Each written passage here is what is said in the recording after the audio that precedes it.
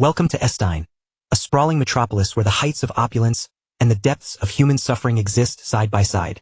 Yet, our tale doesn't start within those gilded marble palaces or the grand estates of the nobility. It begins deep within the city's most decrepit, shadowed corners. Here dwells a man known as Lao Hai Lao, a blustery, boastful figure who spends his waking hours bellowing about magical prowess that he, in reality, doesn't possess. To the weary residents of the slums, the man is nothing more than a pathetic, delusional fraud. He constantly claims to be a powerful, high-ranking magician, but the truth is far bleaker. He can barely muster enough energy to cast a single, pathetic one-star spell. He struts through the grime-streaked streets with a laughable air of false grandeur, puffing out his chest and desperately trying to snag the attention of anyone foolish enough to lend an ear to his tall tales. His temper is every bit as brittle as his fragile ego. He absolutely cannot handle it when local children catch on to his flimsy illusions and poke fun at him, and the moment they try to pull a prank, his frustration boils over into a violent, sputtering rage.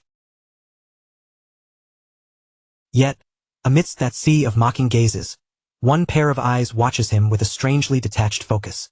It's a young boy with stark white hair, carrying an air of maturity that feels completely out of place for his age. His name is Derek. Though he looks like just another destitute orphan struggling to survive in the slums, Derek is hiding an impossible secret. He is a soul that was thrust here from another world entirely. Strangely, he chose to shadow this old fraud to learn magic, not out of any genuine respect, and certainly not out of affection. Their entire connection was forged under the flickering, weak light of a campfire on biting, freezing nights, built solely on cold, mutual convenience. Lao Hai Lao simply craved a disciple to follow him around, someone to feed his wounded vanity and validate his pathetic lies. Derek, conversely, only wanted access to knowledge. To him, any scrap of magical theory or technical understanding, no matter how insignificant it seemed to others, was a treasure worth its weight in gold. As the relentless passage of time pushed them forward, the harsh seasons began to shift.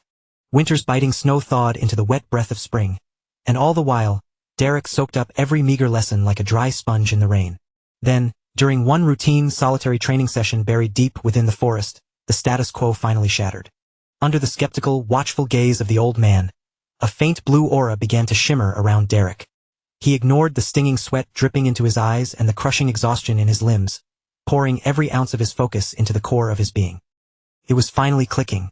Mana wasn't just some abstract theory anymore, it was a tangible part of his very existence. Lao Hai Lao stood frozen, his mouth agape in disbelief, struggling to process the impossible. Had this ragged child just mastered the flow of mana entirely on his own? Shock and profound doubt warred in the old man's mind, but Derek's expression remained terrifyingly sharp. His eyes ignited with a piercing, blood-red intensity that cut through the silence like a jagged blade, and the very air around him began to hum with a restless, surging energy. With a calm, terrifyingly deliberate motion, he reached out his hand. There was no trickery here, no sleight of hand, and no cheap, flickering illusion. This was the raw, unfiltered manifestation of true power. A concentrated spear of vibrant blue energy erupted from his palm, slicing through the stagnant forest air with a sharp, high-pitched whistle. The projectile struck home with brutal precision, burying itself deep into the thick trunk of an ancient tree with a concussive, shuddering force. A thunderous crack echoed through the clearing, leaving the woods deathly quiet. The sheer magnitude of the magic displayed here went far beyond anything they could have anticipated. A heavy, suffocating silence settled over the clearing, though both of them stared at the smoking impact site for drastically different reasons. Derek knew in his gut that this was merely the first step on a much longer road. Meanwhile, the old man's face was slick with cold, nervous sweat. For the very first time, he felt a genuine, gnawing fear toward the boy he had always looked down upon as a mere subordinate. And so, Derek soldiered on, spending an entire year lingering by the old man's side, diligently absorbing the basics while burying the true, terrifying depth of his own potential. He ran menial errands. He took on the dirtiest, most degrading tasks and endured constant, biting insults. Finally, through sheer grit, he officially attained the rank of a one-star mage. Lao Hai Lao, perhaps desperate to protect his own crumbling pride, constantly droned on about the supposed superiority of the highborn. He would frequently boast that children of noble blood could often reach the 3-star rank before they even hit adulthood. Don't get it into your head that you're someone special. The old man would mutter with a sneer while Derek picked at a piece of stale, dry bread. A gutter snipe like you will spend your entire, miserable life fruitlessly chasing what the nobility receives as a simple birthright. You'll never manage to break through the 2-star wall, the old man preached relentlessly, obsessed with the supposed sanctity of bloodlines. To him, magic was a gift reserved only for the elite, bestowed solely by birth. To any observer, Derek's backbreaking efforts looked like a futile, pathetic struggle against a predetermined fate. Derek simply listened in stony silence, realizing that in those bitter, condescending words, he was looking at the ugly reflection of everything the old man had failed to achieve in his own life. The old man continued to prattle on about insurmountable walls, completely oblivious to the fact that this very night would be the beginning of an inevitable end. The night air hung heavy and long. Derek sat beside Lao Hai Lao, watching in silence as the man who had first opened the door to magic for him slowly withered away. Crushed under the weight of his own unending failures, the old man finally fell. A torrential rain began to hammer down on Estine, flooding the gutters, but no amount of water could wash away the lingering sensation that everything in Derek's life was about to fundamentally shift. When morning broke and Derek returned to their makeshift shelter, he was greeted by a brutal, cold reality. The old man was dead. His corpse lay stiff and motionless against the damp, freezing floor, completely stripped of the arrogant facade that had defined his life. Derek noticed the dark, ugly bruises mottling his skin, evidence that he had been beaten mercilessly until his very final breath. A truly pathetic end amidst the unforgiving misery of the slums. Without shedding a single tear, Derek retrieved a rusted shovel and began to dig into the hardened earth. It was the final service he could offer the man who had, in his own flawed and misguided way, been his first guide in this strange new world. He hauled the body through the relentless, freezing downpour and buried him, effectively slamming the door on a chapter of his life that had kept him lurking in the shadows, leaving only a simple, weathered wooden cross to mark the grave. Later, Derek discovered the truth. The old man hadn't been caught because of greed, but because he was trying to pilfer a 2-star spellbook from a warehouse, desperate to pass it on to Derek. No one in the slums could fathom why a broken-down, washed-up mage would risk his neck for such a thing. But Derek understood perfectly. The old man had tried to grant him the one opportunity he himself had never been given. In that fleeting moment of profound solitude and revelation, a vibrant blue interface shimmered into existence before Derek's eyes. A mysterious magical system had unfolded, chiming to notify him that he had successfully unlocked the core, fundamental knowledge of magic. His mind raced back to the old man's tiresome lectures about bloodlines and noble destinies, the arrogant belief that one's fate was locked from the moment of birth. But Derek saw the reality through a different lens. He possessed no noble blood, mostly because he wasn't even a native to this strange kingdom. He was an anomaly, an outsider armed with a unique, hidden system, and he was ready to shatter every single law this kingdom held dear. The years bled into one another, and while Estine remained stagnant and trapped in its own decay, Derek was no longer that lost, helpless boy who had once scavenged the streets for scraps of information. It was then that he crossed paths with Katia Flemmert, a woman who carried herself with a chilling authority and a gaze that never wavered. Her arrival would serve as the true catalyst for his journey as a genuine mage. Katia Flemmert was once the esteemed lady of the fallen House Flemmert, a noble viscount line that had been utterly reduced to ruin. Born into nobility and possessing the rare talent of a 3-star mage, her reputation was legendary. Countless mercenary outfits hungered to recruit her for their own gain. During her stint in Estine, Katia opted to take on high-stakes contracts through the Belden Mercenary Corps, the very same organization where a young Derek had signed on to survive. Under her rigorous tutelage, he finally grasped what it actually meant to wield real power. She didn't just teach him technique. She hammered in the kind of ironclad discipline required to endure in a world that held commoners in nothing but pure contempt. Inside the cramped, boisterous atmosphere of the Belden Tavern, where mercenaries gathered to drown their sorrows and brag about their latest kills, the air was thick with palpable tension and quiet ambition. Katia studied Derek with a calculating intensity before speaking. It is entirely natural for a mage to hunger for advancement, and you, Derek, possess the raw talent required to actually achieve it. Her words were a rare acknowledgement of his hard work, but her warning remained sharp as a blade. Unbridled, excessive greed would only act as his own undoing. A true mage had to intimately understand their own limitations before even thinking about surpassing them, or they risked being consumed by their own chaotic energy.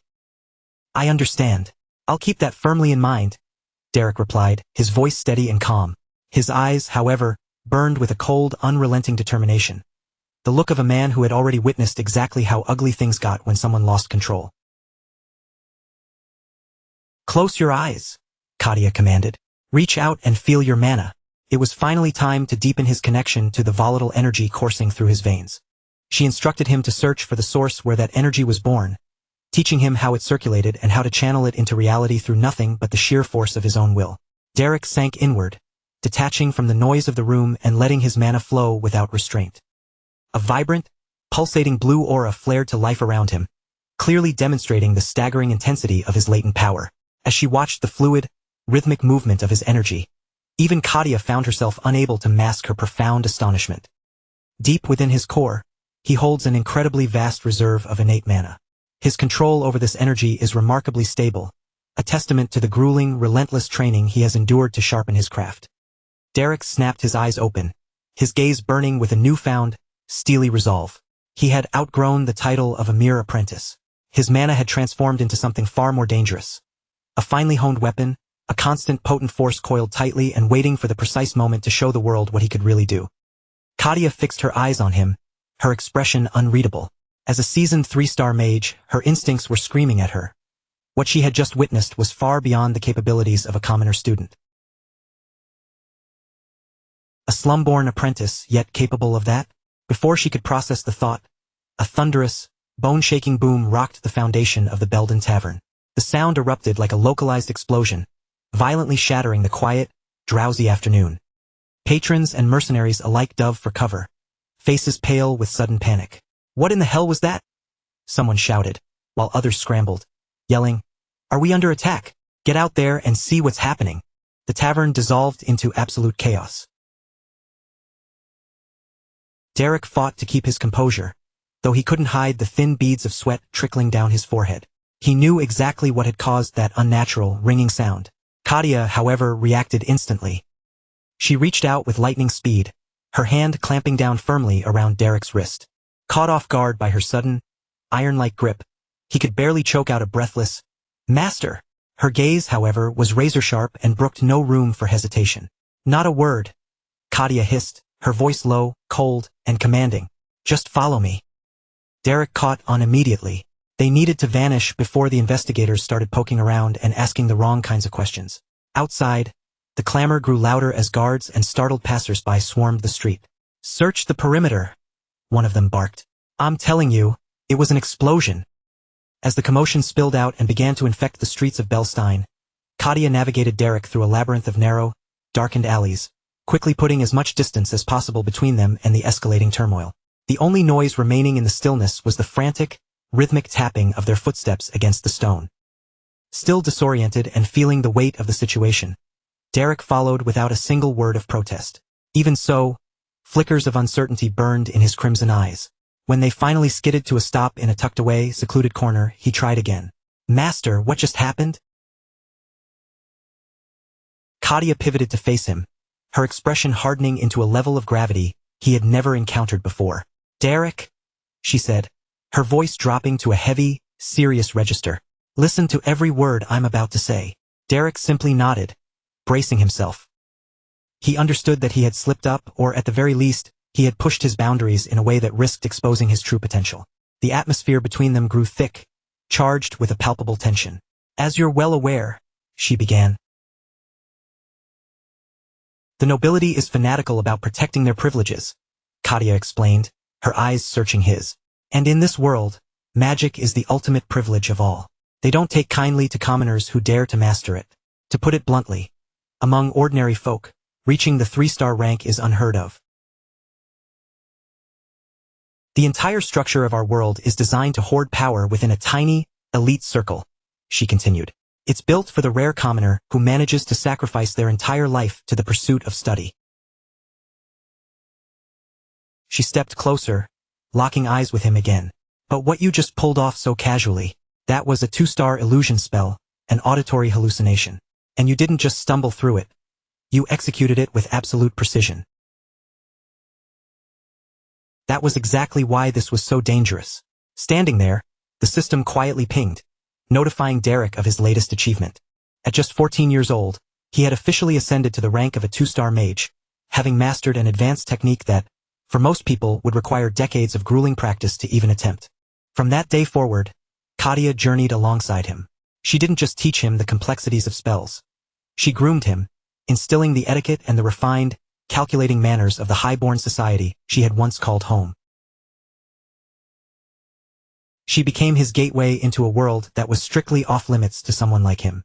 But a year later, his apprenticeship reached its natural conclusion, and the time for Katia to move on had arrived. She had been headhunted by a powerful household, and her belongings were already packed and waiting by a carriage.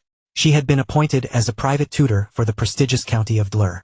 It was a family of such immense influence that even the Grand Duke in the capital treated them with deference, an opportunity she simply couldn't turn down. Katia glanced at her student one final time, her eyes a complex mix of pride and a lingering, quiet melancholy. She knew that Derek's journey was destined to be both brilliant and incredibly perilous, but she could no longer be the one to guide his steps. Securing a position as a magic tutor for a high-ranking noble family was a rare blessing, especially for someone hailing from a fallen house. With a final, gentle farewell, she took her leave.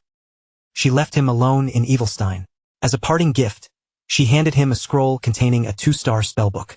Immediately, Derek's system logged the acquisition, registering the new data into his repertoire. A versatile list of combat, transformation, and summoning spells now expanded his arsenal. He retreated into the solitude of his room, shutting the door behind him.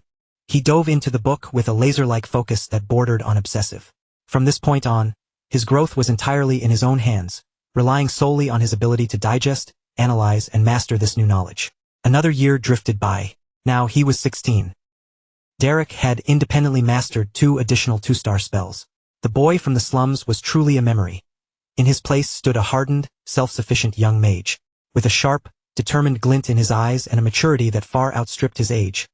He braced himself to step out into the wide, unforgiving world. Inside the bustling, dimly lit Belden tavern, Jaden, the boisterous leader of the Belden mercenary corps, stepped toward him. Jaden looked at Derek with a level of excitement he rarely displayed. "How about it, kid?" Jaden asked, his voice booming with enthusiasm. "For once, we've actually landed a decent request." The rugged, broad-shouldered man leaned in, revealing the details. "It's from House Duplin, straight from the Grand Duchy." He grinned, clearly impressed by the sheer weight of the client. "Do you have any idea what that means for us?" Derek just looked at him, his expression skeptical. "Duplin? That Duplin." Derek let the weight of the name sink in. A family of that stature didn't hire a low-level mercenary band without having a hidden agenda. Why on earth would a family like that hire people like us? Jaden simply waved off the concern, his mind already fixated on what mattered most to a mercenary: the payout. "Hey, idiot, are you kidding me?" He chuckled, his eyes glinting greedily at the thought of the payday. "It's Duplin. They toss gold around like it's tap water." He insisted that this was the golden opportunity to finally build high-level connections. If they could just pull this off, the doors to high society might finally swing open for the Belden Corps. Still, Derek remained entirely unmoved. "So what exactly is the job?" Derek asked, adjusting his cloak. "Nothing crazy," Jaden assured him with a casual shrug. "They just want us to subdue a few stray monsters hanging around the outskirts of the Grand Duke's territory." Derek's eyes narrowed slightly. "That's it. Noble missions were never that straightforward." "Of course," Jaden replied. "Do you honestly think a house like that would go back on their word?" Derek remained silent, deep in thought. It didn't add up. Why would a family as powerful as Duplin delegate a job like this to a small-time mercenary group? His instincts were screaming that there was something foul lurking beneath the surface. "I'm not interested. Find someone else," Derek said firmly, turning his back and heading toward the exit. He had zero intention of risking his neck for a mission that smelled like a trap. Frustrated and clearly alarmed, Jaden called after him. "Just take the damn job." Derek shot back coldly over his shoulder. "You know perfectly well that I don't touch shady work." For Derek, discretion and personal safety were non-negotiable, and this mission offered neither. Jaden let out a frustrated shout. "If I could find anyone else, believe me, I would." Then, he dropped the real reason for his desperation. The client specifically requested a mage, and Mages in the mercenary world are practically extinct. You're the only one I've got. That's why I came to you. Derek paused, his hand on the doorframe. Why in the world would they need a specialist like a mage just to clear out some low-level monsters? Either way, he was done. He had no desire to get tangled in some noble's complicated mess. But Jaden knew exactly which nerve to press. In a world where survival was a daily struggle, there was one argument that rarely failed. The payment. 1 gold coin, Jaden murmured, his gaze sharp and expectant. And that's just the advance, not even the full payout. The sheer mention of that sum made Derek freeze in his tracks. With that kind of money, he could fund his research and experiments for months. He eyed the coin sitting in Jaden's palm. It was an absurd amount of money for what was supposedly a simple monster-clearing mission. His suspicion grew, but so did the crushing weight of necessity. The scale began to tip. Meanwhile, in a tucked-away corner of the tavern, the clients were growing impatient. A dispatch officer, sporting a monocle and radiating an air of insufferable aristocratic arrogance, kept watch. He surveyed the scene with open, blatant disdain.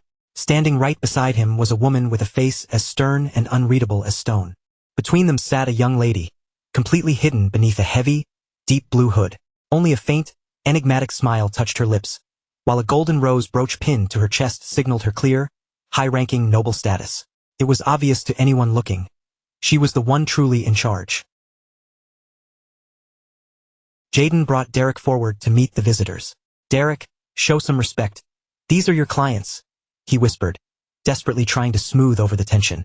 The officer with the monocle looked Derek up and down, his nose wrinkling in visible, utter disgust.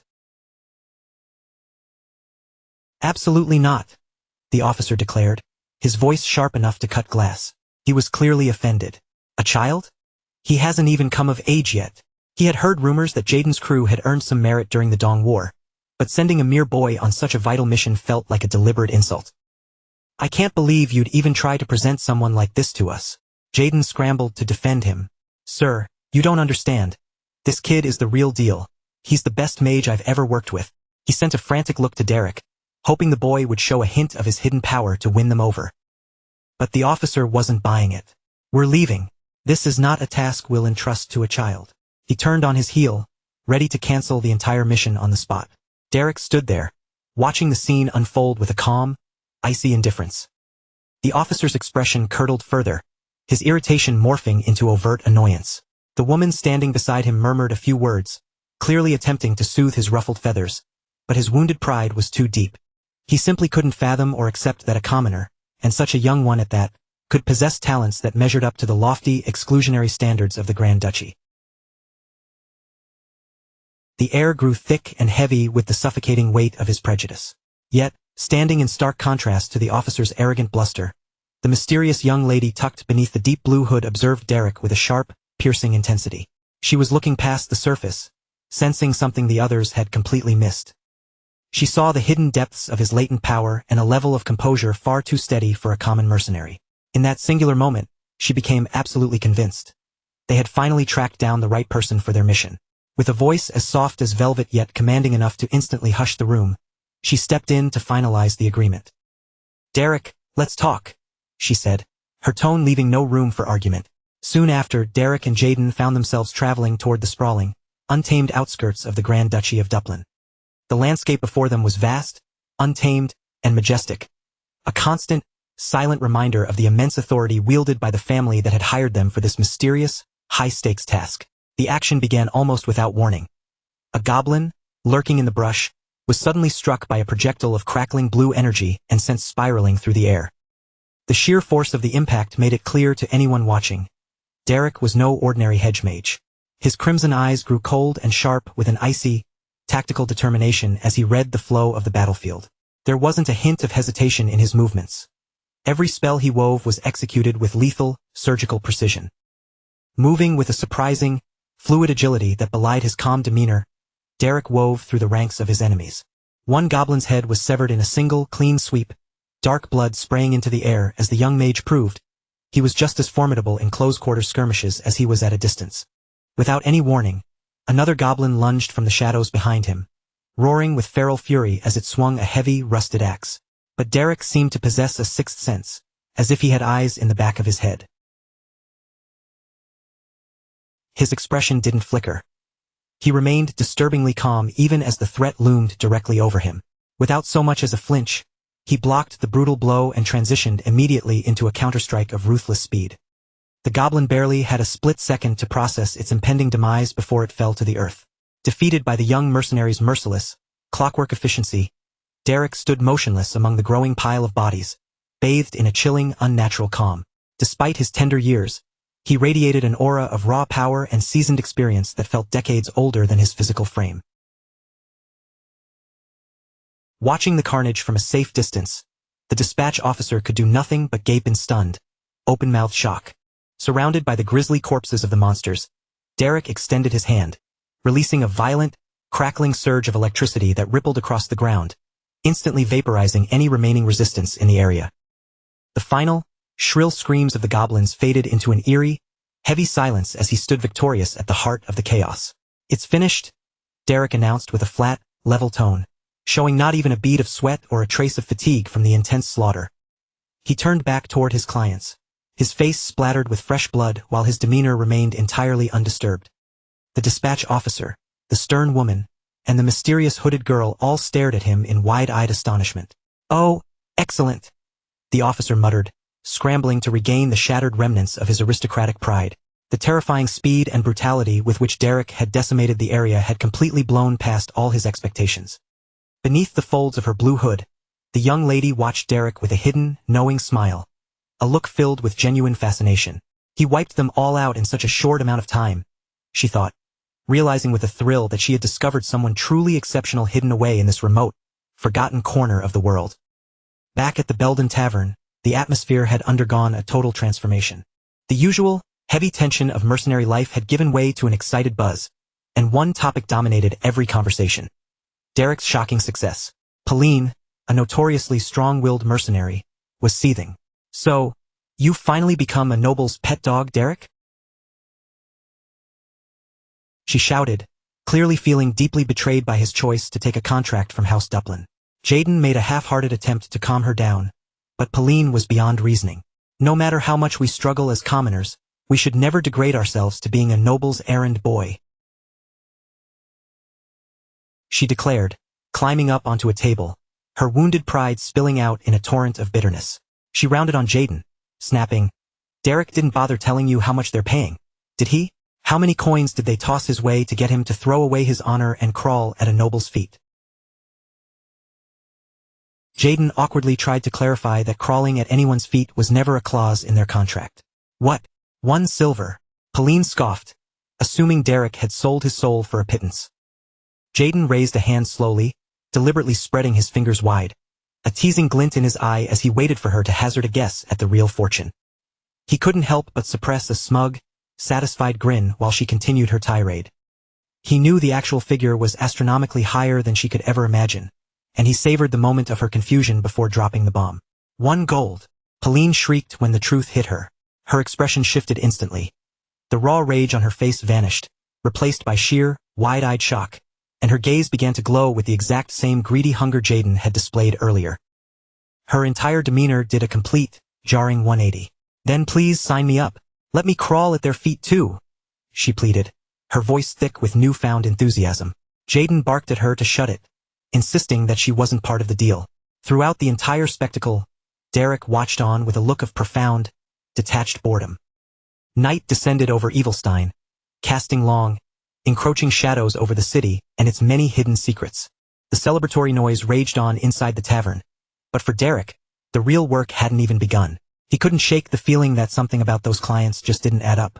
Pauline lay sprawled across the table, finally drained of energy after her outburst. "So, what was the job actually about?" someone asked, while Derek enjoyed a rare, quiet moment to himself.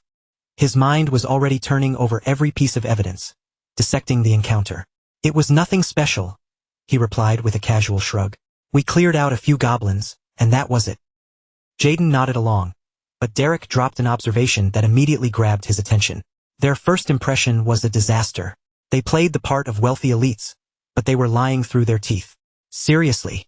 Jaden asked, caught off guard. Derek broke it down with cold, flawless logic. The supposed dispatch officer was looking for someone with youth and social finesse, yet he possessed neither. A true aristocrat would never act with such amateurish, clumsy exaggeration. And that wasn't the only red flag. The woman pretending to be a simple kitchen assistant? Her hands were far too soft and unblemished for anyone who works for a living. None of them are who they claim to be. As Derek revisited every detail in his memory, he braced himself for the inevitable collision with the truth. He pictured the woman's hands again, delicate, unscarred, and completely untouched by honest toil. That alone was enough to cement his suspicions. Yet, she had handled the payment with a natural, practiced authority that only came from someone used to holding power. And the officer, his every gesture and spoken line felt like a stiff, poorly rehearsed script. Derek knew he was wading into a den of lies, but his analytical mind was already 3 steps ahead, mapping out his next moves. His crimson eyes glinted with a mix of genuine curiosity and deep-seated caution. In this world, knowing too much could prove just as fatal as being completely ignorant. For now, he decided it was safer to play the part he'd been given. Jaden noticed his pensive, sharp expression and offered his usual pragmatic brand of wisdom. "We're mercenaries, Derek. We don't get paid to play detective with our clients. We do the job, we take the payout, and we move on. That's how it works." Derek processed the words carefully. Jaden was no idiot. He understood the reality of their profession better than anyone. Prying into things you don't understand usually brings trouble that no amount of gold can fix. After a long beat, Derek gave a slow, silent nod. "You're right. Evilstein and its surrounding wilderness were savage lands. In this lawless jungle, survival and profit far outweighed the value of some noble's petty secrets. As long as the gold coins kept flowing, everything else was secondary." The following day, beneath a clear, sprawling sky, the party trekked back toward the lands belonging to the Grand Duchy of Dublin. The scenery was imposing, but danger lurked behind every ancient, gnarled tree in the forest. The monster-clearing mission was officially underway. Before long, the task was finished, and Derek walked calmly among the goblin carcasses. His cool, collected poise stood in jarring contrast to the bloody brutality of the fight. "It's done," he informed the clients. "The goblins won't be returning here for a long time." His sheer efficiency was honestly terrifying. Jaden approached with a wide, triumphant grin, while the dispatch officer scanned the perimeter with a look that blended awe with palpable relief. "Well done," the noble murmured. Jaden, ever the pragmatist, immediately brought up the subject of their remaining payment. Money was the only adhesive holding this fragile, suspicious alliance together. The officer produced 2 gleaming gold coins from his robes. Under the harsh glare of the midday sun, their luster seemed almost hypnotic to the watching mercenaries. It was a generous, if not outright excessive reward for what was supposed to be a simple, routine patrol task, which only managed to drive Derek's suspicions even deeper. Jaden nearly lost his composure in his excitement. "Derek, look at this. 2 gold coins. 2! He shouted, shaking Derek by the shoulders. "With this much gold, we could finally—" Derek calmly signaled for him to lower his voice. They needed to have a serious, professional conversation with their clients. The dispatch officer cleared his throat, forcing himself to regain his haughty, aristocratic composure. He knew they had struck gold with this young man, and he had absolutely no intention of letting Derek slip through his fingers. The atmosphere shifted, turning tense and heavy. "Derek, I truly value your unique abilities," the official stated, his eyes locking onto the young man's. "I would like to entrust you with a new, more important request. Would that be acceptable?" The proposal caught both Derek and Jaden entirely off guard. Jaden, in particular, had never expected such a direct, personal offer. He stood there, listening intently, his hands still resting on Derek's shoulders, while the young mage carefully weighed the gravity of the official's words. They were both acutely aware that a personal mission for House Duplin could be either the golden ticket of a lifetime or a death sentence cleverly disguised as opportunity. For the first time, a flicker of genuine, burning interest sparked in Derek's eyes. Then, the official named the price, and for the 2 mercenaries, time itself seemed to freeze. "For this specific request, the Grand Duchy is prepared to pay 15 gold coins. Will you accept?" he asked, knowing full well that such an offer was impossible for anyone from the slums to reject. Everything now hinged on Derek's final decision. With a look of steely determination, fully cognizant of the immense risks this path entailed, Derek answered with a single, resolute word. Yes, the contract was sealed. What began in the dark, rainy shadows of Evilstein was about to enter a new chapter. A carriage rattled along the winding, lonely road, carrying Derek toward one of the most powerful and influential estates in the entire kingdom. The journey had been arduous, but the real, life-altering trial was only just beginning. Rising before them was the towering, majestic Duplin residence, the beating, cold heart of the Grand Duchy. Its sprawling architecture was a silent, imposing proclamation of absolute wealth and iron-fisted authority, designed to intimidate anyone who dared approach its gates. Hax, the seasoned captain of the Belden mercenaries, couldn't help but feel completely dwarfed by the sheer opulence of the estate, while Derek remained stoic, displaying a composure far beyond his years. They had been summoned to this place of power, yet the true intent behind the invitation remained shrouded in mystery. An elegantly dressed man, sporting a monocle and an air of impeccable refinement, stepped forward to greet them. His voice was polite and measured, yet it carried an unmistakable weight of authority. He introduced himself simply as Delon. As the Grand Butler serving directly under the Duke of Duplin, he offered a brief apology for keeping his status hidden earlier, citing the sensitive nature of his duties. Hax visibly stiffened. He had never imagined that a figure of such high standing would personally come to receive a group of mercenaries. Derek, however, remained characteristically silent, his eyes scanning the grand hall as he methodically analyzed their surroundings. A moment later, a stern yet graceful woman joined them, introducing herself as Katerina, the Duke's head maid. With the butler and the head maid now standing before them, the two pillars of the household's administration had arrived. Derek offered a respectful bow and introduced himself with professional formality. While Hax could barely process that individuals of this stature were here just to greet them, Derek was internally taken aback. He had been expecting to meet some low-level administrator or a minor official, not the highest-ranking staff in the entire estate.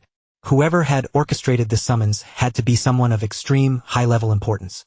The rhythmic, confident sound of approaching footsteps then drew everyone's attention toward the hallway. As someone else began to approach, the entire energy of the room shifted, growing heavier and more focused. Derek felt his senses sharpen, sensing instinctively that this was the real force behind their invitation. A figure swathed in a deep blue cloak rounded the corner and came to a halt right before them. Her posture was undeniably noble, and she moved with an effortless, fluid elegance that left Hax utterly speechless and rooted to the spot. Her long, dark hair caught the light as she moved, swaying gently. Her very presence commanded the space, pulling every single gaze toward her. Derek recognized her instantly. It was the same woman he had encountered before, a presence whose beauty and hidden power were impossible to ignore. She identified herself as Aisling Elner Duplin, the eldest daughter of the house. Without the slightest hesitation, she laid out a proposal that caught them completely off guard. She wanted Derek to serve as the personal magic tutor for her younger sister, Dyla. A cold shiver raced down Derek's spine. His entire goal had been to operate from the shadows and remain unnoticed, yet here he was, being asked to instruct a noble in the very craft he had spent so long concealing. Meanwhile, deep inside the heart of the mansion, peace was a foreign concept. A volatile family conflict was on the verge of exploding within the Duke's private office. The heavy, ornate doors were slammed open with a violent crash, instantly shattering the suffocating silence of the room. Rick stormed inside, having completely abandoned all sense of protocol, loudly demanding that his father and brother, Valerian, finally address a mounting crisis that could no longer be swept under the rug. Duke Duplin slowly looked up from his stacks of documents, his expression darkened by irritation at the interruption. He ordered Rick to compose himself and act with the dignity required of his status, but Rick refused to back down. He gestured toward a maid who was huddled on the floor, sobbing uncontrollably. Rick shouted that the one who actually needed to learn about dignity was Dyla, who had once again viciously mistreated the household staff he had personally hired. The maid couldn't catch her breath, her face a mask of absolute fear and raw humiliation. As another victim of the young lady's unchecked malice, Valerian, the blonde brother, tried to cool the temperature, calmly urging Rick to lower his voice since they were in the middle of a serious, high-stakes discussion. But Rick had reached his limit and no longer cared for appearances. He revealed that over 10 servants had tendered their resignations in the last month alone because of Dyla, who wreaked havoc on everything she touched without ever facing the slightest repercussion. Finally, his temper snapped, and he exploded at his father, demanding to know how much longer he planned to turn a blind eye to the behavior of his own bully of a daughter. The tension in the office became stifling, reaching a breaking point that even the Duke couldn't ignore. Valerian lost his composure as well, barking at Rick to cease his outburst. The Duke's office had rapidly transformed into a bitter, verbal battlefield between a father and his sons. With a glare as cold as winter, Valerian commanded his brother to fall silent and vacate the room immediately. The air was thick with a tension so palpable it felt like it could choke them. Rick stood motionless for a heartbeat, but a look of burning frustration scorched his eyes. He found it impossible to accept that his family would continue to ignore the wake of destruction their younger sister left behind. He argued that even if Dyla was a total failure, they still had Icilian to uphold the family's honor. Then, his tone turning severe, he suggested the unthinkable, that Dyla be sent away to a remote location. His patience had finally run dry. Duke Duplin's eyes flared with sudden, intense fury as he sharply reminded Rick that he was not the one who held the power to make such decisions in this household. Rick held his ground, insisting that he had already commissioned the butler to investigate a monastery, proposing that Dyla dedicate herself to religious service before she completely shattered the Duplin reputation. With that, the Duke finally exploded, his restraint giving way to a sudden, savage burst of violence. He lunged forward, grabbed Rick by his hair, and slammed his head with brutal force against the heavy wooden desk. The sickening sound of the impact echoed sharply through the room. It was a terrifying reminder of where the true authority in this house resided. Leaning over his wounded son, his expression monstrous, the Duke repeated that those kinds of choices were not Rick's to make. The room was saturated with a sense of pure dread.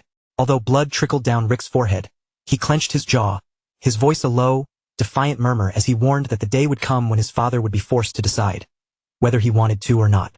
His spirit remained unbroken. The Duke remained impassive, radiating a chilling, heartless detachment only a man of his immense power could maintain. Meanwhile, just outside the office, Aceline walked calmly beside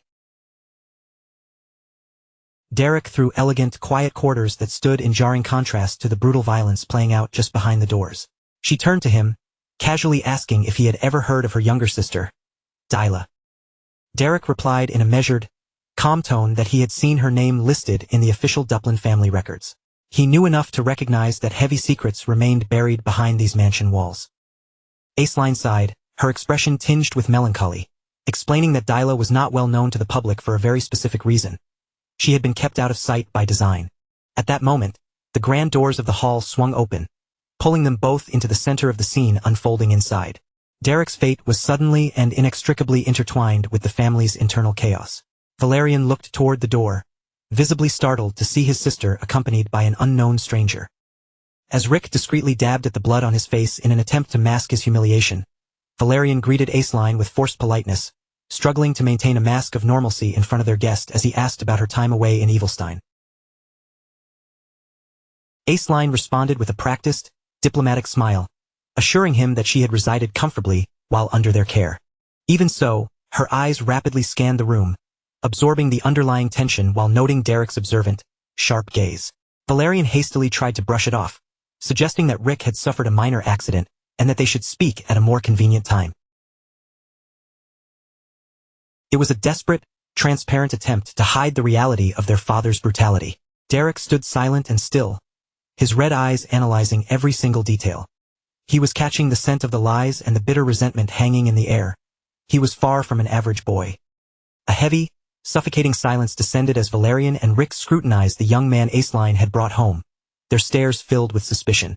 Derek's pupils narrowed as he realized the truth. He had stepped right into a den of wolves, a place where domestic violence was an everyday occurrence. He didn't overlook the maid still sobbing in the background. It served as a harsh, constant reminder of the physical danger that lurked within these opulent walls. Even so, his focus snapped back to the center of the room when the Duke's mere presence demanded total silence. Derek waited with an unwavering, icy calm, fully prepared for whatever this formal meeting would bring. Becoming the family's magic tutor would only be the very first step of his true mission. Duke Duplin began the conversation by expressing his relief that Aceline had remained safe and healthy during her extended stay in Evilstein. Derek remained motionless and silent, his senses heightened as he carefully scrutinized the heavy atmosphere of the office and the subtle, telltale shifts in posture among the people gathered there. Aceline stepped forward to formally present Derek to her father, introducing him as the magic tutor she had personally selected to take full control of Dyla's wayward education. The Duke turned his attention to Derek, raking him over with an analytical, deeply skeptical gaze. It was as if he were trying to strip away the young man's calm, carefully cultivated exterior to uncover the true, raw substance hiding underneath. Aceline offered a polite, graceful curtsy and excused herself, assuming her father had pressing matters to attend to. She exited the room, leaving Derek behind to navigate the intense, private interview alone. Just as Derek began to turn and withdraw from the room, the Duke's sharp voice commanded him to stay put. The young mercenary froze. He was now standing entirely alone, face to face with one of the most feared and powerful nobles in the entire kingdom. Derek kept his facial expression locked in an impassive, unreadable mask, patiently waiting for the Duke to make the first move.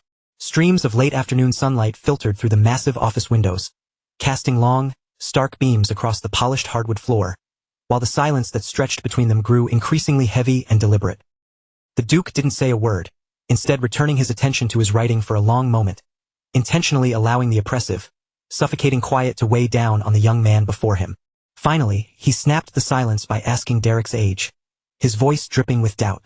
Did the boy really expect him to believe that someone who had barely seen 16 winters could possibly serve as a competent tutor?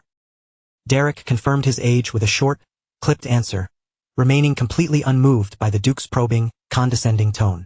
When the Duke pivoted to question the depth of his magical prowess, Derek attempted to play it safe, claiming that he possessed nothing more than a fundamental, first-level understanding of the craft. That answer drew a sharp, dry chuckle from the Duke, a sudden reaction that immediately sent Derek's internal alarms ringing. With a calm, dangerous intensity, the Duke told him there was no need to waste his time with lies, noting that false humility wasn't always a virtue, especially when you were standing in the presence of someone who could see right through your facade. Derek locked eyes with the older man, realizing in a heartbeat that his usual, careful social maneuvers were going to be utterly useless in this room. He could feel the overwhelming, suffocating pressure of the mana radiating from the Duke and finally understood that playing the modest student in front of a 5-star mage was a fool's errand. The Duke, seeing Derek's realization, accepted his unspoken apology with a nod, remarking that possessing far too much talent could be a curse that consumes a person if it wasn't held in check by the proper discipline.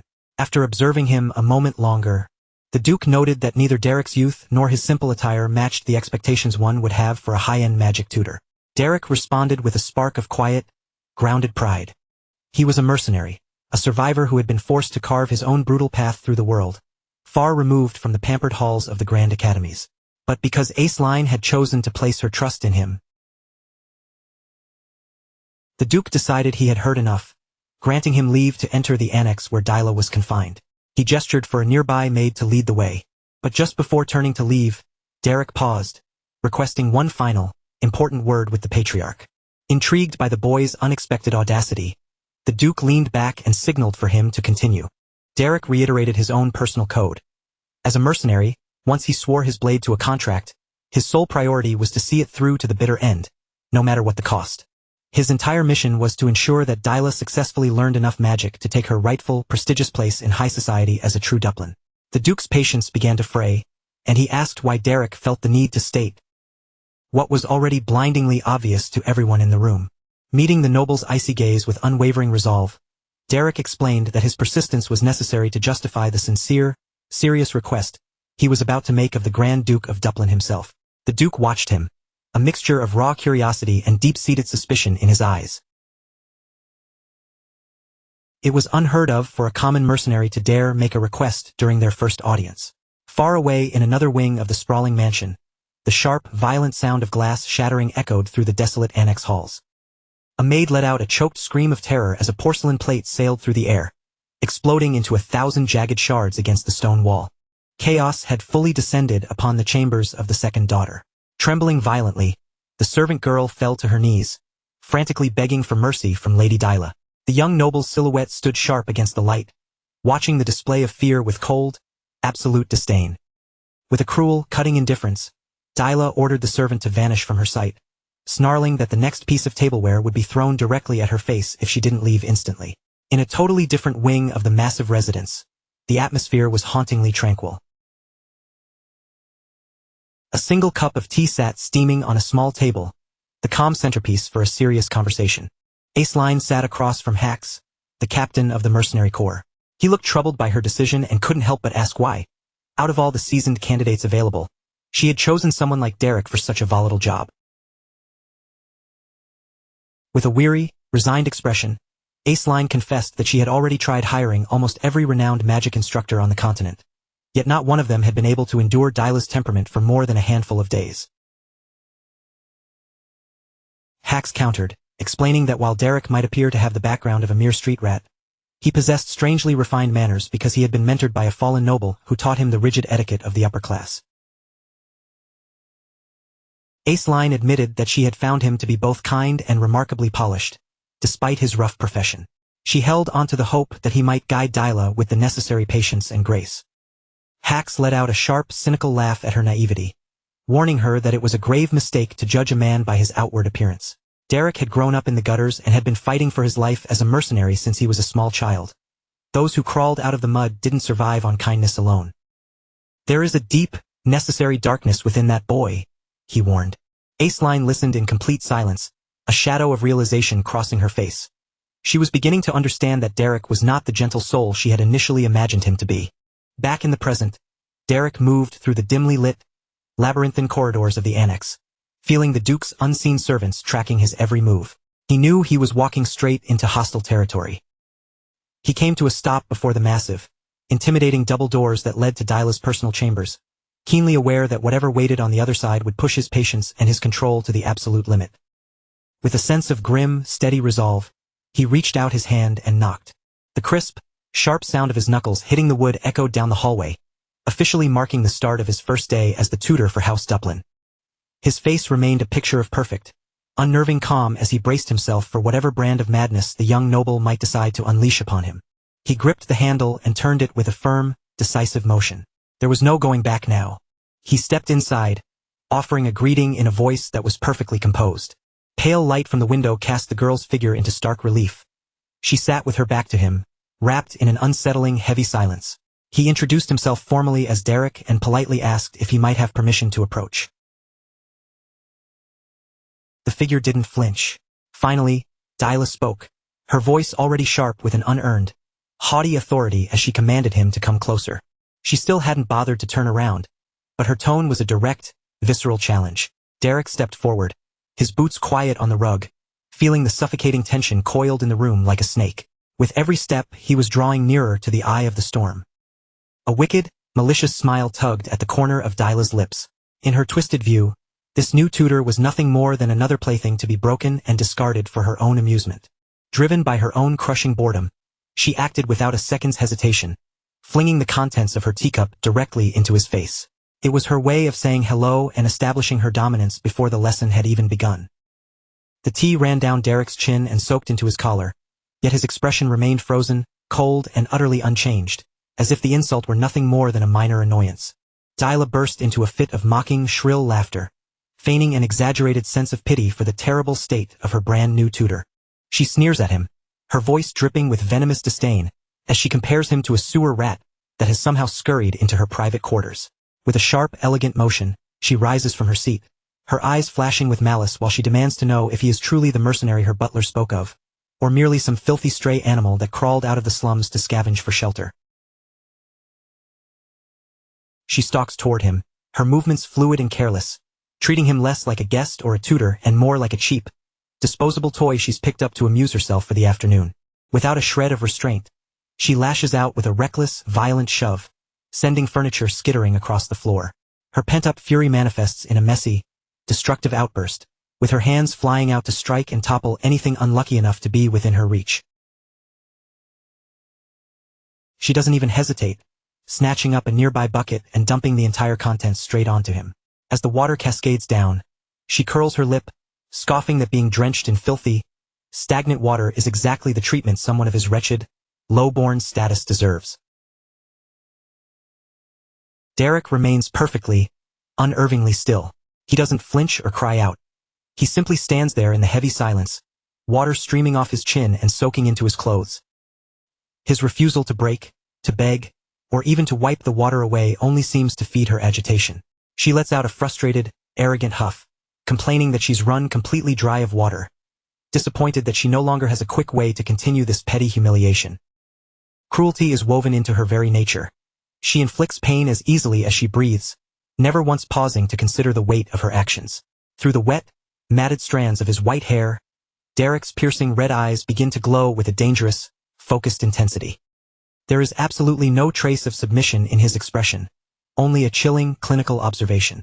For one fleeting, heart-stopping second, Dyla feels a genuine prickle of fear, but her confusion instantly calcifies into a defensive, snarling fury because she realizes she has failed to break him. "How dare you look at me like that?" she shrieks, her voice cracking with indignation before she lunges forward to deliver a sharp, violent kick to his side. Her desperate need to assert dominance pushes her into a frenzy of physical aggression. Derek is knocked off balance by the force of the blow and falls to the ground. Yet even as he hits the floor, he doesn't let out a single grunt or sound of pain.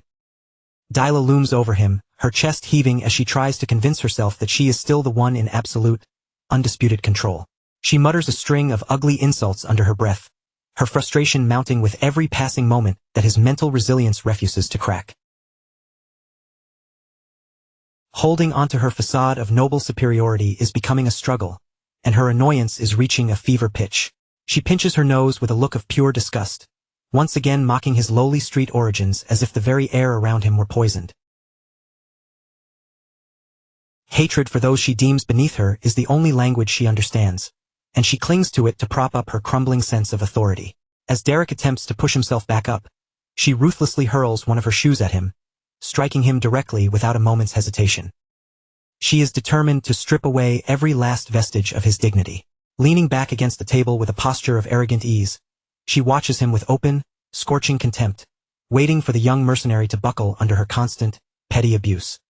In her twisted worldview, he is nothing more than garbage that has had the misfortune of crossing her path. With a cynical, cruel smile, she orders him to remember his lowly place, mocking the ridiculous notion that a person like him could ever have something to teach a noblewoman of her stature. Meanwhile, deep within the quiet sanctuary of the Duke's private office, row upon row of books and heavy documents stand as silent, unblinking witnesses to the long-standing secrets and systemic violence that haunt the walls of this mansion. Duke Duplin stands motionless by the window, his gaze fixed on the distance. He is keenly aware that bringing Derek into this household is a dangerous, last-ditch gamble, a desperate measure meant to finally rein in the disastrous, uncontrollable behavior of his youngest daughter. His face is etched with deep lines of exhaustion, yet his stance carries an air of unyielding authority. In his mind, he replays the memory of the young man's cold, firm voice from their earlier private meeting. Derek had been blunt and uncompromising. His very presence in this house served as a stark admission that Lady Dyla's issues had spiraled far beyond the reach of conventional parenting. He had laid out a demand that seemed completely unheard of. He required absolute, unquestioned authority over Dyla's education. He had insisted that no one, not even the Duke himself, was to interfere with his methods, regardless of how radical or unconventional they might appear to be. The Duke had been deeply skeptical from the start, but with no other options left to save his daughter's future, he found himself forced to accept the proposal of the enigmatic, white-haired mercenary. Suddenly, the sharp, stinging crack of a slap echoes through the room, cutting through the silence like a blade. Derek's patience has finally run dry. His hand connects with Dyla's face, the force of the blow reverberating through the chamber and instantly shattering her composure. Her carefully maintained facade of superiority disintegrates in an instant. She collapses onto the floor, clutching her stinging cheek, the sheer shock of the impact hitting her harder than the physical pain of the strike. Derek calmly smooths out his glove, his movements measured and precise, a composure that is far more unsettling than any loud outburst. He stands over her, his tall frame casting a long, immovable shadow that seems to dominate every corner of the room. The silence that follows is thick and heavy, suffocatingly more intense than any scream could ever be. For the first time in her pampered life, Dyla is forced to face a person who isn't intimidated by her status, her name, or her temper tantrums. Her hand trembles against her hot, throbbing cheek, as the sting of humiliation cuts deeper than the physical pain ever could. Absolute, wide-eyed disbelief consumes her. Her mind is reeling, completely unable to process that a mere commoner has dared to cross the sacred, invisible line of nobility. Derek's cold, red-eyed gaze seems to pierce straight through to her soul as he delivers a command that is simple, final, and utterly impossible to ignore. "Stand up," he says, his voice flat and commanding. Inside this annex, the Duke's rules no longer hold any sway. From this moment forward, only the law of her new tutor exists. 3 years earlier, under a bright, clear sky, a younger Derek sat inside a carriage and posed a difficult question to his mentor, Keir Flemmert. What should you do when you are tasked with teaching a student who is so stubborn that they are incapable of appreciating kindness? Claudia Flemmert took a thoughtful moment to answer, her serene expression masking an ironclad will. She told him that she would first attempt to understand and accept the person. Even back then, Derek had been unconvinced. To him, the answer sounded far too naive and idealistic. "And what about the students who simply refuse to listen to reason?" he pressed, refusing to let the question go. Claudia smiled a mysterious, knowing smile. She explained that when traditional communication fails, a teacher must find an entirely different foundation to guide them back to the right path. Her expression grew dark, and her eyes burned with an intense, haunting light as she whispered, "That foundation is carving fear into the very depths of their being." Back in the present, Dyla Catherine Duplin remains frozen in a state of absolute, paralyzed shock. Her cheek is still radiating heat from the blow, a sensation she never in her wildest dreams imagined she would ever experience. Derek looks down at her with a face devoid of even a shred of pity, commanding her to rise and finally learn how to treat others with the respect they are owed. She tries to lash out, her hands shaking as she pushes against the floor, consumed by a boiling rage and intense humiliation. But he doesn't give her a single second to recover. With swift, clinical precision, he moves to suppress her defiance, cutting off her rebellion before she can even find the strength to act. "How dare you? A nobody like you!" she screams, her pride feeling mortally wounded by his audacity. Before she can finish, another sharp slap rings out across the room. Derek is not playing around. He came here with a very specific, serious mission, and he has no intention of tolerating even a hint of insolence from his new student. His red eyes glow with a lethal, warning intent, making it clear that he will not repeat his instructions again. From this moment on, respect is not a choice, it is a strict law. Despite the lingering pain, Dyla manages to force a malicious, twisted smile onto her face. She is convinced that she still holds the winning hand. She is sure that once the household staff hears of this outrageous assault, the tables will turn immediately. She begins to shriek for the grand butler, loudly accusing the commoner of physically assaulting a noblewoman. Delon rushes into the room, his face pale with sheer, unadulterated horror. He can hardly believe his own eyes, the young lady of the house, assaulted and humiliated in her own private chamber. He immediately steps forward to confront Derek, his voice trembling with threats. He demands to know what kind of madness this is and whether the mercenary can possibly provide any logical justification for such an unforgivable act. Without uttering a single word, Derek reaches to his belt and retrieves a worn piece of parchment. He holds it up calmly, revealing the official, unmistakable seal of the Grand Duke stamped boldly upon it. The document explicitly grants him absolute, total authority over Dyla's education, giving him full legal permission to employ any methods he deems necessary to get the job done. Delon goes deathly silent as he scans the paper. Cold sweat begins to bead on his forehead as the terrifying realization hits him. Derek is officially untouchable. Dyla watches in dazed disbelief as her entire world of privilege and protection crumbles around her. She finally understands that not even her own father intends to step in to shield her from this man. Night has fully descended over the mansion, yet the air is thick, and the tension only seems to grow more suffocating with every minute.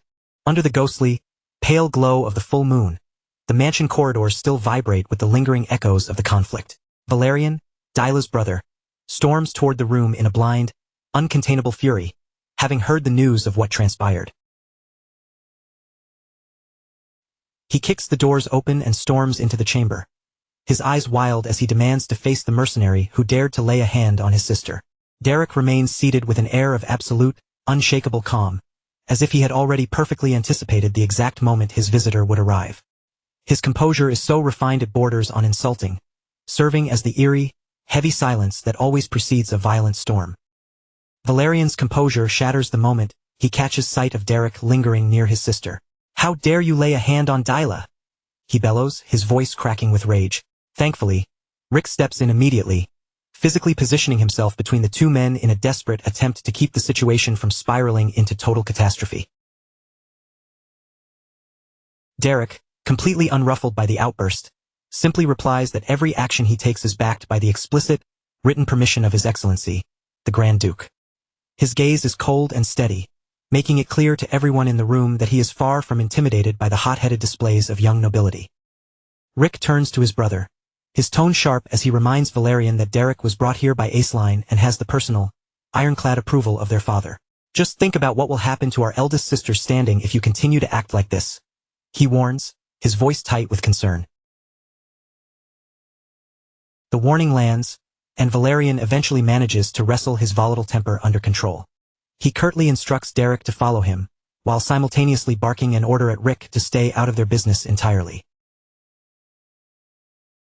Derek obeys the command without a single word of protest, turning his back on the suffocating tension in the room. As they move to leave, Rick lingers for a moment to catch Derek's eye, offering a faint, weary smile. Dyla truly needed some sense knocked into her before she lost her mind completely, he whispers. And don't worry, Valerian won't actually go too far. Derek listens in silence, his mind already working to process the intricate, fractured family dynamics of the Duplin household. Even in the midst of this chaotic environment, there are members of the family who acknowledge the gravity of the young lady's erratic behavior. As they march down the long corridor, Rick exhales a breath of pure frustration, clearly struggling to understand the logic of the situation.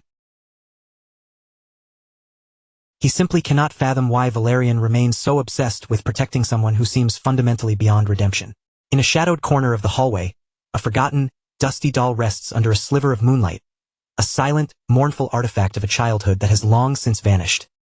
It serves as a grim reminder of the innocence Dyla seems to have shed somewhere along the way. Valerian leads Derek to a secluded, forgotten room and pauses, gesturing for him to step inside with a sudden, solemn gravity that contrasts sharply with the lavish opulence of the rest of the mansion. This was Dyla's room back when she lived in the main estate, Valerian explains, his voice low.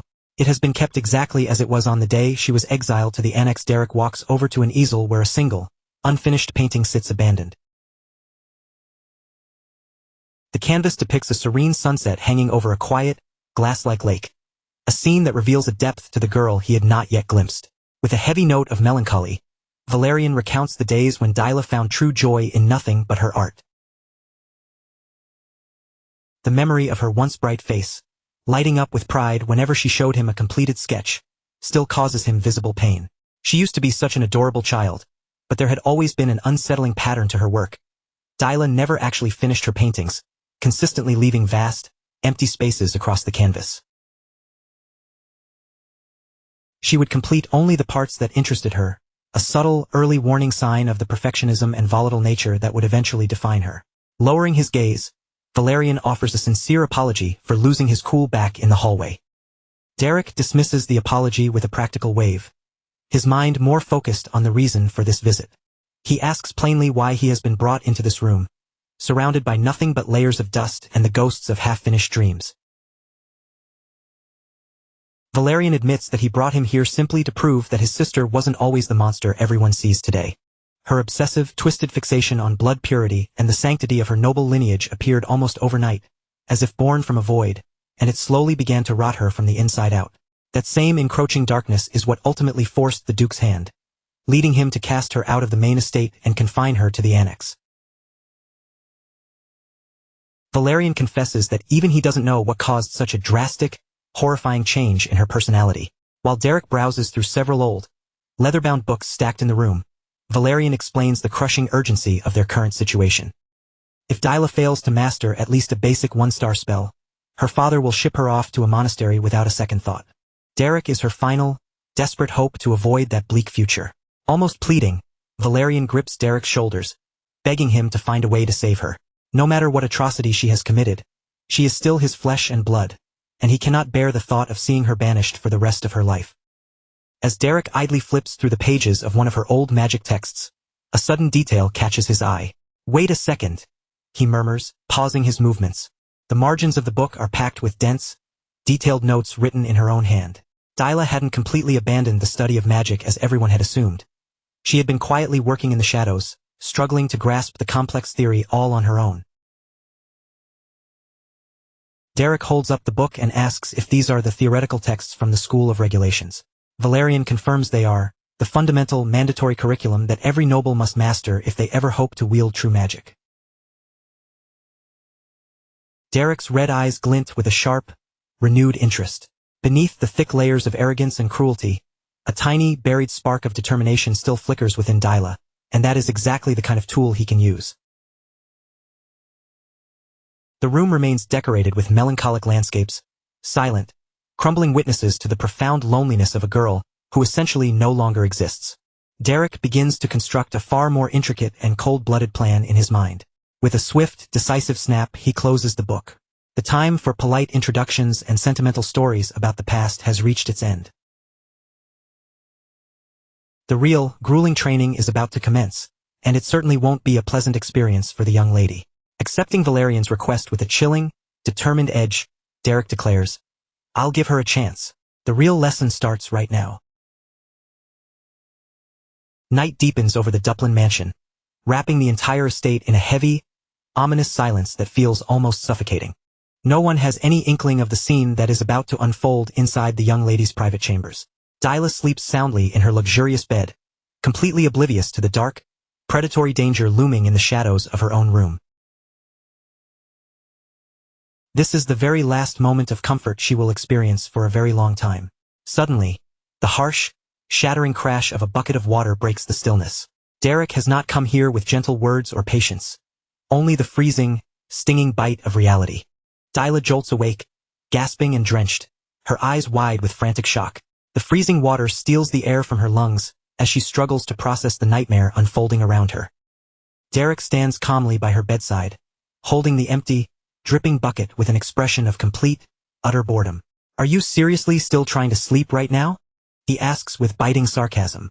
Before she can even recover, he drags her out of the room and deep into the dense, black forest surrounding the estate. The oppressive darkness and the suffocating, unnatural silence of the woods only serve to amplify her growing terror. With a rough, unceremonious shove, he sends her sprawling onto the dirt. She falls to her knees, shivering uncontrollably from both the cold and a blinding, hot fury. Looking up at him with eyes burning with hate, she spits, "What do you think you're doing? What do you think this will change? Wake up from your delusions. Who do you think you are to touch me?" Derek just lets out a heavy, tired sigh, as if he were dealing with a particularly spoiled child. "You really don't listen, do you?" he whispers, leaning down until he is inches from her face, his expression twisted into a faint, deeply unsettling smile. "Want to hear something interesting? To be perfectly honest, I have absolutely no intention of teaching you how to use magic." His red eyes glow with a piercing, predatory light in the darkness, revealing his true, chilling intent. Dyla's heart seems to stop mid-beat. What did you just say?" she stammers, the air rushing out of her lungs as she realizes, for the first time, that she is in actual mortal danger. Derek spreads his arms wide, his face indifferent. "There is no reason for someone of my status to respect your noble name. This whole tutoring arrangement, it's just an excuse to hunt down and break arrogant nobles like you." Slowly, he begins to draw his sword from its scabbard. The sharp, metallic shriek of steel sliding against leather cuts through the night air, sounding exactly like a death sentence. "Do you have any idea how beautiful the screams of high-born nobility sound?" he asks, his voice thick with cold, calculated cruelty. Dyla scrambles backward through the thick grass, her body paralyzed by a primal, overwhelming fear. "Do you think you'll even survive after doing something like this?" She tries to threaten him, but her voice betrays her, trembling uncontrollably. Derek just laughs, a dry, humorless sound that cuts through the dark. "Survive? Of course. You're being sent to a monastery anyway. Who would ever believe a word you say? And if something serious were to happen, I could always just offer my own life as an apology for the mishap. A commoner's life isn't worth much, is it?" he mocks, mirroring her own hateful prejudice right back at her. With a twisted, terrifying grin, he suggests that he could just as easily vanish into the night after it's all over. "After all, I'd be doing the entire Duplin family a massive favor by removing their greatest headache once and for all." A wave of absolute, unadulterated panic crashes over Dyla. This wasn't a training session, it was a scheduled execution. "I'm going to die. He's actually going to kill me right here." Without looking back, she bolts into the thick, suffocating darkness of the forest, fueled by the desperate, clawing instinct that this is her only chance at survival. Derek stands perfectly still, watching her flee with the cold, patient gaze of a predator who knows he has already won. The real game of terror has only just begun. Dyla sprints wildly across the uneven terrain, her heart hammering against her ribs like a trapped bird. She knows that if she dares to head back across the open field, Derek will overtake her in a matter of seconds. Her only remaining hope is to lose him somewhere deep in the woods. If I can just make it to the trees, I'll be safe. Even as her heart hammers against her ribs in pure terror, Dyla's arrogance refuses to be extinguished. She tells herself that she knows these woods far better than any commoner could, and she begins plotting a path to circle back toward the mansion, ready to summon help and have this mad mercenary dealt with once and for all. When I get back, I'll have him executed for this, she thinks, clinging to that vengeful fantasy as her only shield. But then, a blinding flash of white-hot intensity and a wave of scorching heat suddenly tear through the tranquil night air. A massive, swirling sphere of pure, crackling fire manifests in the distance, momentarily banishing the forest's darkness and painting the trees in an aggressive, flickering light. Derek stands motionless in a small clearing ahead, his posture deceptively relaxed, with one hand held firmly in the air. He is channeling magical power far beyond the capabilities of any ordinary mercenary. Dyla skids to a halt, her eyes widening in absolute, paralyzing shock as the realization hits her. A fireball? She whispers, her voice barely audible as she recognizes the lethal spell. The fear she experienced just moments ago is nothing compared to this overwhelming dread. A fireball is a dangerous 2-star spell. How could a bastard like him possibly wield magic at that caliber? She realizes, with a sickening jolt, that she has disastrously underestimated the man she tried to bully. Derek wears a slow, predatory smile, clearly savoring the way his display of raw power has fed her growing terror. Without a flicker of hesitation, he hurls the blazing sphere forward. The fiery projectile lets out a low, menacing roar as it streaks through the air, hurtling directly toward her. Dyla can only stand frozen in horror as death rushes toward her. The violent orange flames reflect perfectly in her widening pupils, and for a terrifying second, the world seems to grind to a total halt. With a desperate, guttural scream, she throws her body to the ground, scrambling into the dirt in a frantic, ungraceful attempt to dodge the incoming blast. The massive fireball grazes past her, bathing the entire forest in a violent, pulsating orange glare. Then, boom, the projectile impacts the earth, and the resulting explosion is nothing short of devastating. A towering pillar of fire, smoke, and debris surges toward the canopy, the sheer force of the shockwave rattling the ground beneath her. Dyla lies sprawled in the mud, gasping for air and trembling violently as the echoes of the blast ring in her ears. The cold, hard shell of her arrogance has been completely shattered. The proud, untouchable noblewoman has vanished, replaced by a sobbing, terrified girl left vulnerable in the dark. Derek approaches her slowly, his red eyes glowing with an eerie, rhythmic light in the shadows. He offers a cruel, lopsided smile and remarks with maddening casualness, "Well, look at that. It seems I missed." The chapter draws to a close with Dyla staring up at him, the horrifying realization dawning on her that her nightmare has only just begun. Under the pale, looming gaze of the full moon, a new kind of hunt has commenced, one that will permanently alter the path of the young noble. Dyla scrambles up and begins to run again. Low-hanging branches whip at her face, tearing at her skin, while the jagged, uneven ground bruises her feet with every desperate stride. Fear is the only thing driving her forward now. Her breath comes in ragged, shallow gasps, and cold sweat plasters her hair to her forehead. She has never felt so utterly cornered, so completely helpless in her life. Crack, her foot catches on a thick, hidden root, and she loses her footing, crashing heavily into the damp, unforgiving earth. The polished elegance of her noble upbringing has completely evaporated. Now there is nothing left but the raw, desperate instinct for survival. A pained, broken cry escapes her lips as she struggles to regain her footing. She is physically drained, but her pursuer has no intention of granting her even a heartbeat of mercy. Suddenly, the air itself seems to split open. Luminous arrows formed from pure, crackling blue mana streak through the darkness, whistling through the night with terrifying pinpoint precision. Dyla's eyes snap open. A bolt of energy screams past her, coming so close that it singes the air inches from her face. She scrambles back to her feet, dodging and weaving on pure instinct as blast after blast of raw mana slams into the ground around her, kicking up sprays of dirt and bark. The mana is closing in, a chilling, constant reminder that she is not being chased by a simple tutor, but by a veteran warrior who knows exactly how to push her to her absolute limit. Derek steps calmly out from the gloom, walking with an insulting, relaxed pace. "You're actually pretty fast," he comments, his tone light and conversational. As if this were nothing more than a trivial game of tag, Dyla glares at him, her expression a toxic cocktail of pure hatred and bottomless terror. She cannot fathom that anyone would dare treat her with such casual cruelty. Despite the fire burning in her lungs, she forces herself to sprint again. She refuses to submit to this commoner who has dared to challenge her worldview.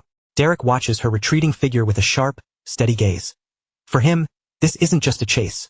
It is a brutal life lesson being etched into her soul. Dyla's mind is spinning, trapped in a chaotic cycle of panic. How much longer can I possibly run? Is there any way out of this? Her lungs feel as though they are on fire with every ragged breath. Each inhale feels like she is swallowing hot embers. Derek's presence seems to be everywhere at once, an inescapable, looming shadow that refuses to let her go. He kneels down, pressing his palm firmly against the forest floor to channel his mana into the roots and soil. He doesn't even need to keep his eyes on her to know exactly where his prey is heading. The very darkness of the forest feels as though it is whispering her location to him. His red eyes glow with a predatory, intense light that seems to freeze the blood in her veins.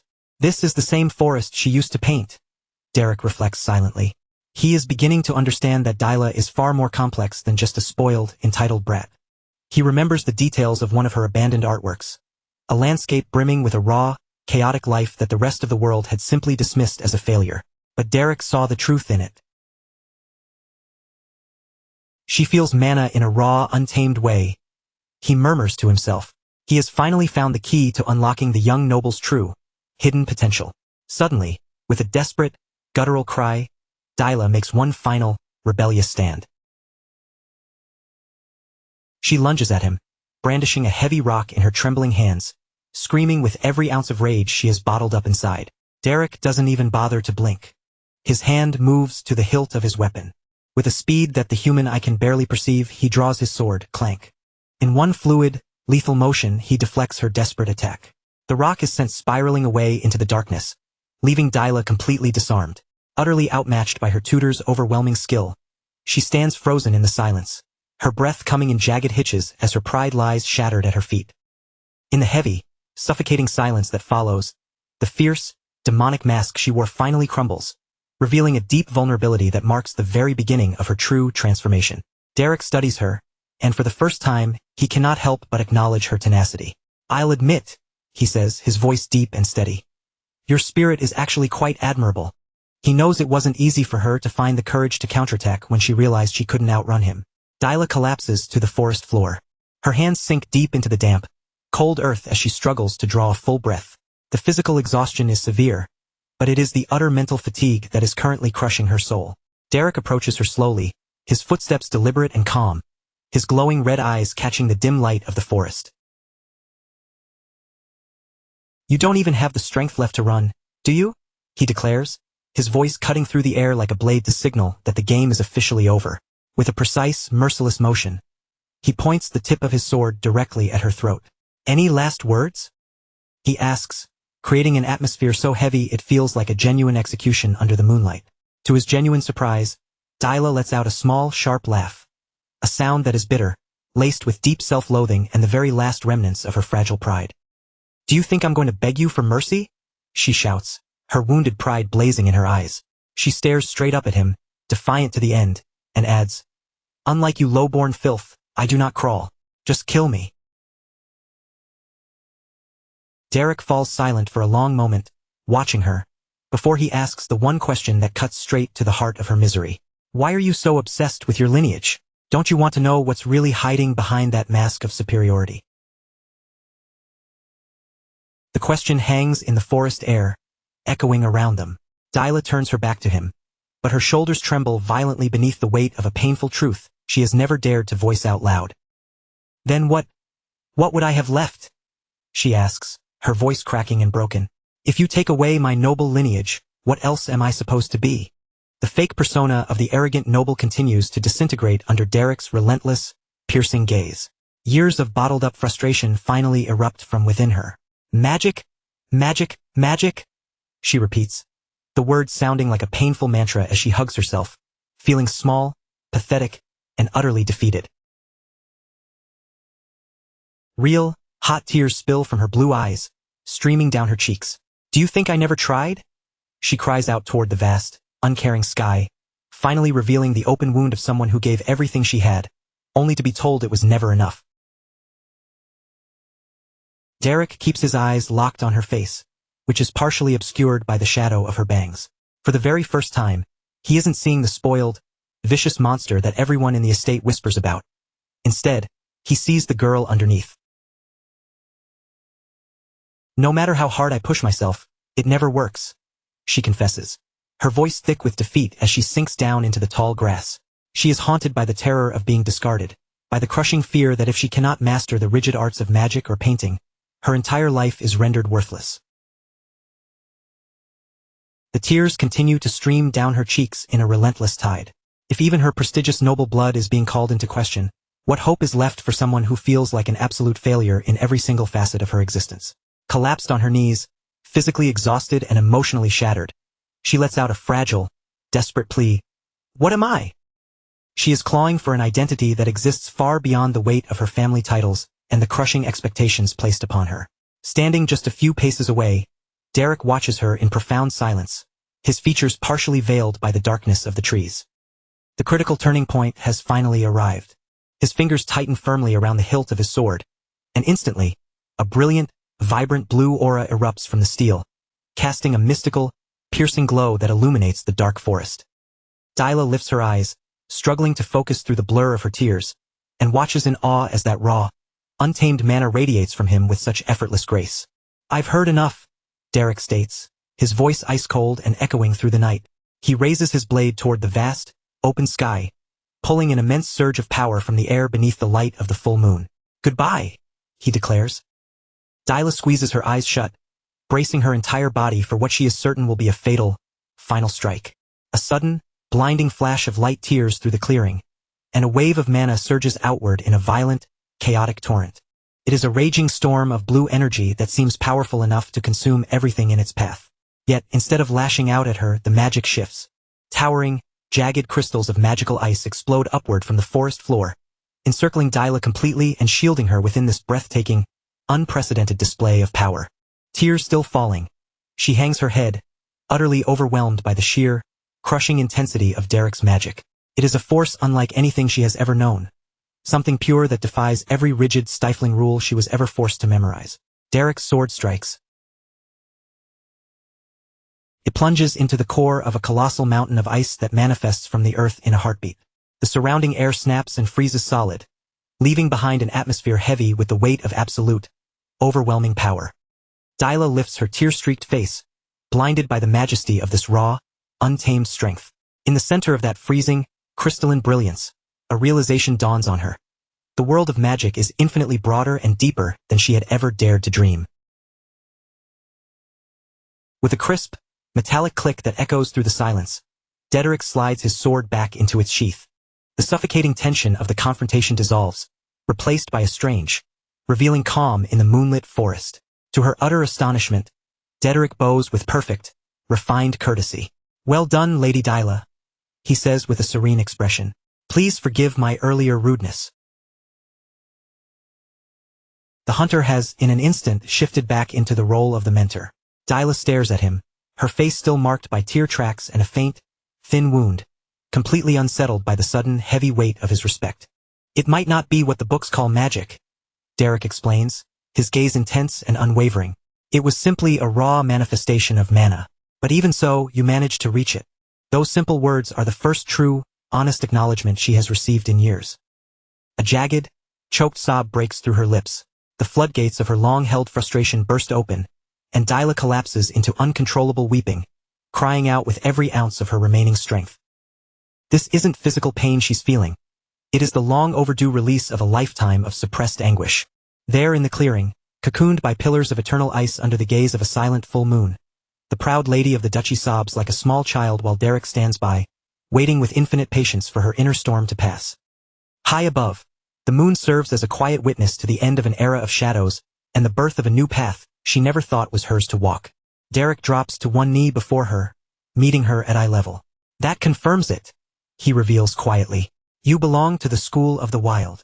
He introduces a concept entirely foreign to her, something never mentioned in her suffocating, rigid lessons. As he begins to carefully tend to and bandage her wounds, he explains that while most nobles are shackled to the school of regulations, her fundamental nature is entirely different. Trying to force yourself into those rules was your greatest mistake, he says. Dyla listens in stunned silence, processing his comparison. She has been trying to wear armor that simply doesn't fit, and that is exactly why she has failed at everything. How did you know? She asks, her voice trembling with a mixture of raw suspicion and blossoming hope. How could you possibly know I belonged to the school of the wild? No one had ever actually taken the time to truly observe her, let alone understand her. Derek meets her gaze directly. I looked at the paintings you created. I could feel the mana flowing through the nature you depicted, and you were the only one who actually captured it on canvas. The very works that others mocked were actually the key to your salvation. He explains that those born with a wild temperament often possess an innate ability to sense the world's energy from a very young age. Dyla is left completely speechless, her breath hitching in her chest. For the first time in her life, she feels truly seen. The confusion in her eyes is no longer fueled by self-hatred, but by profound astonishment. She realizes she isn't useless. She was simply walking the wrong path. That's enough for now. You should be able to walk, Derek says as he stands up, his tone returning to its signature, practical efficiency. Yet, something subtle has shifted between them, a new, unspoken understanding. He turns his back to her, effectively concluding the lesson for the night. He adds, You've successfully managed to manifest your mana, but the road ahead is long. Tomorrow, I'll teach you how to draw it out naturally. He pauses for a heartbeat, his striking red eyes fixed on the distant horizon. The reform contract has taken its first real, successful step. Thank you. Dyla stammers the words, her cheeks flushing deep red with a strange blend of embarrassment and genuine gratitude. This is the first time she has ever offered sincere thanks to someone she doesn't perceive as her superior. Derek doesn't respond with words, but for a fleeting, blink and you miss it moment, his gaze softens. The Debilise has finally begun to change. Let's go, he orders simply. Dyla quickly scrambles to her feet and hurries to keep pace with him through the forest. Yes, wait, I'm coming with you, she calls out. Every trace of her earlier hostility has evaporated. As they walk back through the trees under the moonlight, the first light of dawn begins to touch the Duplin mansion. Golden sunlight filters through the grand, towering windows of the estate, signaling a day that feels entirely different from every one that came before. Dyla wakes early, sitting upright in her bed with a thoughtful, contemplative expression. The volatile fury of the night before has vanished, replaced by a budding, intense curiosity. She lifts her hand and focuses her mind. To her shock, tiny, shimmering specks of blue mana begin to materialize around her fingertips. They are responding directly to her will. She is actually doing it. Her eyes sharpen with newfound resolve. As she watches the magical phenomenon play out, she feels a mix of immense pride and wonder. For the very first time, the power feels like it genuinely belongs to her. This is difficult, she admits to herself, her voice soft. As the mana slowly fades away, she knows the road ahead won't be easy. But she is, for the first time, actually eager to walk it. Deep in the mansion's corridors, the servants are already deep into their daily routines. A young maid hurries along with a heavy bucket of water, desperately hoping to finish her chores before the young lady stirs. Suddenly, she trips, losing her footing just as Dyla steps out into the hallway. Pure panic washes over the maid's face when she realizes who is standing right in front of her. The bucket slips from her grip, and water splashes violently across the floorboards. It is a disaster that, in any other timeline, would have resulted in immediate tragedy for the servant. Dyla's expensive dress is soaked through, the water dripping off the silk. A heavy, suffocating silence grips the corridor as everyone waits for the inevitable explosion of blind rage. Lady Dyla, please, I am so sorry. The maid stammers, shaking violently, bracing herself for the usual physical punishment. Dyla simply looks at her with a cold, piercing gaze that freezes everyone in the hallway. The other servants hold their breath, waiting for the storm that always follows the young noble's fury. The maid collapses onto the floor, weeping and begging for forgiveness, declaring that her mistake is a sin worthy of death. But to the absolute shock of everyone present, Dyla simply says, "Watch where you're going." Her tone is dry and clipped, But for the first time, there is no malice and no violence behind her words. As she turns on her heel to walk away, the maid remains frozen on the floor, her mind spiraling in complete confusion. Her heart still hammers against her ribs as she struggles to process the moment. Why did she just walk away? Why wasn't there any violence, any explosion of rage? Nearby, the other servants huddle together, their eyes locked on Dyla's retreating back as they exchange frantic, hushed whispers about the bizarre encounter. Whispers ripple through the mansion. Everyone is questioning what exactly occurred during the dead of night. It has become painfully obvious to all of them that Devilis is fundamentally changed. The person they knew is gone, replaced by someone they barely recognize. Miles away from the mansion's mounting tension, Derek remains blissfully ignorant of the chaos, sound asleep in the quiet sanctuary of his room. The sheer physical and mental toll of the previous night has finally claimed him, dragging him into a deep, heavy slumber. Then bang! A series of thunderous, rhythmic knocks erupts against his bedroom door, rattling the frame. Derek! Derek! A sharp, authoritative voice cuts through the silence, jolting him out of his deep rest and instantly souring his mood. He pushes himself up into a sitting position, aggressively rubbing the sleep from his eyes as a wave of irritation washes over him. He lets out a sharp breath, wondering to himself, what is it now? Still struggling to shake off the grogginess of the early morning. He swings the door open to find Dyla standing there with an impatient scowl, the stoic butler hovering right behind her. You're going to teach me how to harness the mana I awakened, she demands, her chin tilted up defiantly. I tried to figure it out on my own, but absolutely nothing is happening. The butler, a man whose refined, monocled appearance usually masks any flicker of emotion, suddenly pales. His eyes widen in genuine shock as the reality sinks in. She actually manifested mana? A wave of uncharacteristic emotion surges in his chest, but Dyla isn't interested in his reaction. She is vibrating with impatience, refusing to waste another microsecond. You gave me your word that we'd start today, she insists, tapping her foot rhythmically. So quit stalling and let's get on with the lesson already. She punctuates her demand with a sharp, firm knock on the wooden door frame. From the shadows of his room, Derek emits a long, weary sigh. Come back in the afternoon, he replies flatly, his voice laced with exhaustion. He doesn't even wait for a response, simply pulling his blanket back over his shoulders and turning away, completely ignoring her relentless hovering. Beside her, the butler quickly dabs at his eyes with a handkerchief. He is deeply, profoundly moved, nearly overcome with joy that the young lady has finally begun to show an interest in the path of magic. Dyla clicks her tongue, her expression twisting into a mask of pure annoyance at his audacity. Who do you think you're making wait? She shouts, her frustration boiling over as she kicks the heavy wood of the door with all the power her legs can muster. Open this door right now and start the lesson. Derek doesn't even flinch. He simply sinks deeper into his mattress, his eyes drifting shut as a faint, tired smile tugs at the corner of his mouth. Open the door? You absolute lunatic.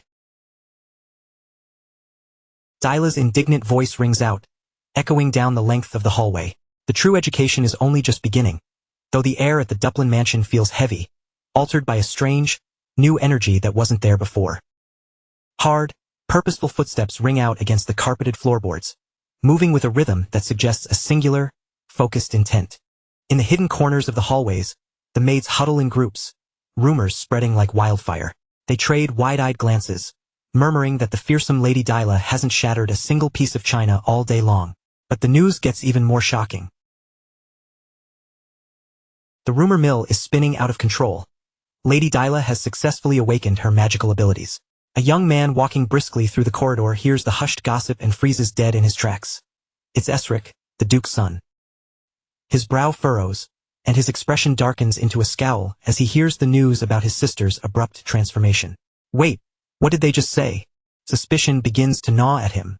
Meanwhile, inside the sanctuary of the Duke's private office, the scratching of a quill against parchment is the only sound. Isolated from the frantic whispers circulating outside, Grand Duke Duplin sits, presiding over a tense meeting with his sons. The reports have been verified. He has grilled the butler and the servants personally. The awakening is not a rumor. It is a cold, hard fact. The Grand Duke lets out a long, shuddering sigh of relief, his shoulders slumping slightly as he removes his glasses.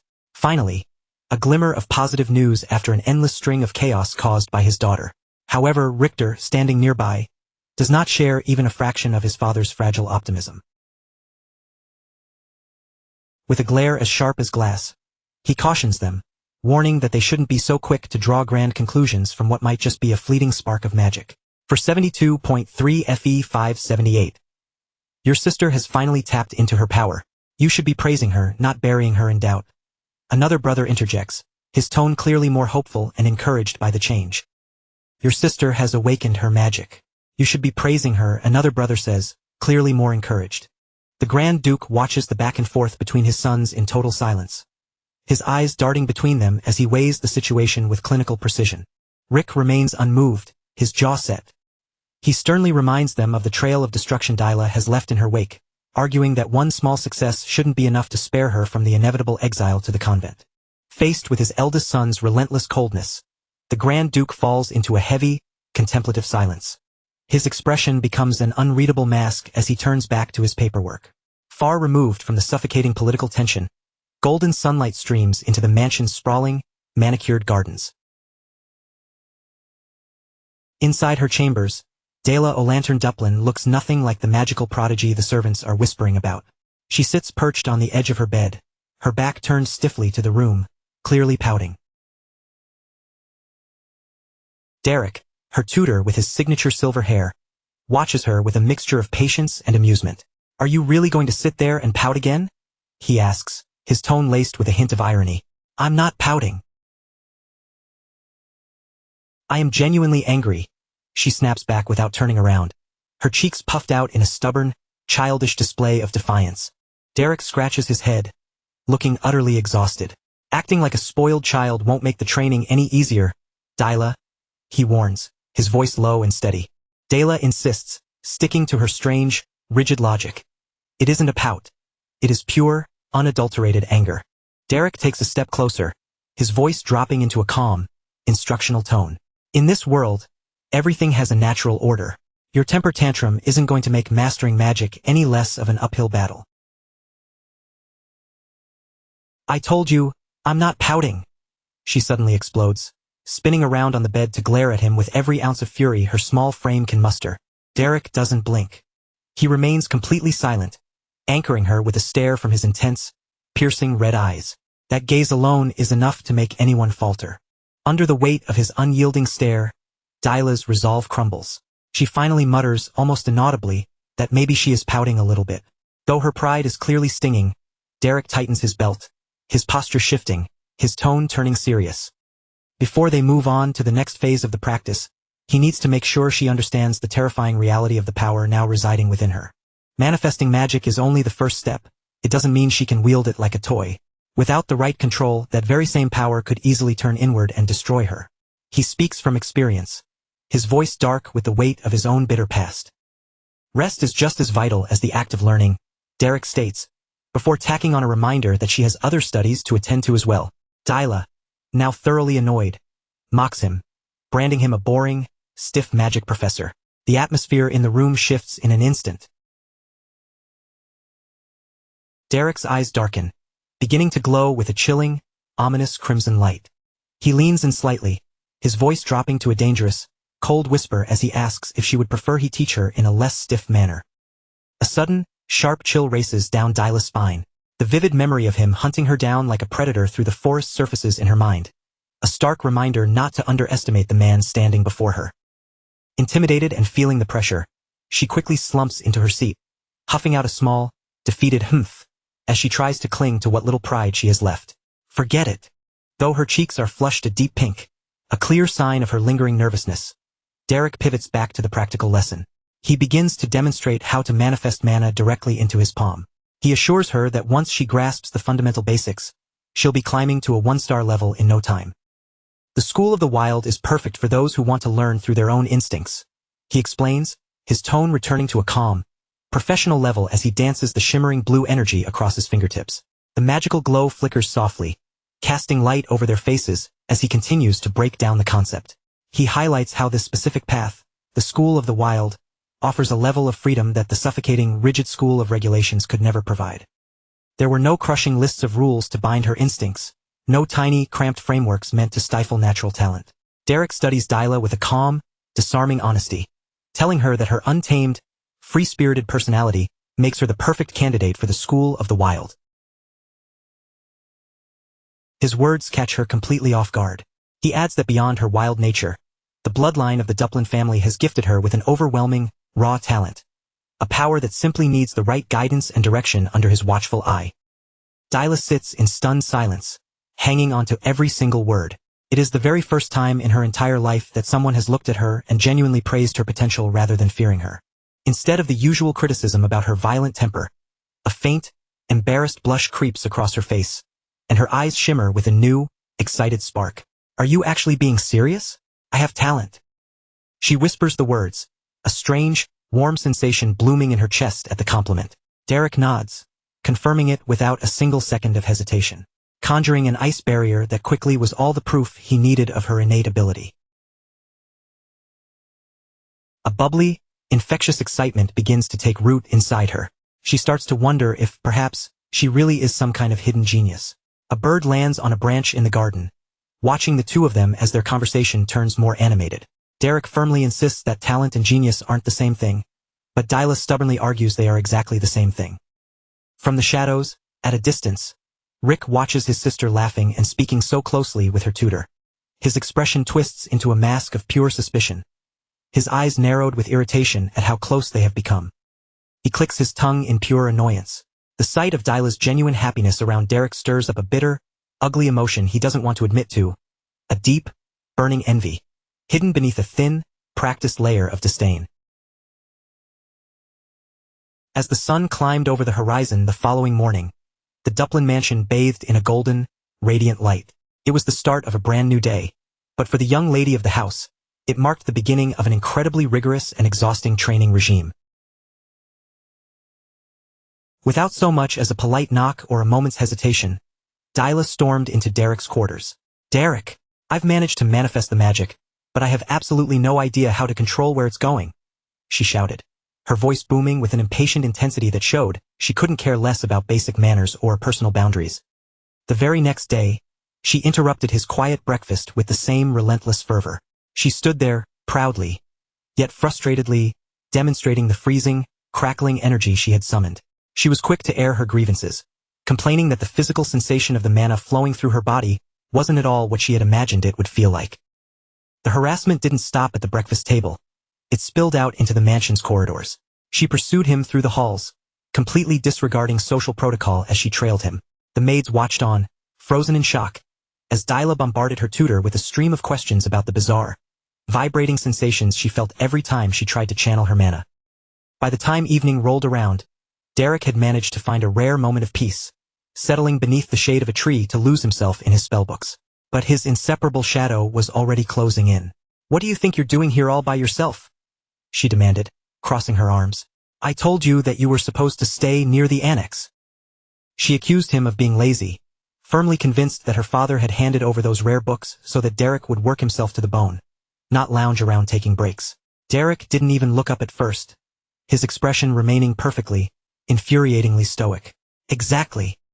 My lord provided these texts specifically so I could analyze them thoroughly," he replied with a maddeningly cool demeanor, refusing to budge an inch.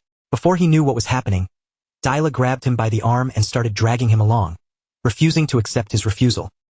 "I finally got the mana to flow just like you wanted, so quit stalling and take a look at it," she exclaimed, her voice thick with the desperation of someone who had become entirely dependent on her tutor's guidance. As the amber hues of sunset flooded into the grand hall, Rick stood motionless before a towering window. He was waiting with palpable anxiety for a meeting he felt was long overdue. Finally, the heavy doors groaned open, announcing that his guest had arrived. It was time for a tense showdown between Derek and the eldest Duplin son. Rick waited in the chamber, his mind swirling with thoughts of Dyla's fate and the impossible, startling transformation he had witnessed in her recently. As Derek stepped into the room, Rick immediately inquired if it was, in fact, Derek who had requested this private audience. They took their seats, the air between them heavy with unspoken weight. Rick, carefully maintaining his aristocratic mask, began to ask about his sister's recent progress, but Derek cut right through the formalities with his usual brutal honesty. "She has made significant strides," Derek stated plainly, But if you're looking for her to master one-star magic, she is still going to need a great deal more time and focused dedication. The atmosphere shifted from professional to ominous when Rick mentioned that their mother, Lady Miria, would be returning from her social circuit by next week. He leveled a cold, direct warning at the tutor. "My mother is not a woman to be trifled with," Rick said, his gaze hardening. "Especially when you consider how much the high nobility despises the idea of a commoner holding such a position of influence in our household." "I'll be sure to keep that in mind," Derek replied, completely unfazed by the threat, before bluntly asking for the real reason he had been summoned to this meeting. Rick fell into a heavy silence, staring off into the distance as the tension in the room thickened like fog. Rick stood up slowly, his movements solemn. He began to speak of the heavy burden he would eventually shoulder as the next head of the House of Duplin, placing a great deal of emphasis on the necessity of absolute honesty within their family. With a hint of dramatic flair, he lamented how incredibly difficult it was to truly understand the depths of the human heart, wishing with a naive sincerity that people's motives were simpler and more predictable. Derek, who had absolutely zero patience for these philosophical detours, cut him off mid-sentence with a sharp, impatient demand that he get straight to the point. At that moment, Rick's polished noble facade completely crumbled, exposing a raw, pathetic vulnerability that Derek was entirely unprepared for. "Dyla doesn't want to play with me anymore, Derek," he cried out, tears actually starting to well up in his eyes, revealing the desperate, overblown older brother complex he had been hiding. Derek stared at him, his face a mask of utter indifference and exhaustion. He couldn't help but wonder how, in all his years, he had ended up trapped in a room listening to such absurd, sentimental complaints. Rick began to reminisce about their childhood, painting a picture of the old Dyla as a celestial angel who had greeted him with the most genuine, angelic smiles. He seemed desperate, almost frantic, to regain the affection he felt he had lost. He leaned forward, begging Derek to share the magical secret to winning her favor back once and for all. Meanwhile, elsewhere in the mansion, Dyla was tearing through the corridors like a whirlwind, frantically searching for her tutor. She shouted his name at the top of her lungs, completely ignoring the maids who were making desperate, terrified attempts to get her to slow down. Back in the middle of this bizarre meeting, Rick confessed that he had been staying up deep into the night, learning how to sew rag dolls with the servants, all in a desperate attempt to please his little sister. With a look of misplaced, shining pride, he pulled out a hideously mangled doll that looked significantly more like a cursed, demonic object than a sweet gift. "Don't you think it's the spitting image of my dear Dyla?" he asked, looking at Derek with wide, hopeful eyes. Derek stared at the doll in absolute horror, looking at Rick as if he were staring at a dangerous psychopath. "Are you honestly trying to cast a curse on someone with that thing?" he asked, genuinely concerned for the state of Rick's mind. Rick burst into a fresh round of tears, pointing an accusing finger at Derek and sobbing that he was a man made of stone, completely incapable of grasping the complex and beautiful nuances of brotherly affection. Shortly after, the grand, imposing facade of the Duplin mansion was kissed by the light of a new day, but the false peace they had been enjoying was about to be shattered. Derek was finally escorted into the presence of a woman who exuded a truly overwhelming, suffocating aristocratic air. She greeted him with a polite, icy courtesy, claiming with a thin smile that she had already heard quite a lot about this capable new tutor. A calculating smile, laced with layers of hidden, sharp-edged intentions, curled her lips as she took her time, meticulously scrutinizing the commoner who had the audacity to educate her daughter. Lady Miria Duplin offered him a territorial gift, wrapping the bribe in thick layers of performative, high-society kindness and fully expecting him to drop to his knees in gratitude. But her smug smile vanished the exact second Derek responded with a chilling, cutting coldness. "I do not belong to any noble house," he stated flatly, his voice echoing in the grand room as he revealed his common origin, effectively challenging the entire foundation of their social order in a single breath. Miria froze, her eyes blinking in total, shell-shocked disbelief. What did you just say?" she whispered, clearly hoping she had misheard him, while Derek stood there without once lowering his gaze or showing a single flicker of hesitation. Derek repeated himself, his tone firm and icy enough to freeze the air in the room. "I am a commoner." There was no shame in his voice, only a stark, unapologetic declaration of the truth. Lady Miria's face contorted into a mask of pure, aristocratic horror and raw disgust. A commoner had dared to infiltrate her home and seize the position of her daughter's tutor. With those words, the chapter closed, signaling the start of an all-out social war. But to really understand how they arrived at this painfully uncomfortable and explosive moment, we have to rewind the clock. Exactly 1 week prior, we return to the day Derek first arrived at the Grand Duke's grand residence. His comrades in arms, the seasoned mercenaries who had traveled with him, stood by as they prepared to leave him behind at his new, strange post. Aceline of the Loner Duplins bade him a quiet, gentle farewell with a small smile. She had pressing matters elsewhere, and Evilstein trusted that Derek was more than capable of handling himself on his own. In this nest of vipers and nobles, Derek simply responded with a dry, emotionless understood. His reputation for coldness was already legendary, even as his friends prepared to abandon him in an environment that was completely foreign to his nature. Jaden, the veteran mercenary leader, gave him a firm pat on the shoulder, teasing him for being such a heartless robot and reminding him that they were entrusting him with a mission of great importance. Come on, man. Show a little more emotion. They told him to wrap it up and return as soon as possible, warning him that if Pauline found out he had stayed behind to do this, she would absolutely cause a massive, chaotic uproar. With the final "we're counting on you," the carriage pulled away, leaving Derek standing all alone in front of the massive, looming structure of the mansion. A lone wolf, stepping silently into a golden cage that was already teeming with refined, dangerous predators. As the carriage began to roll down the path, Aceline suddenly covered her mouth in genuine alarm. She had forgotten something absolutely crucial, a tiny detail that was likely to complicate Derek's life in a spectacular fashion. She had just remembered that the lady of the house was due to return the following week. Worse yet, she had completely forgotten to warn Derek about her. Jaden stared at her, utterly confused and failing to grasp the gravity of the drama. Is it really that necessary to warn him about a noblewoman? After all, Derek has faced far worse monsters than a noblewoman, hasn't he? Jaden asked. But he didn't know Miria. Aceline tried to explain, but she struggled to find the right words to describe the woman. My mother is... she's something else, she murmured, and the chilling memories of the lady of the house's volcanic, terrifying temper echoed in the air. You could almost hear the phantom sound of Miria's furious shouting from the past. Flash forward to the scene of the crime. Miria's furious footsteps thundered through the marble corridors. She was about to burst into her husband's office like a literal hurricane of aristocratic rage. Indignation, the goddess of wrath herself, stormed into the room. She was absolutely livid after discovering that a commoner had been installed as Dyla's magic tutor. To her, this was the single greatest disgrace to ever befall her family line. Grand Duke Duplin, maintaining a truly enviable level of calm without even lifting his eyes from his pile of paperwork, calmly asked her to lower her voice. He knew this would cause a stir, but he was a man who valued cold, hard results over the arbitrary purity of lineage. Miria refused to be calmed down.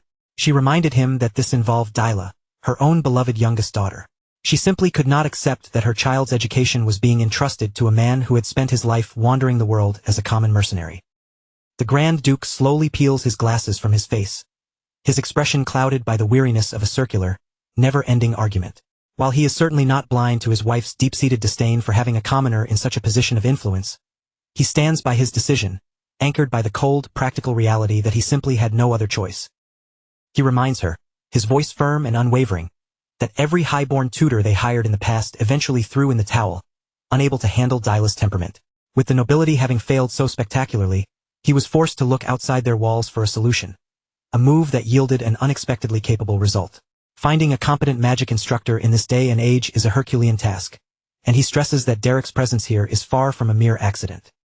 He adds that Derek was personally vetted and recommended by Aceline herself. Even so, Miria remains completely unmoved, her face etched with frustration as she presses a trembling hand against her forehead. She digs her heels in, insisting that a family of their immense prestige must uphold a certain standard of nobility. To her, it isn't just about raw talent. It is about the image they project to the rest of the world. She even pulls a backup plan from her sleeve. Her younger brother, Flamin, who had been too preoccupied to assist previously. Now that Dyla has finally manifested her magical power, the stakes have shifted, and Miria argues that she would trust her own bloodline over a stranger any day. The Grand Duke stares at her, his eyes wide with disbelief. Is she truly suggesting they strip a man who currently governs an entire territory of his duties just to demote him to a private tutor? Does she honestly believe that mismanaging the Evilstein territory wouldn't result in absolute disaster? Miria doesn't flinch. To her, the social circles of the nobility are not just games, they are a high-stakes battlefield. She truly believes that the politics of the Salon are just as volatile and vital as any of the duchy's active military frontiers. Her deepest, most nagging fear finally breaks the surface. Prestige. If Dyla makes her debut in high society with a commoner, a man without a name or house, as her mentor, Miria is certain her daughter will become the laughingstock of the entire aristocracy. The heavy tension in the room is suddenly shattered as the doors swing wide, interrupting their heated confrontation. A new figure strides in, attempting to mediate the brewing storm. Valerian. The handsome, golden-haired young man speaks in a soft, conciliatory tone, asking his mother to lower her voice and calm her nerves. He can only hope she hasn't traveled all this way just to pick a fight with his father, but Miria is in no mood to let the issue slide. She shoots a sharp glance at her son, insisting that the real issue isn't protocol, but whether this commoner mage actually has the goods to instruct Dyla. To her, it is a question of pure competence. The air in the room grows heavy enough to choke on. Every eye is drawn to the entrance as a new, shadowed figure looms in the doorway. The atmosphere turns frigid. It is Rick. Miria lights up, a mixture of relief and maternal pride washing over her. She fully expects her eldest son to dismantle the Grand Duke's logic and stand against the commoner tutor. Rick walks into the room with a cold, terrifyingly calculating composure. He concedes that, yes, having a commoner teach a noble is far from the norm, but he quickly pivots, adding that if the man truly possesses the necessary qualifications, perhaps the situation isn't as catastrophic as his mother claims. It sounds like a reasonable concession, but it is a trap. Rick immediately proposes that he personally test Derek's abilities, suggesting a high-stakes magical duel as the only way to settle his mother's burning doubts. It is a direct, dangerous challenge. The Grand Duke cuts him off instantly. Enough! His voice booms with authority. He assures them that Derek is a proven mage whose skill level is beyond reproach, and he is not about to second-guess the recommendation he relied on. Rick falls silent, his green eyes shimmering with a cold, unsettling intensity. He appears to defer to his father's judgment, but his mind is already racing, mapping out the next phase of this quiet, internal power struggle. He calculates that if Derek is truly as skilled as they claim, there is a much easier way to prove it. Why not test Dyla? If the master is truly exceptional, the student's results should speak for themselves. It is a logic that is as flawless as it is cruel. Valerian looks utterly stunned, unable to wrap his head around where Rick is taking this. Why is he suddenly so interested in their younger sister's progress? Rick, however, remains relentless. He pushes his point. If Derek is indeed a master of his craft, then Dyla should be showing incredible growth by now. He proposes that he personally duel Dyla to verify those results, a thinly veiled trap disguised as a simple examination. The Grand Duke stays silent, slowly processing his eldest son's audacious and clearly malicious suggestion. He knows deep down that Dyla has only just scratched the surface of her potential. A duel against Rick would be a catastrophe, likely devastating her. Rick pivots and exits the office with firm, decisive footsteps, leaving a trail of uncertainty and unease in his wake. Valerian rushes after him, shouting his name in total disbelief. The rift in the family has reached a point of no return. What on earth are you thinking? A magical duel? Valerian demands, his voice tight with anger. To him, pitting an experienced, seasoned mage like Rick against their novice younger sister is pure, unadulterated madness. Rick stops dead, turning to confront him. Do you actually believe she has changed? Rick asks coldly. To him, Dyla's past is an indelible, ugly stain that no amount of tutoring will ever wash away.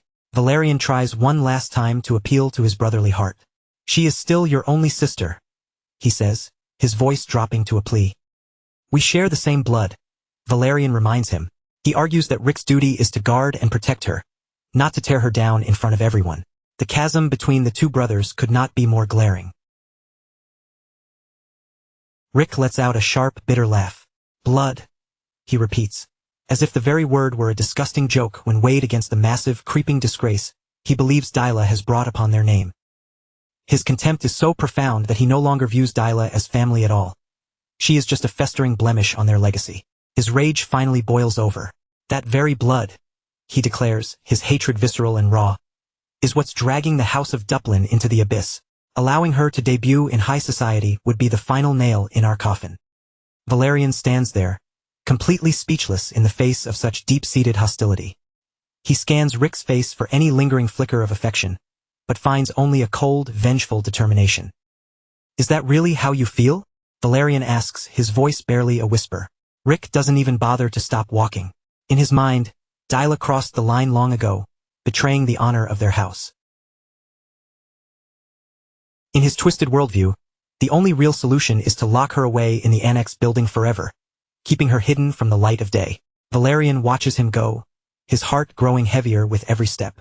He understands now that Rick isn't just making idle threats, he is handing down a sentence. The distance between the brothers has become a canyon. Rick casts one final, icy glance over his shoulder. The look is filled with a disdain that goes far beyond any petty family quarrel.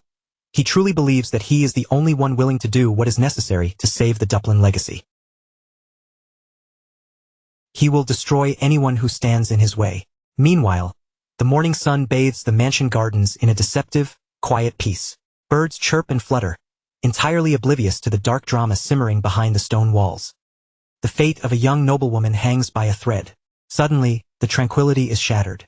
Dyla bursts into her tutor's room like a storm, screaming his name in a tone of pure, unadulterated desperation.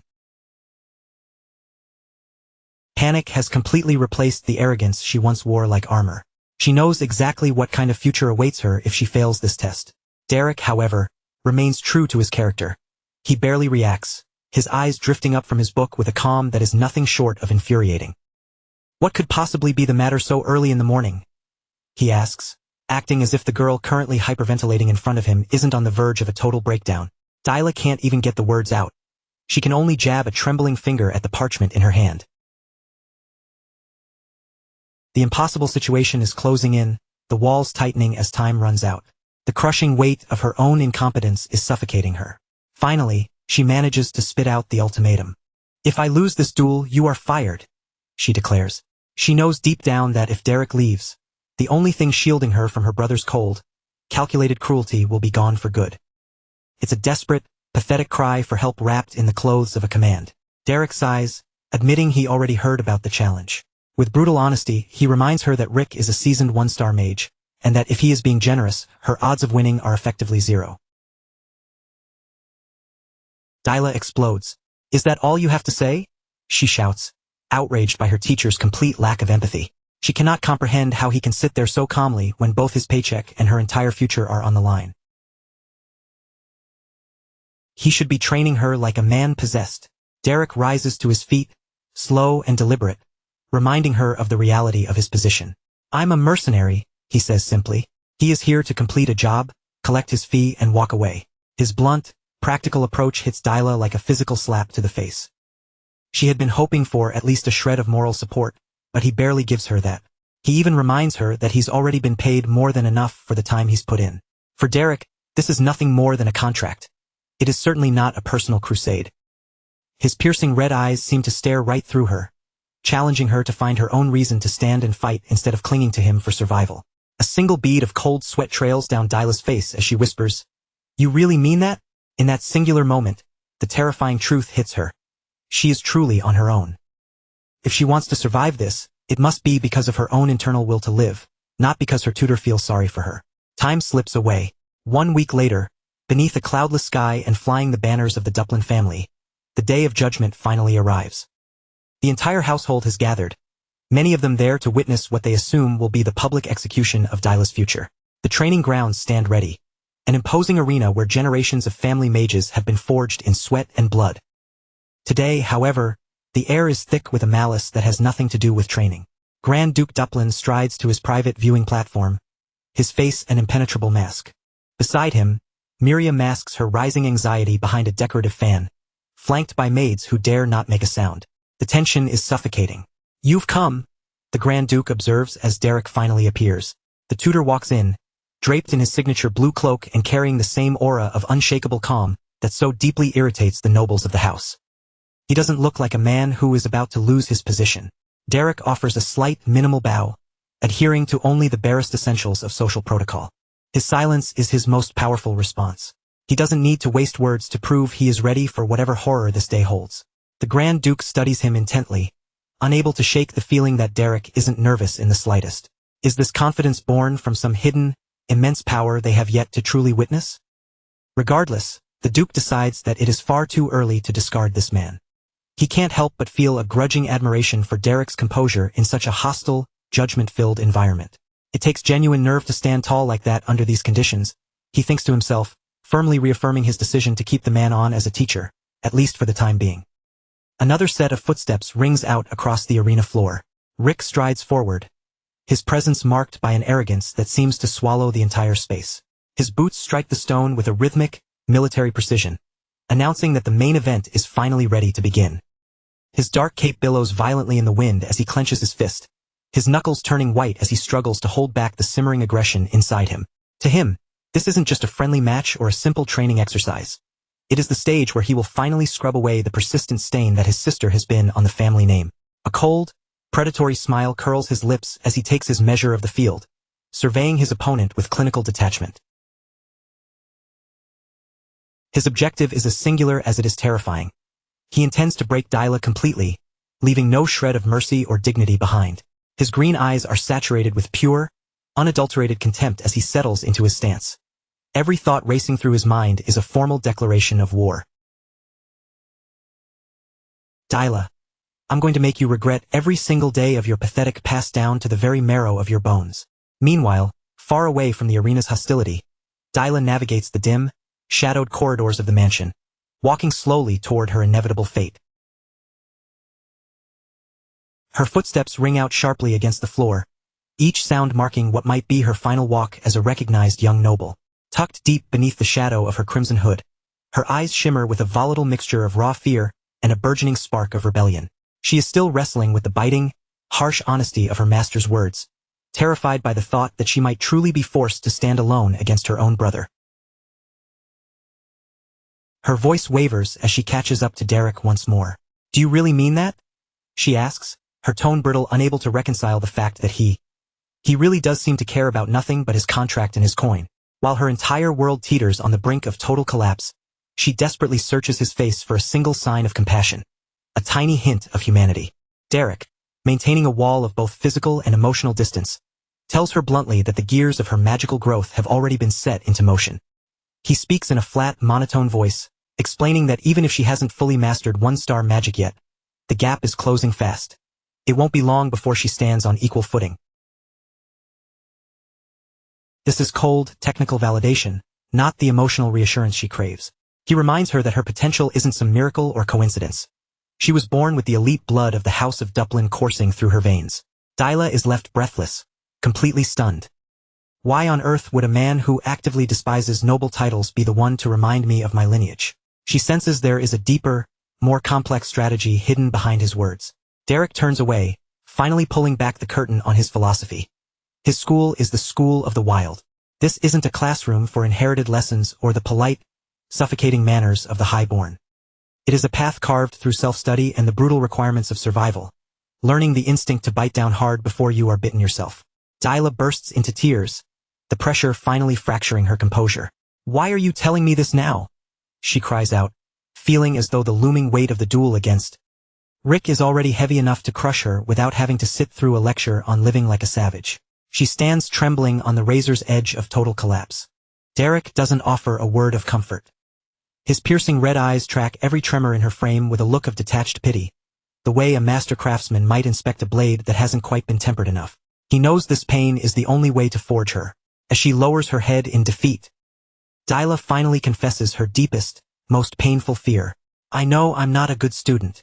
For the very first time, she lays bare her deepest insecurities, admitting that all of her previous arrogance was nothing more than a brittle shield used to hide just how inferior she felt whenever she was compared to her siblings. Through a veil of sobs, she makes a desperate, final request.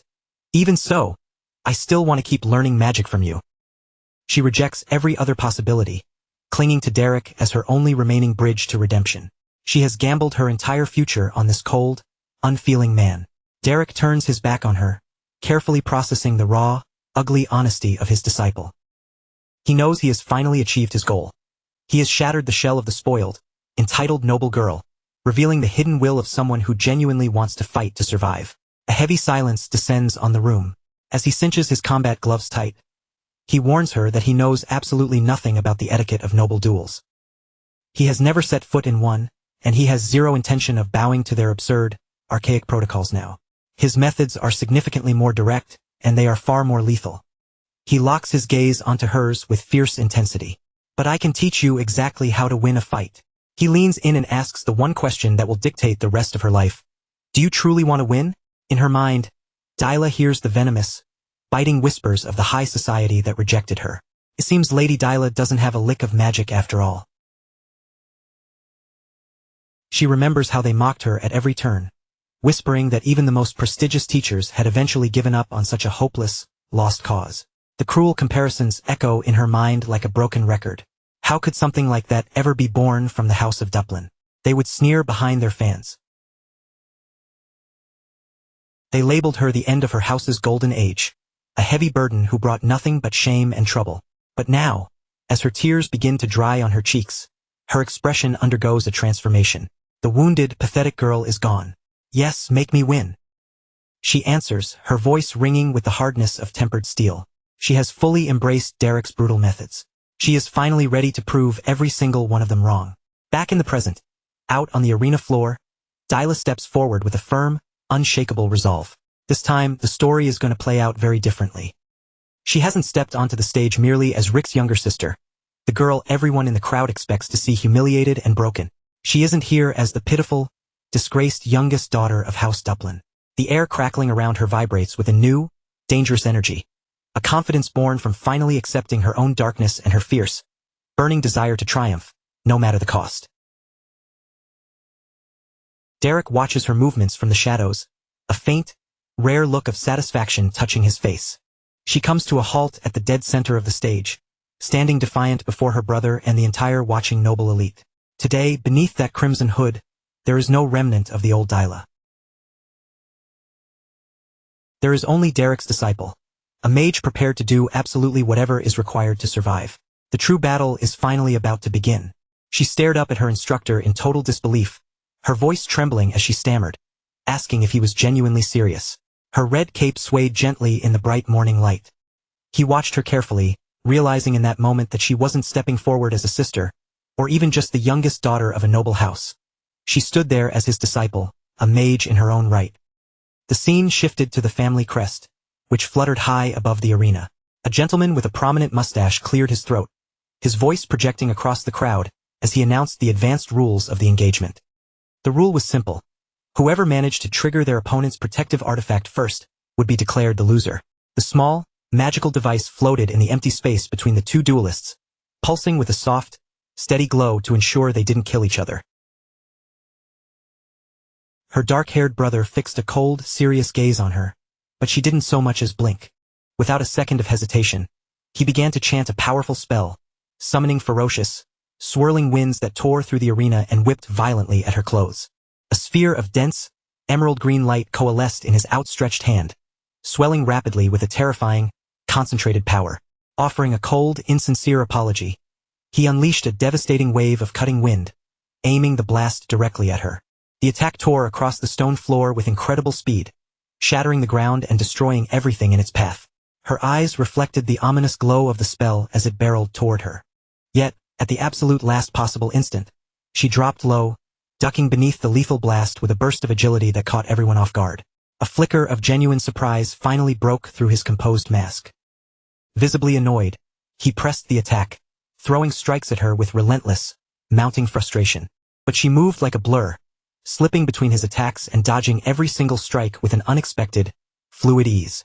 From high up in the stands, the white-haired young man analyzed the fight, noting with a critical eye that she was still wasting far too much mana to maintain control over her defensive spells.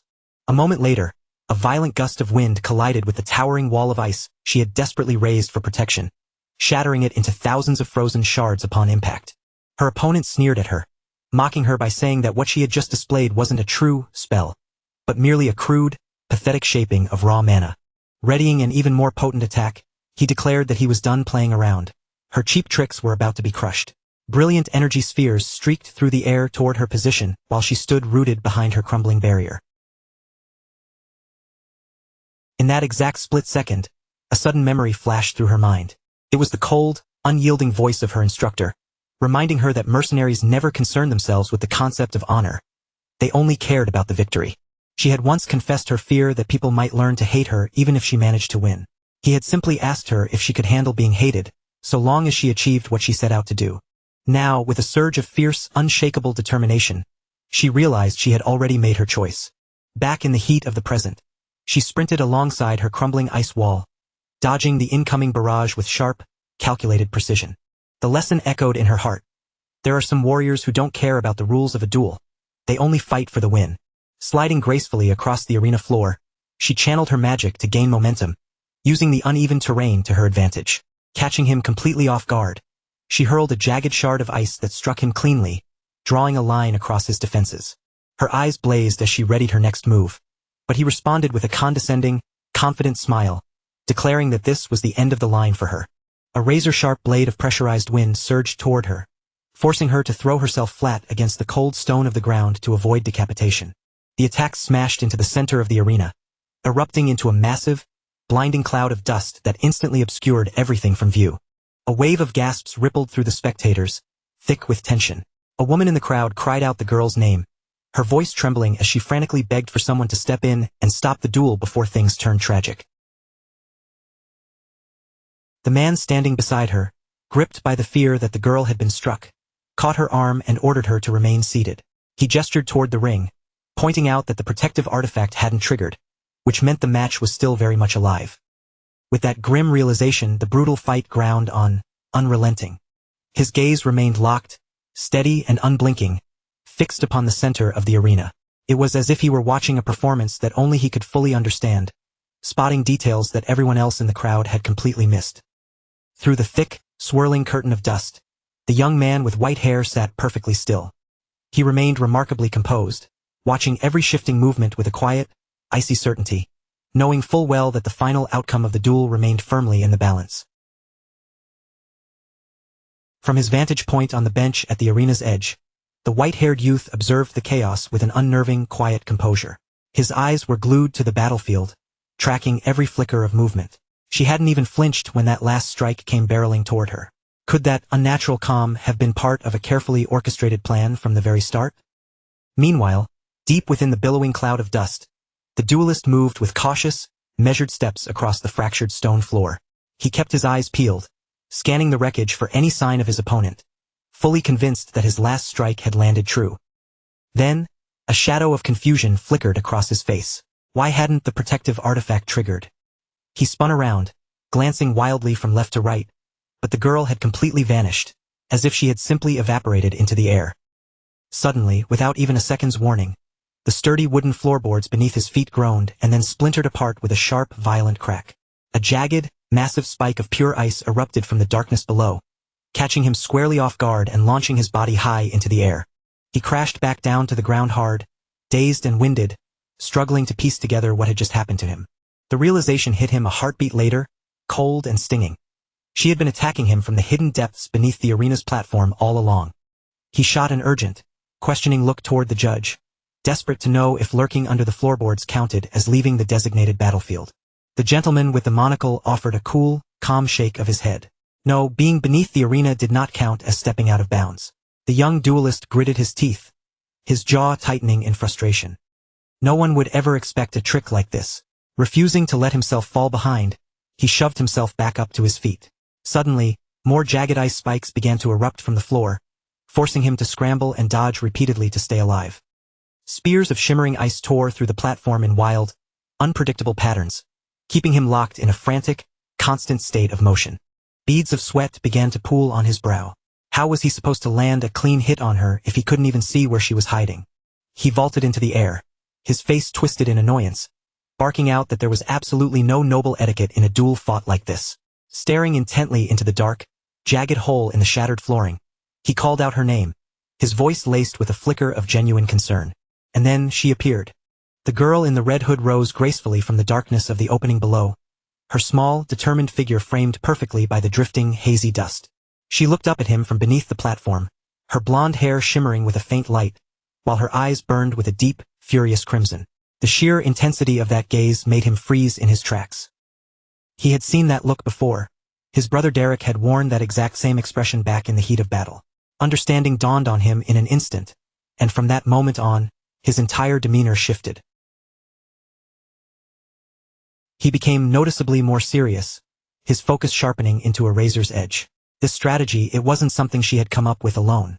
Someone had been guiding her. Perhaps the very person watching them so silently from afar. He adjusted his cape, his body tensing as he prepared for the next phase of the fight. Another spike of ice shot upward from the wreckage, and he dodged the lethal point with a fluid, practiced motion. Fine then, if this was the game they wanted to play, he would just have to follow their lead. High above them, the vast, open sky stretched out over the ruined, debris-strewn arena. Back in the audience, the lady let out a gasp of pure shock, asking if the girl had really descended into that treacherous pit.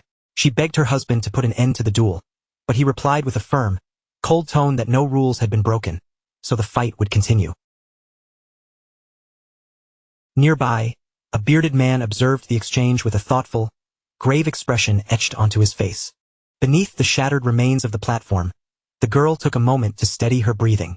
From this hidden vantage point, she could see the flow of her opponent's mana with perfect clarity. It pulsed around him like a restless current. But just as she locked onto his rhythm, he began the motions for another spell. A sharp ice spike erupted from the ground near his feet, effectively interrupting his chant and throwing his balance completely off kilter. Pure anger flared in his eyes, his patience finally starting to fray. Every single time he attempted to cast a spell, she shattered the ground right out from under him. He realized he could not afford to lose this. A single drop of sweat slid down his temple as he desperately searched for a new solution.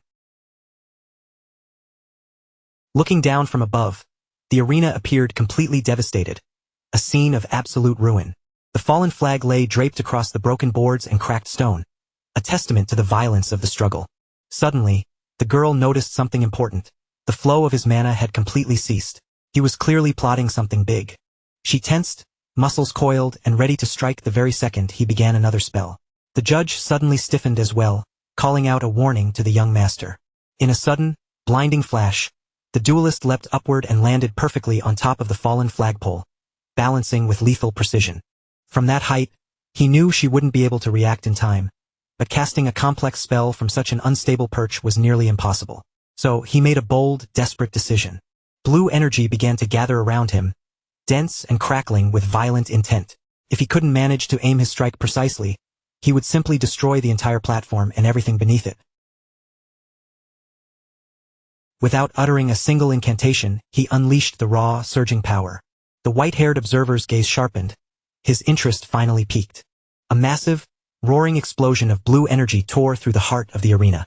The wooden platform was shattered into kindling, and the flagpole snapped cleanly at its base under the sheer force of the blast. The young man plummeted downward along with the collapsing structure as the entire battlefield erupted into a suffocating, violent storm of dust and splintered debris. The lady in the audience screamed his name, her voice thick with sudden, unbridled panic. As the smoke and dust began to settle, he emerged from the chaos, landing firmly and defiantly on his feet. His eyes locked onto a single blurred shadow cutting through the lingering dust at a terrifyingly high speed. All eyes were locked on her, the girl. He quickly conjured a brilliant, crackling blue magic arrow in his palm, and with a flick of his wrist, he launched it forward like a bolt of jagged lightning. The projectile hummed with raw power, slicing through the air with lethal precision as it hurtled straight toward her. The vibrant, neon glow of the magic reflected intensely in her wide eyes as the distance between them vanished. Yet she did not flinch, not even for a second. At the very last possible fraction of a second, she snapped her hand up, catching the searing arrow mid-flight with her bare palm. Her hand burned with a brilliant, swirling blue light as she forcibly held the raging energy in check.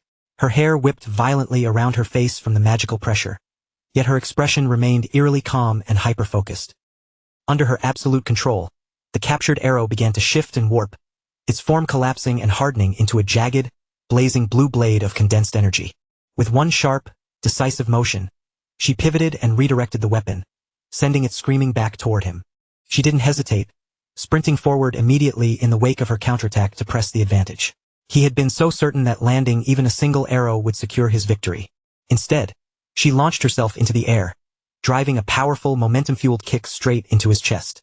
The thunderous impact of the blow echoed throughout the entirety of the ruined arena. They locked eyes in a tense, close-quarters confrontation as the force of the strike sent him stumbling backward until he dropped to his knees. In a single, fluid, and ruthless movement, she reached down, grabbed a handful of grit from the arena floor, and flung it directly into his face. The stinging particles struck his eyes, and he cried out in genuine shock, momentarily blinded and feeling betrayed by such a dirty, unexpected tactic. As he struggled to rub the grit from his eyes and regain his vision, she quickly retreated to create some breathing room. In that moment, a realization hit him hard. She was relying on physical kicks and throwing sand. Was she finally drained of mana? No, that didn't feel right. She was pushing herself past every limit just to prove she had the right to stand here. A faint, begrudging smile touched his lips, even through the throbbing pain in his chest. If that was the extent of her resolve, then he would honor it by responding with every ounce of strength he had, just like a true brother would. Suddenly, a brilliant, blinding light shimmered across the sky, and the very atmosphere of the arena seemed to shift and grow heavy. The blonde girl stood facing him, her shoulders heaving as she fought to catch her breath. One hand rested against her head as exhaustion began to creep into her limbs, but her eyes burned with an unrelenting, ironclad determination. A thin, crimson line of blood traced its way from the corner of her mouth, and a single, heavy drop fell to the ground. The scene blurred into a distant, faded memory. A calm, steady voice explained that mana was like liquid paint, and a spell was nothing more than the brush used to shape it into reality. With that brush, you gather the paint, swirl it together, and give form to an image. That, he had told her, is the true essence of magic. Her young, innocent eyes had sparkled with pure wonder beneath the vast, open sky. Back in the present, she closed her eyes, centering herself and steadying her jagged breathing. Mana is the paint. The spell is the brush. Blue energy gathered softly around her, swirling rhythmically at her fingertips. The glow intensified, pulsing as she shaped it with newfound clarity. Determination rang out in her voice, as she declared that she would paint her own picture with this magic. The judge with the monocle stared in absolute disbelief as a radiant blue aura began to envelop her, and a lethal spear of ice formed within her grasp. The lady in the audience let out a sharp gasp, instantly recognizing the technique as true one-star magic. Even the expression on her opponent's face shifted into genuine concern. Such raw, concentrated power, if handled even slightly incorrectly, it could cause permanent, serious damage. But the girl in the red hood did not hesitate for a microsecond. Her gaze remained rock-steady and unwavering. He answered her challenge in kind, surrounding his own body with a matching, fierce blue aura.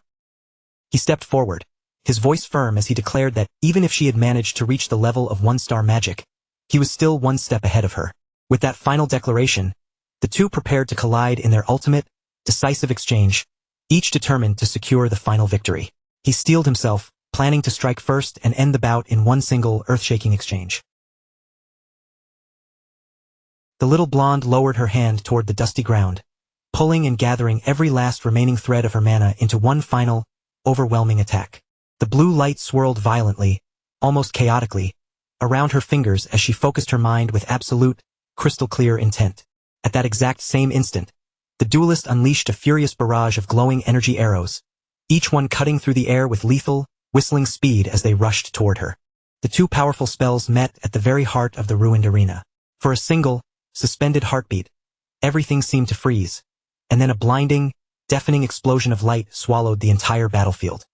The collision erupted into a massive, concussive shockwave that tore through the remaining sections of the platform, utterly obliterating whatever small structures were still standing. Dust, wooden splinters, and jagged fragments of stone were hurled outward in every direction as the sheer force of their power rippled through the air. In the stands, the young man's mother shrieked the girl's name in terror. Then, from deep within the center of the thick, choking smoke, something began to shine. A golden sphere of protective energy glowed brilliantly, floating gently above the center of the shattered arena. It pulsed with a steady, calming light. General Pelham's protective sphere had finally been triggered. The duel's built-in safeguard shimmered clearly for all to see, signaling that one of the combatants had reached their absolute limit. As the dust began to slowly drift and settle, the young fighter stood hunched over, gasping for air and staring toward the glowing barrier. His body trembled violently from pure exhaustion, every muscle strained to the breaking point from pushing his mana to the very edge. Across the wreckage, the girl in the red hood struggled to steady her own ragged breathing. She, too, had reached her absolute limit, her small chest rising and falling in rapid, desperate motions. As the final, faint traces of blue energy faded away from her fingertips, The white-haired young man watched the scene from his seat at the edge of the battlefield without showing a flicker of emotion. His gaze remained cold, sharp, and calculating as he analyzed the results of their final clash, silently waiting to see whose resolve had managed to endure until the very last second. The story shifts back 1 year. A brood of hungry chicks chirps loudly and incessantly in their nest, waiting for their mother to bring food. The nest rests precariously on the high branch of a tree, situated just outside the window of a grand, sprawling mansion. It was a small, fragile symbol of life, growing and thriving peacefully in stark, haunting contrast to the events unfolding inside. Deep within the mansion, the Grand Duke, Deploy, walked through the long, quiet corridors while his aide trailed behind, urgently informing him that a letter had just arrived from House Belmere. The aide explained that the letter appeared to concern a serious recent incident and requested instructions on how they should proceed. The Grand Duke's gaze shifted slowly, drifting toward a door that stood half open. Through the narrow gap, he saw his young daughter, Dyla, sitting all alone in the corner of the room, looking completely isolated and forgotten. Little Dyla sat with her hands tightly clasped over her lap, her expression dark, hardened, and deeply determined, an intensity that was far removed from what anyone would expect to see on a child her age. The Grand Duke watched her in complete silence. His face remained a mask, showing absolutely no emotion as he observed the lonely, solitary figure of his daughter. The flashback faded away, pulling back to reality. Back in the present, Dyla stood with a fresh wound on her forehead and a vacant, distant look in her eyes. She had just been defeated in the duel, and the weight of it was written all over her face. The vibrant, humming wave of magical power surrounding her slowly began to dissipate, and as the hum died away, the harsh, unforgiving reality of the situation came crashing down on her. Dyla stood amidst the wreckage, the stinging realization sinking in. The protective trigger had been activated, which meant, by the cold rules of this match, she had suffered an inevitable defeat. On the opposite side of the scarred arena floor, her brother Rick, the clear victor of the duel, knelt in the dirt, his gaze fixed on her with a conflicted expression that blended genuine surprise with a deep-seated, brotherly concern. Standing back at a respectful distance, her master, Derek, observed the entire aftermath with a calm, detached stillness. His features remained composed, almost unnervingly indifferent, as he silently processed the results, understanding the internal turmoil she was currently enduring better than anyone else present. Inside Dyla's mind, one single, agonizing word repeated like a hammer strike: lost. Waves of intense shame and heavy sorrow flooded her, and unable to maintain her composure any longer, Dyla finally broke down, sobbing uncontrollably as her defenses shattered. High up on a shaded balcony, the Grand Duke had watched the entire confrontation unfold from start to finish, his eyes tracking the scene as the magical barrier shimmered and finally vanished into nothingness. Standing right beside him, the Grand Duchess was practically vibrating with fury.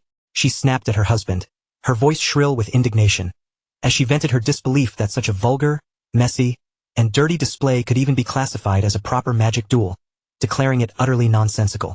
Down in the arena, Dyla's sobs continued to rack her body. She felt a profound sense of humiliation, not simply because she had lost the match, but because she was convinced that, by failing, she had let her master down. The Grand Duke listened to his wife's tirade with a pensive frown, his thoughts drifting to the man she was criticizing. He pondered how this so-called master had managed to fill the head of the young lady of House Duplin with such unorthodox, erratic teachings. The memory shifted abruptly, pulling back to a different time. A young, polished knight stood before him, introducing himself with rigid formality. His name was Reman Oswald Duplin, and he spoke with great pride about the honor of serving in the coming war.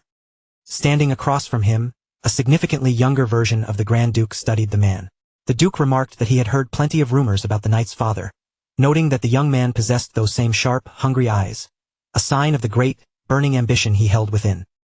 The young knight offered a stiff, respectful nod of thanks, and with that final acknowledgement, the memory dissolved back into the past. Back in the present, Dyla wiped at her tear-streaked face.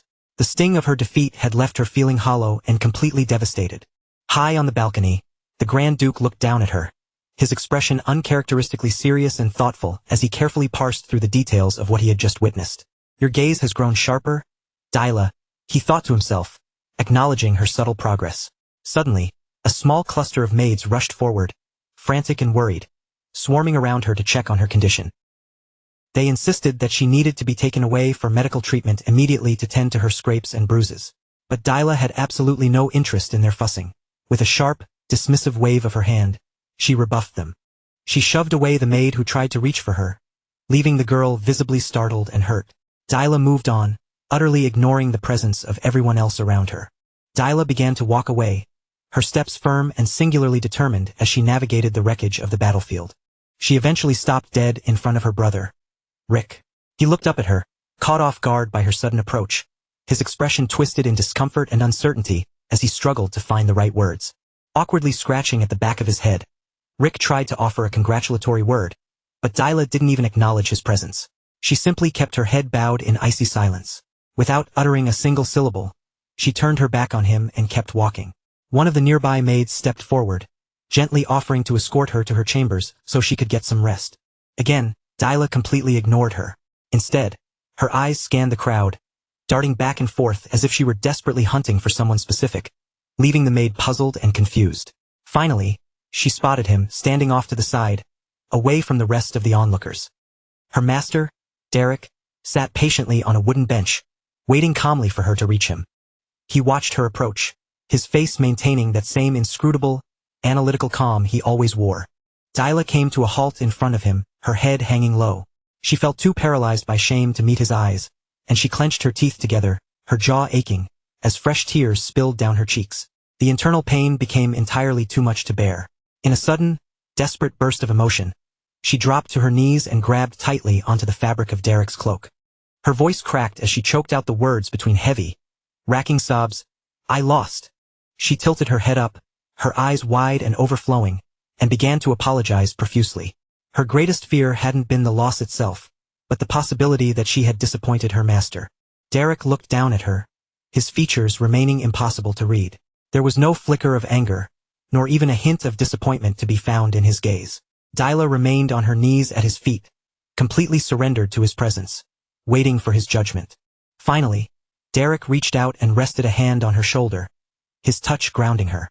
He spoke quietly, telling her that everything was all right, and that he was doing fine too, offering her the quiet reassurance she had been craving. But he didn't stop there. He offered one final, crucial lesson. She needed to take this raw frustration, burn it up like fuel, and use it to push past her current limits to become something stronger. His words resonated deep within her chest. The look of utter despair on her face slowly began to shift, hardening into a new, sharp, and focused determination. Finally, Dyla let out a long, piercing scream, venting every last drop of her pent-up pain and frustration into the air. The attending maids watched in sheer shock, stunned to see their noble lady displaying such wild, raw emotion in the presence of a mere commoner. Suddenly, the sharp, rapid-fire sound of furious footsteps echoed against the ground. It was the Grand Duchess charging their way.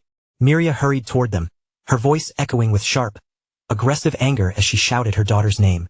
She knelt down before Dyla, performing a display of frantic motherly concern. She ran her hands softly over her daughter's face, cooing that Dyla must have been put through such an ordeal. All Dyla could manage to murmur in response was a weak, "Mother."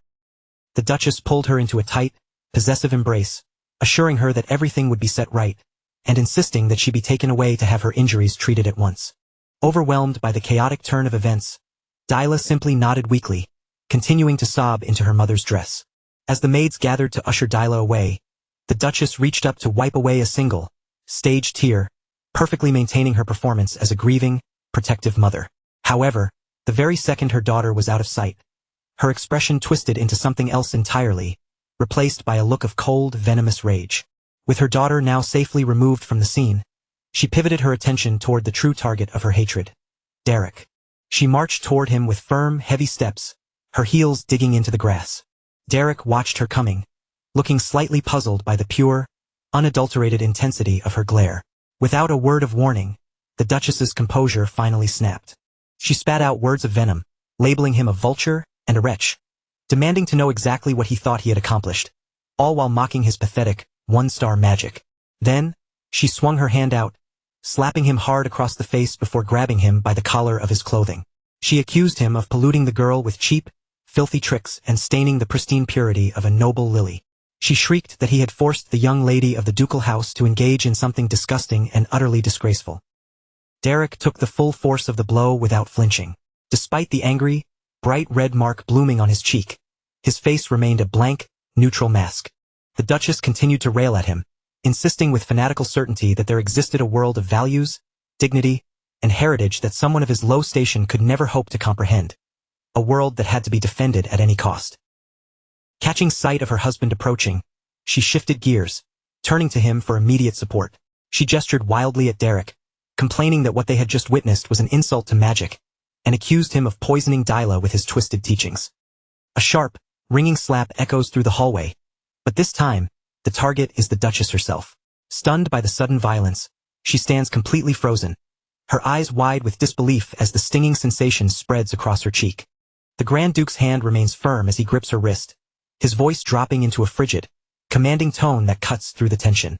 He looms over her, demanding to know if she is truly blind to whose behavior is actually beneath her station. The Duchess recoils, trembling, still reeling from the shock of being struck by her own husband. Her voice falters, turning into a shaky stammer as she fires back, asking how he could possibly stand up for someone like Derek, a lowly commoner of no consequence. With a calm, unsettling composure, the Duke simply nods in agreement. Yes, he echoes, confirming that Derek is indeed a commoner, but his expression hardens as he delivers a chilling ultimatum. But he is our daughter's master. He stares her down, his voice dripping with icy disapproval as he asks what kind of parent would treat their child's mentor with such inexcusable, disgraceful disrespect. Throughout this entire public confrontation, Derek stands perfectly still, his face an unreadable mask of silence. The Duke then pivots toward him, and in a move that leaves the gathered onlookers stunned, he offers a formal apology on his wife's behalf. He smooths over the tension by dismissing her tantrum as nothing more than a misguided, excessive display of maternal concern. Derek glances up, his brow furrowing in genuine surprise. He had never anticipated the Duke would intervene to protect his standing, let alone offer such a public concession. He gives a polite, measured nod to accept the apology. Without wasting another breath on the matter, the Duke gestures for him to follow, leading the way to his private office to discuss matters that are far too sensitive for prying ears. Derek follows the Duke without hesitation, leaving the Duchess behind in the hallway, exposed and humiliated in front of everyone. She stands there, her fingers pressed against her throbbing cheek, teeth clenched in pure, unadulterated rage as she watches her authority crumble before the very man she tried to discard. Once the heavy doors of the study click shut, the Duke's tone shifts, and he begins to sing the praises of Derek's instruction, acknowledging that he has molded Dyla into something truly remarkable. As the head of this household, he declares that such dedication deserves a reward, the greatest prize a commoner could ever dream of claiming. He makes an offer, his eyes fixed on Derek, that leaves the tutor utterly speechless. A 3-star spell. The Duke knows exactly what Derek is chasing. The atmosphere in the office turns suffocatingly heavy as the Duke acknowledges the boy's progress, while simultaneously warning him that, in the brutal hierarchy of high society, a measly 1-star spell is no armor at all. Derek maintains his cool composure, replying that now that Dyla has grasped the fundamentals, her progression will only skyrocket. He gestures vaguely, noting that there are plenty of other scholars within House Duplin capable of guiding her through the next steps. The Duke cuts him off before he can finish. He doesn't need another instructor. What his daughter needs is a true master, and that is a role only Derek can fill. The only sound filling the room is the rhythmic scratch of a fountain pen as the Duke prepares to commit his terms to paper. He looks up, his gaze sharp and piercing, going straight for the throat. He knows that Derek harbors an ambition that no commoner has any right to possess. Derek realizes in an instant that the man across from him is not someone to be trifled with. The Duke continues, his tone clinical, noting that normally, such ambition would be viewed as a grave insult to the nobility. However, he adds, his expression softening just enough to be dangerous, I am willing to overlook it. Simply because it is you. Derek stays silent, his mind racing. The Duke has pierced the veil, seeing exactly who Derek is. He knows the tutor isn't settling for just a 3-star spell. He is gunning for something far more significant, and that level of foresight makes the Duke a truly terrifying ally.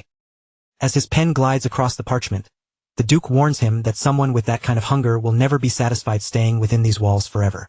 He looks Derek dead in the eye and poses a simple, loaded question. Are you prepared to leave everything behind? Derek affirms that he is. Satisfied by the answer, the Duke lays down his final condition. Derek is to remain here, continuing to refine Dyla's skills for just a little longer. In the silence that follows, Derek's thoughts drift to the invisible barriers placed on his kind, the absolute peak of power that a commoner is theoretically permitted to touch. Then, the Duke drops the question that will alter the trajectory of his life. Do you truly desire that 3-star spell? For a heartbeat, Derek is frozen, his breath hitching, before he manages to pull himself back together. A spark of raw, unyielding determination ignites in his eyes. He lifts his chin, his voice unwavering and firm. Yes, I want it.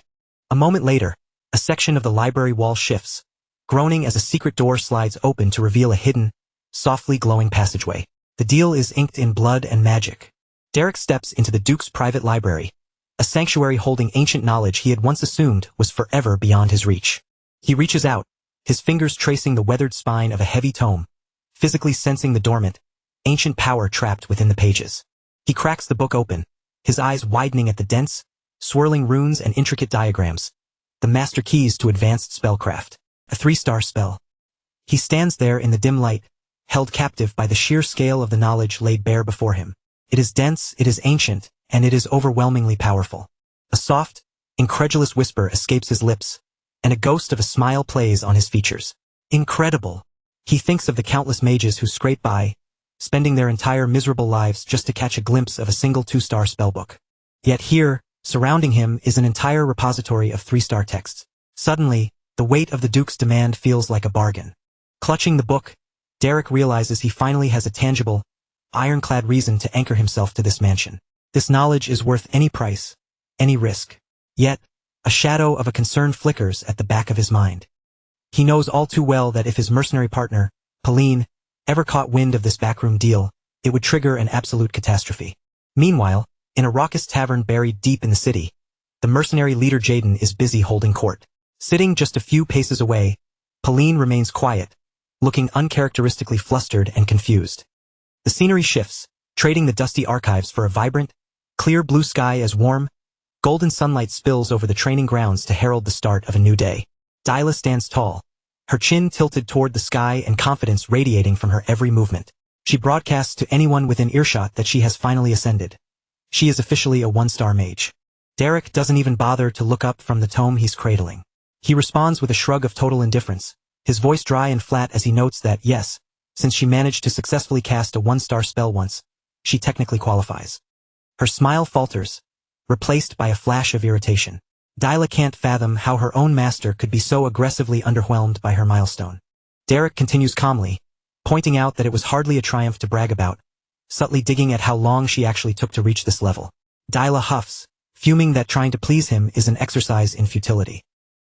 Unfazed by her temper, Derek simply remarks that she seems to have bounced back remarkably well over the last 3 days. He reminds her of the crying fit she threw last time they trained, which makes her face flush a deep, mortified crimson as she snaps her head away.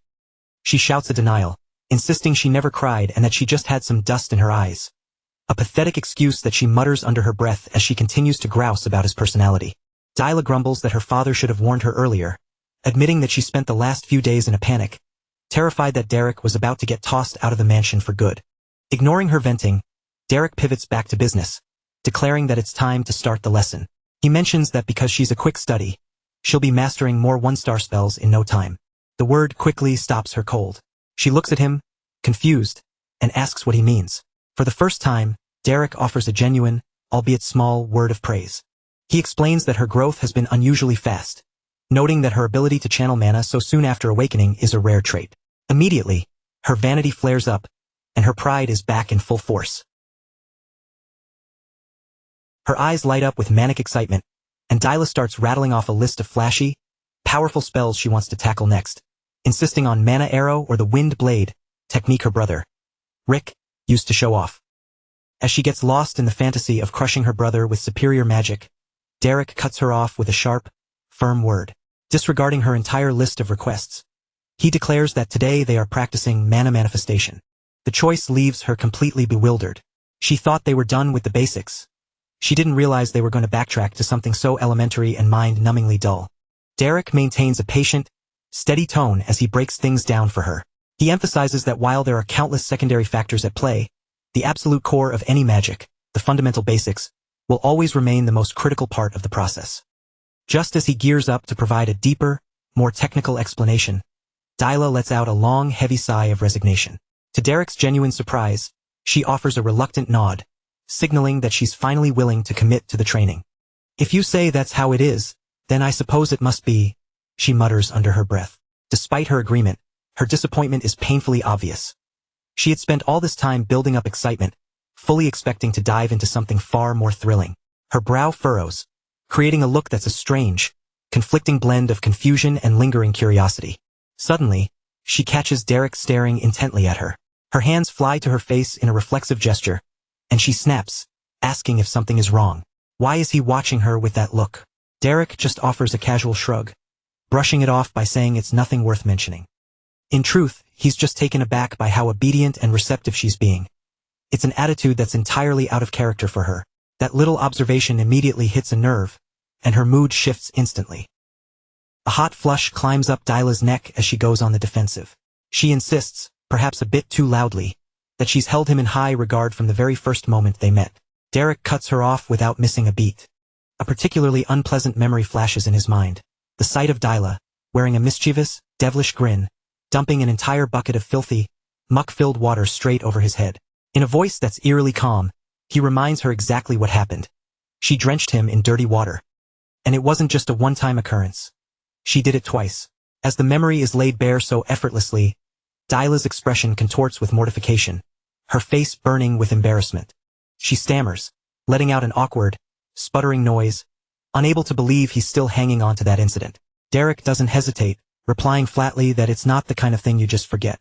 Desperate to escape the suffocating awkwardness of the moment, Dyla forces a sharp, nervous laugh.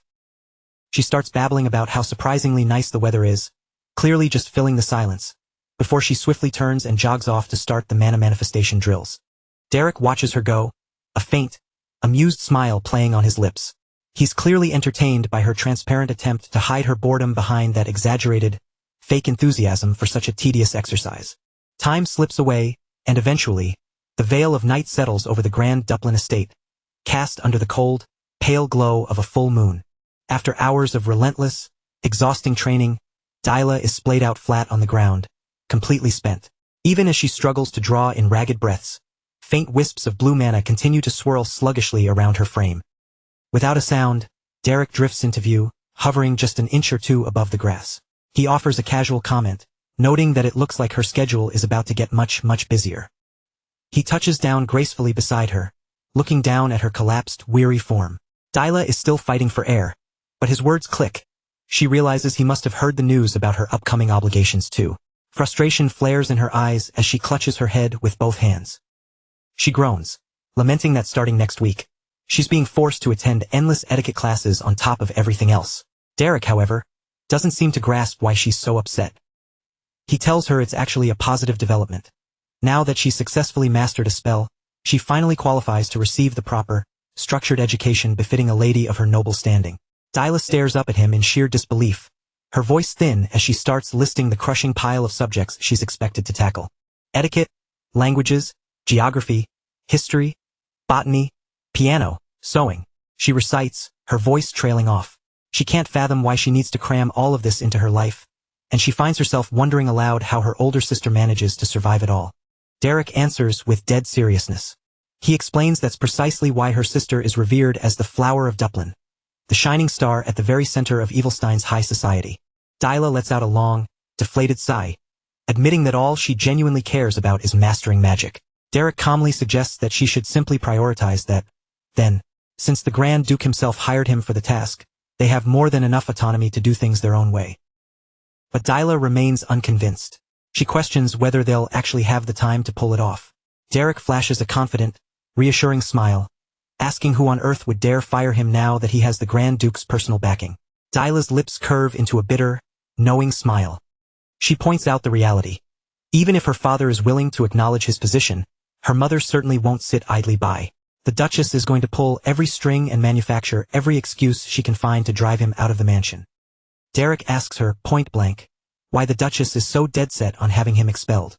Dyla's expression grows troubled as she explains that her mother is terrified that learning from a commoner like him will erode her daughter's noble dignity. The Duchess is haunted by the fear that Dyla might eventually end up turning into a mercenary. Derek takes a moment to process this, nodding slowly. From the rigid, sheltered perspective of the nobility, the duel they fought together really was devoid of the grace and refined elegance that they prize above all else. It was a raw, brutal, and unrefined scrap. Then, A spark of inspiration lights up his eyes. A new, firm sense of determination settles over his features as he tells Dyla, with absolute calm, that the solution is actually quite simple. She looks at him, completely lost and confused. Derek's gaze turns sharp, calculating. Lady Dyla, he says, his voice steady and low. Silencing the Duchess isn't that difficult. You just need to take away the justification she's using. Dyla stands there, left entirely speechless. She hasn't the faintest idea what he's getting at. At this moment, Derek's plan is far too abstract, too much of a high-level strategy for her to grasp. The next morning, sunlight floods the grounds of the Grand Duplin mansion. A new day has dawned, and with it, the first phase of Derek's plan begins to unfurl in silence. Inside the main wing, Duchess Miria stalks through the opulent hallways, a look of profound worry etched onto her face, trailed closely by a retinue of silent maids. She's already made up her mind to intervene. In the theater of her own mind, she's playing out the absolute worst-case scenarios. She views Derek as a corrupting influence, a man who will inevitably drag her precious, innocent daughter into the vulgar, low-class world of mercenaries. She pictures him molding Dyla not into a refined, graceful noblewoman, but into a rough-hewn, wild fighter. Her absolute nightmare plays out in vivid detail. Dyla, dressed in savage rags, storming through the halls of high society, with a wild boar slung over her shoulders, terrifying the elite and forever tarnishing the prestigious name of House Duplin. The mere thought gives the Duchess a splitting headache. She knows she cannot allow this. With a surge of iron-willed resolve, she reminds herself, no matter what that commoner tries to teach her daughter, and no matter what her husband might approve of, she is the lady of this house. Her word is the law. I must find a way, she repeats to herself. She is fully, dangerously committed to rooting Derek out and restoring the family's honor. She is fixated on her mission, eyes narrowed as she moves with purpose. Just then, a voice rings out behind her. Mother! It's Dyla. The Duchess whirls around, her face set for a confrontation. But the moment her eyes land on her daughter, her mind slips momentarily into the past.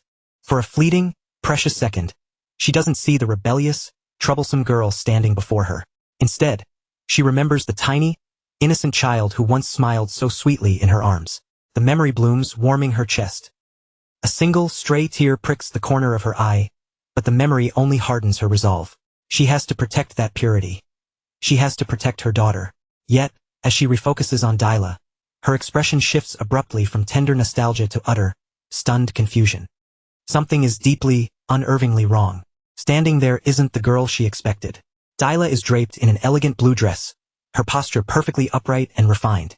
She bows with a level of grace and flawless etiquette that is completely foreign to her. Did you rest well last night, mother? She asks with a soft, serene tone that the Duchess has never, ever heard from her. The older woman freezes, her mind unable to compute the shift. The transformation is so instantaneous and so stark that she can only stand there, stammering in a daze. Derek's plan is already in full swing. With a radiant smile and a sugary sweet voice, Dyla apologizes for not being able to speak with her sooner, claiming she was busy recovering from her injuries. She says there are so many wonderful things she wants to share with her mother, but unfortunately, she has to rush off to her piano lesson this morning. The Duchess can barely muster a response, still reeling from her daughter's bizarrely polite demeanor. All I see. That's all she manages to choke out. Dyla bows once more, perfectly fluid, and politely excuses herself, explaining that she absolutely cannot be late for class. The Duchess watches her retreat, left in a state of complete and utter bewilderment. Finally, she finds her voice and calls out to stop her, her brow furrowed. She reminds Dyla that her formal etiquette lessons aren't even supposed to start until next week. Her mind simply cannot bridge the gap. She can't understand why her daughter is suddenly showing genuine excitement for the very thing she's always detested. Dyla turns back. In her mind's eye, she conjures the image of her perfect older sister, her ultimate role model, and mimics that same elegant, noble smile with terrifying precision. Thanks to your concern, mother, I've actually found myself looking forward to it. Dyla replies smoothly. Completely disarmed, the Duchess loses her footing. Oh yes, she stammers, deflated. Do hurry then, or you'll be late. In a heartbeat, she has completely lost the initiative. Her entire plan for a confrontation has evaporated into thin air. As Dyla glides through the courtyard, the servants, who are used to her usual erratic, volatile behavior, instinctively scramble to clear a path, terrified of a potential outburst. They watch her pass with a volatile mix of fear and sheer amazement. Her transformation is so jarring, so impossible, that not a soul knows how to process it.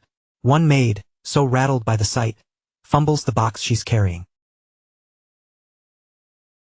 The package hits the flagstones with a dull, heavy thud that echoes through the quiet courtyard. Everyone freezes, braced for the inevitable explosion of Dyla's famous temper. But instead, she calmly drifts over to the trembling girl with a kind, gentle smile. She asks if she's all right and softly advises her not to overwork herself. That unexpected, radical act of kindness leaves the entire courtyard stunned into silence. The maid, deathly pale and shaking in her boots, can barely manage to stammer out a response. In a twist that feels almost surreal, the young Duchess's sudden surge of kindness is far more unsettling to her mother than her previous, fiery outbursts ever were. From across the grounds, Duchess Miria watches her daughters retreating back, her knuckles white as she grips her fist tight. She sees the girl walking with the composed, rhythmic grace of the perfect noblewoman she had always yearned to raise. Yet a deep, gut-level instinct warns her that something is terribly, fundamentally wrong. For the Duchess, this feels less like a triumph and more like a loss of control. Later that same day, the setting shifts to the quiet, upscale Ebelstein noble district. Nestled in a secluded, tranquil corner, a round table is elegantly set for an afternoon tea service. During their last meeting, Aceline had clearly been harboring some unspoken trouble. The light, cheerful atmosphere of the tea party hadn't been enough to mask the visible weight on her shoulders. Ellen had been quietly anxious about her friend ever since. When this concern is voiced, Aceline blinks in mild, genuine surprise. She hadn't realized that her internal turmoil was so painfully obvious to those around her. Regaining her composure, she offers a small, practiced, and graceful smile as she lifts her teacup, conceding that she was indeed dealing with some pressures at the time. Thankfully, most of that has been settled, she adds, her voice steady and radiating a quiet, palpable sense of relief. Hearing this brings a wave of genuine comfort to Ellen, yet another worry remains tickling at the back of her mind. She's caught wind of rumors, claims that Aceline personally ventured out of the protected noble district to rescue someone. The very notion is enough to disturb her. High-born ladies simply do not abandon their sheltered, luxurious lives without an incredibly grave justification. Ellen voices her anxiety, admitting that the rumors had left her deeply concerned. Aceline offers a soft, appreciative smile, thanking her friend for the concern before clarifying the situation. It turned out her younger sister, Dyla Belmiard, was in dire need of a proper magic mentor. Since finding a truly capable instructor proved to be a monumental task, Aceline explains, she took it upon herself to head out and track one down personally. Though the explanation sounds straightforward enough on the surface, Ellen's mind kicks into high gear. If Aceline, a woman of her stature, deemed it necessary to hunt for a tutor herself, then the person she chose couldn't possibly be a common, ordinary individual. A lady of the nobility wouldn't exhaust such effort for someone of no consequence.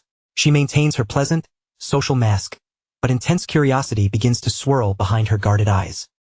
Just then, Lady Denise Linear Veltus, the second daughter of House Veltus, who had been sitting by and listening intently, enters the conversation with a polite, measured smile.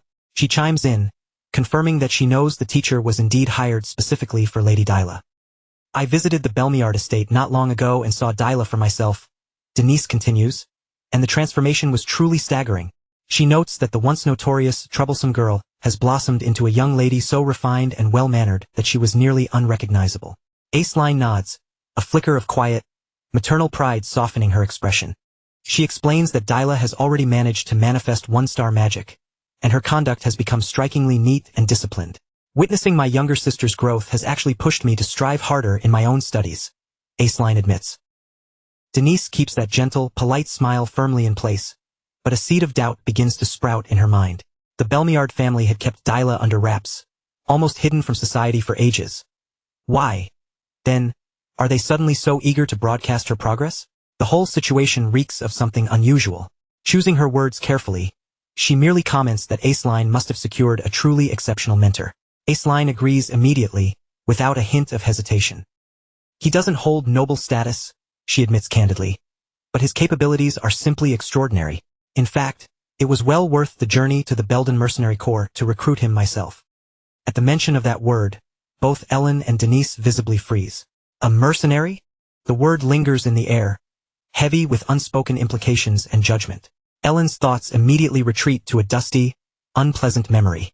She recalls a kitchen cook who had fled the Belmiard estate in a state of absolute terror, spinning harrowing stories about Dyla's volatile, harsh, and utterly uncontrollable temper. In those days, Dyla was practically synonymous with wild, unruly, and even cruel behavior.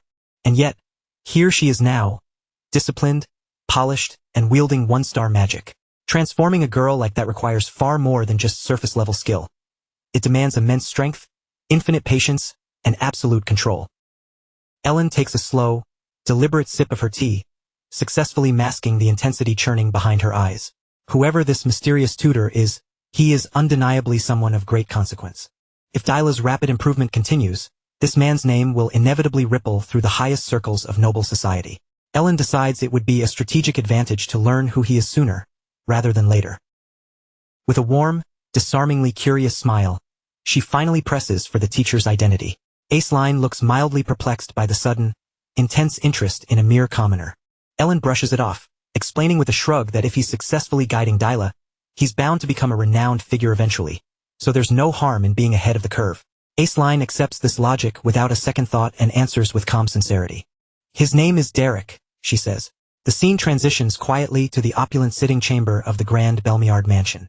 Lady Dyla is perched beside her mother on a plush, intricately embroidered sofa.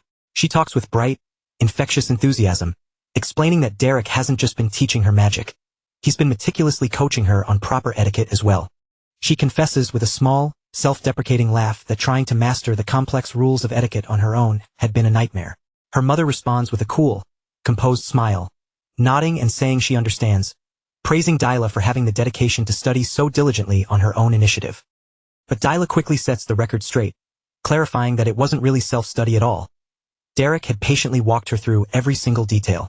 Intrigued, her mother asks what, specifically, had been so insurmountable when she attempted to learn the lessons by herself before. Dyla laughs again, answering with total honesty that nearly every aspect had felt impossible. She adds with a cheerful shine in her eyes that she's only managed to reach this level because of Derek's unwavering guidance. At that exact moment, a sharp spike of irritation flares deep within her mother's chest. While her face remains a mask of serene, elegant poise, her internal monologue is a battlefield of resentment. That damn Derek. She fumes inwardly, her thoughts turning jagged. How many more times am I forced to hear that name? She doesn't have the full picture of what he's done to exert such a powerful influence over Dyla. But one thing is certain. She cannot allow this to go on. There has to be a way to dismantle his position. Once their conversation draws to a close, she excuses herself with practiced, dignified grace, carefully tucking her brewing anger beneath a veneer of aristocratic calm. Immediately, she begins weaving through the mansion's halls, a woman on a mission to gather whatever dirt she can find. She corners a maid, casually probing about Dyla's recent behavior. The maid beams, responding with genuine warmth that Lady Dyla has been remarkably kind to the staff lately, having become noticeably more gentle and considerate. The mother remains unsatisfied, continuing her quiet interrogation as she speaks with a gardener. He, too, wears a smile, remarking that Lady Dyla seems to be in an uncommonly good mood these days. Her entire personality has mellowed significantly, a transformation that he's noticed over the last few short weeks. Finally, she seeks out the butler. The man pauses, deep in thought, before delivering his verdict. He describes the transformation as truly astonishing. The refined, sophisticated demeanor Dyla now carries is something he had previously associated only with Lady Aceline. Perhaps, he muses, Lady Dyla is finally striving to become a true noblewoman. There is, indeed, a newfound natural dignity in her posture and speech that had never existed before. Rather than soothing her, every one of these accolades only serves to deepen the mother's boiling resentment. Her face flushes a deep, suppressed red, though she manages to hold her icy composure intact. Without betraying a flicker of her true emotions, she retreats from the servants' quarters. As the sun sets and night wraps its shadows around the estate, her frustration consumes her, burning brighter with every passing minute. Outside, under the faint, ethereal wash of moonlight, Derek is still out on the grounds, pushing himself through grueling magic practice. Beads of sweat cut tracks down his forehead as exhaustion begins to gnaw at his body, but he refuses to let up, determined to keep going. Crackling blue mana flickers around his fingertips as he channels every ounce of his focus into refining his control. The aura flares with a sudden, brilliant intensity, but the strain on his stamina is simply too great to sustain. His energy snaps, and he collapses onto the cold grass, his chest heaving as he fights to catch his breath. As he lies there, chest burning, he suddenly feels a presence materialize nearby. He shifts his head, locking eyes with R.A., Dyla's former sparring opponent, who stands a few paces away.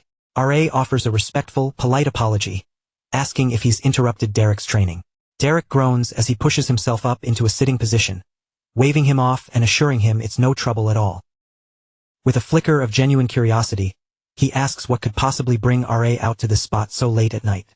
The two of them settle in on the grass, sitting together beneath the vast, open night sky.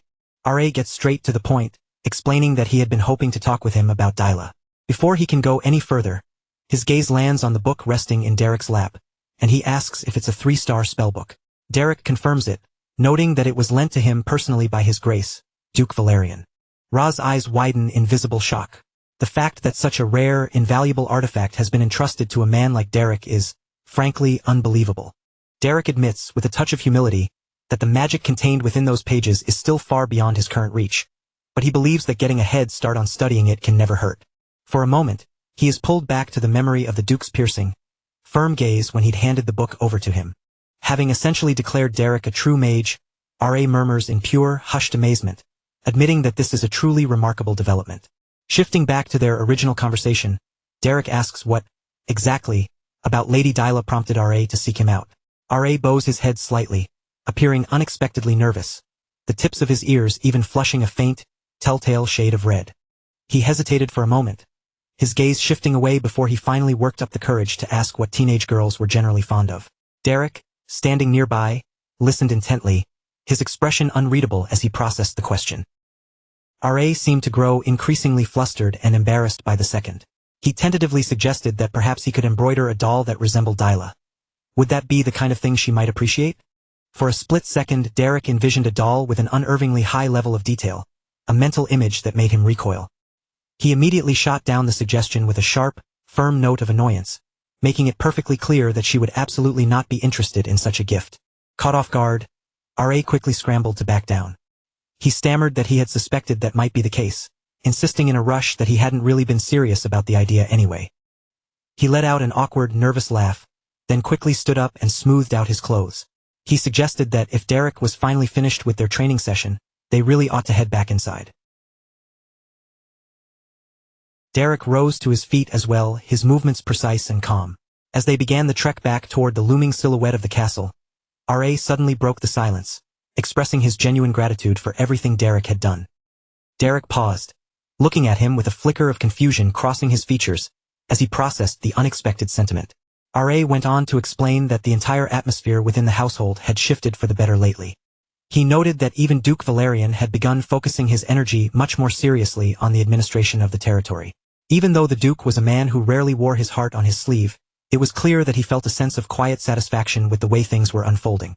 Derek gave a small shrug, replying that it was notoriously difficult to decipher the Duke's true feelings. R.A. let out a soft, knowing laugh, agreeing that every single person living in the mansion would certainly be in complete agreement with that assessment.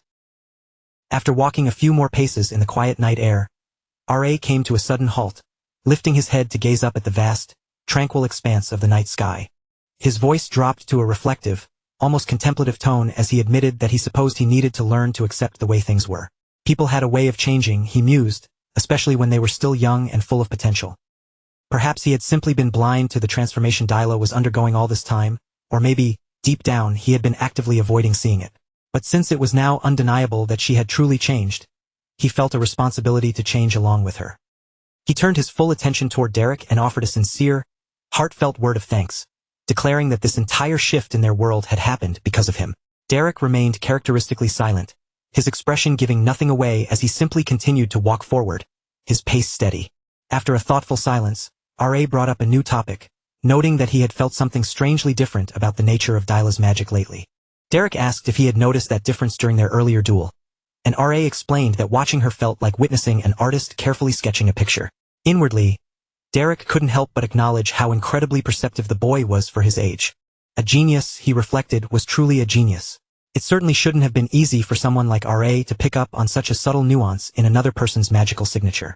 Derek clarified that Lady Dyla was currently utilizing a specific mana operation technique that was rooted in the School of the Wild. He explained that every individual possessed their own distinct, unique way of manipulating mana. He continued, noting that once she reached a certain threshold of proficiency, she would naturally evolve her own understanding, making his further instruction unnecessary. At that advanced stage, even the best teacher's interference could inadvertently become a hindrance to her growth. R.A. gave a slow, thoughtful nod, murmuring under his breath that her true moment to shine would eventually arrive, and he looked forward to it. 2 months slipped by in the blink of an eye. During that period, the heavy, stifling atmosphere that had long permeated the mansion grew noticeably lighter, replaced by a sense of calm. One bright morning, the scene found Dyla sitting elegantly before her vanity, her posture perfect as she looked at her reflection in the dressing table mirror. A delicate arrangement of fresh, vibrant flowers sat on the polished wood surface before her. She tilted her head slightly to the side, peering at the blooms with a look of mild curiosity as she asked her maid why they had been brought to her chambers. The maid beamed, replying with a warm, genuine smile that the flowers had bloomed beautifully in the garden just that morning, and she thought they would look absolutely lovely woven into Dyla's hair. Dyla reached out, her fingers brushing against one of the soft blossoms, as she inhaled its light, sweet fragrance. She smiled, a look of pure, peaceful joy washing over her face as she agreed that they smelled wonderful. It felt as though the warmth of spring had been lingering in the air for months. As her maid deftly and carefully styled her hair, Dyla spoke in a thoughtful, measured voice about the profound changes her life had undergone. She felt entirely comfortable wielding one-star magic now, and she noticed she had grown much closer to the servants who looked after her. A quiet, radiant happiness shone in her smile as she admitted that she must have been blind to so many beautiful things before this. She firmly believed that all these positive shifts were thanks to Derek.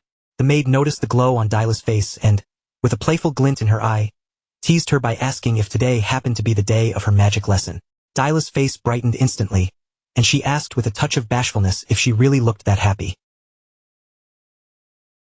When the maid finally finished pinning her hair, Dyla asked for one of the spare flowers that hadn't been used, intending to give it to Derek as a small token. However, the very instant she stepped into the room, the entire mood shifted, turning cold and heavy. The small flower she had been holding slipped from her fingers, tumbling through the air before landing silently on the floor. She stood frozen in place, her eyes widening in sheer shock as the sting of tears began to gather, blurring her vision. Her voice wavered, trembling with disbelief as she asked what he could possibly mean. Derek stood his ground, his expression neutral and calm, confirming that she had heard him correctly the first time. There was simply nothing left that he could teach her. A heavy, suffocating silence descended upon the room, thick and unavoidable, as the weight of an invisible, harsh truth echoed between them. Just as there is no such thing as an eternal winter, there is no such thing as an eternal spring. The scene cut to the Duke's private office. Derek sat respectfully across from Duke Valerian, explaining that His Grace had likely already observed a very important shift. Lady Dyla was truly a product of the School of the Wild, and among those who walked that path, her innate traits were exceptionally powerful. Her natural disposition was not something that should be constricted by the constant, rigid guidance of a teacher. Her future growth depended entirely on her having the freedom to chart her own course. He admitted with total honesty that if he continued to interfere in her development, he would only end up breaking her wings before she ever had the chance to truly take flight. Duke Valerian, sitting across from him, listened with rapt attention, not once interrupting his explanation. The office remained deathly still for a long moment. Finally, after a brief pause, the Duke broke the silence. He stated that if what Derek said was true, then there was no longer any valid reason for Derek to continue his stay in the mansion. Derek gave a simple, stoic answer. That was correct. For a moment, it looked as if the Duke was on the verge of saying something more, but the words died in his throat. Instead, he slowly stood up from his chair. Derek tracked the movement with his eyes, but he remained silent, waiting for the Duke to continue. The Duke walked over to the tall, floor-to-ceiling window, standing with his back to the room. He gazed out at the distant courtyard rather than looking at the young man, his voice steady as he spoke toward the glass. He quietly admitted that a great many things had changed for the better thanks to Derek. Because of him, his daughter had finally grown into her own. He confessed, in a rare moment of vulnerability, that he had been so utterly consumed by the burden of governing his territory that he had failed to act as a proper father. The heavy responsibilities of rule had simply demanded too much of his time and attention. And yet now, he added softly, he felt a sense of relief he hadn't known before. Then came the most difficult question of all. Without turning around, still staring out the window, the Duke asked when Derek intended to depart. Derek replied calmly that he had already heard the news. Lady Aceline Belmiard would be paying a visit to the mansion shortly, and he planned to ride in her carriage when she eventually returned to Eppelstein. The Duke gave a quiet acknowledgement. Then, still refusing to turn to face him, he stated that Derek should return the library key before he took his leave. Derek looked toward the Duke's back and replied that he would return the spellbooks he currently had in his possession and pass the key to the head butler once he was done. However, the Duke immediately cut him off, insisting there was no need to wait. He was to return the key right now. Derek didn't bother to argue with him. His gaze drifted down to the 3-star spellbook still resting in his hand. For a fleeting moment, he stared at it in complete silence. The Duke then brusquely mentioned that if there was nothing further to discuss, he was dismissed. Derek's expression dimmed slightly, a flicker of something unreadable crossing his face. Though he remained silent, he rose from his seat, offered a brief, respectful bow toward the Duke, who still stood facing the window, and then turned and walked quietly out of the office. He made his way through the long, ornate corridor of the mansion at a steady, unhurried pace, the sound of his footsteps echoing faintly against the polished floorboards. Just as he turned a corner, he suddenly found himself face to face with Dyla Belmiard. Derek came to an immediate, abrupt halt. Dyla stood rooted to the spot, looking at him with a gaze that flickered between sharp frustration and a deep, underlying hurt that she couldn't quite mask. Her voice rose as she demanded to know how he could just waltz into her life so suddenly, only to abandon her with the same abruptness. Derek met her gaze, his expression unchanging, as he addressed her calmly as Lady Dyla and explained that the situation simply could not be helped. Dyla let out a frustrated breath, replying that she already knew he wouldn't listen to her objections, yet she felt compelled to voice them anyway. Her tone dipped, softening with vulnerability as she asked, almost as a plea, if he truly could not find a way to stay. Derek did not offer a response immediately. Instead, he took a step forward, closing the distance between them, and lowered his frame until they were looking directly into one another's eyes. He spoke in a steady, rhythmic voice, explaining that he would return to his former life as a mercenary just as he had before. He intended to keep pushing his own magical studies forward, and he told her that one day, when she had refined her abilities even further, she would travel to Ebelstein for her grand debut. Dyla bowed her head, her shoulders tensing as tears welled up in her eyes. The profound sadness she had been fighting to conceal was now painfully obvious to anyone watching. A faint, reassuring smile touched Derek's lips as he told her that when that day finally came, they would surely cross paths again. He added that if his own magical progress kept pace, he might even be in a position to teach her something new once more. The moment the words left his mouth, her sorrow hardened into a flash of indignation. She snapped at him, calling him annoying and complaining that he always knew exactly how to twist his words, effectively trapping her, so she had no logical way to argue back. That night, Dyla tossed and turned in her bed, her mind racing, unable to find the comfort of a peaceful sleep. A fine sheen of sweat broke out across her skin as her consciousness slipped into the grip of a deeply troubling, vivid nightmare. In the dark landscape of her dream, harsh, biting voices assailed her from every side. They sneered, calling her useless and belittling her as an incompetent child who possessed nothing of value besides the accident of her noble bloodline. They mocked her relentlessly, claiming she didn't even have a shred of genuine talent. They branded her the disgrace of the Duplin family, jeering and asking why a girl like her had even been born into such a lineage. Fear, cold and sharp, coiled tightly around her heart. Even within the confines of her dream, hot tears spilled from her eyes. Suddenly, she cried out a desperate, echoing no. She jolted awake, bolting upright in her bed. Her breathing was jagged and labored, and her heart was drumming a frantic, violent rhythm against her ribs. A throbbing, dull ache radiated behind her temples. As the fog of sleep cleared, she realized with a shudder that the harsh words were merely a nightmare. A maid, startled by the sudden commotion, rushed into the room in a state of alarm. Calling out to Lady Dyla, she asked with genuine concern if she was all right, explaining that she had heard shouting from the hallway and had come running immediately. The maid looked ready to help, but Dyla simply stared at her in silence, feeling utterly exposed in that fragile, waking moment. Buried memories of her former, spoiled self bubbled up in her mind, and a dangerous, desperate thought began to take root. She wondered what would happen if she manufactured a reason for Derek to stay. What if she reverted to her old ways? Slapping the maids, throwing explosive tantrums, and turning the entire mansion upside down. If she became that insufferable, troublesome girl again, perhaps Derek would be forced by duty to remain at her side. For a heartbeat, the dark allure of that idea held her, and she seriously considered giving in to the chaos. The maid asked again, her voice soft with worry, if something was wrong or if she was feeling unwell somewhere. For a split second, Dyla's temper flared, and she nearly snapped at the servant, but she clenched her fists and stopped herself just in time. Instead, She forced herself to answer with a calm, steady voice that she was perfectly fine. Deep inside, she reached a firm, unwavering decision. She would never, under any circumstances, become that person again. She offered the maid a gentle, reassuring smile to set her at ease, and as the maid's tension finally melted away, Dyla sank back against her pillows. She realized with total clarity that acting out like a child would never grant her any true value.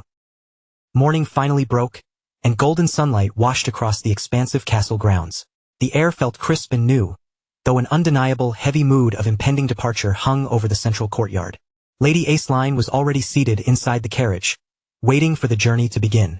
Derek approached, carrying his few belongings, his demeanor as composed and unruffled as ever. Aceline glanced at him, checking if it would be convenient to drop him off at the commercial district of Ebelstein. Derek replied that he would certainly appreciate the gesture. She offered a soft smile and told him to take a few moments to bid his farewells, as they were scheduled to depart momentarily.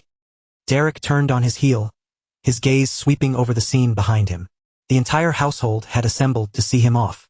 R.A. stepped forward from the group, his expression uncharacteristically somber, and asked if he was truly going through with his departure.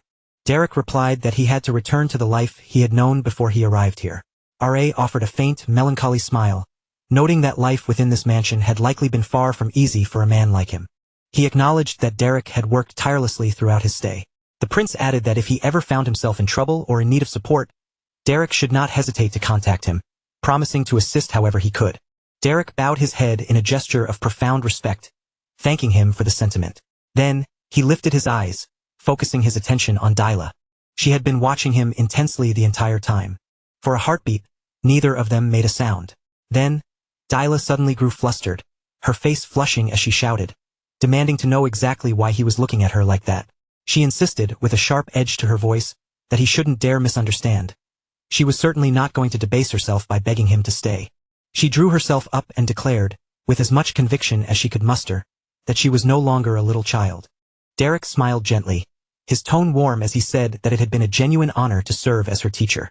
He added, with a touch of humility, that while he might not be worthy of proudly claiming the title, he sincerely hoped she would always remember the magic she had cultivated by his side.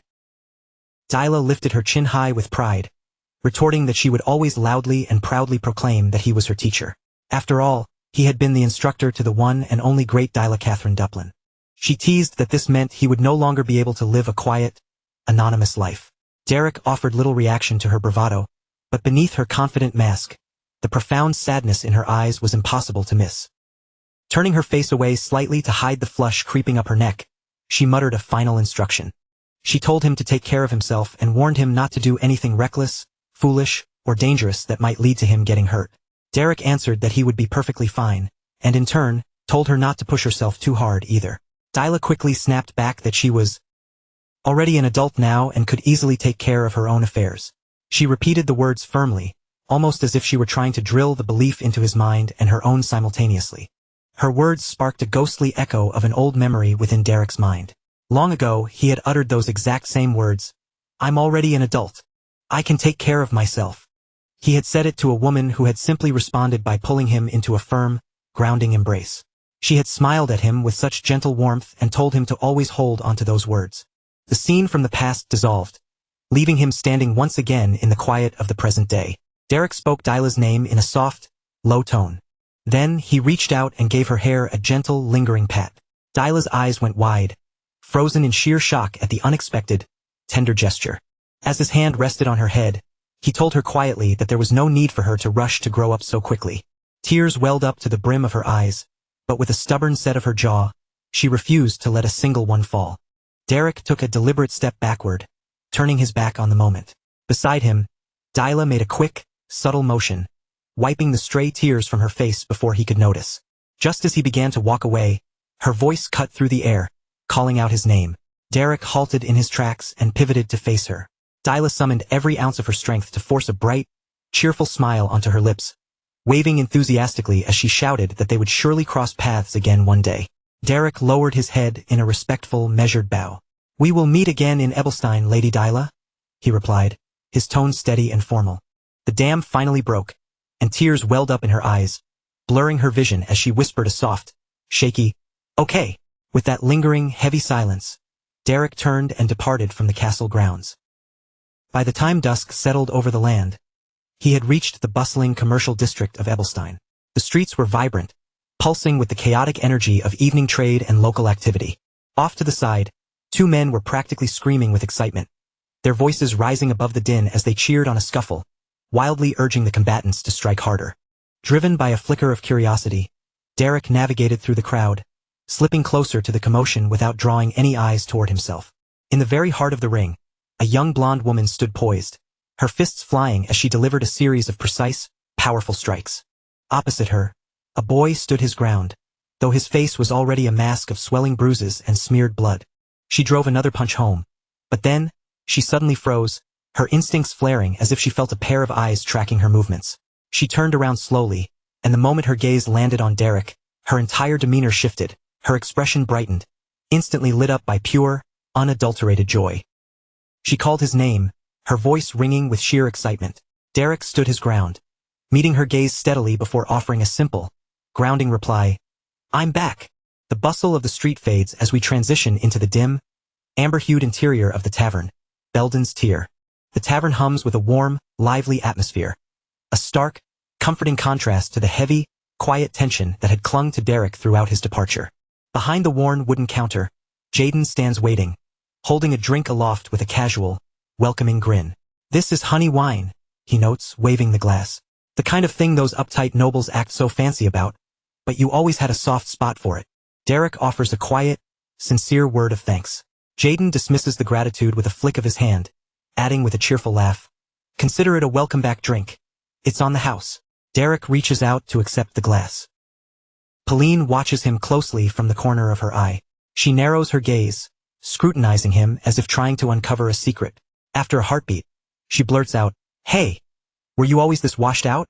Or did you manage to get even paler during your little stint living among the nobles?" Derek doesn't quite seem to grasp her meaning, his brow furrowing in mild confusion. Sensing his reaction, Pauline presses on with a teasing smirk. "When I heard you'd become a magic instructor, I just assumed all those high and mighty nobles were passing around some weird, secret medicine. So what really happened? Come on, spill it." "I just did my job," Derek says calmly. "There really isn't much of a story there." Pauline's jaw drops, her face contorting into a look of exaggerated, theatrical disbelief. Leaning back in her chair with a playful, sharp smirk, she mocks, "Wow, listen to you. You're talking just like a noble now. Would it honestly kill you to share a few details?" Before she can goad him any further, Jaden steps in, trying to diffuse the rising tension. He slides a drink across the counter toward her, saying firmly, "Pauline, that's enough. Just drink your wine." But Pauline is already simmering with irritation. She slams her palm against the table with a loud crack and shouts, "I'm so annoyed. I had to go through absolute hell working solo because he wasn't here." Her frustration echoes through the tavern, drawing the attention of those nearby. Jaden glances over at Derek, tossing a joking remark over his shoulder. "Well, look on the bright side, Pauline. Thanks to that, Derek must have brought back a decent pile of cash, right? Tell me, did they pay you well?" Derek offers a small, slow shake of his head. "I received something far more valuable than gold," he says, his voice low and calm. Jaden's smile falters, his expression shifting into open confusion. Before Jaden can even frame a question, Derek slowly reaches into his bag and places a leather-bound book onto the table. The moment the cover hits the wood, Jaden's eyes go wide, and he leans in, muttering, "What on earth is that? Could this be a Z-Star spellbook?" Pauline, too, surges forward, her annoyance forgotten, her eyes burning with sudden, intense curiosity. "Hey, you don't just see something this rare lying around." Derek calmly cuts through their mounting excitement. "Actually, it's a 3-star spellbook." As those words land, the air in the tavern seems to grow still. Both of them are frozen, utterly stunned. Jaden stares, his mouth agape. Did you steal that? If word gets out that you're holding on to something like that, you're as good as dead." Pauline, however, has a completely different reaction. Her eyes shimmer with unbridled greed and fascination. "Who cares about the theft? It's a 3-star spellbook. I want to swipe one for myself. Where did you even get it?" Seeing their extreme, panicked reactions, Derek calmly clarifies, "The Grand Duke gave it to me." Hearing that the spellbook was actually a gift from the Grand Duke, Pauline's eyes widen even further, practically sparkling. She leans so far forward she's practically across the table, blurting out, "What? Stop lying, you little punk. Are they hiring, then? Do they need an archery instructor? Tell me. Her voice is thick with eager, desperate curiosity, as if she's already picturing herself moving up in the world. Derek, however, remains unmoved by her outburst, choosing instead to sit in silence. A heavy, quiet moment passes, and the chaotic energy of the tavern gradually begins to settle back into a steady, normal rhythm. Derek is now settled into his seat, the spellbook splayed open before him, his gaze glued to the pages. Without even looking up, he asks, "Have any requests come in lately?" Beside him, Pauline has slumped over, already fast asleep from the emotional exhaustion. Behind the counter, Jaden blinks in surprise. "Wait, seriously? You just got back, and you're already itching for a request?" "Yes," Derek answers firmly. "Something light, a simple subjugation task. I feel like I've lost my edge, and I need to get it back." Jaden shakes his head, offering a confident, reassuring grin. "Oh, give me a break. You couldn't lose your edge if you tried. This line of work is always starving for capable mages. If you want a job, I've got more than enough to keep you busy." Derek clicks the book shut with a decisive thud. "Then I'm starting tomorrow, first thing in the morning." The narrative shifts to the dawn of the following day. Derek and Pauline are back in the field, traveling together toward their next destination. Mounted on their horses, the two mercenaries set off, beginning their mission in earnest. As they venture deeper into the untamed, dangerous wilderness, they inevitably cross paths with various monsters lurking in the shadows. In one stretch of the journey, they are seen locked in a brutal skirmish against a scavenging group of goblins. Later, the stakes rise even higher as they are forced to confront a monstrous, terrifying spider that stalks the dense forest. Having successfully dispatched the creatures, they continue to push forward, trekking further into the heart of the wild. As the sun dips below the horizon, they finally pull to a stop in a secluded clearing to make camp. Pauline collapses, finally relaxing after the grueling day of combat, but Derek remains entirely focused on his own agenda. Even amidst the quiet of their rest, he continues to pour his efforts into understanding the intricacies of the book. He is fixated on the third circle magic, sitting perfectly still in the dark, concentrating with every fiber of his being to channel and mold his internal mana.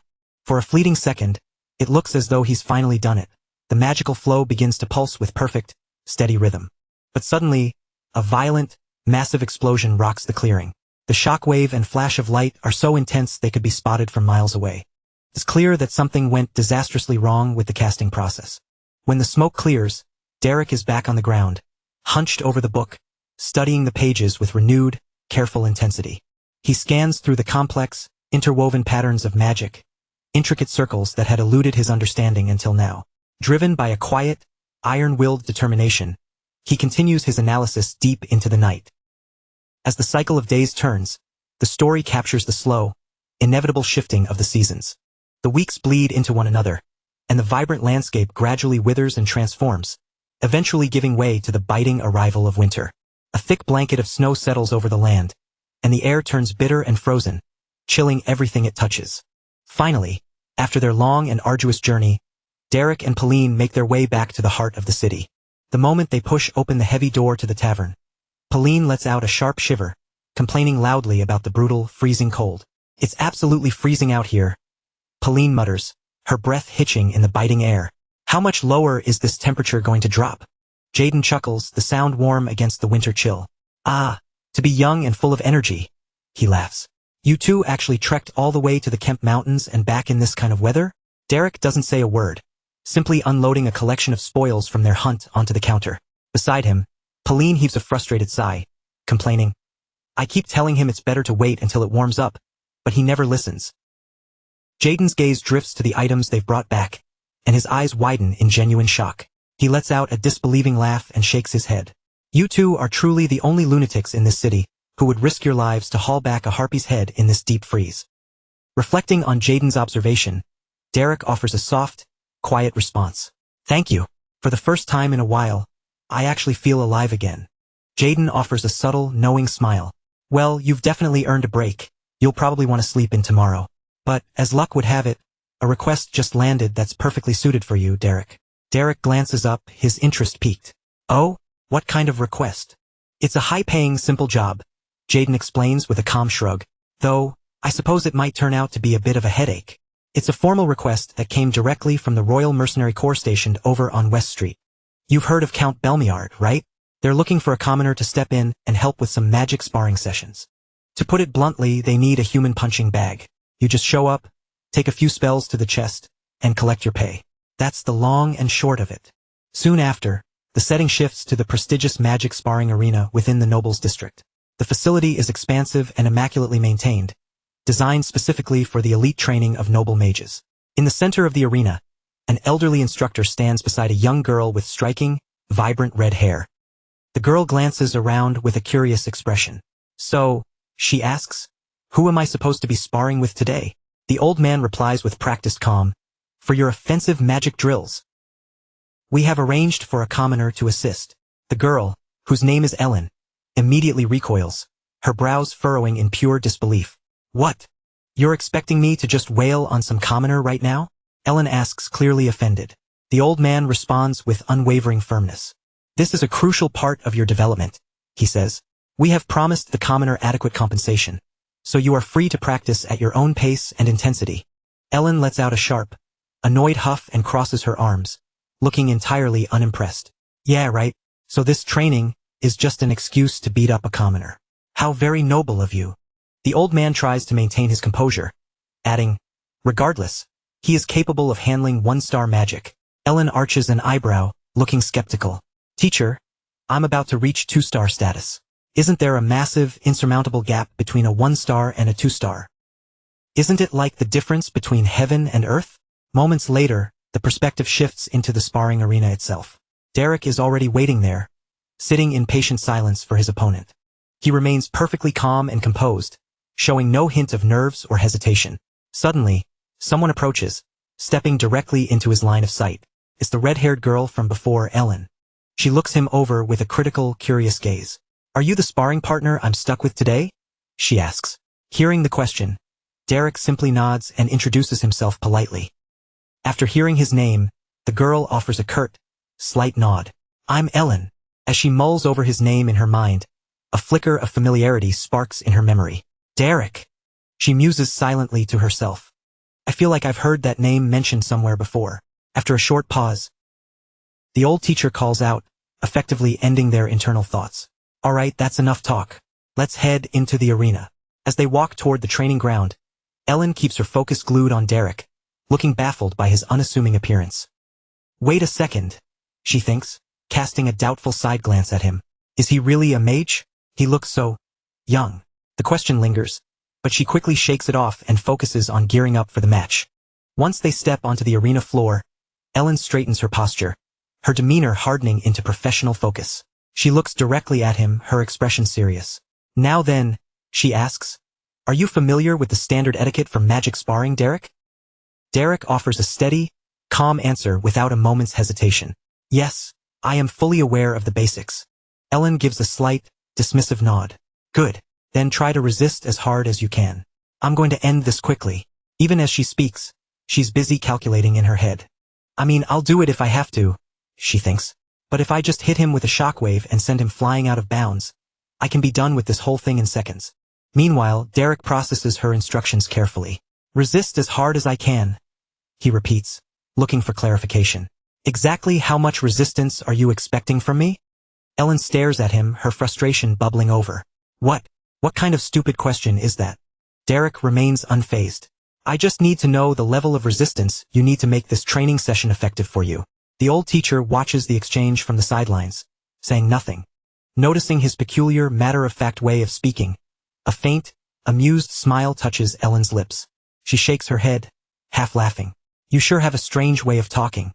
Like I said, just resist with everything you've got." As soon as those words leave her mouth, a small, subtle smile plays across Derek's face. In that same instant, a concentrated surge of energy begins to hum around him as he locks into his stance. With calm, measured confidence, he replies, "As you command." Blue, crackling mana begins to manifest in Derek's open palm. As they stand face to face in the arena, the air between them grows heavy. The atmosphere is thick with building tension and raw magical potential. Yet both combatants remain perfectly still, locked in a silent, intense anticipation of the first strike. Ellen begins her incantation, her voice soft, steady, and impeccably controlled. With every syllable, she channels her power with surgical precision. As she studies her opponent, she can't help but acknowledge a hidden truth. This commoner clearly possesses a rare, raw talent. Reaching the proficiency of a one-star mage at such a tender age is no minor feat yet.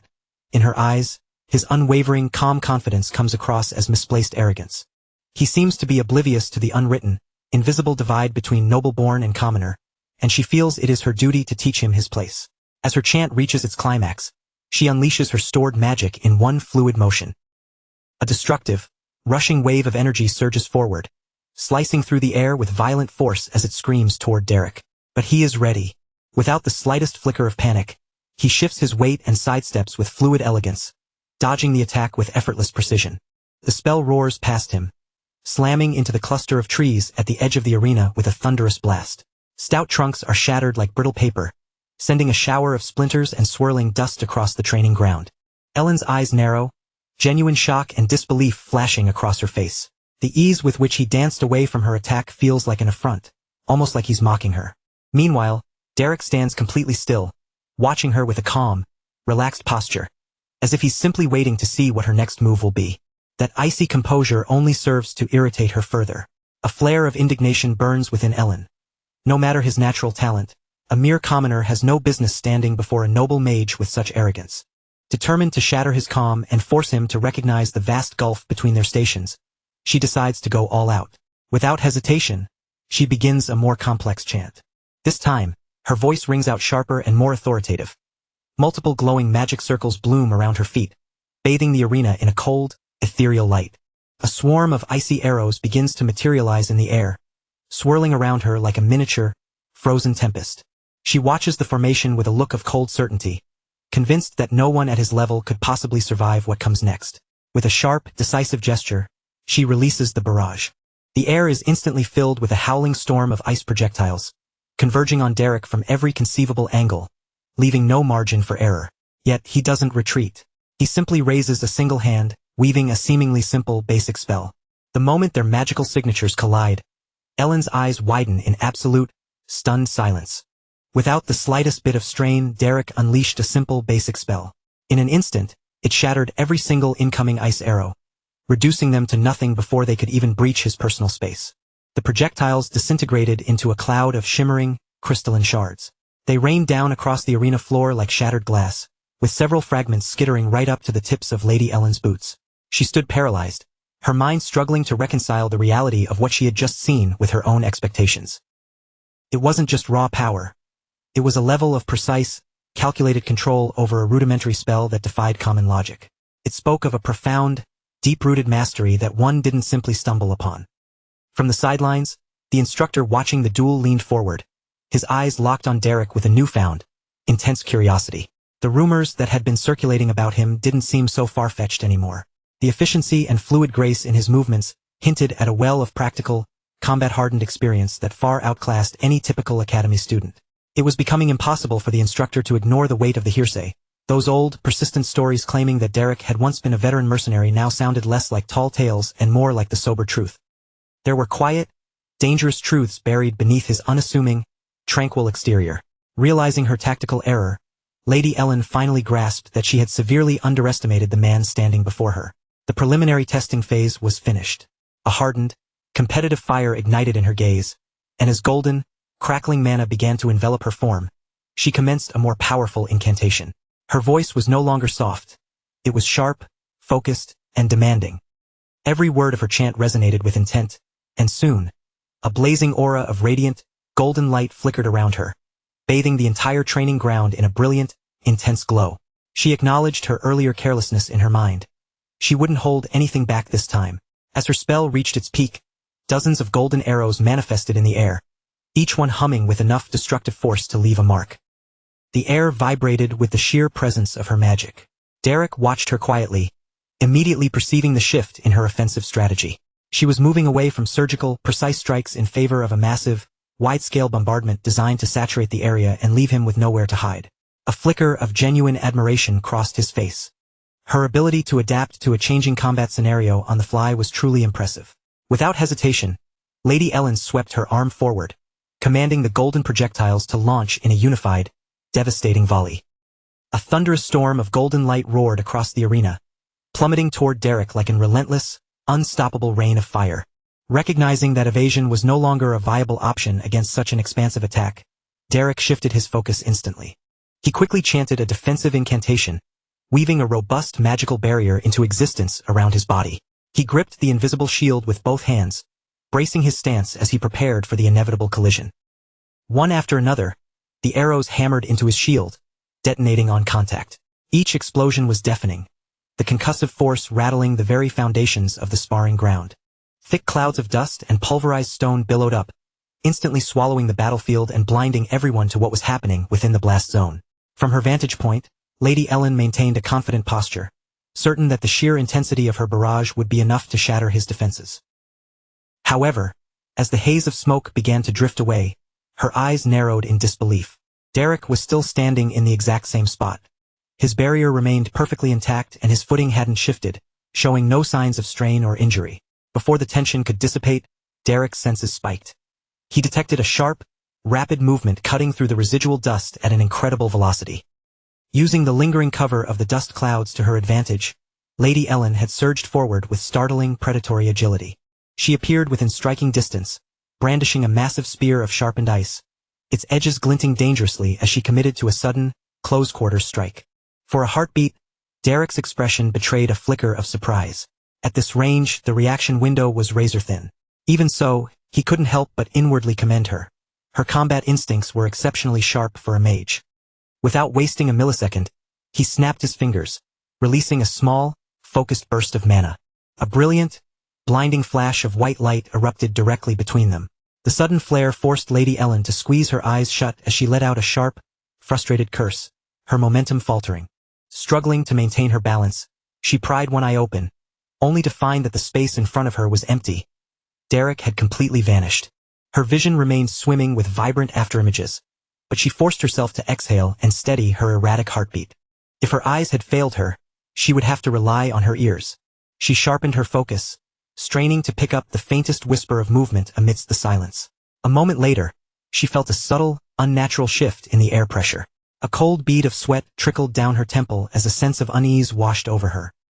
Something had moved, completely soundlessly. And then, as if he had manifested out of thin air, she saw him again. Derek stood before her, perfectly calm, as if he hadn't moved an inch. 3 small, glowing magical spheres orbited his body, hovering in a stable and tightly controlled pattern. He didn't hesitate, launching the spells at her one after another with rhythmic precision. Lady Ellen scrambled to react, barely twisting away to dodge each incoming strike. Though she managed to evade them, the exertion threw off her balance and composure. Confusion began to cloud her mind. How had he navigated so close to her without making a single sound? She peered at him more intently, forcing herself to stop reacting and start analyzing. Then the truth hit her like a physical blow. The secret was buried in the silence itself. Derek was employing a specialized delusion-type spell that effectively scrubbed all sound from his vicinity. He had predicted she would pivot to her sense of hearing once her vision was compromised, and he had meticulously prepared a countermeasure for that exact possibility. The realization stung her pride and ignited a flash of irritation. It meant his previous attack hadn't been a miss, it had been a calculated choice. He had deliberately pulled his punch. From the very start of this duel, he had been holding back on her. That thought alone grated on her nerves more than the combat itself. Meanwhile, Derek remained as serene as a calm lake, maintaining his effortless control over the basic spells as he prepared yet another strike. She was forced to block the follow-up, her concentration fraying. But in that exact heartbeat, her eyes widened. Derek had already shifted his position. He lunged toward her, closing the distance between them with a sudden, aggressive burst of speed. A confident, sharp smirk tugged at the corner of her lips, even under the intense pressure of his assault. Rapid spell manifestation was her greatest asset, the weapon she excelled at most. She was convinced that the moment any magical signature flickered into existence around his hands, she would be able to counter it before he could even finish the release. But just as she began to move, a strange phenomenon completely derailed her confidence. As Derek lunged, the magical energy didn't pool in his hands. It flared and pulsed intensely beneath the soles of his feet. For a split second, she was utterly paralyzed, completely caught off guard by such a bizarre and unfamiliar technique. She instinctively leaped backward, her mind racing at a frantic pace as she tried to make sense of the visual input. Then it clicked. He was channeling and releasing his mana entirely through his feet. As she retreated, her focus tightened to a razor's edge. But the situation only grew more chaotic. Even the very tips of his toes glowed with a soft, pulsing light, releasing microbursts of magic that propelled his movements with every step. Each stride contained a hidden strike. Every step he took was calculated to be completely unpredictable. She fought to keep pace, narrowly dodging his strikes as the intensity of the sparring match mounted. However, the irregular, jagged rhythm of his movement, so starkly different from the rigid, structured flow she had been trained in, began to completely wreck her internal timing. In the end, it was too much to overcome. Her footing gave way, her center of gravity vanished, and she tumbled to the ground. From the observation area, the instructor watched, his eyes wide with profound realization. Derek's movement style bore an unmistakable resemblance to the unconventional methods of the wildest style school. There, magic wasn't shackled by rigid forms. It flowed throughout the body like water, emerging from any point of contact without a shred of warning. Against such chaotic unpredictability, those strictly trained in the rigid, disciplined school of regulation would always struggle to anticipate the next strike. Back in the center of the arena, Lady Ellen pressed a hand to her forehead, glancing up at Derek and letting out a soft, slightly sheepish and nervous laugh. The arrogance that had defined her earlier expression had evaporated, replaced by a look of genuine, wide-eyed surprise. She openly admitted that he was, without a doubt, an incredibly intriguing opponent. Her tone was thick with sincerity as she confessed that she had totally misjudged him, having previously dismissed the swirling rumors as nothing more than the puffed-up braggadocio of a commoner. Slowly, she pushed herself up and stepped toward him, her movements now cautious and measured, while Derek held his ground, alert and ready for whatever followed. Derek held his ground, his gaze fixed on Lady Ellen. He was reading her every movement, searching her posture for any sign of a ruse or a hidden strike. As the tension in the air slowly began to dissipate, Ellen lowered her head just a fraction, offering a bow of genuine acknowledgement. It was a gesture that spoke of true respect for the exchange they had just shared. She straightened up and began to speak, her voice calm and measured. She admitted that the intensity of their duel had revealed something truly fascinating to her. With a faint trace of admiration in her tone, she thanked him, acknowledging that he had unknowingly provided her with a valuable lesson, one that she hadn't anticipated learning on the training grounds today. A soft, gentle smile played across her lips, softening the sharp, aristocratic lines of her face. For a fleeting second, the air felt lighter, and it really did seem as though the heat of their spar had cooled into a peaceful conclusion. However, that tranquility was merely a mask. The duel was far from over. In the blink of an eye, the atmosphere shifted again. Ellen demonstrated just how quickly she could synthesize new tactics. Channeling the very principle Derek had just displayed to her, she focused her intent into her foot. With a sudden, sharp crackle of energy, a concentrated bolt of light erupted from her toe, tearing through the air like a lethal, jagged arrow aimed straight at him. Derek's reflexes were instantaneous. He didn't even flinch. He simply raised his hand, his expression hardening into one of absolute focus. He met her incoming spell head-on, his own mana surging outward to intercept the attack and snatching the magical energy right out of the air. Without missing a beat, he flicked his wrist. With a fluid, practiced motion, he redirected the stolen spell, sending the crackling energy spiraling back toward her at the same velocity it had arrived. Lady Ellen let out a startled cry, her composure momentarily fracturing as she realized her own magic was barreling back at her. She scrambled to dodge, her feet slipping on the arena floor as she desperately tried to find her balance. That fraction of a second, where her posture broke and her guard wavered, was all the opening Derek needed. He surged forward, his movements razor-sharp and filled with lethal intent. He didn't give her a moment to breathe, immediately launching a secondary assault to capitalize on her stumble and keep the pressure mounting. His eyes were locked onto her, burning with a cold, focused intensity that allowed for no hesitation whatsoever. Ellen stared back in open shock, watching as his strike closed the distance in a blur. She realized with chilling clarity that they had reached the breaking point. The battle had entered its final act, where the slightest misstep would seal her fate in the arena. Derek descended from the air, his body controlled and balanced as he closed the final gap between them. His hand was wreathed in a volatile, crackling violet energy that surged and flared with dangerous power. The glow wrapped tightly around his arm, pulsing with an intensity that made the very air hum as he zeroed in on his target. Looking up from below, Ellen's eyes were wide, filled with a mixture of shock and sheer disbelief.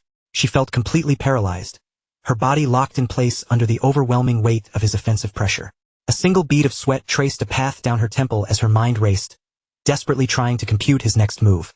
Throughout it all, Derek's crimson eyes remained unblinking, shining with a piercing, predatory focus while his expression stayed largely obscured by the high, stiff collar of his cloak. Just as the clash hit its crescendo, a moment where the collision seemed inevitable, the sharp, piercing toll of a bell rang out across the vast expanse of the arena, shattering the high-stakes tension of the duel. The crisp, authoritative sound of the handbell echoed off the walls. At the edge of the training grounds, their instructor stood firm. His face was stern, his eyes framed by his spectacles, and he rang the bell repeatedly to command their attention, signaling that the training match was officially over. The sudden noise forced the world back into stillness. Derek landed on the hard stone floor with a heavy, controlled thud, the violent violet energy around his hand dissipating into wisps of smoke as quickly as it had sparked into existence. He didn't waste a second. He immediately straightened his posture, his combat-hardened expression fading into one of respectful calm. He placed a hand over his chest and bowed deeply, his voice steady and polite as he offered his thanks to Lady Ellen for the spirited match they had just fought. Ellen stood silent, her chest heaving as her breathing gradually returned to normal. Her gaze dropped to the floor, her mind spinning with a whirlwind of thoughts, trying to reconcile the sudden end of the spar with the sheer intensity of the fight that had just unfolded. Moments later, the scene transitioned to a tranquil gazebo bathed in the soft, warm glow of the afternoon sun, a stark contrast to the heated intensity of the arena. Ellen sat with effortless grace at an ornate table, a maid standing silently in the background, ready to assist. She looked across at Derek and openly admitted, with a tone that mixed sincerity with lingering awe, that he was a truly magnificent mage. Derek stood across from her, though he didn't lean into the praise or act overly flattered. He remained calm and composed, replying with a level head that it was actually her reflexes that had caught him off guard, noting that he had rarely encountered such sharp reaction times in his travels. She met his gaze directly and offered a small, knowing smile, lightly teasing that he must be quite experienced in navigating social circles if he could deflect her compliment with such natural grace. Her expression softened, becoming more contemplative as she added that despite rumors of him being a commoner, the level of technical skill he commanded clearly spoke of years of bone-deep, relentless effort. At those words, Derek's demeanor shifted. He looked down for a moment, his face settling into a solemn expression. He replied quietly, explaining that such effort hadn't been a choice, but a harsh necessity.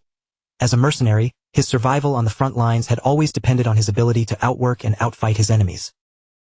Hearing his response, Ellen's posture softened. The sharp, guarded edge of her demeanor melted into something more thoughtful and empathetic. She leaned back slightly, telling him to put the humility aside, and candidly admitted that she had always held a deep admiration for those who worked hard for their achievements. However, as she spoke, her gaze drifted past him, momentarily lingering on the background where the bald magic teacher sat in the shade, quietly immersed in his book. Dropping her voice to a more conspiratorial tone, she gave Derek a subtle, grounded warning, advising him to be careful. She mentioned that the old man tended to be quite particular and likely wouldn't take a liking to his methods. It would be best for him to keep his head down to avoid any unnecessary disapproval. She then took a slow, composed sip of her tea, gracefully shifting the conversation back to their earlier spar, noting that she had learned a great deal from the encounter and expressing a quiet, hopeful desire for success in the upcoming match at the Roja Salon. Derek listened with rapt attention, his posture remaining relaxed yet deeply respectful. He offered a reassuring nod, telling her that with her current level of skill and her clear dedication, she truly had very little to be concerned about regarding the upcoming challenges. Ellen set her teacup back down onto its saucer with a delicate, rhythmic clink that cut through the silence of the gazebo. Her expression changed instantly, her eyes grew sharper, and her thoughts clearly migrated toward a different target. Her voice hardened, turning cold as she stated plainly that she had no interest in dealing with small fry. "The opponent I truly want to defeat is Aceline Eleanor Dublin," she declared. As she spoke the name, the image of a refined, blue-haired girl materialized vividly in her mind's eye. Ellen's face darkened, not with simple anger, but with the heavy, smoldering heat of a deep-seated rivalry and relentless determination. Across the table, Derek remained silent. His crimson eyes were fixed firmly on her, silently observing the shift in her mood. He took in every word she spoke and every subtle change in her facial expression, slowly beginning to grasp the true weight behind her driving ambition. The gravity of her goal finally settled in his mind. After a thoughtful pause, Ellen seemed to realize she had been lingering on the topic for a bit too long. With a small, dismissive wave of her hand, she told Derek that he was free to go. Derek didn't offer a single word of protest. He turned and began to walk away, the fabric of his dark cloak trailing softly behind him as he exited the pavilion and retreated into the estate grounds. The serene atmosphere returned once his silhouette had disappeared into the distance. Left alone with her own thoughts, Ellen reached for her teacup again, her movements noticeably slower and more distracted, as if she were lost in a memory. As she stared into the amber surface of her tea, a specific title resurfaced in her mind. Derek of the Baldoni Mercenary Corps. The name echoed quietly in her thoughts, stirring a sense of familiarity she hadn't recognized before. She frowned slightly, her brow furrowing as she became certain she had heard that name mentioned in the past. Then, like a distant, long-lost echo, the memory surfaced. She recalled Dalini speaking that very name aloud. The realization hit her with the sudden force of a physical strike, sharp and overwhelming, as if all the disparate pieces of a puzzle had finally snapped into place at once. Her eyes widened in shock, her breath catching in her throat as the weight of the truth settled over her. Without another moment of hesitation, she stood up abruptly and rushed out of the gazebo. Derek was still walking away, his pace steady and composed, completely unaware of the sudden realization that had just shattered Ellen's composure. The silence of the afternoon was broken by the frantic, rapid-fire sound of her footsteps as she gave chase. In an instant, Ellen caught up to him. She reached out and grabbed his arm with a firm, desperate grip, forcing him to come to a sudden, jarring halt. Derek turned slightly, glancing back over his shoulder with an expression that was calm, yet undeniably curious. Ellen looked up at him, her face illuminated by an intense, almost frantic smile. There was a new, electric energy in her eyes. They were sharp, locked onto his, and burning with newfound curiosity. She didn't beat around the bush. Without a moment's hesitation, she asked him directly, point-blank, if he was the mercenary who had taught Del law. The question hung in the air between them, heavy and undeniable. It marked a definitive turning point in their interaction, completely altering the way she now perceived him. As the sun began to dip lower toward the horizon, casting long, stretching orange shadows across the sprawling estate, the scene transitioned indoors. Inside a grand, spacious room, the warm, golden light of a crackling fire filled the air, its dancing flames casting flickering, lively shadows across the walls. The two of them sat across from each other at a small table, the quiet, intimate atmosphere providing a sharp contrast to the intense nature of their conversation. Aline wasted no time. Leaning forward, her voice dropping to a low, firm, and resolute register, she declared that she would do whatever was necessary to surpass Aileen. Derek watched her with keen interest, the warm light of the fire reflecting in his eyes as he repeated the name back to her, silently questioning the sheer depth of her determination to overcome the pride of the Duplin household. Ellen explained her reasoning with crystal clarity. Aileen hadn't yet achieved the prestigious rank of a 2-star mage, and her primary goal was to surpass that milestone first. Even if she fell short of that specific rank, she was absolutely determined to emerge victorious in their upcoming sparring match. There wasn't a hint of hesitation in her voice, only unyielding resolve. Derek observed her in silence, realizing that her drive was far more than simple ambition. It was something deeper and far more intense. He remarked that she possessed an incredibly competitive spirit. At that, Ellen let out a soft, dry scoff and gave a slight shake of her head. She suggested that competitive was a far too gentle word to describe what she felt. Her gaze drifted down to her teacup, her own reflection wavering on the amber surface of the liquid. Her voice grew softer as she confessed the truth. In the past, her desperate desire to win had been fueled by something far less admirable. She admitted that she had once been completely consumed by a toxic, burning jealousy, something she now looked back on as utterly ugly and pathetic.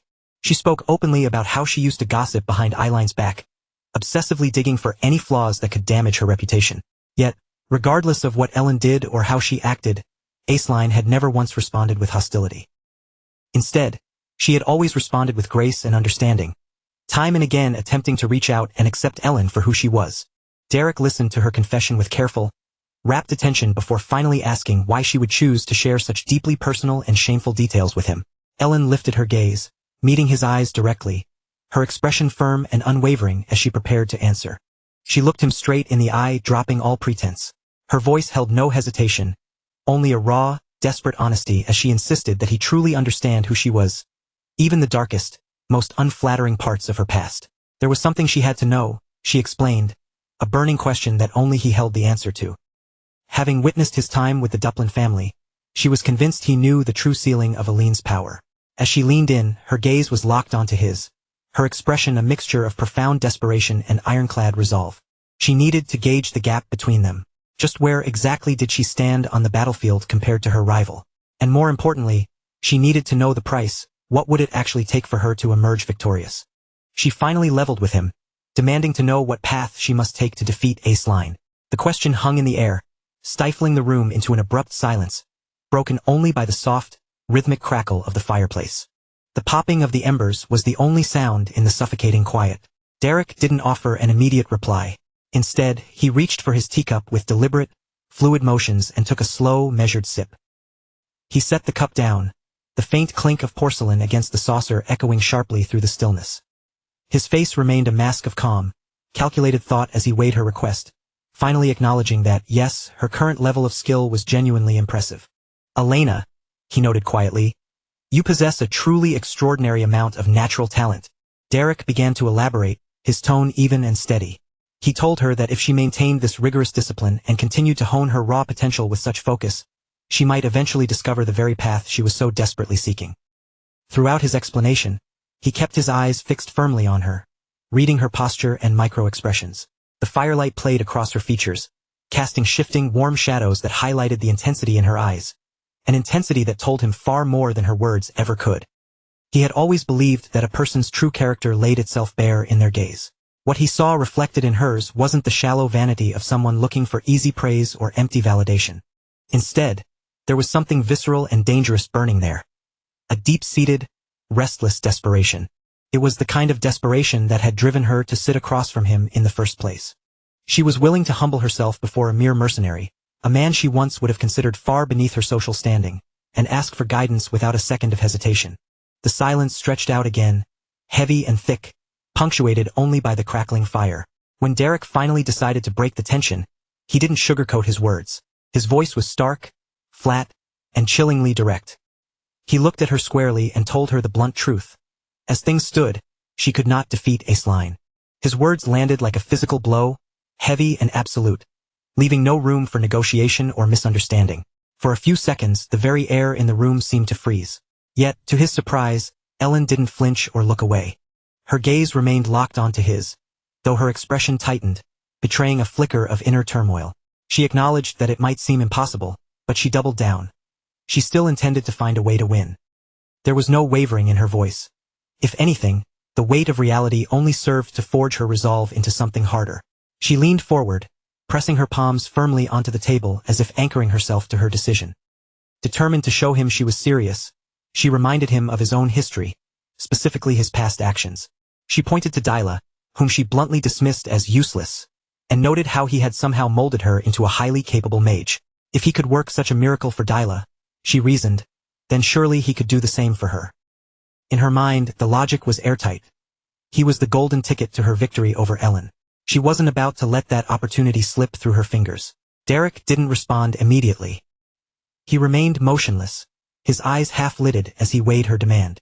After a long, agonizing pause, he finally spoke again, admitting that it wasn't as if there were no viable methods to consider. However, he had two significant concerns. At those words, Ellen's posture shifted. She leaned back and folded her arms, a flicker of satisfaction lighting up her face. He hadn't slammed the door on her, and that was enough to keep her rapt attention. She challenged him to state his concerns. His first question was deceptively simple, yet packed with a heavy, ominous implication. Did she really, truly understand how he had trained Lady Dyla? As he spoke, the mood in the room seemed to plummet. A dark, visceral memory flashed through his mind.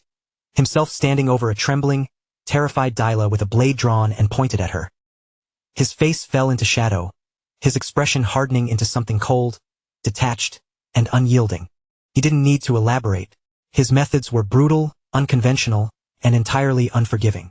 They were certainly not designed for those who lacked the stomach for true discipline. Yet, Ellen didn't even blink. She admitted she didn't know the specifics of his training, but her answer remained unchanged. She would pay any price to secure her victory.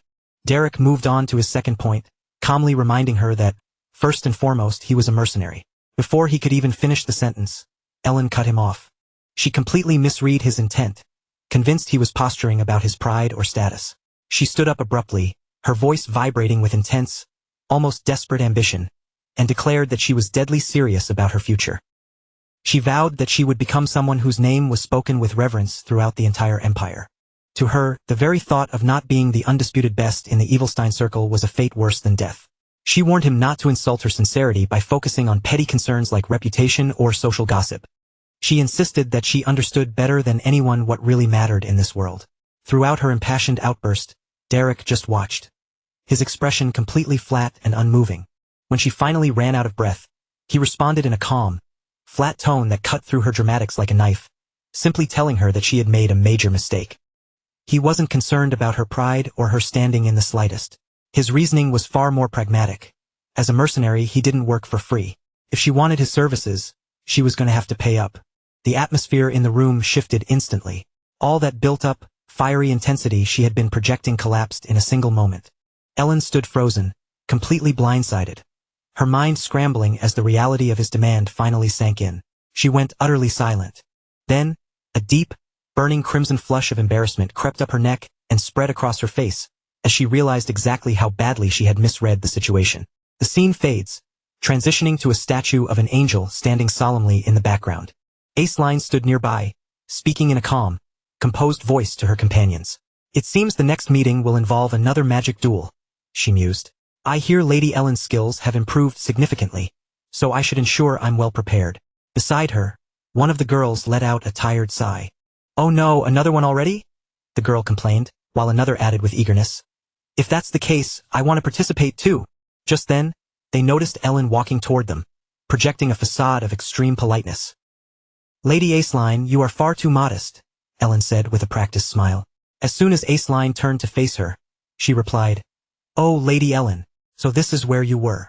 Under her breath, Ellen smirked to herself, thinking, "Ha? Look at that look of shock on your face. You must be absolutely furious, aren't you? It must be so frustrating to see that the man you couldn't have is finally mine." However, to Ellen's complete surprise, Aceline didn't look angry at all. Instead, her face brightened with genuine, heartfelt excitement as she exclaimed, "Congratulations, Lady Ellen. I'm certain you've made a very wise decision. He must be someone truly worthy of your trust. Once again, congratulations." Aceline beamed with a warm, sincere smile, appearing genuinely happy for her. The unexpected reaction caught Ellen completely off guard. Thank you," Ellen replied, her voice stumbling and awkward. Her internal thoughts raced. Wait, this isn't the reaction I expected at all. As Aceline continued to look at her, a distant memory flickered to the surface of her mind. In the memory, she was speaking to her younger sister, Dyla. "Dyla, why don't you ask Derek for some extra magic lessons? I've noticed your progress has been slowing down lately. If Derek provides the guidance, I know we can trust in his expertise." However, the moment those words left her lips, Dyla hesitated. She fidgeted nervously, her expression clouded with genuine worry, and blurted out, "No, please. We don't need to take things that far. I really don't think that's necessary. Please, stop. You're far too important to me for you to risk yourself like that." The perspective shifts back to the present moment. Lady Aceline stands in the quiet, her gaze distant, drifting into deep contemplation while the world moves around her. Ellen watches her and thinks to herself with a cold, triumphant smirk, "That's right, Aceline. If you really sit down and think about it, surely you've realized the truth by now? You know exactly what it means, now that I've successfully taken him away from you, don't you? Go on. Let all that bottled up anger out," she mused, fueling her own arrogance. "Because I, Ellen, have snatched your guardian right out from under your nose, Aceline Belmiard." Meanwhile, Aceline remained perfectly calm, her composure unbreaking as she began to speak. "But, Lady Ellen, regarding Derek, he's actually a little..." Before she could finish her sentence, Ellen suddenly cut her off, feigning a sudden realization. "Oh, is it time already? Today's conversation has been truly lovely, but I really must be going. I have my very first lesson today, after all." With a dismissive wave and a thin, satisfied smile, she turned on her heel and walked away. Aceline watched her retreating figure, her expression unreadable. She tried to reassure herself, thinking, it shouldn't be anything too extreme. Derek doesn't seem like the type of man to do anything truly reckless or terrible. Off to the side, Denise sat with her teacup, observing the entire exchange between the two women with a quiet, watchful intensity. As she sipped her tea, she sighed inwardly, thinking, honestly, they're all just human beings trying to get by and make a living. The scene fades and transitions into the interior of the tea room where Derek and his associates are gathered. Derek looked toward Jaden and said, "Anyway, leave that matter aside for now. I need to focus on the work ahead." Jaden frowned, glancing at him with concern. "The Belmiard family again? Why does your workload keep piling up like this, man?" Derek answered with his usual calm. It's fine. I won't have to waste time traveling all the way to the Belmiard residence. As long as I can handle the arrangements here in Ebelstein, it won't be a problem. Jaden still looked skeptical, his brow furrowed as he asked, Hey, you're making it sound easy, but be real with me. Can our young lady actually defeat Lady Aceline in that duel? Derek replied steadily. It isn't completely impossible. I've already mapped out a strategy. Provided Lady Ellen can manage to master second-rank magic, even if she has to face Lady Aceline head-on, we can exploit that rank advantage to overwhelm her and secure the victory. As he listened, Jaden continued his manual labor, effortlessly lifting a heavy barrel before turning back to Derek. All right, let's put the optimistic pipe dreams aside for a second. So, what is your actual realistic plan? Derek locked eyes with him, his expression turning grave. Actually, that is exactly what I needed to discuss with you. I need your help to pull this off, Jaden. Jaden leaned in, listening intently, though he still seemed lost as to where Derek was heading with all of this. Seeing the confusion etched on his friend's face, Derek clarified, Also, to ensure the training environment is safe, we're going to need Pauline's assistance as well. As he spoke, he took a slow, casual sip of his wine. Even then, the plan seemed to fly over Jaden's head. Jaden finally frowned, the realization hitting him in a way that made him uneasy. Instead of something actually sensible, you're planning something completely reckless, aren't you? Derek didn't try to sugarcoat it, answering honestly, Look, man, to be perfectly blunt with you, this entire plan is incredibly dangerous. Just as those words left his mouth, Pauline suddenly burst into the room, tears streaming down her face as she wailed. This is incredibly dangerous. Those bastards are nothing but scammers. They swindled me out of everything I had and made me suffer. Sniff. They took my absolute last penny. She continued to sob uncontrollably, leaving both Derek and Jaden standing there, completely stunned and speechless by the sudden emotional outburst. After an awkward, heavy silence, Jaden let out a long, weary sigh and reached for his coin purse, saying, Here, just take this money. In a desperate attempt to stop her crying. The scene shifts again to a training ground, where Ellen stands ready. Derek stands opposite her, his voice firm as he kicks off the lesson. First, we are going to start with live combat training. He stretched his limbs, loosening up, and continued, We're going to cycle through this exercise 10 times. Only after observing your performance in that kind of repetition will I be able to break down and analyze the minute details of your magic usage. Ellen looked at him, visibly surprised. Are we seriously going to run 10 consecutive rounds of combat? Derek gave a single, curt nod. I need to see your true combat instincts in action. Ellen let out a mocking hum. Humph. Typical mercenary behavior. Even your teaching style is just as brutal as your reputation. Isn't it? Well, whatever. It's not like I hired you to lecture me on theory from dusty old books. Anyway, Derek didn't show any reaction to her jab. Instead, he simply channeled a bit of mana into his hand, his expression indifferent. Fine. If you're ready, let's begin. Sometime later, the training field lay in total ruin. Every obstacle was shattered, debris was scattered everywhere, and the ground was scorched from the sheer intensity of their clash. Off to the side, Ellen stood hunched over, clearly pushed to her absolute limit, struggling just to keep herself standing upright. Derek observed her, his tone perfectly composed and professional. Thank you for the effort, my lady. Please, take 10 minutes to rest. Once that's up, we'll dive into the fundamentals of magic theory. Ellen stared at him in utter disbelief. Wait, what? Only 10 minutes? My mana reserves are completely drained. Derek's response was cold and unwavering. If you truly put in the effort, I am certain you still have mana left to draw from. You're miscalculating the form. Concentrate harder and manifest 10 more ice spears. Despite being on the verge of collapse, Ellen grit her teeth and forced herself to try again. She failed again, the spears dissolving before they could fully form. Derek's voice became sharper, stricter. If you can't even manage this, what exactly are you capable of? You're still 5 short. Now fire 100 more magic arrows. Ellen could barely stay on her feet, her breathing ragged as she gasped for air. I really don't have any mana left. But Derek cut her off, his tone icy. Instead of wasting your remaining breath on excuses, you should be focusing on creating another arrow. Pushed far beyond her breaking point, Ellen finally buckled and collapsed to the ground. Derek watched her fall without a hint of pity. You've worked hard for this session. You're dismissed for dinner. After a pause, he looked down at her and added, My lady, are you all right? If you honestly feel like you can't continue, giving up is always an option. To his surprise, Ellen looked up at him, a defiant smile on her face. Despite her total exhaustion, she let out a raspy, confident laugh. Are you honestly telling me to give up because of a little workout like this? You gave me all those ominous warnings before we started, so I honestly expected something extreme. This is just a standard, light bit of hard work. You have no idea what I had to endure just to survive the backstabbing nature of this high society.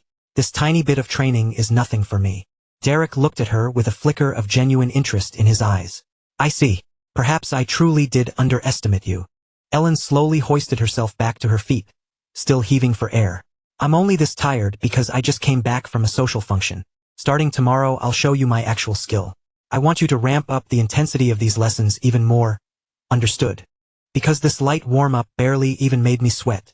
Derek stood there, listening quietly, before responding with a tone of mild confusion. Tomorrow, my lady? What exactly do you mean by that? Ellen blinked, confused by his reaction. Derek continued, as calm as ever.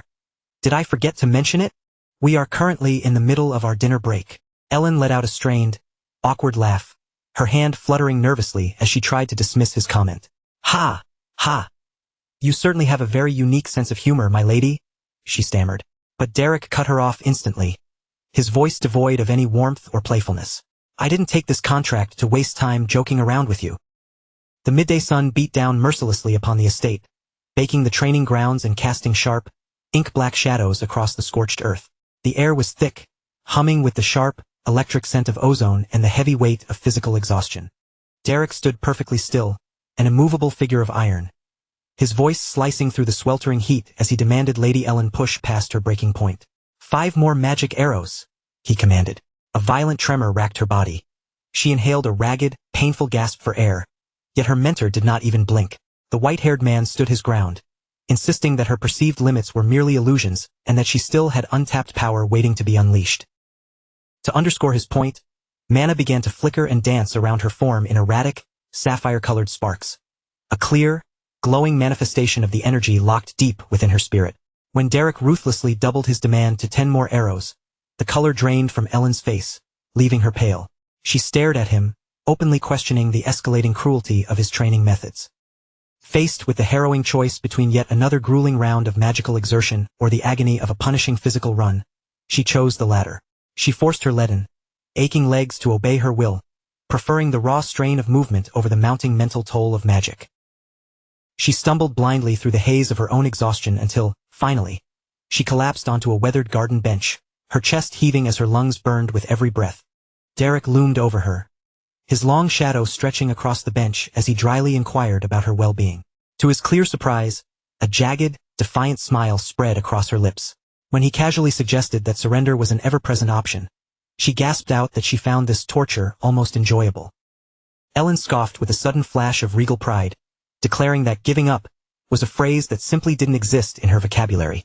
Her bravado, however, was not met with praise, but with the immediate imposition of yet another trial. Sensing that her inner spirit remained unbroken, Derek decided her short rest had come to an end.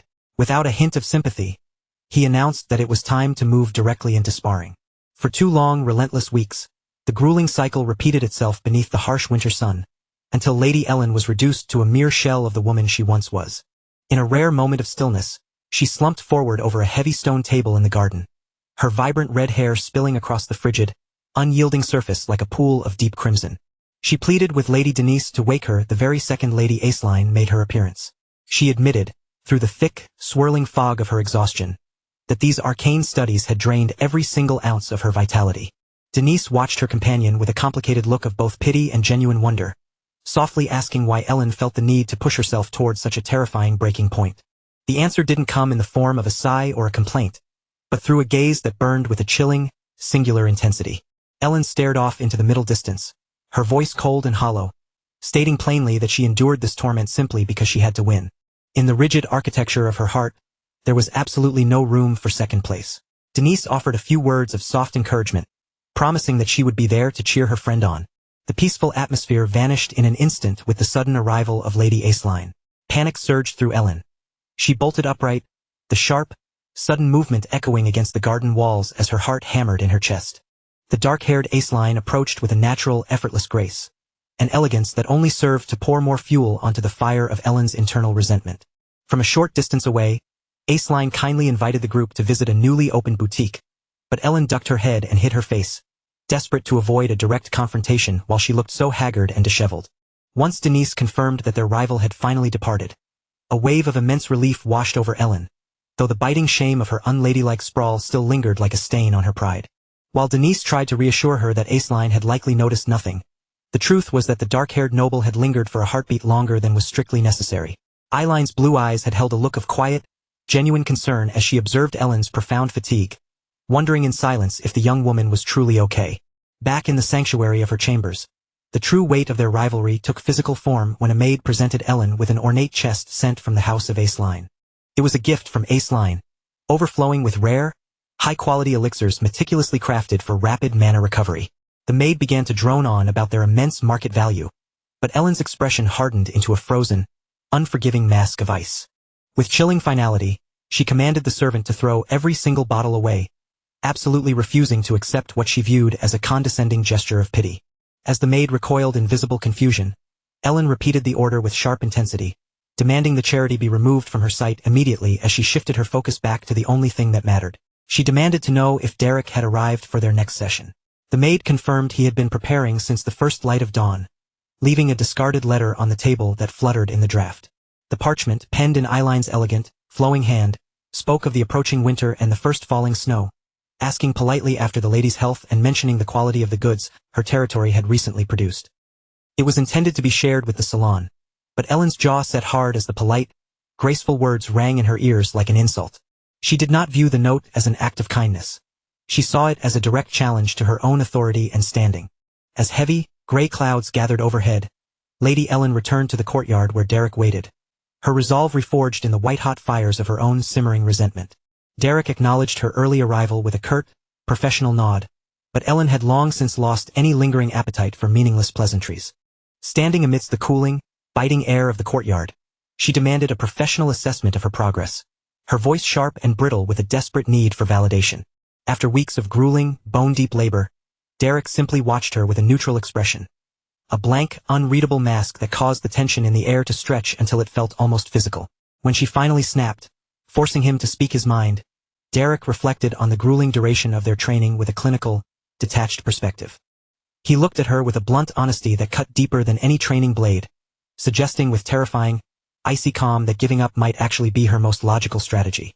The words hung in the freezing air, a direct assault on the internal fire that had driven her forward at the devastating cost of her own health. Fury ignited in Ellen's eyes, her pride wounded to the core, as she demanded to know why he continued to offend her so brazenly. Derek offered a hollow, practiced apology for any pain his words had caused, but he did not for a second recant his assessment. Lady Ellen stood tall, her voice trembling with a volatile mixture of pure rage and deep-seated desperation, as she asked how he could even dare to suggest the word, surrender. Her singular, obsessive goal remained exactly the same. She had to know how Aceline could be defeated. The confrontation reached a boiling point as she screamed that she had hired him to engineer her victory, not to receive unsolicited, condescending advice on how to quit. She snapped at him to get lost if he intended to continue spewing such nonsense, claiming he was wasting the precious time, that she needed to close the gap between her and her rival. Derek remained entirely unmoved by her emotional outburst. His red eyes were fixed on the trembling girl before him with cold, piercing clarity. He posed a final, haunting question. What would happen if winning simply isn't an option for you? He noted that a frantic, obsessive fixation on victory often stalled a person's true evolution. In his grim, mercenary worldview, a humble acceptance of one's own limitations was sometimes the only prerequisite for genuine progress. Ellen recoiled as if she had been physically struck. Her face suddenly went wet with hot tears as the crushing weight of his words shattered her composure. Such a path of acceptance felt far too pathetic for her to ever endure. In a moment of raw, jagged honesty, she finally confessed her true nature to him. She reminded him that she was merely a shameful, petty individual, someone who had once spread malicious rumors about Aceline simply to mask her own deep-seated inadequacies. The prestigious titles bestowed upon her by society, the pillar of Belmiard or the flower of the Roja Salon, felt like hollow, mocking lies. A suffocating sense of worthlessness took hold of her soul as she admitted, in the face of her failures, that she was nothing. She echoed those grand, biting self-assessments, her voice cracking under the strain as she finally acknowledged the ugly truth. She was completely consumed by petty, bottomless jealousy. With a final, desperate cry, she screamed her total acceptance of her own flaws. She gave voice to how incredibly lacking and pathetic she felt inside. Now that she had finally admitted to her own shortcomings, there was no longer any logical reason to harbor such a focused, burning hatred for Aceline. Yet, she still trembled, caught in a violent internal storm she couldn't silence. The heavy weight of her inferiority complex threatened to crush her spirit. She demanded to know why this self-hatred refused to dissipate, even now that the truth had been laid completely bare. She explained her desperate need for Derek to truly see the depth and the desperation of her resolve. She understood that even if it meant dragging her most disgraceful, shameful traits into the light for him to judge, the root of her pain reached far deeper than simple envy. She realized, in a moment of terrifying clarity, that she had never actually hated Aceline at all. The true target of her loathing had always been herself. This entire conflict didn't stem from a shallow, external grudge, but from the crushing belief that victory was the only way she could ever hope to escape the suffocating grip of her own perceived insignificance. Just as she reached her breaking point and seemed ready to shatter completely, the sound of a firm, steady step rang out against the damp stone floor. Derek stepped forward, his expression hardening into a look of absolute, terrifying certainty. He made a solemn pledge, the cold winter sun catching the silver strands of his hair, that they would emerge from this victorious. He vowed to ensure she defeated Lady Aceline, not because he felt pity for her, but as a formal recognition of the soul she had finally dared to bear before him. Looking up at him, a new, quiet sense of purpose began to stir deep within the burning depths of Ellen's eyes. She gave her full consent to the grueling path ahead with a single, whispered, "Okay." Sometime later, a carriage rolled forward through the gates, wheels crunching against the gravel until it finally came to a complete stop at the estate. A figure stepped out from the interior, and it was none other than Ellen's former teacher. As he glanced ahead at the sprawling grounds, it became clear that they had arrived at the territory and primary residence of Count Belmiard. At that exact moment, a man with striking red hair walked toward him with a welcoming smile. "Welcome," he said. "I trust your journey to Ebelstein went smoothly?" Seeing him, the old teacher bowed respectfully. "Greetings, my lord. It is an honor. How have you been?" The red-haired nobleman chuckled warmly. "That trip must have been exhausting. Please, come inside, take a seat, and get some rest." They settled into comfortable chairs, and the man continued. "It has been quite a while since I last saw my dear Ellen. How is she faring over there?" The teacher kept his composure, answering, "She is doing very well. My lady has been putting a tremendous amount of effort into her magical training." The red-haired man laughed heartily. "Haha, I've never seen a girl with such incredible natural talent as our Ellen.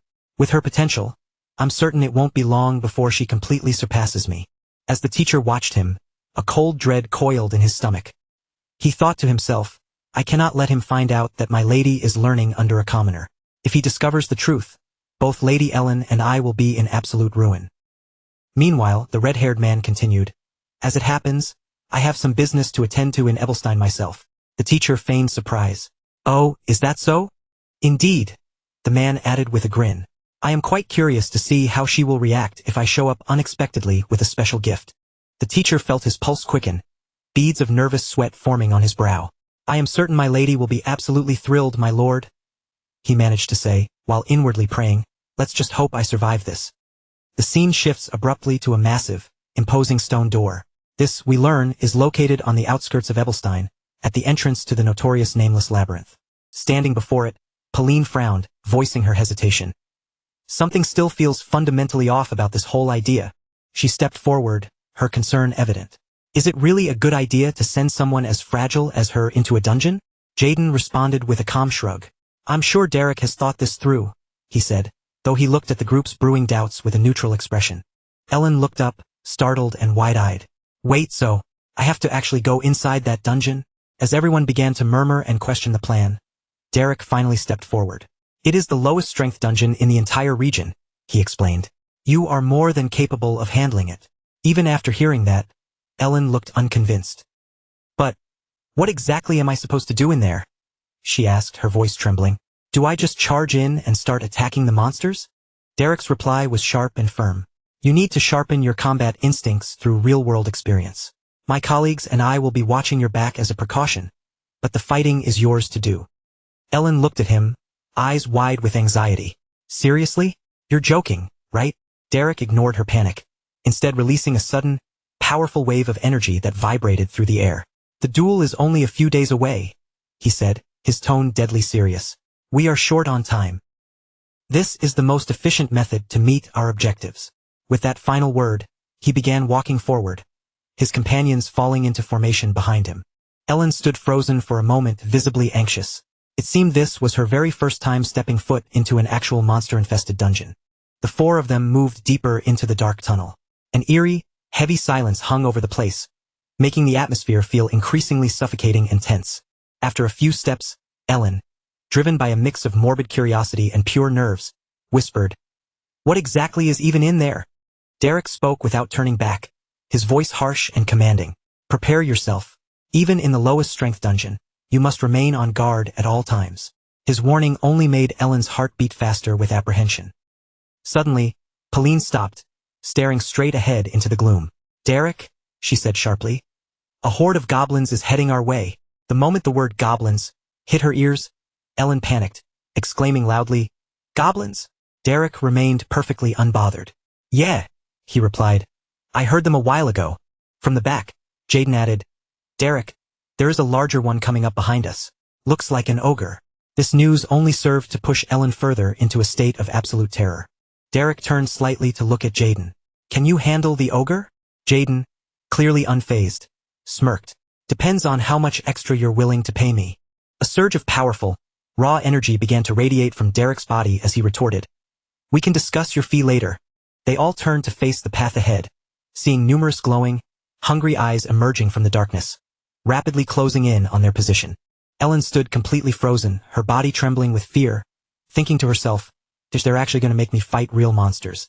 Just then, the lead wave of goblins let out a screech and charged toward them. Derek surged to the front line, meeting the charging goblins head-on with a crushing display of force. Behind him, Ellen stood utterly helpless, her breath catching in her throat, her voice unable to find its strength due to the overwhelming fear. Derek shouted firmly over the din of battle, "Pauline, protect my lady!" And as soon as the order was given, he rushed forward, diving into the fray with his sword drawn, acting as the primary support for the group. Pauline moved with fluid skill, firing her arrows with lethal accuracy to eliminate the monsters as they swarmed from different directions. Meanwhile, Derek, acting as the main aggressor, unleashed his devastating swordsmanship against the horde. Blades of pure, flickering flame cut through the air, reaping through the enemy ranks with relentless, fiery intensity as they fall one by one. Across the battlefield, every single member of the squad is hitting their stride, executing their assigned roles with textbook precision.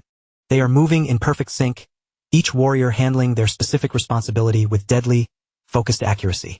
Yet, right in the eye of this violent storm, the atmosphere feels completely different. Ellen stands frozen in place, a stark contrast to the chaos erupting around her. She is utterly overwhelmed, her mind blank, paralyzed by the sheer intensity of the fray. Without warning, the hairs on the back of her neck stand up as she senses a massive, suffocating presence looming directly behind her. It is the very monster they had been wary of earlier, the colossal beast itself. But before it can strike, the focus shifts to the rear, where Jaden stands his ground, sword drawn and ready. He locks eyes with the towering creature, a calm, almost predatory confidence on his face as he mutters, "I'm genuinely curious to see just how high the bounty on your head really is." With a roar that shakes the ground, the giant goblin lunges forward, launching a brutal, heavy-handed assault. But Jaden is faster.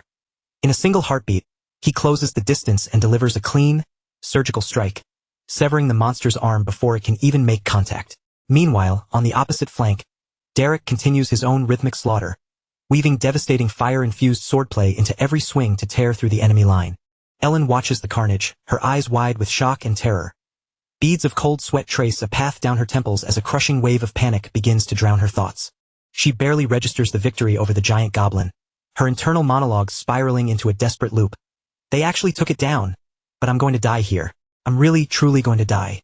No, this can't be happening." The insanity of the situation is too much to bear. She feels completely hollowed out by fear, unable to even muster the strength to move or process her next defensive step. Just as she's about to break, Derek pivots, his voice cutting through the noise like a whip. "My lady, look out. One of the goblins is gunning straight for you.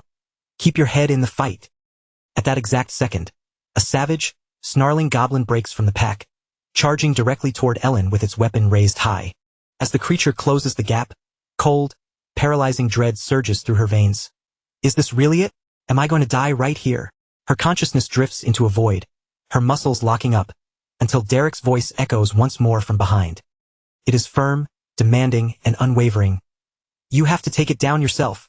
Those words hit her like a spark in the dark. Something shifts deep within Ellen's core as a sudden, painful realization bubbles to the surface of her mind.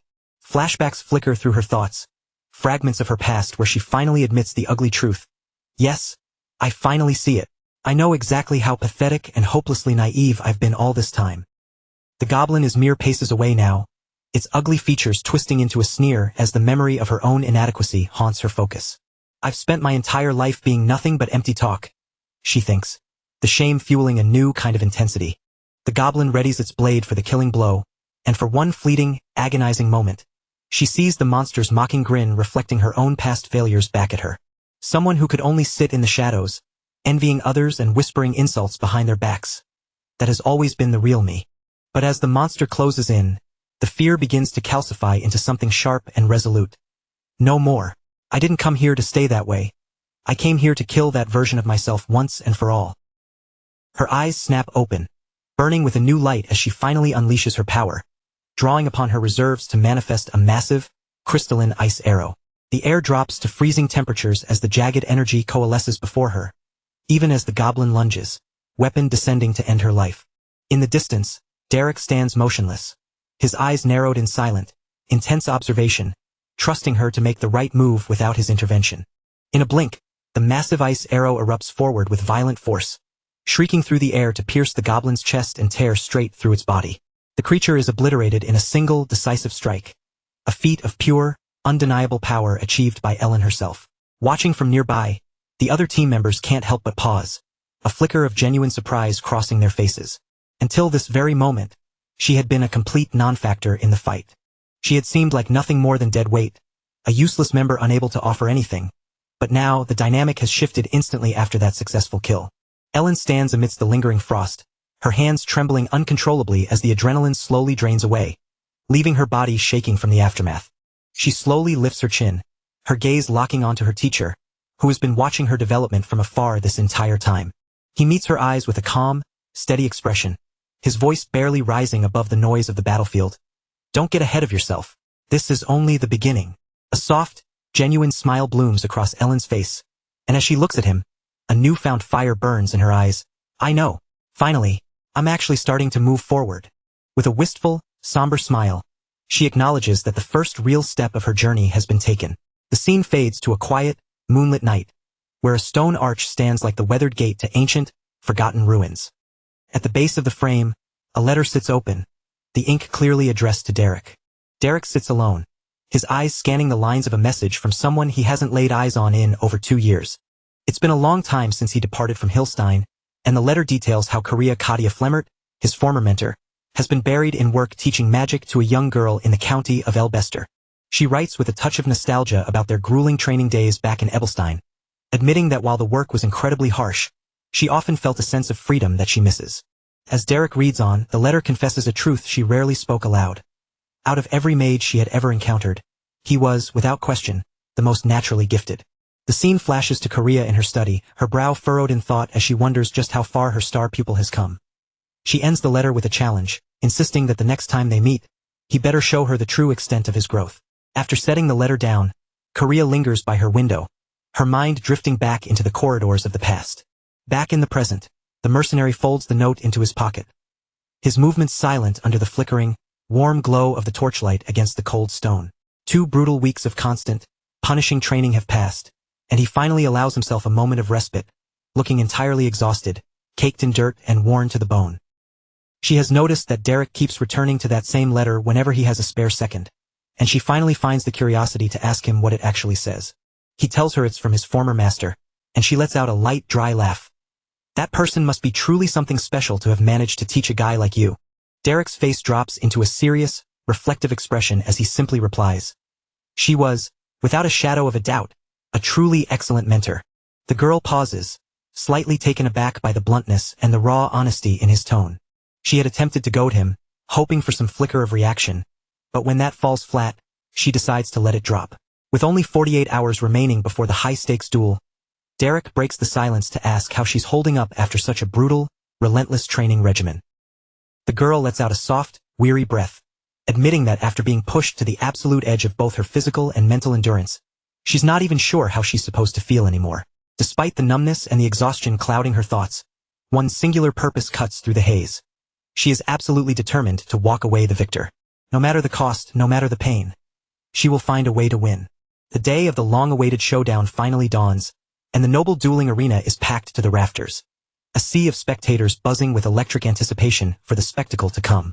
Aceline is nestled deep within the crowd, her laughter ringing out as she exchanges witty remarks with her inner circle, looking every bit the picture of effortless perfection. Then, her eyes sharpen as she catches sight of a familiar, solitary figure navigating through the press of high-born nobles. It's Derek, moving with his characteristic, detached grace, wrapped in his dark cloak with that same icy, impenetrable gaze fixed ahead. Aceline quickly offers a polite excuse to her friends, cutting through the throng of people to intercept him before he can vanish into the labyrinthine corridors. She calls out his name, a calculated, bright smile plastered on her face, causing him to come to a halt in the dim, stone-walled hallway. "It really is a pleasure to cross paths with you again," she chirps, her voice sweet and polished. He offers a stiff, formal nod. His tone is dry as parchment, but she doesn't miss a beat, bringing up the gossip that has been sweeping through the circles. The rumors that he's been personally tutoring the Belmere girl in the arcane arts. Derek slows his stride, closing his eyes briefly before giving a slight, affirmative tilt of his head, confirming he has indeed been working with the Belmere family. An awkward, heavy silence stretches between them for a few beats. Aceline breaks it, remarking on how hollowed out and exhausted the girl has looked recently, and pointedly asks if he might have pushed her a bit too far during these training sessions. She follows it up with a knowing smirk, adding that the rumors about his, shall we say, unconventional methods of instruction are quite legendary. Derek stops walking and turns to her, his gaze sharp enough to cut, and asks, "Are you truly concerned about your opponent, or are you just feeling overconfident in yourself? You'd be wise not to underestimate her today," he warns. A cold shiver runs down Eiline's spine at his words, a prickle of unease telling her that something about the air today feels wrong. High above, the spectators continue to chatter, placing bets and gossiping about the outcome. One noble girl, buried in a book, barely looks up as others whisper about how the Belmere girl looks gaunt and sickly, as if she's been starved or worked to the bone. The ambient noise hits a fever pitch as the announcer's booming voice cuts through the arena, declaring that the moment of truth has finally arrived. The time for talk is over. The participants must now take their places in the arena. Aceline steps onto the field first, moving with a practiced, liquid elegance that has every eye in the house locked on her. She offers the crowd a perfectly executed bow, soaking in their adoration and fully embodying the role of the Academy's radiant golden girl. The rhythmic, sharp clatter of her heels against the stone floor echoes throughout the silent arena as she glides toward her starting point, looking entirely composed and ready to perform. From the opposite side, the Belmere girl enters, her focus entirely internal. She repeats a silent mantra, "I will win," shutting out the murmurs of a crowd that has already written her off as a failure. Her eyes are a mirror of her resolve, cold, focused, and utterly unwavering.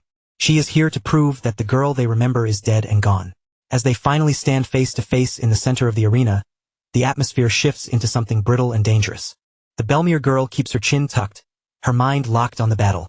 Aceline approaches with that same flawless, noble poise, greeting her with a tone so syrupy and polite it feels like a slap in the face.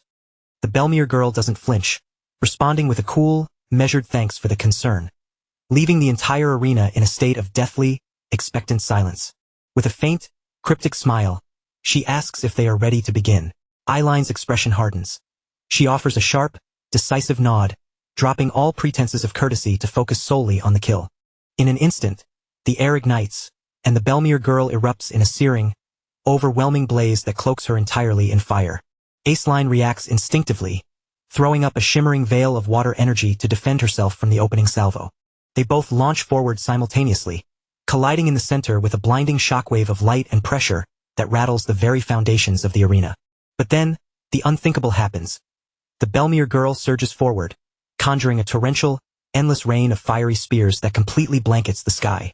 Eiline's face goes pale, frozen in raw shock as she gazes up at the impossible scale of the bombardment. She hadn't even imagined her opponent possessed such raw, devastating force. The spears streak downward like burning rain, moving with a lethal velocity that leaves the crowd gasping in awe. It is a total coverage assault, pinning Aceline into a corner with absolutely no room to maneuver. Wreathed in those crimson flames, The girl looks like a force of nature, proving that those 2 weeks of Derek's hellish, merciless training have forged her into something entirely new. A memory flashes back. The girl, broken and gasping for air after a grueling fight with monsters, barely able to keep her feet. Derek stood over her, his words blunt and biting. If you try to outthink her with pure magical technique, you'll lose. Aceline has the advantage there. If you want to win, you have to outlast her. You need more willpower, more grit. You have to be willing to endure more than she is. At the time, the girl had fought back, convinced he was just a sadist enjoying her pain. But he had just looked at her, deadpan. I have no interest in hobbies like that. I'm telling you a fact.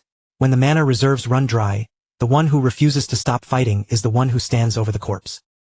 His plan had been brutal and simple. Burn through her own mana with reckless abandon from the very first second and force a war of attrition that Aceline wasn't prepared for. She had doubted it, knowing her own mana pool was smaller. But Derek's command was final. Drag her down into the dirt with you. Do not let her play a clean game. Reflecting on those words now, she understands. To win, she has to throw the rulebook out the window. Derek had reminded her that while mana is a gift of birth, she carries the blood of the Belmere house, and that alone holds a weight that cannot be measured. He had given her the belief she was missing, the final push to stand up and walk into this fight. Back in the heat of the arena, she lets all that buried pride and rage surface, channeling an inferno that no one in the academy thought she was capable of summoning. Aceline is rattled, her eyes darting around as she wonders if the person standing across from her is even the same girl she used to mock. The sheer intensity of this power is entirely unprecedented. With a sweep of her hand, the girl commands the fire, sending the entire volley of spears raining down upon her opponent at once. It is a relentless, suffocating bombardment, burning through her own mana stores with the reckless, suicidal abandon that Derek had drilled into her. The pressure is so immense that Aceline is struggling to even keep her footing, let alone mount a counterattack against the encroaching inferno. The Academy prodigy has no other choice. She is forced to start burning through her own defensive reserves just to keep from being consumed by the flames. Instinct takes over as she throws her hands up, weaving mana into a shimmering, fluid barrier of water that rises just in time to intercept the incoming assault. The impact is jarring, and it is immediately apparent that Ellen's relentless barrage of fire is forcing her to burn through far more energy than she had originally calculated. Across the smoking ruins of the arena, the two mages lock gazes, both of them fueled by a raw, desperate, and fierce hunger to claim this victory. There is no room for hesitation now. Neither fighter has any intention of backing down, even by a single step. Without wasting a single millisecond, Aceline surges forward, pressing her offensive with blistering speed. A ferocious storm of blazing arrows erupts into the air, screaming downward like a torrential downpour of fire directly upon Ellen's position. One after another, the white-hot projectiles slam into the water shield, hissing and churning as they collide. The barrier holds its ground, but the sheer, overwhelming frequency of the strikes is beginning to take a visible toll on its stability. Suddenly, a violent, concussive explosion rocks the very foundation of the battlefield. Plumes of thick smoke and embers billow outward, drawing gasps of terror and awe from the spectators in the stands. The scale of Eiline's magical output is staggering, proving that her mana capacity has reached an elite level. Yet through the heart of the inferno, Ellen's shield remains stubbornly intact. It pulses with a calm, rhythmic blue light, steady, precise, and completely controlled. Beneath the chaos, Ellen's eyes narrow as she coolly analyzes the flow of the battle. Her firepower is terrifying, she thinks, her gaze darting through the flames. But she's dumping everything into this with zero restraint. At this rate, her internal reserves are going to bottom out fast. Then, her senses sharpen as she detects a ripple in the dense smoke. A subtle shift in the air that gives away Eiline's position. Found you, Ellen whispers, her lips curling into a focused line.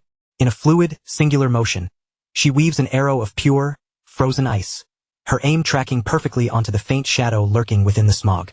With impeccable timing, she lets the projectile fly.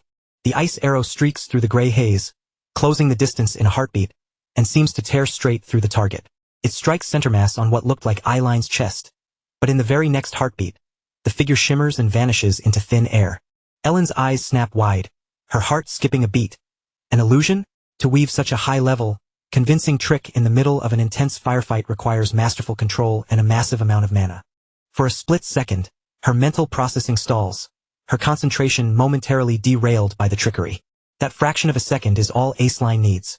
She manifests behind Ellen, already fully positioned, her hands gripping a massive, crystallized ice spear poised for the kill. As the strike descends at point-blank range, Ellen feels the sudden drop in temperature and the surge of mana just before the blow lands. She whirls around, their eyes meeting in a flash of mutual recognition, but the proximity is absolute. It is far too late to conjure a defensive barrier. A brief, haunting flashback cuts into the moment. They are inside a carriage, and Derek's voice is low and calm. "It'll work," he asserts, while Aceline looks at him with a glimmer of doubt. "But how?" Derek doesn't even glance up from the book in his hands. Overwhelm her senses with fire arrows, then use an illusion to lure her into a false sense of security. The moment she hesitates, you close the distance and finish it with ice spears. "Even a seasoned mage will leave a gap in their defense under that kind of pressure," he says, finally fixing her with a sharp, piercing stare. "But keep in mind, your opponent isn't some novice." Back in the present, Aceline has already bridged the gap, the ice spear gleaming as it arcs downward for the decisive execution. Ellen sees the lethal edge of the ice just inches from her throat. Her eyes widen, the reality of her situation sinking in. There is absolutely no time left to guard. In that desperate blink of an eye, she makes a desperate singular choice. She thrusts her hand forward, gathering every ounce of her remaining mana into her palm, until a violent, pulsing sphere of cobalt energy erupts into existence. Aceline commits fully to the attack, driving her spear forward with all her might. At that exact moment, Ellen releases the full force of the energy sphere.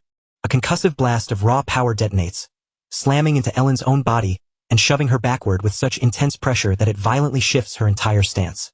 The ice spear slices through empty air, mere millimeters from its mark, and buries itself deep into the stone, spider-webbing the arena floor. Ellen lands a few paces away, her feet skidding against the ground before she halts. She manages to stay upright, maintaining her balance and poise despite the reckless, high-velocity recoil she just endured. Across the gap, Aceline freezes, her face twisted in utter disbelief. "What was that?" she stammers, struggling to process the impossible move she just witnessed. Ellen stands tall, appearing almost like a flickering phantom, faint, swirling ribbons of blue mana trailing from her eyes. The speed of her repositioning had been unnatural, almost inhuman. Aceline gasps, her lungs burning. "That was too close." Derek's cold, methodical advice resonates in her skull. "No matter how much you think you've got them, never let your guard down for a second." A bead of cold sweat tracks down Eiline's temple as the truth settles over her. She realizes now that her opponent is far from a standard mage. Every twitch, every tactical choice, and every drop of magic Ellen uses demonstrates a mastery on a completely different level. Eiline's jaw tightens, her resolve turning to steel. "Then I'll just have to drown her in raw power." With that burning conviction, she begins to pull at the atmospheric mana once more, readying the next wave of destruction. With her determination locked, Aceline acts immediately, forcing her mana into the ground beneath her feet until countless jagged, crystalline ice spears erupt from the stone floor. They sprout upward in rapid succession, transforming the entire battlefield into a lethal, gleaming forest of razor-sharp spikes. Even more terrifying is the silence. She isn't even bothering to chant. There is no incantation to be heard, no hand signals, no build-up. The magic is bending entirely to her sheer, unadulterated will. She keeps the pressure on, stalking forward and denying Ellen a single moment to catch her breath. She knows a direct power clash is dangerous, but she commits to the flood, filling every corner of the arena with her bristling, icy weaponry. The crowd is paralyzed by the sight, their whispers of awe cascading through the stands. Are those all ice spears? She's generating that many without even speaking a word. It is nothing short of miraculous. Even to the most seasoned mages in the audience, the display is an absolute masterclass of power.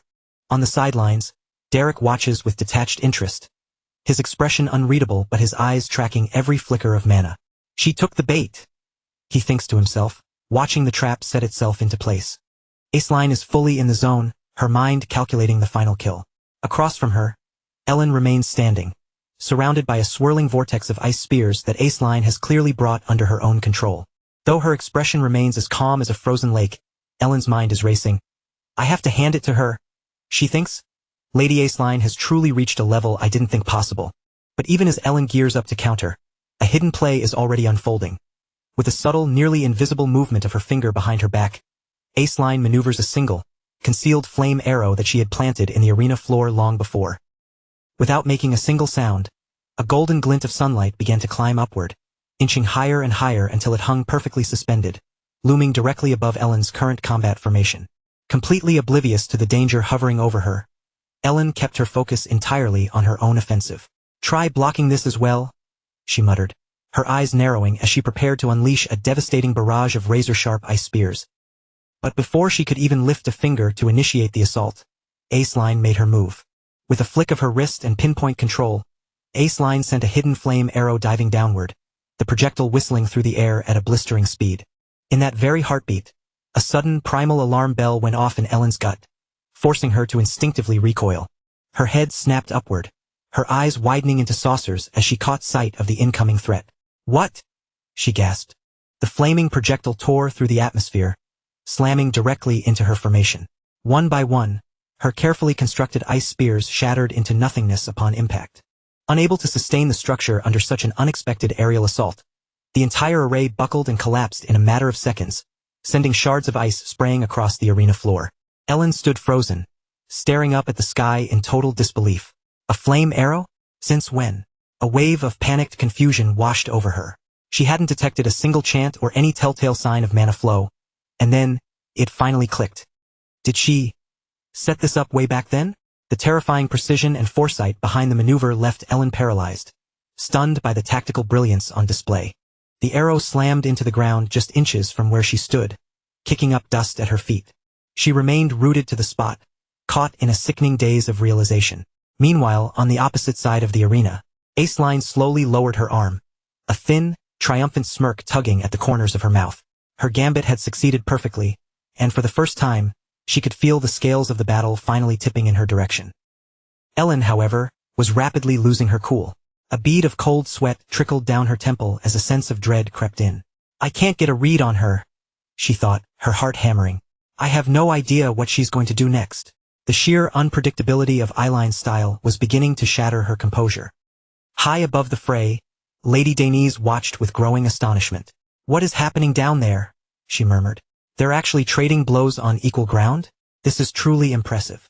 The duel had reached a fever pitch where neither fighter could claim a clear edge, and the tension in the arena was becoming suffocating. Eilein's gaze burned with fierce determination, though she, too, was glistening with sweat. It's working, she told herself, her breath hitching. I'm actually putting the pressure on her, aren't I? Directly across from her, Ellen's expression darkened into a scowl as self-doubt clawed at her mind. I can't win if I keep fighting like this. Not while she's setting the rules. It was becoming painfully obvious. Eilein's boldness and chaotic unpredictability were proving to be a nightmare to counter. She's one step ahead of me. The distant, muffled roar of the crowd faded away as Ellen forced herself to block it out. Slow down, she commanded herself, dragging in a sharp, steadying breath. I need to reset the pace of this fight. As her breathing evened out, her eyes narrowed into sharp, crystalline points of focus. All the hesitation that had plagued her just moments ago evaporated, replaced by a cold, hardened resolve. On the sidelines, Derek caught the shift in her aura immediately. His eyes squinted, his attention locked on the subtle change in her presence. This, he whispered to the empty air, is where the real fight begins. Ellen raised a hand, beginning the incantation for a new spell. At first, soft ribbons of blue mana began to swirl around her, but they quickly condensed, growing heavier and more suffocating with every passing second. She channeled every ounce of her concentration, drawing in energy with a ravenous intensity, her fingers weaving through the air with lethal, practiced precision to shape the gathering storm. Across the arena, Aceline watched in visible alarm, sweat beading on her forehead as the air pressure spiked. An immense, crushing wave of raw mana surged outward from Ellen, engulfing the entire stage. The force was so violent and overwhelming that Aceline was forced to throw up an arm to shield her face from the gale force winds. What is this? Aceline gasped, her chest tightening. This isn't just magic. It feels like she's tearing the very mana out of the air. Suddenly, without warning, the world went dead silent. The suffocating pressure vanished. The air turned perfectly still, and Eilein's eyes widened in sheer horror. I can't feel any mana at all. Even the natural ambient energy of the battlefield had been snuffed out, leaving behind a void that felt unnatural and terrifyingly empty. At the edge of the pit, Derek's expression hardened, his eyes narrowing to slits. It was a fleeting moment, but the phenomenon was undeniable. Mana alignment, he noted. A state where one forcibly pulls in, synchronizes and commands every drop of mana in the surrounding area. When a mage pushes past their physical and magical limits, they can force the very atmosphere to submit to their will. The environment doesn't just bend, it aligns, forced into perfect synchronization under their under their immense pressure. It was a rare, dangerous phenomenon known as mana alignment, and it proved that Ellen had just shattered her own boundaries. Back on the field, Ellen held her hand high, her posture radiating absolute dominance. Above her, a colossal sphere of fire coalesced, expanding at a terrifying pace until it loomed like a miniature sun over the entire arena. The massive orb distorted the very light around it, radiating intense waves of heat and a gravity-like pressure that pushed against everything in its path. Aceline stood frozen, her eyes wide as the sweltering heat seared her skin. "How?" she whispered, struck dumb by the sheer scale of the attack. How is she holding something that massive together? Despite the strain, Ellen's expression remained rock solid, her eyes burning with an ironclad determination. She poured every remaining scrap of her mana into the spell, pushing herself deep into the red as she forced the fireball to expand even further. This wasn't just a basic cantrip. It was a high-level 2-star fire spell, brought to life through pure, unadulterated willpower. Briefly, her mind flashed back to a grueling training session. Aceline had collapsed on the dirt, completely spent, her chest heaving as sweat drenched her clothes. Derek had walked over, offering her a water pouch with a neutral expression. "Drink," he had said calmly, looking down at her. Aceline had pushed herself up with trembling arms to take it. "Thanks," she'd muttered, though her face quickly clouded with doubt. "Derek, I don't know," she had admitted, her voice cracking from exhaustion. He'd looked at her, his brow slightly arched. "Can I really beat her? Can I actually win after just a few weeks of this?" Without a second's hesitation, Derek had answered. "You will win." He'd paused, his eyes unreadable. "Or, to be more precise, you will win in a certain sense." Aceline had stared at him, bewildered, her lungs burning as she struggled to grasp his cryptic words. The present crashed back down on her as the crowd erupted into a chorus of terror. "Is that really fire?" someone screamed. "A 2-star spell? That thing is humongous." Their voices were shrill, trembling with the visceral fear of watching something so destructive. Eileen's eyes were wide, her mouth parted in a silent gasp as panic seized her. A fireball? This wasn't supposed to happen. She whipped her head toward Derek, her eyes pleading for some kind of guidance. "Derek, what is this? What am I supposed to do now?" But he just stood there, arms crossed, watching the spectacle without offering a single word of advice. Frustration and terror bubbled over, and hot tears began to well in her eyes. "Stop just standing there and tell me something useful, you fraud." Before she could even finish the thought, the massive sphere of fire surged forward. For one agonizing second, Aceline was paralyzed by the scale of it. Then, she looked up, and the breath left her lungs entirely. The gigantic ball of flames loomed directly overhead, descending with the weight of an oncoming catastrophe. And for the first time, pure, unadulterated panic took hold. What am I supposed to do? Cold, clammy sweat began to stream down her face, and her thoughts spiraled into a panicked frenzy. A barrier? That's impossible. There is absolutely no way I can successfully block a high-level 2-star spell. Ice spears? No, that won't work either. Her mind began to buckle under the sheer weight of the pressure. I knew it, she thought, her teeth gritted tight. It's simply impossible. Someone like me could never hope to defeat Ellen. Meanwhile, across the arena, Ellen extended her arm, her hand steady as she guided the volatile fireball forward with precise, controlled force. Her focus remained absolute, despite the heavy physical strain evident on her features. Within the gathered crowd, Denise watched the spectacle with intense focus. Her eyes narrowed as she tracked every single motion on the battlefield. All around her, the other spectators stood completely frozen, utterly captivated and unable to look away from such an overwhelming display of raw magical power. Just as the blazing fireball was about to make contact, Eileen's combat instincts finally kicked in. She instinctively released a concentrated burst of mana directly beneath her, using the explosive recoil to propel her body backward in a desperate dodge. Ellen's eyes widened, her brows arching in genuine surprise at the sudden, agile maneuver. A split second later, the fireball slammed violently into the ground, unleashing a devastating explosion that instantly engulfed the center of the battlefield. Great plumes of flames and thick smoke erupted outward as the intense shockwave tore across the arena floor. Aceline frantically raised her arms to shield her face, yet the sheer force of the blast still caught her, pushing her body back through the air with violent intensity. Losing her footing entirely, she tumbled and rolled across the ground, narrowly avoiding taking the full, crushing impact of the explosion. Thick smoke billowed, swallowing the battlefield in a dense, suffocating haze. Ellen stood in the very center, heaving for air. That single massive attack had consumed a staggering portion of her mana, leaving her internal reserves feeling dangerously drained. Through the swirling curtain of smoke, Aceline slowly forced herself up onto her trembling knees. Ellen stared at her, struggling to catch her own breath, with undeniable disbelief flickering in her eyes. She actually dodged it. Ellen's gaze sharpened as the realization took hold, and she noted that Aceline had employed the exact same method she had used earlier, a technique she had only ever seen once before. On the sidelines, Derek remained perfectly calm, his expression entirely unchanged as he observed the unfolding outcome. A total lack of experience, he mused to himself in the quiet. When a 2-star spell is cast without proper mastery, it ceases to be a tool and becomes a wild beast that devours its own caster's mana. Ellen's hand began to tremble noticeably from total exhaustion as she tightly clenched her fist, struggling to steady her nerves and regain some semblance of control over her waning energy. Derek watched her closely, his gaze thoughtful and analytical. She's finally recognized Eileen's effort, and now she's beginning to change. Ellen had always possessed overwhelming, natural-born talent, but now she was pushing far beyond that. She was giving everything she had left. This was her unique way of showing respect, not through spoken words, but through the raw demonstration of her power. To her, anyone who fought with this level of ferocity deserved nothing less than her absolute, full strength. She stood her ground firmly, even though her body clearly betrayed the heavy toll of the battle. Her face was drenched in sweat, her breathing was jagged and labored, and her mana reserves were teetering on the edge of empty. Even so, she forced herself to maintain a composed front. Across the distance, Aceline managed to stabilize her footing. She, too, was utterly exhausted, her body aching from the strain and her breaths coming in uneven, painful gasps. But despite the fatigue, her eyes remained razor-sharp and burning with determination. A faint, knowing smirk tugged at the corner of her lips as the realization finally settled in. So this is what you meant, Derek. If she could just hold out through this moment, she would be the one to claim victory. Ellen raised her hand once again, refusing to back down.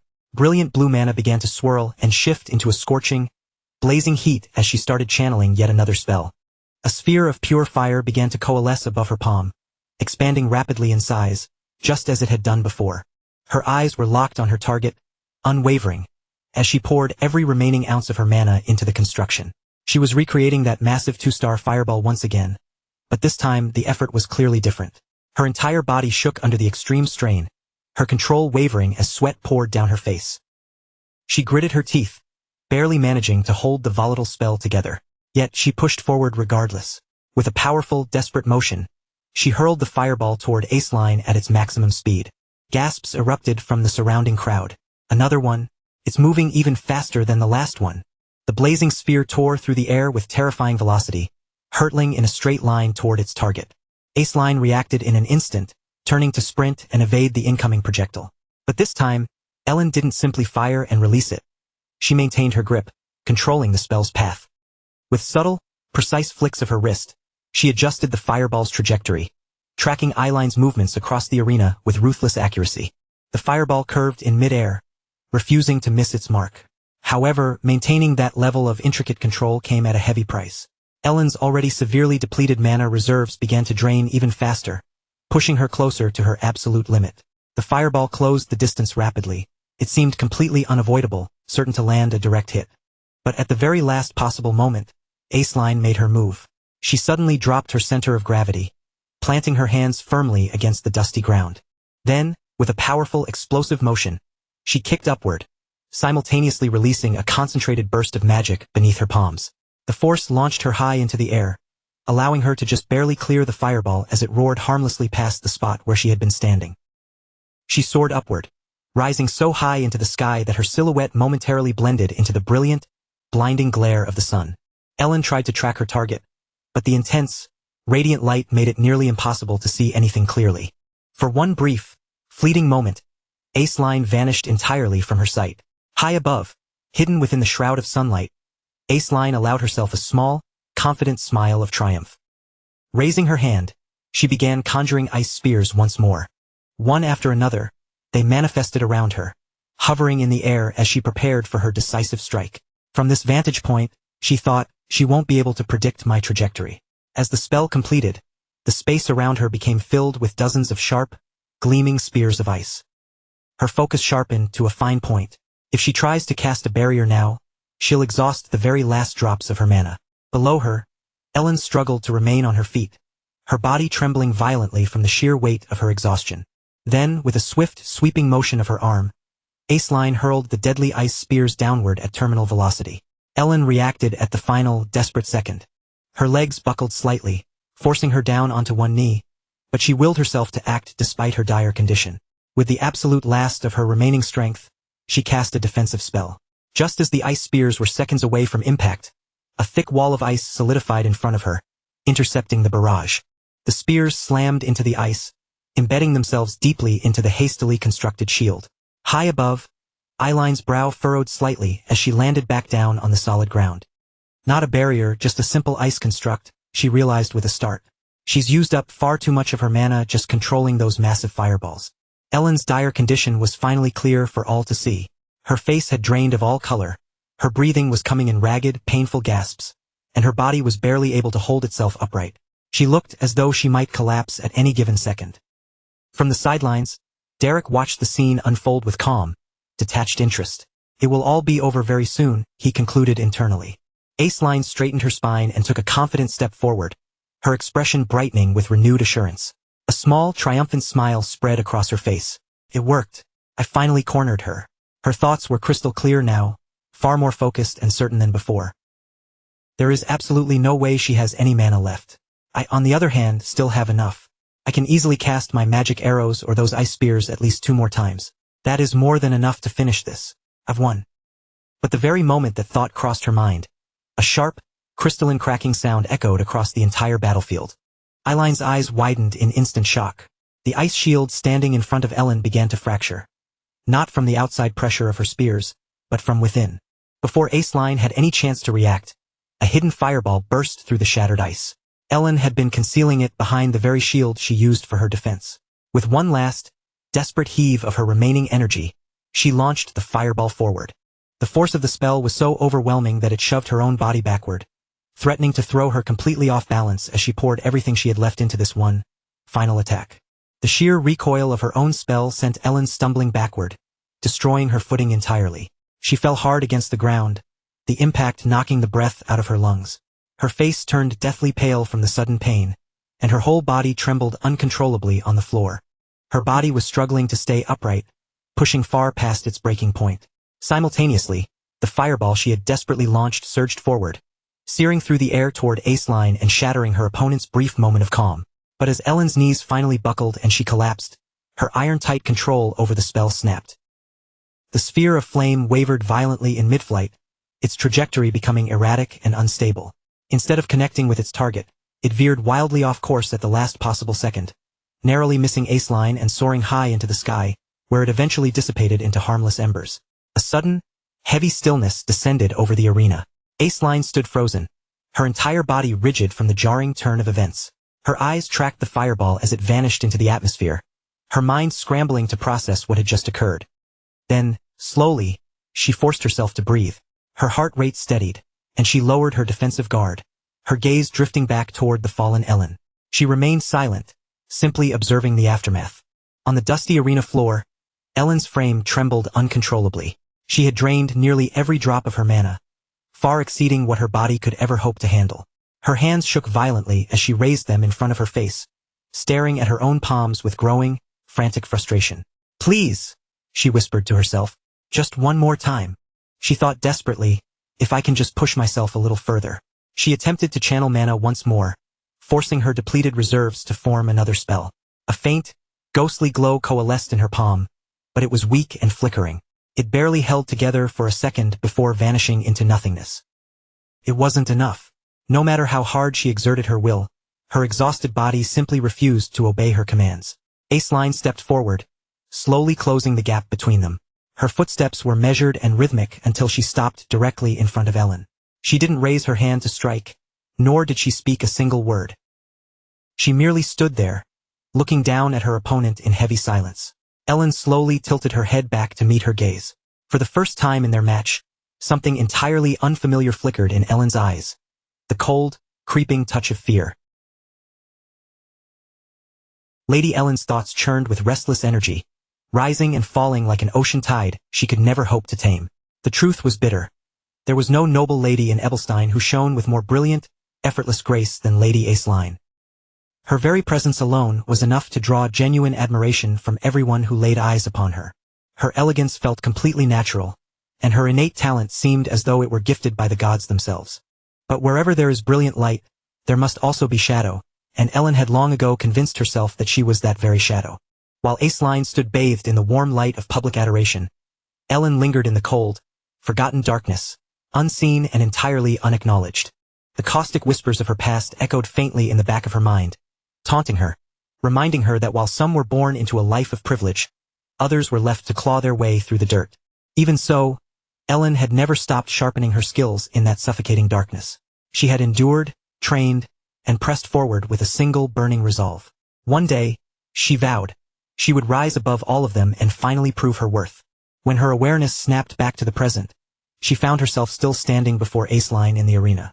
Aceline was on her knees, her mana reserves nearly spent, her body shivering from the sheer weight of the battle.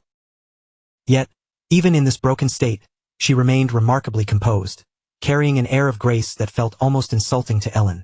Mud stained her fine clothing and her hair was a disheveled mess, her remaining strength clearly fading with every passing second.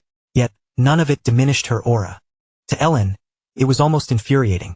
How could anyone manage to look so perfectly composed, even while their body was falling apart?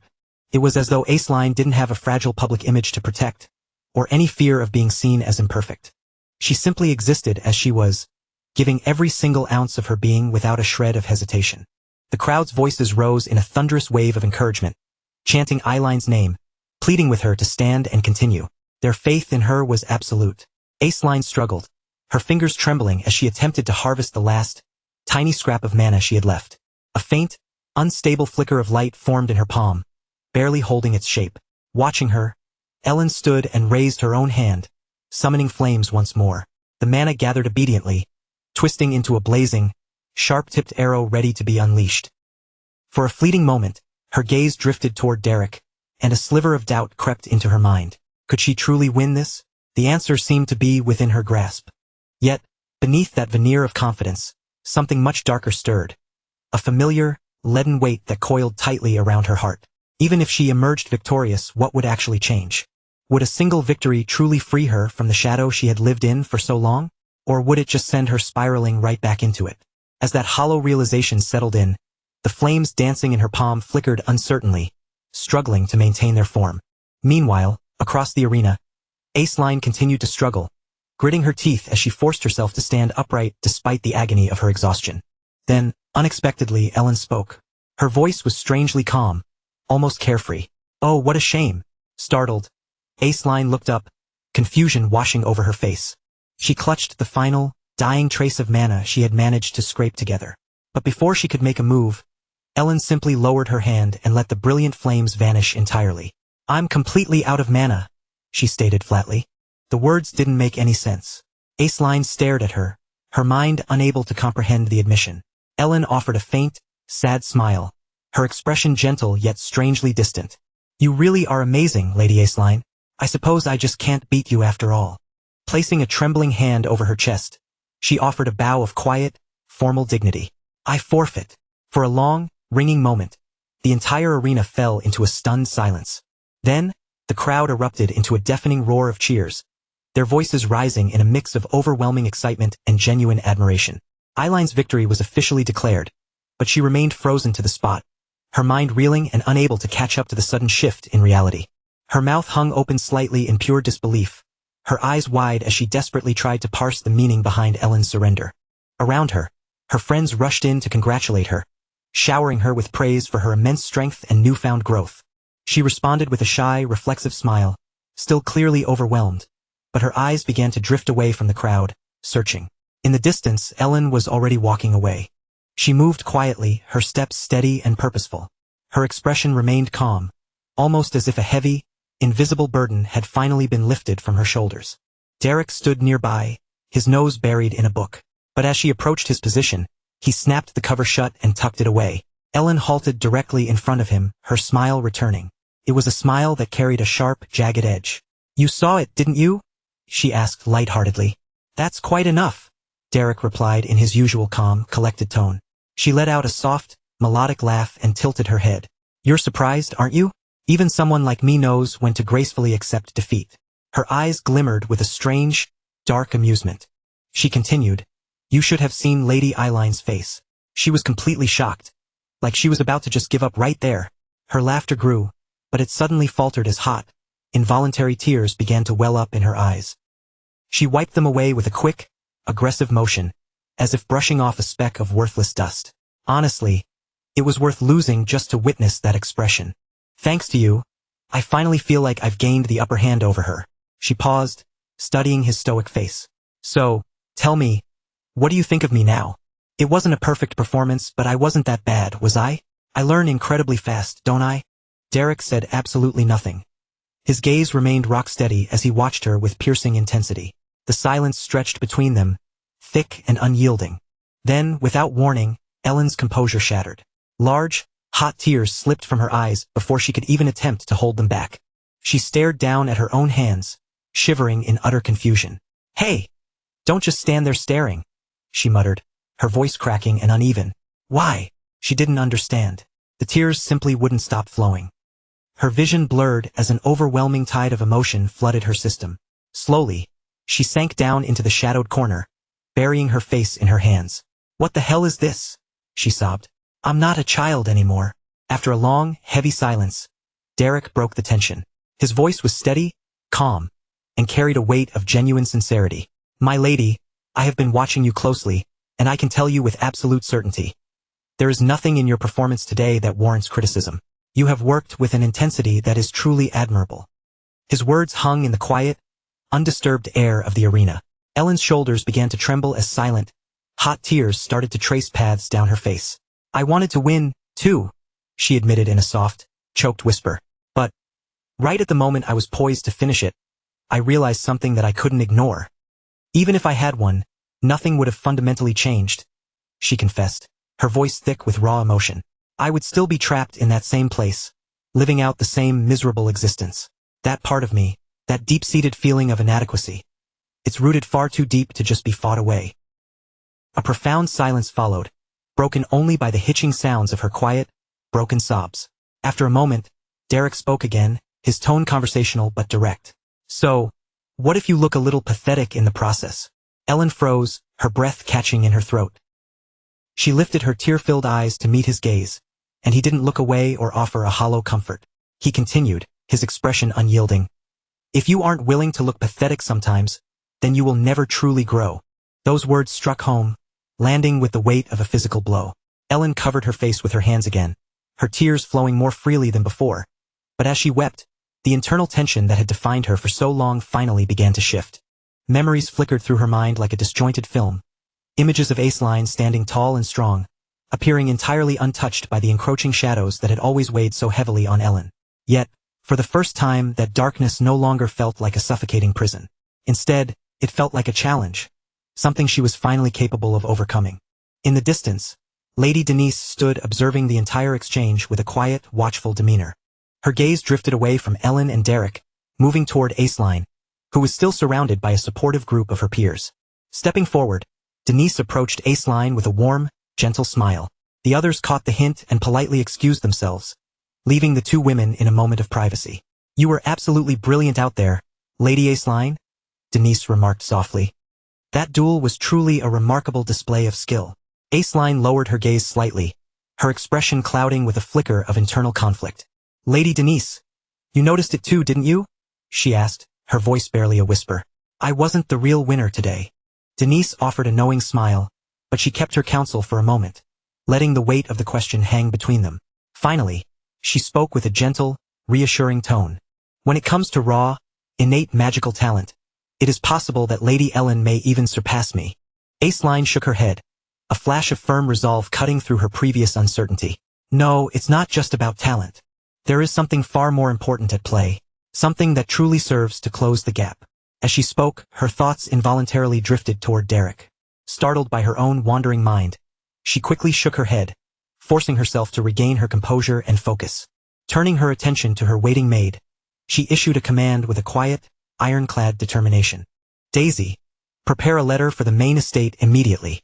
As she lifted her gaze, her eyes hardened with a new, sharp sense of resolve. There was something vital she required, and she knew she could no longer afford to hesitate in obtaining it. The perspective shifted to the Duplin household, where the staff moved through their daily tasks with methodical, quiet efficiency. Inside his private study, Raymond Oswood Duplin sat hunched over a parchment, his expression tight with worry. "Dry's wool fill," he murmured, his voice laced with agitation. "What exactly is a 6-star travel pass doing all the way out here in Ebelstein?" Across from him, Valerian Deplaine sat in deep contemplation, thoughtfully explaining that the recent customs agreement had likely been fast-tracked due to the sudden, uncharacteristic movements of Drace. The entire situation was anything but ordinary. Raymond fell into a stony silence, his mind racing. "So, even the Count of Belmiard's visit is connected to this," he muttered under his breath. "If someone with genuine foresight is pulling the strings, then this is certainly no coincidence." Valerian then brought up another matter, a formal request from Aceline for a dedicated magic teacher. Raymond looked up, his brow furrowing in mild surprise. "Can't you simply arrange for one?" Valerian hesitated, looking slightly uncomfortable. "She specifically requested Derek. But, as you know, he is currently occupied teaching Lady Ellen at the Belmiard estate." Raymond leaned back, resting his chin heavily against his hand. Considering the gravity of the unfolding situation, he weighed his options carefully. "I was initially planning to send the butler to handle the negotiations," he said slowly, trailing off. Then he shook his head abruptly. "No, that won't be necessary." His gaze sharpened with a sudden, decisive clarity. "I must head to Ebelstein regardless, on account of the Dries matter. I will handle this entire affair personally." And with those words, the scattered pieces of a much larger, more dangerous story quietly began to lock into place. The setting shifted to the tranquil grounds of Lady Ellen's residence, where the golden afternoon sun drifted lazily behind a veil of clouds, casting long, shifting shadows across the meticulously kept garden. Ellen sat outside in the fresh air, her posture uncharacteristically relaxed as she faced Derek across a small, ornate garden table.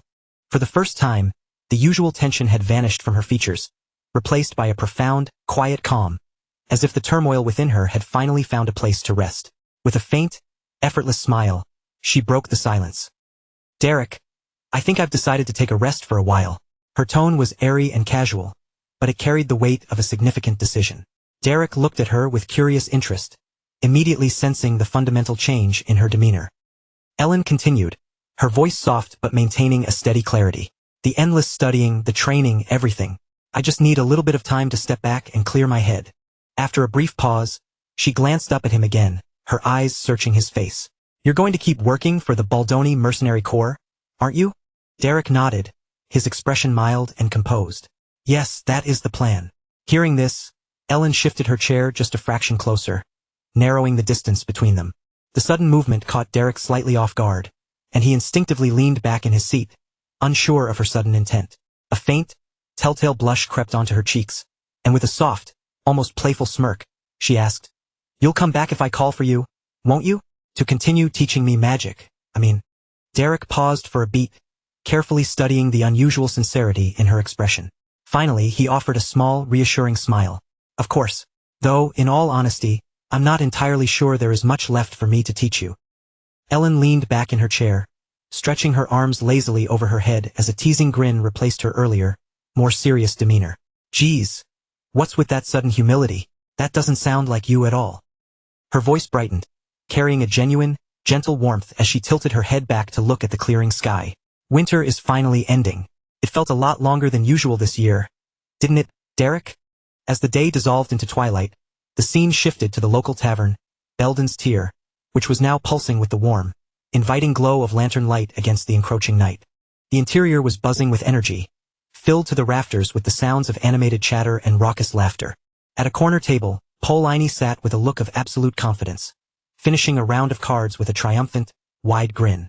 Her opponent groaned in loud defeat while she basked in the glory of her win, her face radiating a shamelessly greedy and satisfied energy. Just then, the tavern door creaked open and Derek stepped inside. The moment Paulini caught sight of him, she didn't hesitate. She immediately raised her hand and began waving at him with infectious, high-energy enthusiasm. Derek's uncle also looked up from his drink, recognizing him instantly. Derek walked further into the room, a calm, easy smile gracing his face as he offered a simple greeting. "I'm back." It was a quiet statement, but it held a sense of deep homecoming, like a person slipping back into a familiar, comforting rhythm after a long period of distance.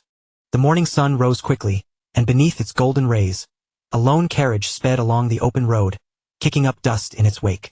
The horses moved at a steady, driving pace, their rhythmic hoofbeats pounding against the hard earth as they carried their lone passenger toward the destination of Ebelstein. Inside the carriage, Belmiard sat in absolute silence, his gaze fixed straight ahead. His expression was unreadable, but his eyes burned with a singular, intense focus. There was a clear purpose to his journey, a matter that demanded his personal presence. Meanwhile, back at her residence, Lady Ellen lay sleeping peacefully in her room, finally surrendered to a rare, much-needed moment of deep and quiet rest. The heavy silence of the morning was shattered by a sharp, insistent rapping at her bedroom door. Ellen groaned, feeling the lingering weight of sleep clinging to her limbs, and sluggishly hauled her pillow over her head in a desperate bid to shut out the world. "Come on," she mumbled into the fabric, her voice thick with fatigue. "I explicitly stated that my lessons were finished starting today. No more work. I don't want any interruptions," she barked, hoping to end the matter right there. Outside in the hallway, however, her maid stood shifting her weight nervously, hesitating for a heartbeat before pressing on. "My lady, I really think you ought to step out and see this for yourself." Ellen let out a long, exasperated sigh, finally dragging her body out from the warmth of the blankets with a look of pure reluctance plastered across her face. "No, just tell them I'm not here," she grumbled. Still grumbling to herself, she shuffled toward the door, throwing it open with a sharp, annoyed flick of her wrist. "Didn't you hear a word I said? From today, I am—" The rest of her sentence died instantly in her throat, her lips parting in stunned silence. There, standing directly in front of her, was her father. Belliard looked back at her, his face lit up with a radiant, proud smile, his eyes shimmering with a sudden, overwhelming surge of emotion. "Ellen," he murmured, his voice thick with genuine affection and warmth. "It has been far too long, my dear. My pride, my beautiful jewel, my absolute treasure." The sheer impact of the unexpected reunion hit her all at once, leaving her breathless. Caught completely off guard, Ellen's instincts took over before she could even process her own thoughts, and she slammed the door firmly shut. Back inside her room, a wave of panic began to rise in her chest. Why is father here of all times? She thought, her heart hammering against her ribs. After a few frantic moments of trying to compose herself, she forced her breathing to level out. She pressed her palm flat against the wood of the door, attempting to inject a sense of calm into her tone. "Father, what on earth brings you all the way out here?" She called out again, trying to sound as composed and ladylike as possible despite the racing of her pulse. "Please, give me just a moment to change into something more appropriate, and I will be out shortly. Do wait for me." Beyond the threshold, silence hung in the air. Belliard stood waiting in the hallway, letting out a soft, knowing chuckle to himself, clearly unfazed and still smiling despite the abrupt way the door had been shut in his face. A few minutes later, the two of them were seated together under a sky that had grown significantly brighter, with a delicate tea service laid out perfectly between them. Belliard spoke with a steady, measured cadence, his eyes thoughtful. "The young lady of the Duplin family. She must have been quite a formidable opponent for you to face." Ellen offered a small, slightly nervous smile, waving her hand dismissively to hide her internal tension. "Yes, she was, but honestly, I feel like I learned quite a lot from her." As she took a slow, deliberate sip of her tea, Belliard leaned in slightly, his voice dropping into a more serious tone. "If that mercenary is capable of teaching you that well, then it would be for the best to keep him on," he suggested. "He should work exclusively at our estate from now on." Ellen blinked, her eyes widening in genuine surprise at the sudden proposition. "But the vassals might not take kindly to that," she said, her voice laced with hesitation. Belliard let out a light, dismissive laugh, his expression radiating absolute confidence. "Do not worry yourself over them," he reassured her. "Is there truly anything I wouldn't do for your sake? You only need to trust your father." The words carried a deep sense of warmth and unwavering certainty that put her at ease. Ellen couldn't help but feel a flush creep up her cheeks, her gaze softening as she smiled back at him, feeling truly cherished. The atmosphere shifted abruptly, the scene dissolving and descending into the cold, dim, and claustrophobic depths of the Ebelstein dungeon. Flickering torches cast long, dancing shadows against the damp stone walls, while the chaotic echoes of a heated battle reverberated through the cavernous space. Pellini stood her ground, her bow fully drawn, and in one fluid motion, she released an arrow that struck a goblin dead center. As the creature collapsed, the look of focus on her face suddenly shifted to one of alarm. "Derek, watch out behind you!" she shrieked.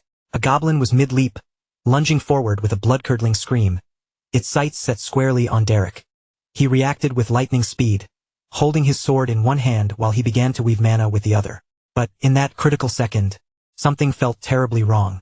The mana around his fingers wavered, shattering and shifting in an unpredictable, erratic pattern. His eyes went wide with shock as an alien, overwhelming sensation took hold of him. Without a second thought, he spun around, forcing a sphere of red mana to coalesce in his palm. Dark, jagged energy flickered around the orb, looking incredibly unstable but undeniably potent. He had intended to cast a standard 3-star fireball, trying to push through the unexpected resistance he was feeling. Instead, his mana mutated wildly, erupting outward in a blinding, uncontrollable torrent of force. Relying purely on instinct, Derek unleashed the chaotic energy directly toward the airborne goblin. Derek! Pellini screamed his name again as the spell collided with the creature and detonated. A massive shockwave of raw power tore through the air, vibrating the very foundations of the dungeon. The surge of mana was so intense it could even be felt from outside. By the time nightfall arrived, a heavy, suffocating tension had settled over Belden's tear. The residual energy from the blast had finally faded, leaving behind a silence that felt heavy and uneasy. What on earth happened? Derek nearly lost his life in there. Someone in the group exclaimed, their voice trembling with disbelief. Pellini, who was typically seen as lazy and carefree, now wore an expression of intense gravity. Her eyes narrowed sharply. "Don't even get me started," she muttered, her voice tight. "Are all mages like this? Who in their right mind tries to cast a 3-star spell while they're out hunting goblins?" Derek's uncle stared at him, his face pale with shock. Meanwhile, Derek kept his head bowed, looking deeply troubled. He stared down at his own hands, his voice barely a whisper. "In the middle of the fight, I felt something strange. An inconsistency. A break in the flow. It was just like that feeling I had when I first reached the 2nd star," he added. Suddenly, a new voice cut through the air from behind them. "There is no need to be so anxious about being stuck, boy." Derek whipped his head around, startled.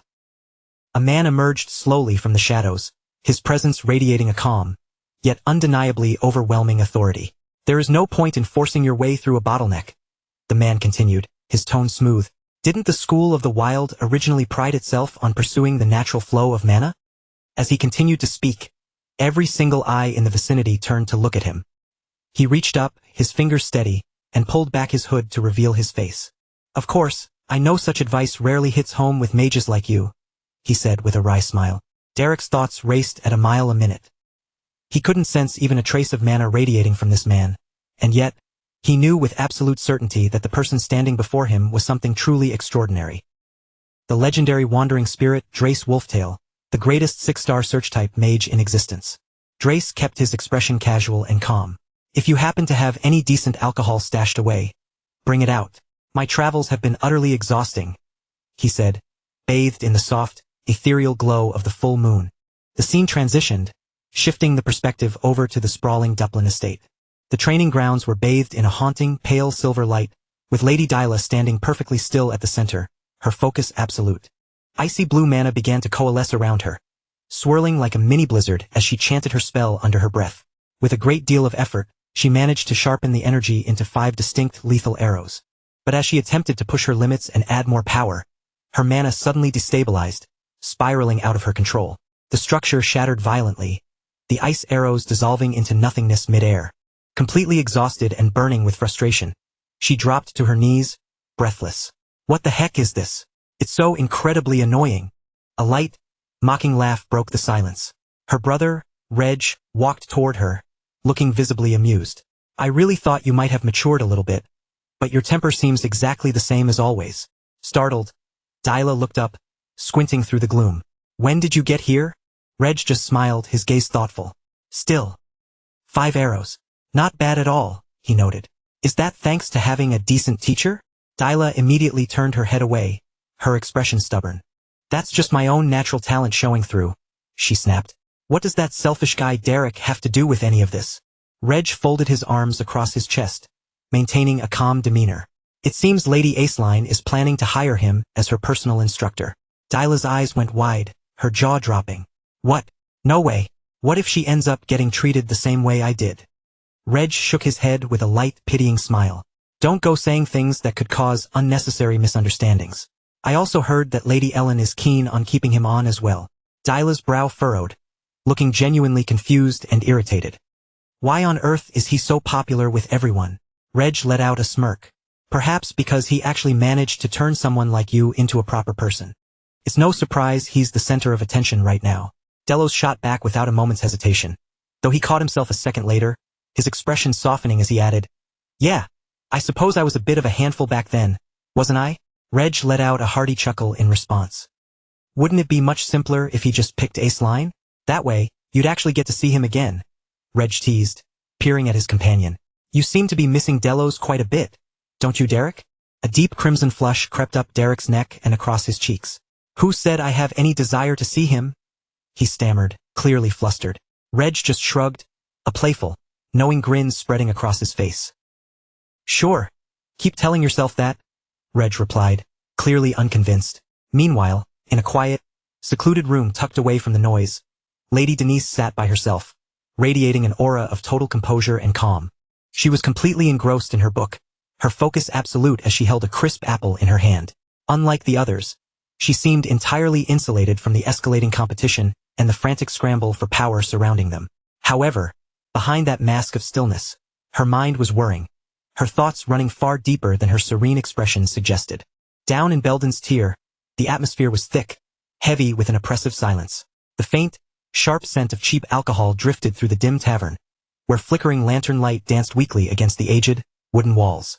Seated quietly in a shadowed corner, Dree Wolftail slowly sipped the wine he'd ordered, his face a total blank, revealing nothing from the moment he arrived. Derek sat right across from him, struggling to mask his own overwhelming curiosity and nervous energy. Even now, with his own eyes, he found the reality impossible to grasp. A mage of Drace Wolftail's legendary caliber was just sitting here, casually nursing a drink in this dingy little tavern. This was a 6-star mage. A man whose very name was whispered with genuine terror throughout the entire empire. Derek kept his eyes fixed on him, his mind racing. What could possibly bring a man of such immense stature to a place like this? Why bother speaking to a nobody like me? Drace muttered to himself before finishing his drink. He set the glass down on the wooden table with a soft click, rested his chin on his finger, and slowly turned his sharp, calculating gaze toward Derek. Your name is Derek, isn't it? Derek straightened his posture instinctively, giving a quick, sharp nod. Yes, sir, that's correct. The moment those words left Drace's lips, a jolt of shock rippled across Derek's face. He actually knows who I am. Drace folded his arms across his chest with rhythmic, practiced ease, his tone remaining perfectly level. If it's not too much of a bother, would you mind having a private word with me? Just the two of us. Derek stared at him for a heartbeat, processing the request, before giving a silent nod of agreement. Moments later, the scene shifted to the outdoors. Night had fully descended upon Ebelstein, casting Belden's district into a shroud of darkness. The streets were deathly quiet, chilled by a biting, restless wind. Drace began to walk slowly through the deserted road, his iconic staff gripped firmly in his hand. His footsteps were rhythmic and incredibly steady, barely making a sound against the cobblestones. Derek followed a few paces behind, hanging on to every syllable the legendary mage uttered. Your talent for magic is truly exceptional, Drace said, never once looking back. Though I imagine you rarely hear those words from others. That's because your aptitude is so innate, it's almost mundane to you, he continued. Derek stayed silent, absorbing the weight of the statement, until Drace posed a direct question. What is it that truly drives you to work this hard? For the first time, Derek's calm facade wavered, a hint of uncertainty crossing his features. What is it exactly that you hope to achieve by mastering magic? After a lingering silence, Derek finally answered, his voice honest and stripped of pretense. I don't really have any grand ambitions or noble dreams. The moment I realized I had even a sliver of talent, I just became genuinely curious, he admitted. I simply wanted to see just how far I could possibly push myself. Drace stopped and slowly rotated his head to look at him. For a fleeting moment, he locked eyes with Derek, his gaze piercing and intense, before a faint, cryptic smile tugged at the corner of his mouth. As a commoner, if you truly hope to rise higher than your current station. His voice dropped an octave, becoming significantly heavier. You are still lacking. Derek's body stiffened, the bluntness of the assessment hitting him hard. Drace didn't let the tension linger, calmly continuing. Would it be a problem if I took it upon myself to help you? The moment the offer hung in the air, Derek's eyes went wide with pure disbelief. A 6-star mage, Dree Wolftail himself, was offering to be his mentor. There was no conceivable reason to say no, yet Derek was acutely aware of the dark, violent history that defined the man standing before him, a history every noble in the Empire knew by heart. Dree Wolftail had started as nothing more than a commoner. Unlike the blue-blooded nobles who were showered with unimaginable wealth, status, and elite magical tutelage from the cradle, he possessed nothing but his own raw, unrefined talent. Even so, he carved a path through the world of magic with breathtaking speed. By the time he reached adulthood, he had already ascended to the 2-star realm. As he started a family of his own, he continued his rapid ascent, eventually achieving the status of a 3-star mage. For the common folk, he became a beacon of pure hope, living proof that one's birth didn't have to dictate their destiny. His village gradually transformed into a sanctuary for other commoner mages who looked up to him. To many, it became a symbol of something greater. It was an ivory tower where the common-born could finally dare to dream of standing on equal footing with the nobility through the sheer force of magic. But that flicker of hope was destined to be extinguished. In the year Drace hit the 4-star rank, a horrific tragedy shattered his life. It happened on a dark, storm-lashed night under sheets of relentless rain. Drace trudged home after a long day of labor, his clothes soaked through as thunder rumbled ominously across the black sky. The second he pushed open the door to his home, his world ended.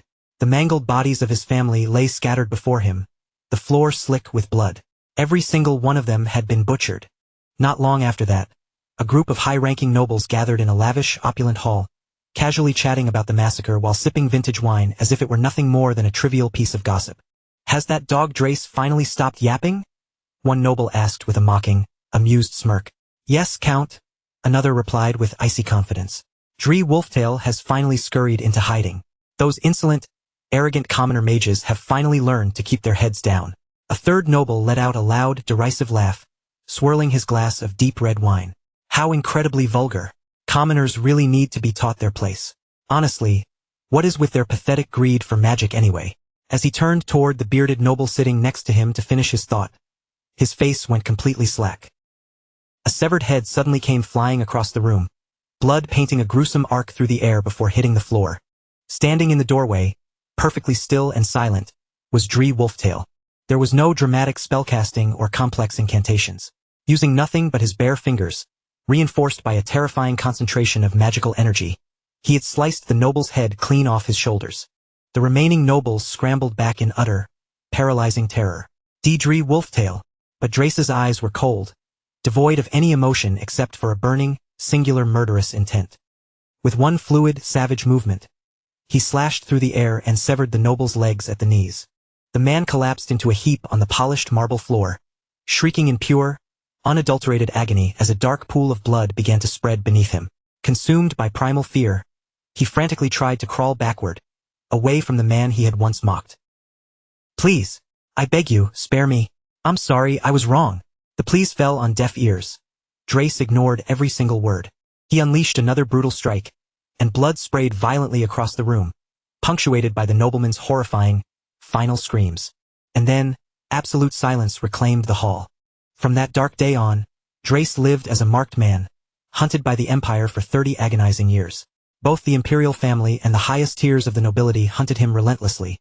Yet, despite being backed into a corner time and time again, he refused to fall. Instead, he used the hunt to forge himself into something even deadlier, eventually shattering the limitations of the 5-star realm and ascending to the rank of a 6-star mage. Only then did the reality of the situation dawn on the Empire. They realized that if they continued to treat Dree Wolftail as their mortal enemy, the entire foundation of the kingdom could collapse. In a bid to save face and stop the bleeding, the imperial family finally conceded that his vendetta had been justified all along.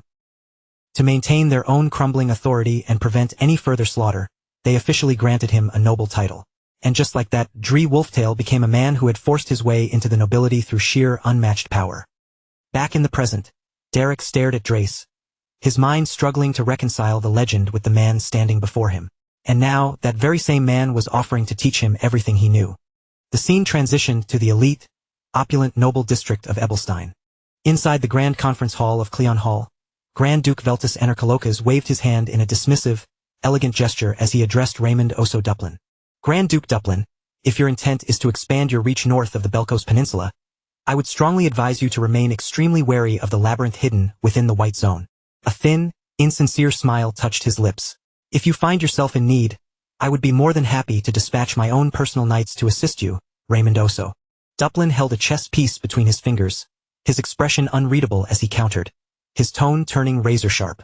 The knights you refer to, tell me, are you perhaps speaking of those pathetic, low-born mercenaries you keep on your payroll? The temperature in the room plummeted, and the air turned deathly still. A vein pulsed in Veltus's forehead as pure rage contorted his features, a crushing, suffocating aura radiating from his body and filling the hall.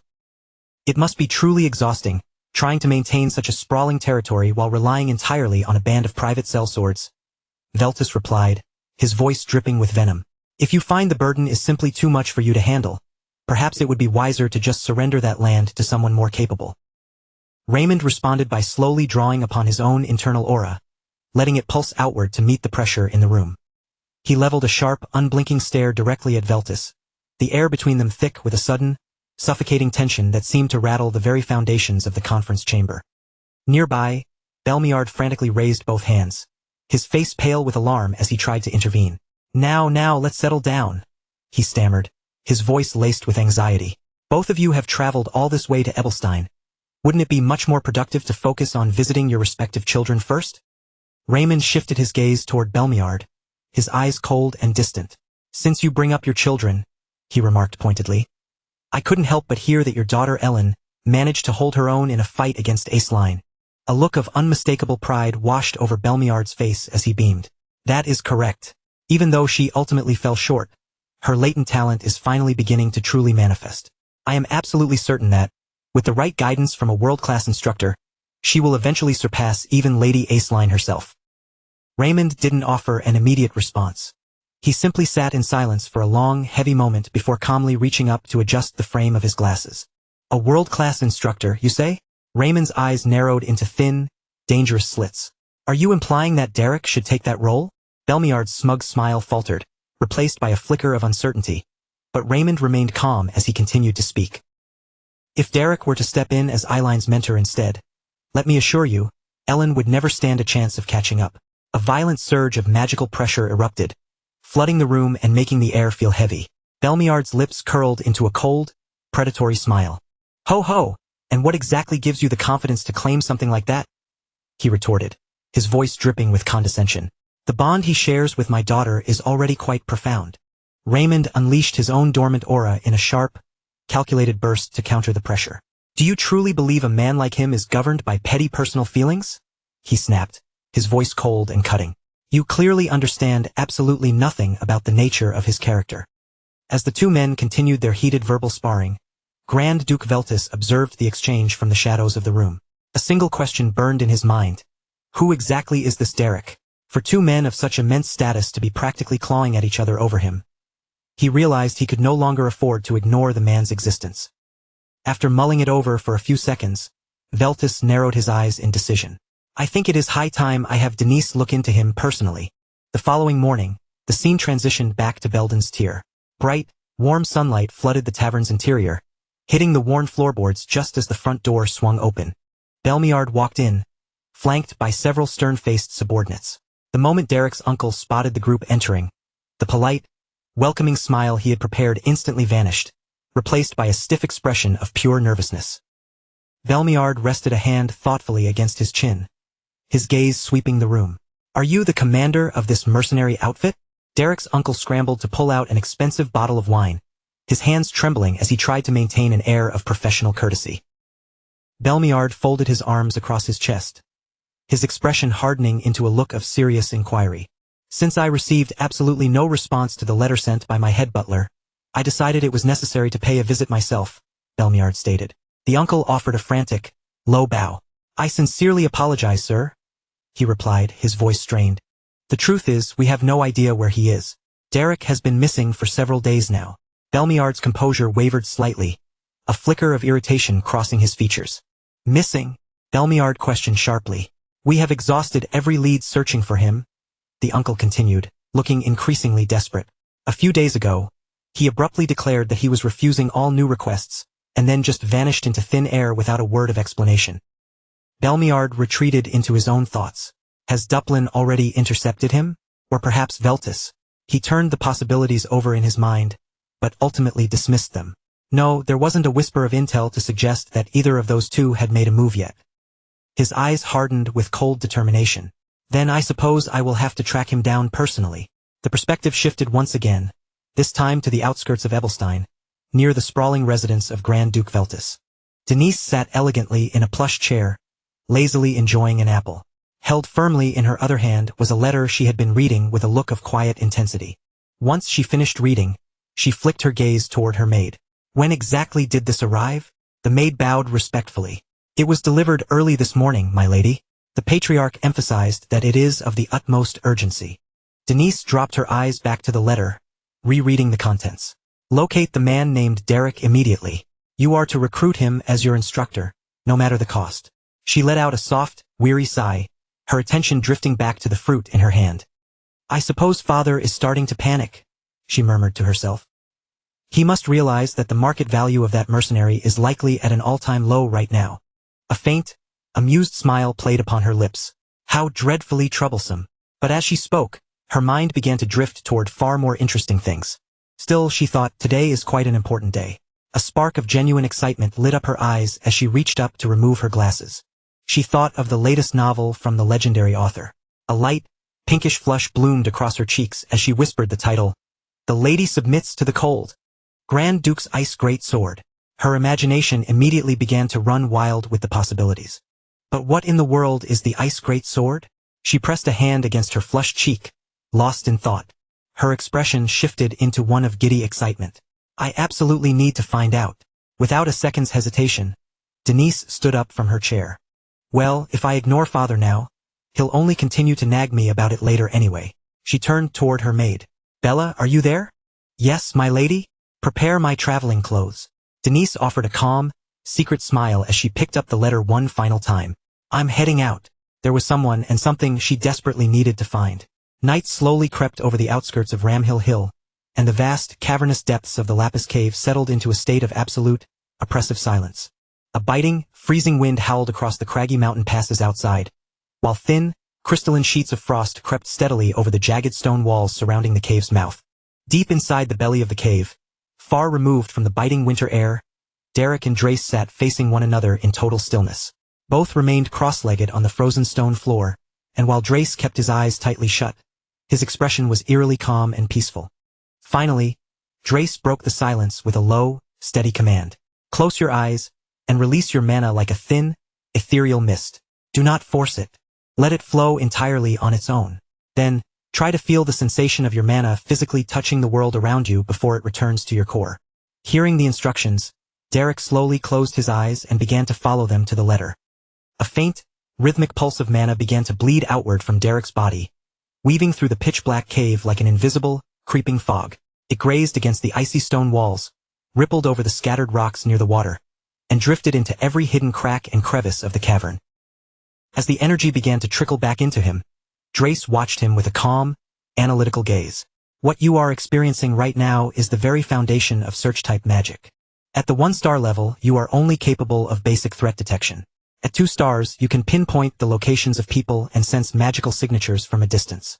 At 3 stars, you gain the clarity to pierce through any disguise or deception.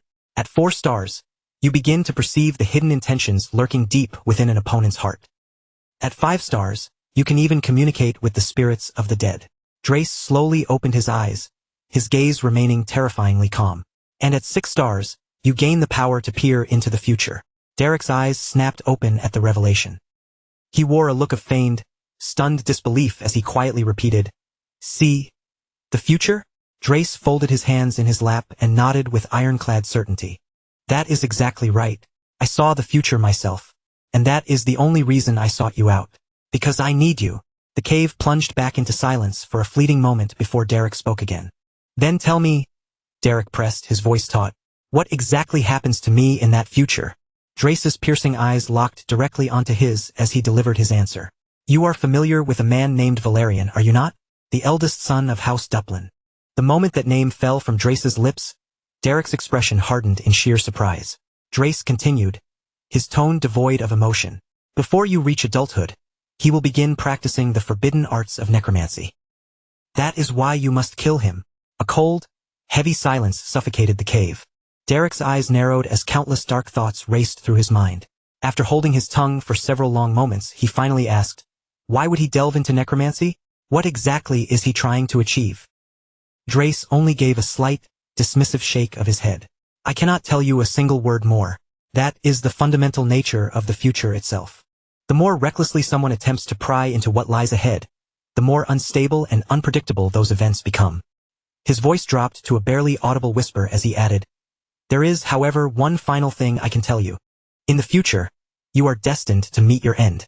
The statement hung in the air, and for a moment, the vast, cavernous depths of the cave plunged into a profound, suffocating silence. Surprisingly, Derek didn't flinch or display even a hint of panic at the grim prediction. The lack of reaction seemed to catch Drace off guard, and he regarded the young man with a flicker of genuine surprise. You don't seem particularly shocked, Drace remarked, his brow furrowing. Derek held his gaze, his eyes calm and steady. You said I was destined to die, he replied, but you never specified that I would die during this first life. A look of genuine, impressed amusement bloomed across Drace's weathered features. He slowly pushed himself to his feet, looking down at Derek with an expression of clear, newfound approval. An astute observation, he admitted, his voice carrying a note of respect. And for the record, I have absolutely no intention of letting that fate come to pass. As he pivoted away, intricate, glowing magical runes began to manifest in the air around his fingers. The atmosphere in the cave grew dense, the mana thickening until it felt heavy enough to touch. You must survive, Drace continued, his tone turning grave. But in order to do that, you are going to have to become infinitely more powerful than you are right now. He turned his gaze toward the narrow fissure in the ceiling, high above the cave floor, and slowly raised his hand toward the dark, star-filled night sky. In an instant, an explosive surge of mana erupted from his body, shooting upward through the stone like a brilliant, blinding pillar of pure light. The raw energy tore through the darkness above the mountain, reaching straight for the moon that had been obscured by thick, heavy clouds.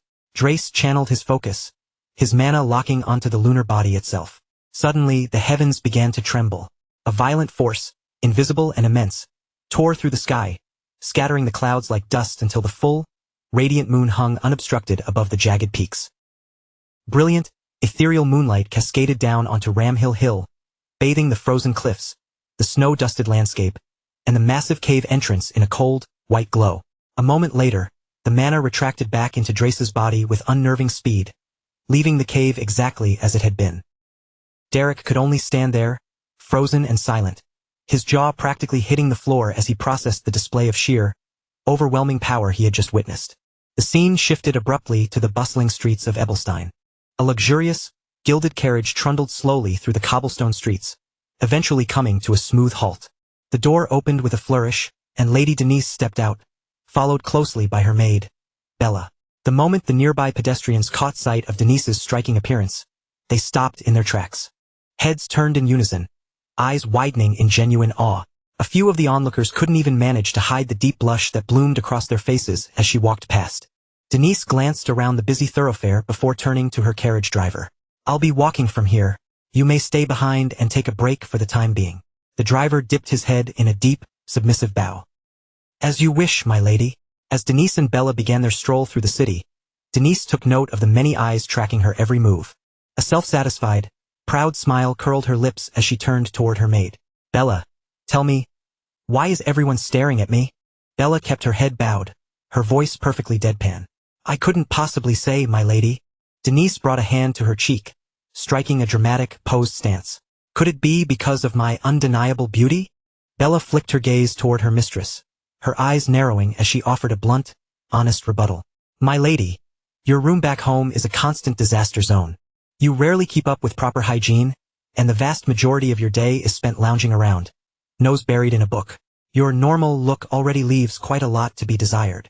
After a quick, curt bow, Bella added calmly. And honestly, I find you even more insufferable when you start acting like this. Denise looked genuinely insulted, clutching her chest. Oh, Bella, your talent for dry humor really is unparalleled. I wasn't joking, Bella replied immediately, her tone shifting to one of urgency. Shouldn't we be picking up the pace?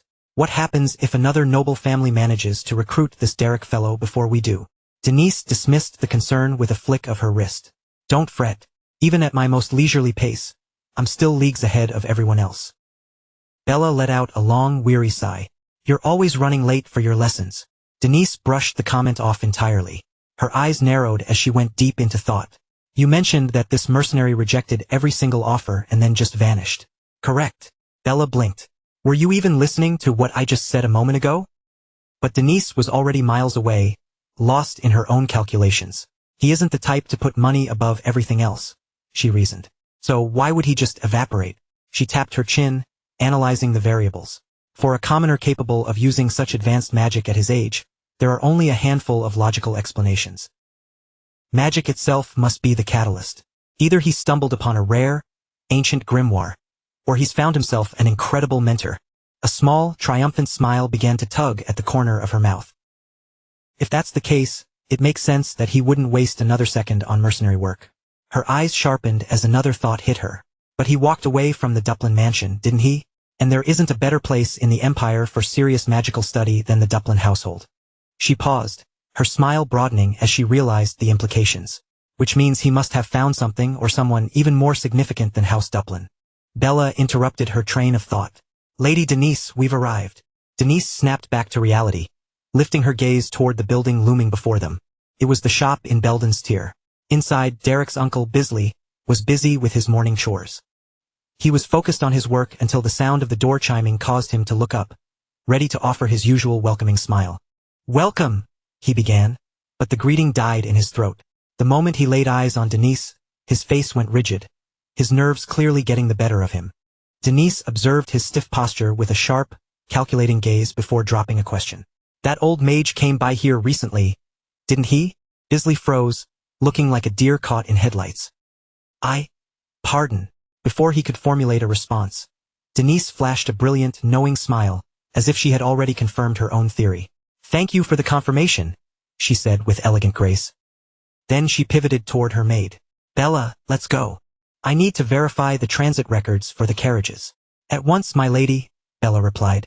As the two women exited the shop, Bisley stood by the counter, nervously rubbing the back of his neck and watching them retreat into the distance with palpable relief.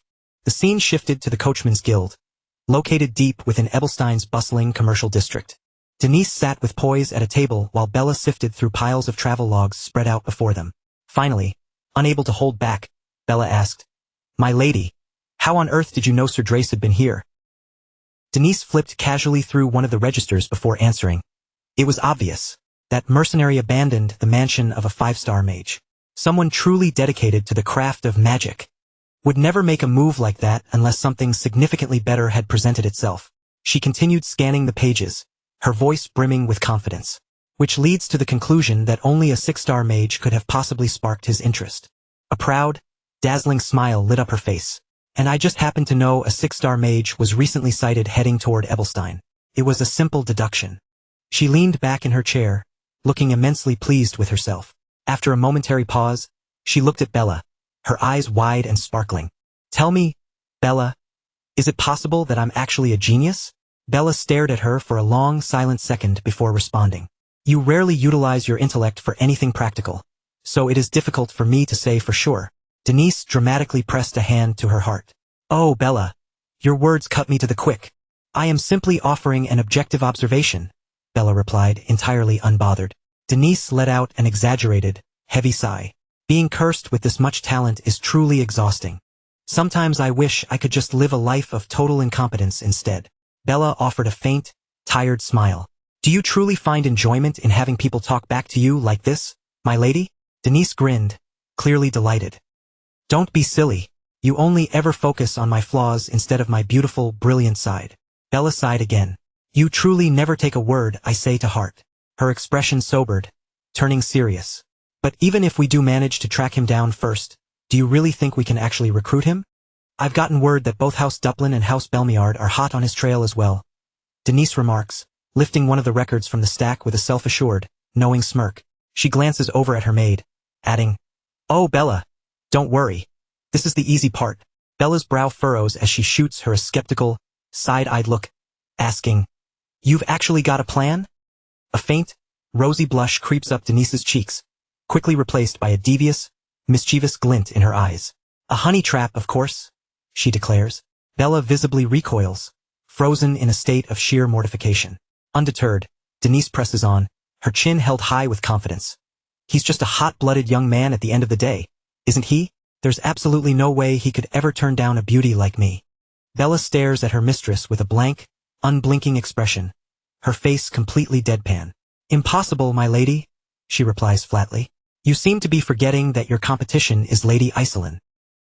The color drains from Denise's face, and she goes completely rigid as if struck. Bella, why would you say something so incredibly cruel? She whimpers, her voice trembling with a visibly wounded expression. Before Bella can even process the reaction, Denise lunges forward, desperately grabbing her by the shoulders. I'm the prettier one, right? Just tell me I'm prettier. Bella lets out a long, heavy, exhausted sigh, thinking to herself that this was the one and only thing her lady ever truly chose to hear. A moment of heavy silence passes, and then suddenly, Bella's finger darts out, pointing toward a specific document in the pile. Ah, I found it. Denise snatches the document away, her eyes scanning the text with intense focus. The playful, flirtatious look vanishes from her face instantly, replaced by sharp concentration. 1 week ago, she reads aloud. A boy in robes? He was using a travel pass. Her eyes narrow into thin slits, her gaze hardening as she reads the final details. Destination, the outskirts of Ramoil. And his final stop, the Great Cave. The camera pans away, the scene shifting abruptly to the dark, chilling depths of that very location. The Great Cave. Inside, Derek remains deep in his element, continuing his rigorous training under Drace Wolftail's watchful eye. He sits perfectly still, cross-legged upon the jagged, frozen floor, his mind entirely focused as he exerts precise, calculated control over the swirling currents of mana surrounding his body. Across from him, Drace sits in complete silence, observing the slightest shift in Derek's posture and aura. A subtle flicker of change passes over Drace's stoic features. It seems we have visitors, Drace says, his voice low and calm, cutting through the silence. They appear to be from House Veltus, and by the looks of it, they've come searching for you. Derek's eyes snap open, wide with genuine surprise. The cavern's core remains encased in thick, unforgiving ice, while water drips steadily from the stalactites above, the rhythmic plink-plink echoing sharply through the oppressive darkness. Meanwhile, near the cave's mouth, Denise and Bella tread carefully through the icy, ankle-deep water. Each step sends ripples and splashes echoing off the damp stone walls. Bella is visibly trembling, her voice dropping to a nervous, hushed whisper. Lady Denise, perhaps we should turn back? Maybe we ought to report this to the Patriarch and come back properly prepared with a group of soldiers instead. Denise reaches down to lift the hem of her soaked dress, wincing at the cold, but she keeps walking forward without a hint of hesitation. I cannot do that, she replies, her tone brooks no argument. If I bring soldiers along, I won't get any of the credit for finding him myself, she adds, casting a sharp, sidelong glance at her maid. Besides, if we have soldiers stomping about, other houses are bound to notice. After all our hard work, I won't have someone else swoop in and steal the reward. Suddenly, Bella freezes, pointing a shaking finger ahead. My lady, look. Denise whips her head toward the darkness ahead, her posture stiffening instantly as her eyes struggle to pierce the gloom. Two glowing, crimson eyes slowly manifest within the shadows, drifting closer. Bella lets out a sharp gasp of terror. It's a monster! Denise instinctively steps forward, shielding her maid with her own body, even as her own hands begin to tremble with visible fear. Bella, stay behind me, she commands, her mind racing with rising panic and confusion. Wasn't this area supposed to have been completely cleared of threats already? She wonders to herself. She feels the sweat on her palms, knowing full well her own offensive magic leaves much to be desired. Still, she raises her hand, forcing herself to begin the incantations for a defensive spell. Behind her, Bella is completely paralyzed, shaking in the face of the encroaching eyes. Slowly, the mysterious figure emerges from the heavy shadows, stepping into the faint, pale moonlight filtering through a crevice in the cave ceiling. The terrifying red eyes resolve into the face of Derek himself. He strolls calmly out of the dark, his gaze fixed directly on Denise, entirely unfazed. Denise's eyes widen until they nearly pop from their sockets. The mercenary! She breathes out, her voice barely a whisper. Derek halts just a few paces away, asking with calm, polite curiosity, what brings someone like Lady Denise to such a humble, out-of-the-way place? The silence stretches out through the cavern as Denise slowly lowers her hand, silently cutting off the spell she had been frantically preparing. Then, with practiced elegance, a radiant, beautiful smile slowly spreads across her features. As she locks eyes with Derek, a single, calculating thought pulses through her mind. All right then, it's time to make him mine. Derek looks at her, unfazed, and simply says, "Indeed, a pleasant conversation, truly." The nonchalance of his reply catches Denise off guard, and she remains utterly stunned for a beat, unsure how to proceed. Behind them, Bella stands in silence, a small, knowing smile tugging at the corner of her lips. Realizing the moment is slipping, Denise quickly pulls herself together. She clears her throat, switching to a softer, much more graceful and inviting tone. "Actually, I can't even count the times I've met you in my dreams," she begins, her voice honeyed. "I've heard so much about your incredible talent, both as a master mage and a brilliant instructor. So, how should I put this?" She gazes at him, batting her lashes. "If I could just be taught by you, Derek, I think I would be so happy." The moment the words leave her lips, Derek stares back at her with a completely blank, unamused expression. "Why are you speaking in such a theatrical tone?" he asks bluntly. "Are you practicing for a stage play because you like how the cave echoes?" The brutal, deadpan question cuts through the tension like a knife. Bella, who had been trying to suppress her amusement from the sidelines, finally loses her battle and bursts into a fit of loud, echoing laughter that fills the entire cave. Denise whirls around to face her, her face flushing a deep, embarrassed crimson. Is he serious? She thinks, her mind racing. This shy, beautiful girl act doesn't work on him at all? Refusing to crumble, she takes a deep breath, composing herself before shifting into a more serious, earnest persona. "I've been doing a lot of thinking after watching the duel between Lady Iselin and Lady Ellen," she begins, her tone sincere. "As one of the Rossi trio, I felt like I was the only one falling behind." She looks down, feigning anxiety. "I've been so worried that everyone else is going to keep growing stronger and stronger, while I'm left behind, trapped in the same spot." She plays the part of the desperate, pitiful beauty to perfection, slowly drifting closer to Derek. She closes the distance until she is standing within his personal space, making their proximity dangerously intimate. Her face is now mere inches from his, so close she can almost feel the warmth of his breath. Internally, however, her thoughts are completely different. "Oh my, we are so close now," she muses. "He can definitely feel my breath. His heart must be absolutely racing, right? There is no possible way he can refuse me after this." However, without the slightest hesitation or change in his expression, Derek simply places a hand against her chest and firmly pushes her backward. Denise's eyes widen, pure, unadulterated shock etched across her face.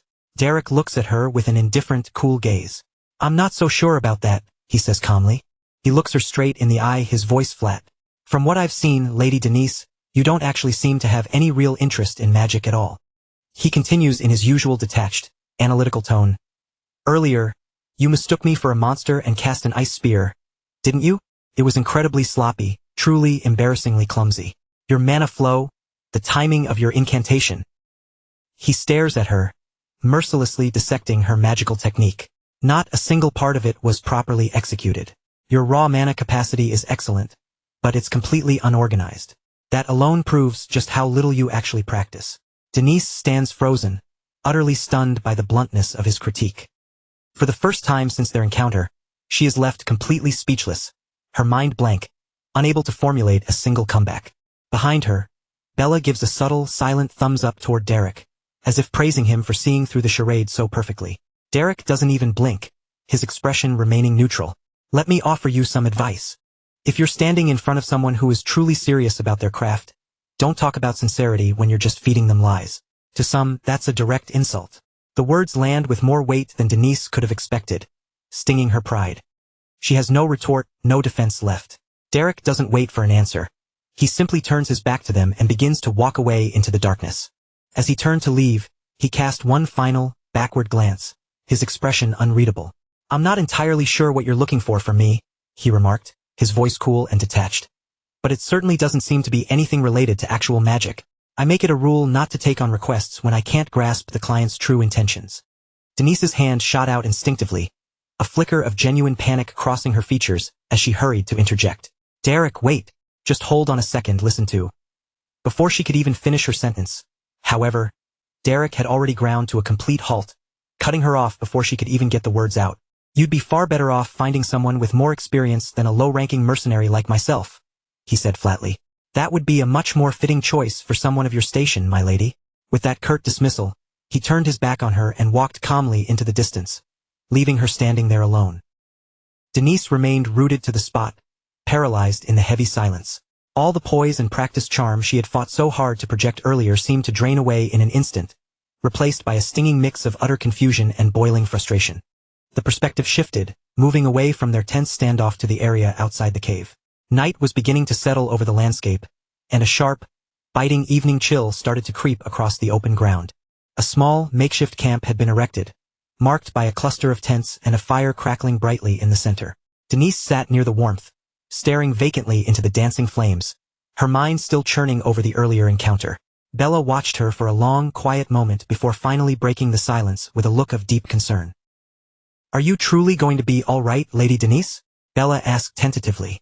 Denise didn't break her gaze from the fire, but her expression hardened with renewed resolve. "If I back down now, some other house is just going to swoop in and snatch him up. I have to win him over, and I have to do it quickly."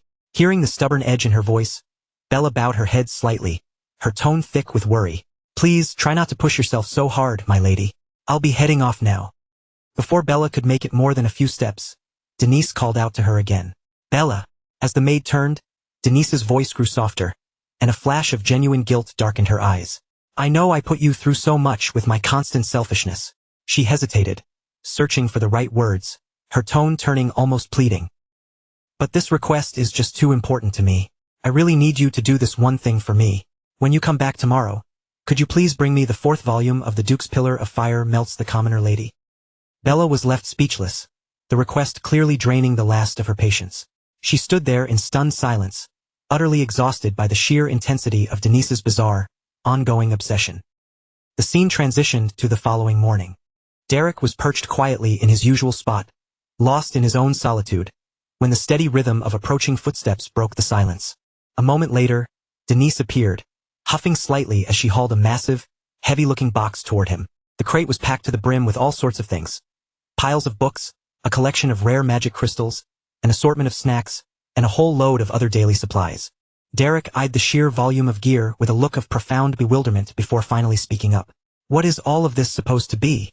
Denise quickly stammered, trying to regulate her ragged breathing. "Oh, it's nothing, really. I know there isn't much I can do for you personally, but I want to support you however I can, so you can just focus all your energy on your magic training." "Derek." Derek responded immediately, his voice as dry and blunt as ever.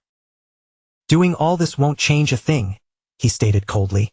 Yet, Denise didn't let his rejection break her stride, simply offering him a soft, patient smile. "That's perfectly fine. I feel like I'm learning just by watching you work. So please, don't worry about me." But behind that carefully constructed mask, her internal monologue was running in a completely different direction. Any human is bound to get attached to someone who showers them with this much attention, eventually. Go ahead and take it all. Get as used to my presence as you want. Feel as grateful as you like. By the time this is over, I'll be the one getting exactly what I want. Derek gave the pile of supplies a long look before nodding slowly. "Then I'll accept this with gratitude." As soon as he reached out to claim the goods, Denise's eyes lit up with a flash of triumph. He took it. He finally took the bait. But her celebration was short-lived. Even as he began casually snacking on the food she'd brought, Derek kept right on talking. "Though, I still won't become your teacher." Denise felt her entire body go rigid, her smile frozen in place. "He's actually turning me down while he's actively eating the food I brought him? What on earth is wrong with this guy?" The next day, Denise showed up yet again, wearing a bright, undeterred smile as if the previous day's rejection had never happened. "Derek, I brought more food and some fresh magic crystals for you today." Before she could even get the items into his hands, Derek responded with the practiced ease of someone reading from a script. "Thank you. Though I still won't become your teacher." The very next day, she returned, showing up like clockwork. "Good morning. Our head chef personally whipped up a full-course meal just for you, Derek." But once again, the response was as icy as the day before. "Thanks. Still not doing it, though." Denise was the picture of stubborn persistence. The following day, she arrived carrying a massive, shimmering mana crystal in both hands, her face beaming with confidence as she held it out like a prize. "Derek, check this out. It's a high-grade refined ore. I thought it might be useful for your magic practice." Derek reached out for the crystal without a second's hesitation. "You can leave it right there."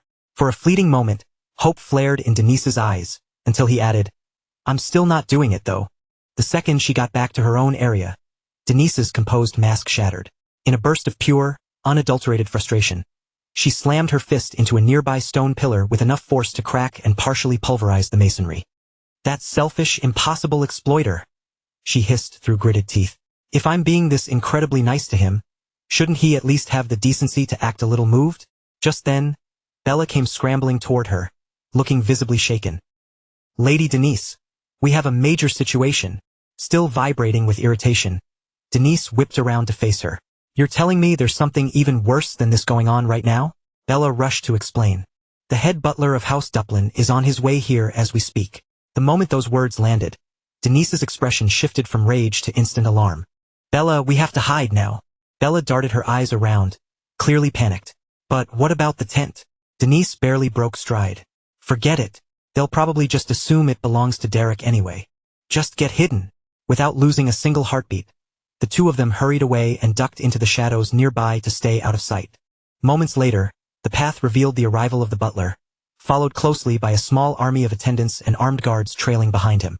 The scale of the procession was so overwhelming that Denise could only watch in stunned disbelief from her hiding spot. What is going on? Are they planning to start a war or something? The scene shifted inside, where Derek was finally face to face with the butler. The man stood respectfully and presented him with an official-looking letter. Derek broke the seal and began to scan the contents. It was a formal request for him to serve as Lady Eileen's personal instructor in magic. After taking a moment to process the document, Derek looked up and replied calmly, "It would be an honor."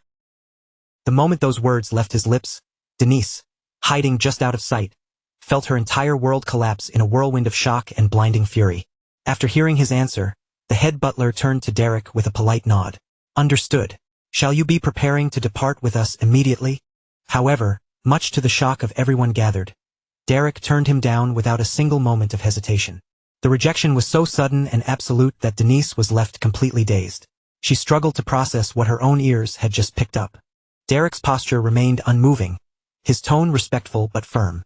"Only after I have finished my own training, although I'm not entirely sure when that will be." His voice was devoid of arrogance or disrespect. There was only a quiet, unshakable resolve. Seeing that his initial offer had failed, the head butler tried a different angle. "What if we were to increase the compensation?" Even that, however, couldn't sway Derek. He dipped his head slightly in apology. "My apologies. At my current level, I don't believe I would be of much help to Lady Eileen. I have no intention of teaching magic half-heartedly." His sincerity was palpable.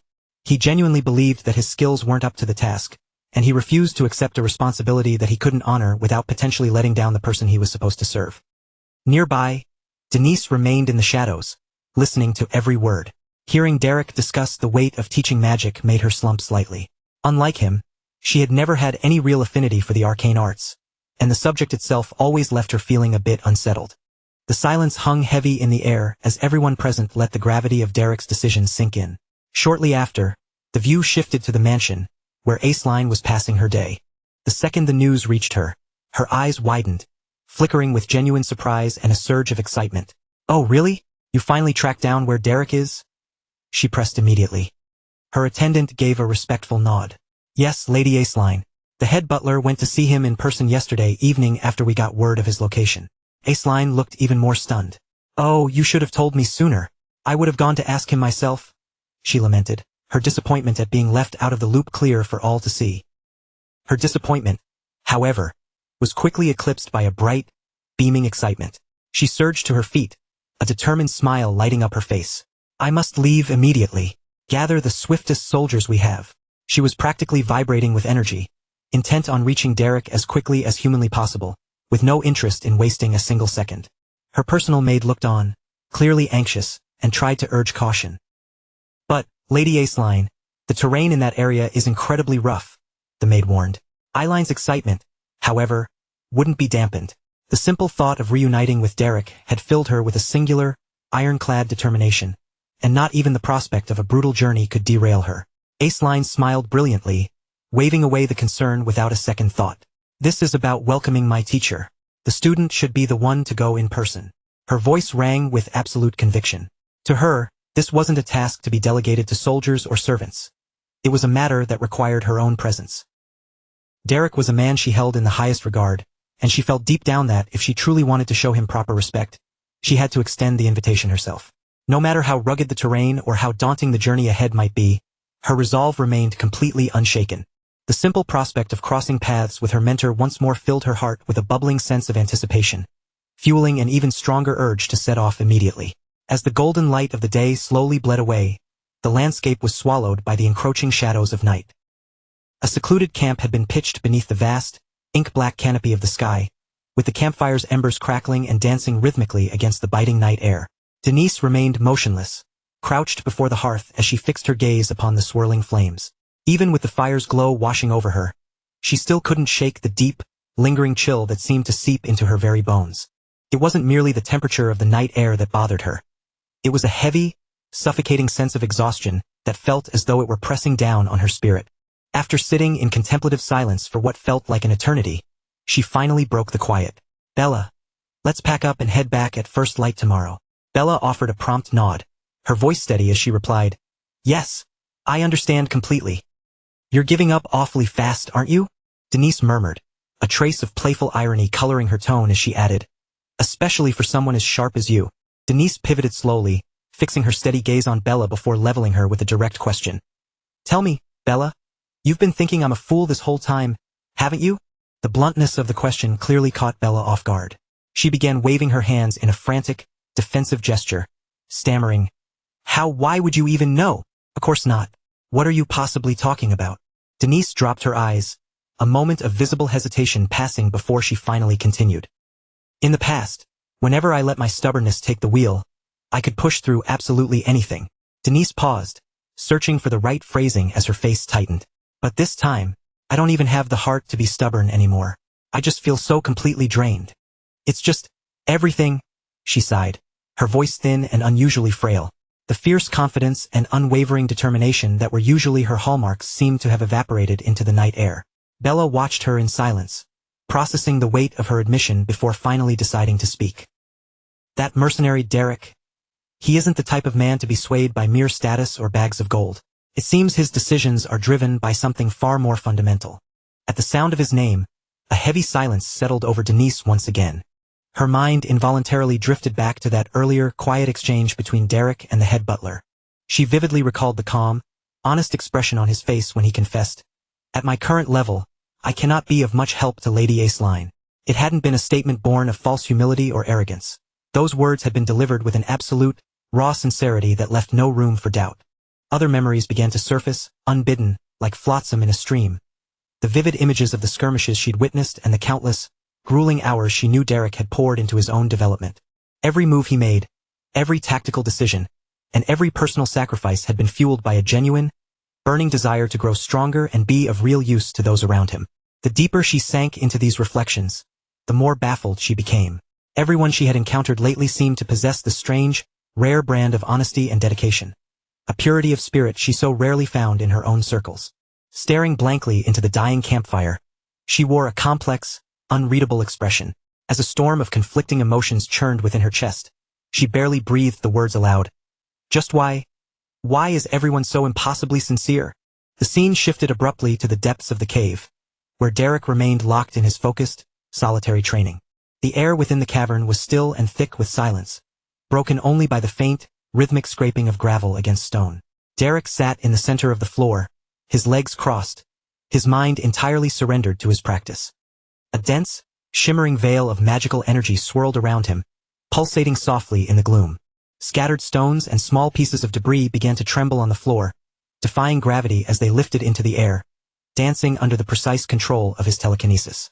He pushed himself relentlessly, his concentration ironclad as he sought to refine his power, inch by painstaking inch. Suddenly, the sharp sound of footsteps echoed off the cave walls, cutting through his focus. Derek cracked his eyes open to see Denise approaching. She halted a few paces away, her posture uncharacteristically soft, her voice dropping to a low, quiet murmur. "Sorry to break your rhythm. Would you mind if I sat here with you for a moment?" Derek observed her calmly, his expression devoid of any irritation, his gaze steady and assessing. After a brief moment of quiet observation, he noted, "You seem a little different today, Denise." Denise blinked, momentarily caught off guard, and tilted her head in curiosity. "Is it because I'm dropping the formalities?" Derek shook his head slowly. "No, it's in your eyes." Denise went still, visibly struck by the bluntness of his observation. A faint, fleeting smile finally touched her lips. She looked up toward the jagged ceiling of the cave, seemingly searching for the right words before she spoke again. I'm sorry for being such a pain in the neck all this time. I'm finished with all of that now. Her voice was remarkably steady, completely devoid of the sharp, competitive edge she usually brandished like a weapon. Derek offered a simple, sincere nod in response. I appreciate everything, truly. I wish you the best in finding a great teacher. The second those words left his lips, Denise made a face of utter disbelief. A teacher? Don't make me laugh. I actually hate magic. Derek remained motionless, his expression neutral as he gave her the space to continue. Denise let out a long, weary sigh. It's all just endless politics and performances. I only tried to keep you on my side because you were becoming a name worth having. But you're far too stubborn. Since you're going to be working for Aceline anyway, I might as well bow out. Though the words were blunt, the biting hostility that once fueled them was gone. She sounded less like she was plotting a maneuver and more like someone finally unburdening themselves of a weight. Derek waited a beat before asking, Why do you hate magic then? The simple inquiry made Denise freeze. Well, she hesitated, searching the air. I thought I liked it once. Or no, that's not really it either. For the very first time, she seemed to be looking at herself with total honesty. After a long, heavy silence, she admitted the truth she had been shielding herself from. I just love being praised. The cave went deathly quiet. Those few words hung in the air, weighted with the truth of her entire life. She realized, in that moment, that magic itself had never really been the source of her passion. What she had truly craved was the validation, the adoration, and the thrill of being recognized for her talent. The applause and the acclaim from others had made her feel significant. Somewhere along the way, she had confused that intoxicating rush of external validation with the spark of genuine passion. Now, sitting beside Derek, a man who pursued his craft solely for the sake of mastery and sincerity, she could no longer hide from that reality. For perhaps the first time in years, Denise was staring at her own reflection without the armor of excuses or pretense. This raw honesty left her feeling stripped bare, vulnerable in a way she hadn't expected. She took a breath, her voice calm but underlined with a faint, bitter sadness. I studied until I was blue in the face, just to keep being called a genius. But then, it hit me one day. Why on earth am I even doing this? Just, what even is the point of all this? So I stopped. That's all there is to it. The confession was startlingly simple, yet it carried the crushing weight of years spent in confusion. She had chased the praise for so long that she had completely lost sight of her own direction. Derek listened intently, not once trying to interject. After a brief pause, he replied with calm, steady assurance. It's only natural for someone to eventually grow tired of living for the praise of others. Denise's eyes widened, her surprise evident. You're actually listening to me? I thought I'd just be talking to the air before I left. A faint, genuine smile graced her face. She slowly pushed herself up, brushing the stray dust from her clothes. Safe travels, Derek. She turned on her heel and began to walk toward the cave entrance. After a few paces, she faltered and stopped, though she didn't look back. I'm jealous, her voice whispered, drifting back through the damp, cool air of the cave. I'm actually jealous of someone like you. Someone who never has to question why they're working so hard. She lingered there for a heartbeat before she added, You're going to be a legendary mage, aren't you? Derek watched her back, silent and attentive. A small, soft smile formed on Denise's lips. If our paths ever cross again, do try to say hello. With those parting words, she walked out into the light, her footsteps fading until they were swallowed by the morning. The strange, turbulent chapter between the two of them had finally come to a close. The next morning arrived with crisp, golden light. As the sun crested over the rugged mountain peaks, Aceline finally pulled into the area with her escort. From a vantage point high atop a nearby cliff, Denise stood perfectly still, watching the arrival unfold below. The biting morning breeze tugged at her hair as she observed the group maneuvering below. She already knew exactly how this was likely to play out. Her mind wandered back to a conversation she'd had not long ago, back within the familiar, echoing halls of the mansion. Aceline had been flatly rejected. She had looked at Bella, her face pale with disbelief, asking if it were truly the case. Bella had simply offered a small, knowing nod, murmuring that he was an entirely unpredictable man. Hearing that blunt confirmation, Denise had fallen into a deep, troubled silence. It was because his rigorous training wasn't complete yet. That was the core of it. Denise began to see Derek's reasoning with a bit more clarity than she had before. It wasn't a cold rejection, after all. Bella hadn't stopped walking. her pace steady as she replied over her shoulder. She told her firmly that it was time to stop fretting over it. Right? Denise had breathed out, letting a heavy, weary sigh escape her lips. She joked that perhaps he intended to stay in that cave forever, eventually turning into a bear, just like that old legend from the East. Bella, never one to miss a beat, corrected her immediately. She noted that the legend was actually about a bear turning into a human. That quick retort earned a faint, amused smile from Denise, though deep down, her thoughts remained anchored to Derek. A nagging question persisted in the back of her mind. Did he honestly think he was the only soul on Earth capable of wielding magic? Before she could lose herself further in those swirling thoughts, Bella interrupted her with a piece of completely unexpected news. She mentioned, quite casually, that a guest had arrived and was waiting to share a meal with her. Denise blinked, completely taken aback. A guest? She had no recollection of anyone being scheduled to visit today. Puzzled and harboring a growing sense of unease, she turned on her heel and headed back toward the main mansion. It was only a short while later that she reached the entrance of the dining room. The very moment her foot crossed the threshold into the room, she stopped dead in her tracks, every muscle in her body locking up. Her eyes went wide, her gaze fixed forward, her face a mask of absolute, paralyzing disbelief. There, seated comfortably at the head of the table and tucking into a meal as if he'd never left, was Derek. And he wasn't even sitting by himself. Her father was there, too, sharing the table and chatting with him with an ease that felt completely jarring. For several long, agonizing seconds, Denise could do nothing but stand there and stare, completely stunned. Only yesterday, she had been firmly convinced that Derek was still holed up in that miserable cave, buried in his training and utterly indifferent to the world outside. She had even made light of it, joking that he would probably spend the rest of his days living like a wild hermit in the mountains. Yet, here he was, sitting right in front of her in the comfort of her own home. Back in the cave the night before, after Denise had already walked away and left everything behind, the quiet darkness settled over the place once more. Derek stayed seated there all by himself, his posture unmoving as he poured every bit of his focus into gathering the energy within him and keeping it under control. Thin streams of mana began circling around Derek from every side, twisting through the air as his concentration grew sharper and sharper. In his mind, he kept repeating the same thought over and over. The flow was finally starting to line up. He was close now, just a little more, only a little more. Bit by bit, Derek pulled the scattered mana inward, forcing it to gather into one single point. Around him, the pressure of that energy grew heavier, thicker, and far more intense. The moving currents of mana picked up speed, rushing faster than before as they all began drawing together toward that same concentrated spot. Even as the strain pressed down on his body harder with every passing second, Derek endured it without backing down, refusing to let his focus break for even an instant. Then, in one sudden moment, Derek's eyes flew open as if he had reached the exact point he had been waiting for. The enormous amount of energy he had stored inside himself erupted all at once. Mana blasted outward from his body, swelling through the cave before quickly scattering into the surrounding air. A few breaths later, even that powerful presence faded away, until every last trace of the released energy had disappeared completely. The process had pushed Derek right to the edge of what he could handle, and when it was finally over, his exhaustion was obvious in the way his body sagged. Just then, a voice reached him from behind, cutting through the silence of the cave. At this rate, you might collapse. The one speaking was none other than his master, who had been quietly watching Derek from behind.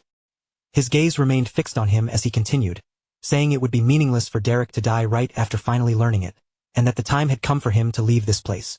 At that moment, it became clear that Derek had succeeded in learning the 3-star tectonic shift skill. All the brutal training, all the struggle, and every difficult moment he had endured inside that cave had finally led to this result, pushing Derek into a new stage of mastery.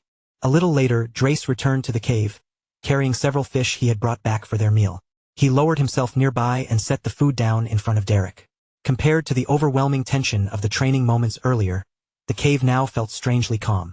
Once Drace was seated, he looked at Derek with a steady expression and spoke in a serious, composed voice. There's nothing more I can teach you for now. Like I told you before, mediocre talent won't be enough to keep you alive. Think carefully for yourself, and decide just how far you truly mean to climb.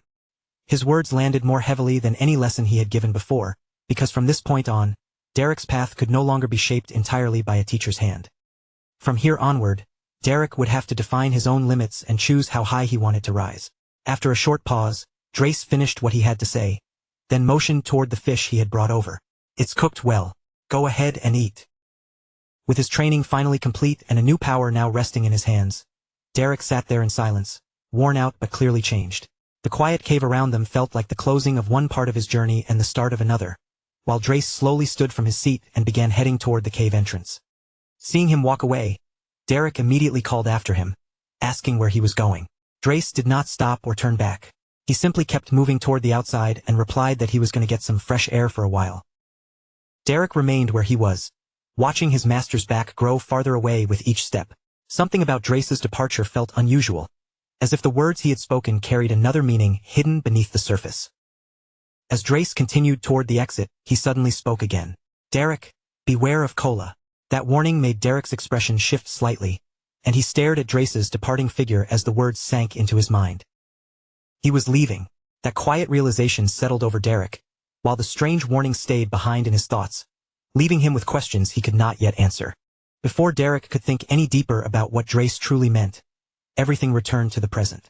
Denise's father was now speaking with clear satisfaction, his gaze moving toward Denise and Derek as pride showed openly on his face. "Denise, I am truly pleased. Because you took the lead, a precious magic instructor came walking to us on his own." Denise lowered her head respectfully and gave her answer. "Thank you, father. I only did what I had to do." Her words were modest and controlled, but that humble response seemed to make her father even happier. After a brief moment, he went on and said she must have had a reason for refusing Duplin's request, then told her to explain it so he could help however he could. But before Denise had the chance to respond, Derek calmly lifted his tea and spoke first, direct and without the slightest hesitation. "I don't need anything beyond the reward I already mentioned. I only accepted because of Lady Denise's attitude." The instant Denise's father heard that, he nodded eagerly, looking more pleased than ever. Yes, Denise's attitude truly is wonderful. What other lady on this continent could possibly compare to our Denise? Anyone in the world who saw our Denise would be unable to resist teaching her. The proud father looked completely ready to keep praising his daughter without end. His face brightened as an old memory came back to him. "Denise, do you remember when the maid broke that plate? She said she had committed a grave sin and begged for forgiveness. Didn't she?" He looked at Denise with warm affection before continuing. "And then you—" Denise smiled like an angel and said. As he eagerly moved into the memory he wanted to share, Derek quietly listened from the side, still holding his tea.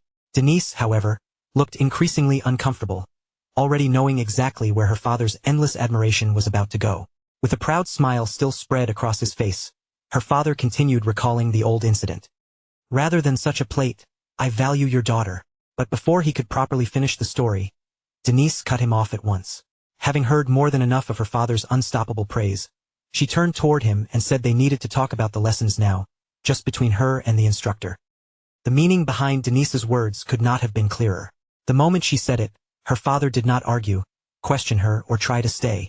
Instead, he vanished from the room almost immediately, leaving Derek and Denise alone together.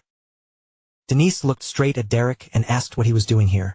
Derek answered casually, as if nothing were strange at all, saying he was drinking tea. That relaxed response only made Denise more irritated, and frustration sharpened her voice as she asked if he was joking.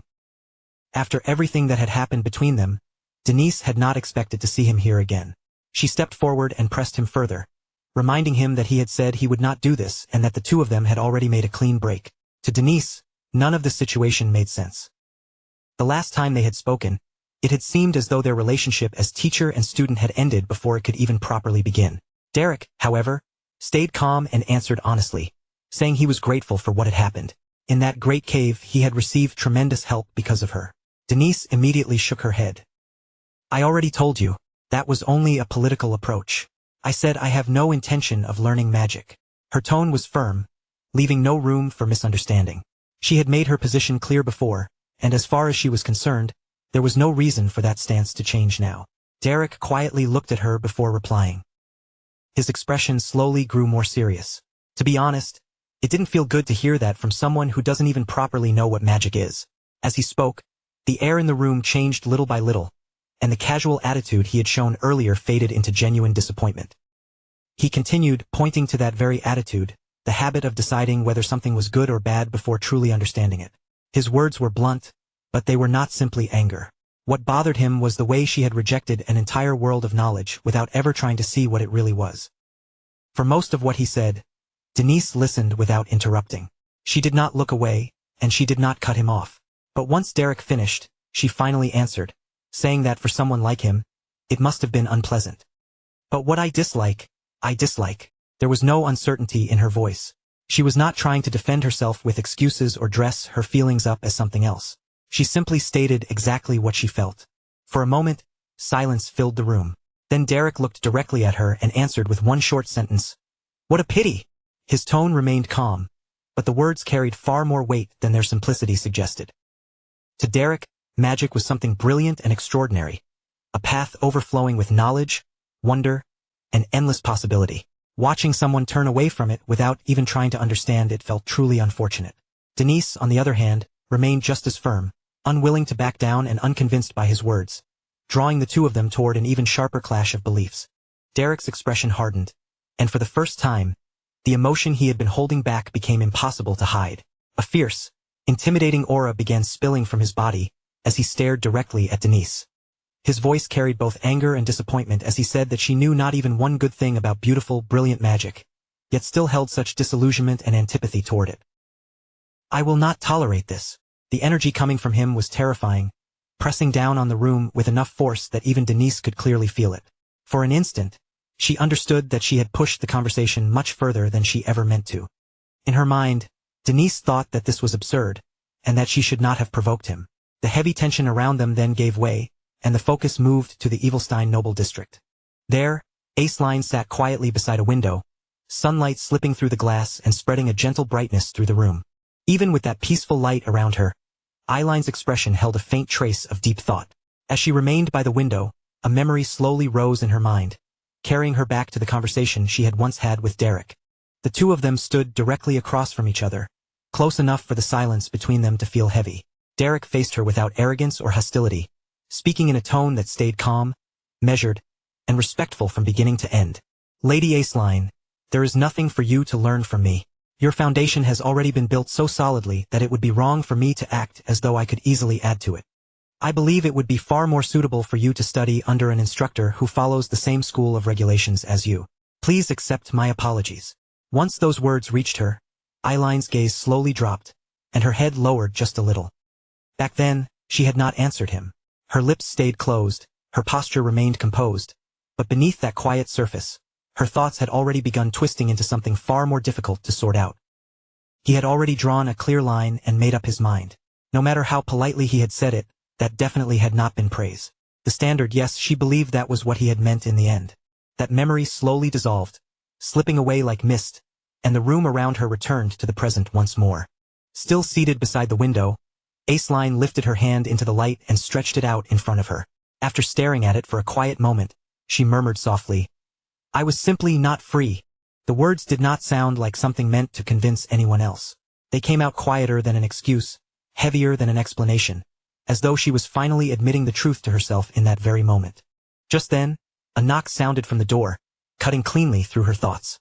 Aceline blinked, pulled herself back to reality, and answered, Yes, come in. A moment later, the door opened. A servant entered the room and immediately lowered their head in a respectful bow. A letter has arrived from the main house. At those words, Eileen's attention shifted at once, her eyes settling on the servant. What kind of letter? The servant kept their posture proper as they answered her question. Young Master Valerian's departure ceremony is scheduled for next week.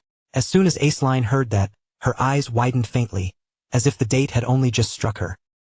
Oh, is it already next week? She fell silent for a brief moment, then seemed to make up her mind. Since it is his first departure ceremony, I should prepare a proper gift. I will go to the shopping district. The white zone is dangerous, so he needs to be ready. Her voice remained steady, but the concern behind it was impossible to miss. The white zone was not the sort of place where luck alone could keep someone alive. And because this would be Valerian's very first departure ceremony, Aceline wanted to give him something that could truly help him once he stepped into that danger. But the instant she rose from her seat, the chair beneath her suddenly gave way. With a sharp crack, it split apart and collapsed into broken pieces, the destruction so sudden and violent that it felt almost impossible to call it natural.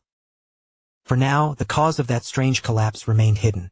The truth behind the broken chair would have to wait, lingering quietly beneath the surface until it was finally brought to light later. The view then moved away once more, returning to the Evilstein Noble District and settling inside Denise's mansion. right in the comfort of her own room. Denise was sprawled comfortably across her bed, but her mood was anything but peaceful as she complained about Derek. That man has completely lost his mind. He stared straight at me with those wide-open eyes and said, I don't understand a single good thing about magic. Magic is only good because he likes it. Why does he have to push it onto everyone else? Bella stood nearby, listening without interrupting, until a teasing smile curved across her face. Oh my, if you understand that much, then surely you will stop forcing me to read those vulgar novels, won't you? The moment Bella said that, Denise shot upright on the bed and pointed straight at her. To think you don't understand even one good thing about those beautiful, brilliant works. I absolutely cannot tolerate that. As soon as Denise declared it so passionately, Bella's smile only grew softer, as if she had been expecting exactly that reaction. Like teacher, like student. I simply do not find those novels interesting.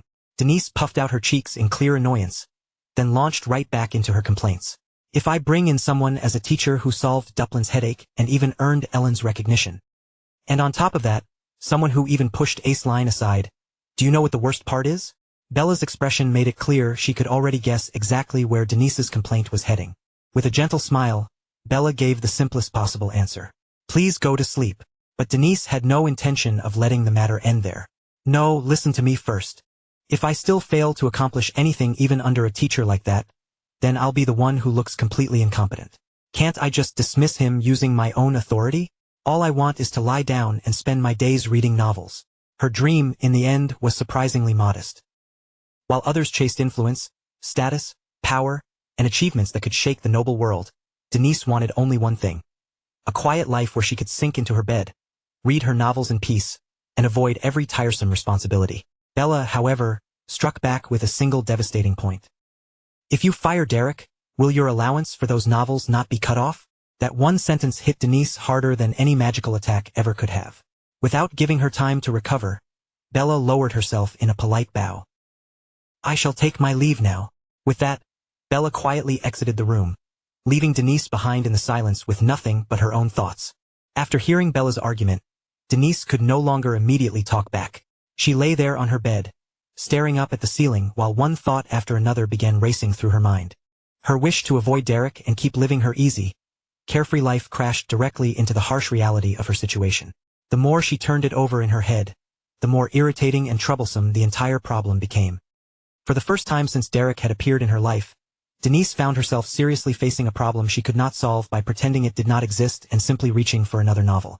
The story slips back into the past, where Drace is speaking seriously with Derek and offering him advice that clearly comes from long experience. His face remains composed, but the steady weight in his voice makes it obvious that he is not speaking lightly. Meeting Derek's eyes directly, Drace tells him that staying on good terms with all three major noble houses would be the wisest move. At the same time, he warns Derek not to tie himself down by swearing loyalty to any one of them. Instead, Derek needs to walk carefully between the three houses, never leaning too far toward any single side. He should leave each family wondering where his true loyalty lies, keeping all of them uncertain, wary, and unable to fully claim him. Drace explains that this fragile balance is the only way Derek can truly protect himself and secure a future of his own.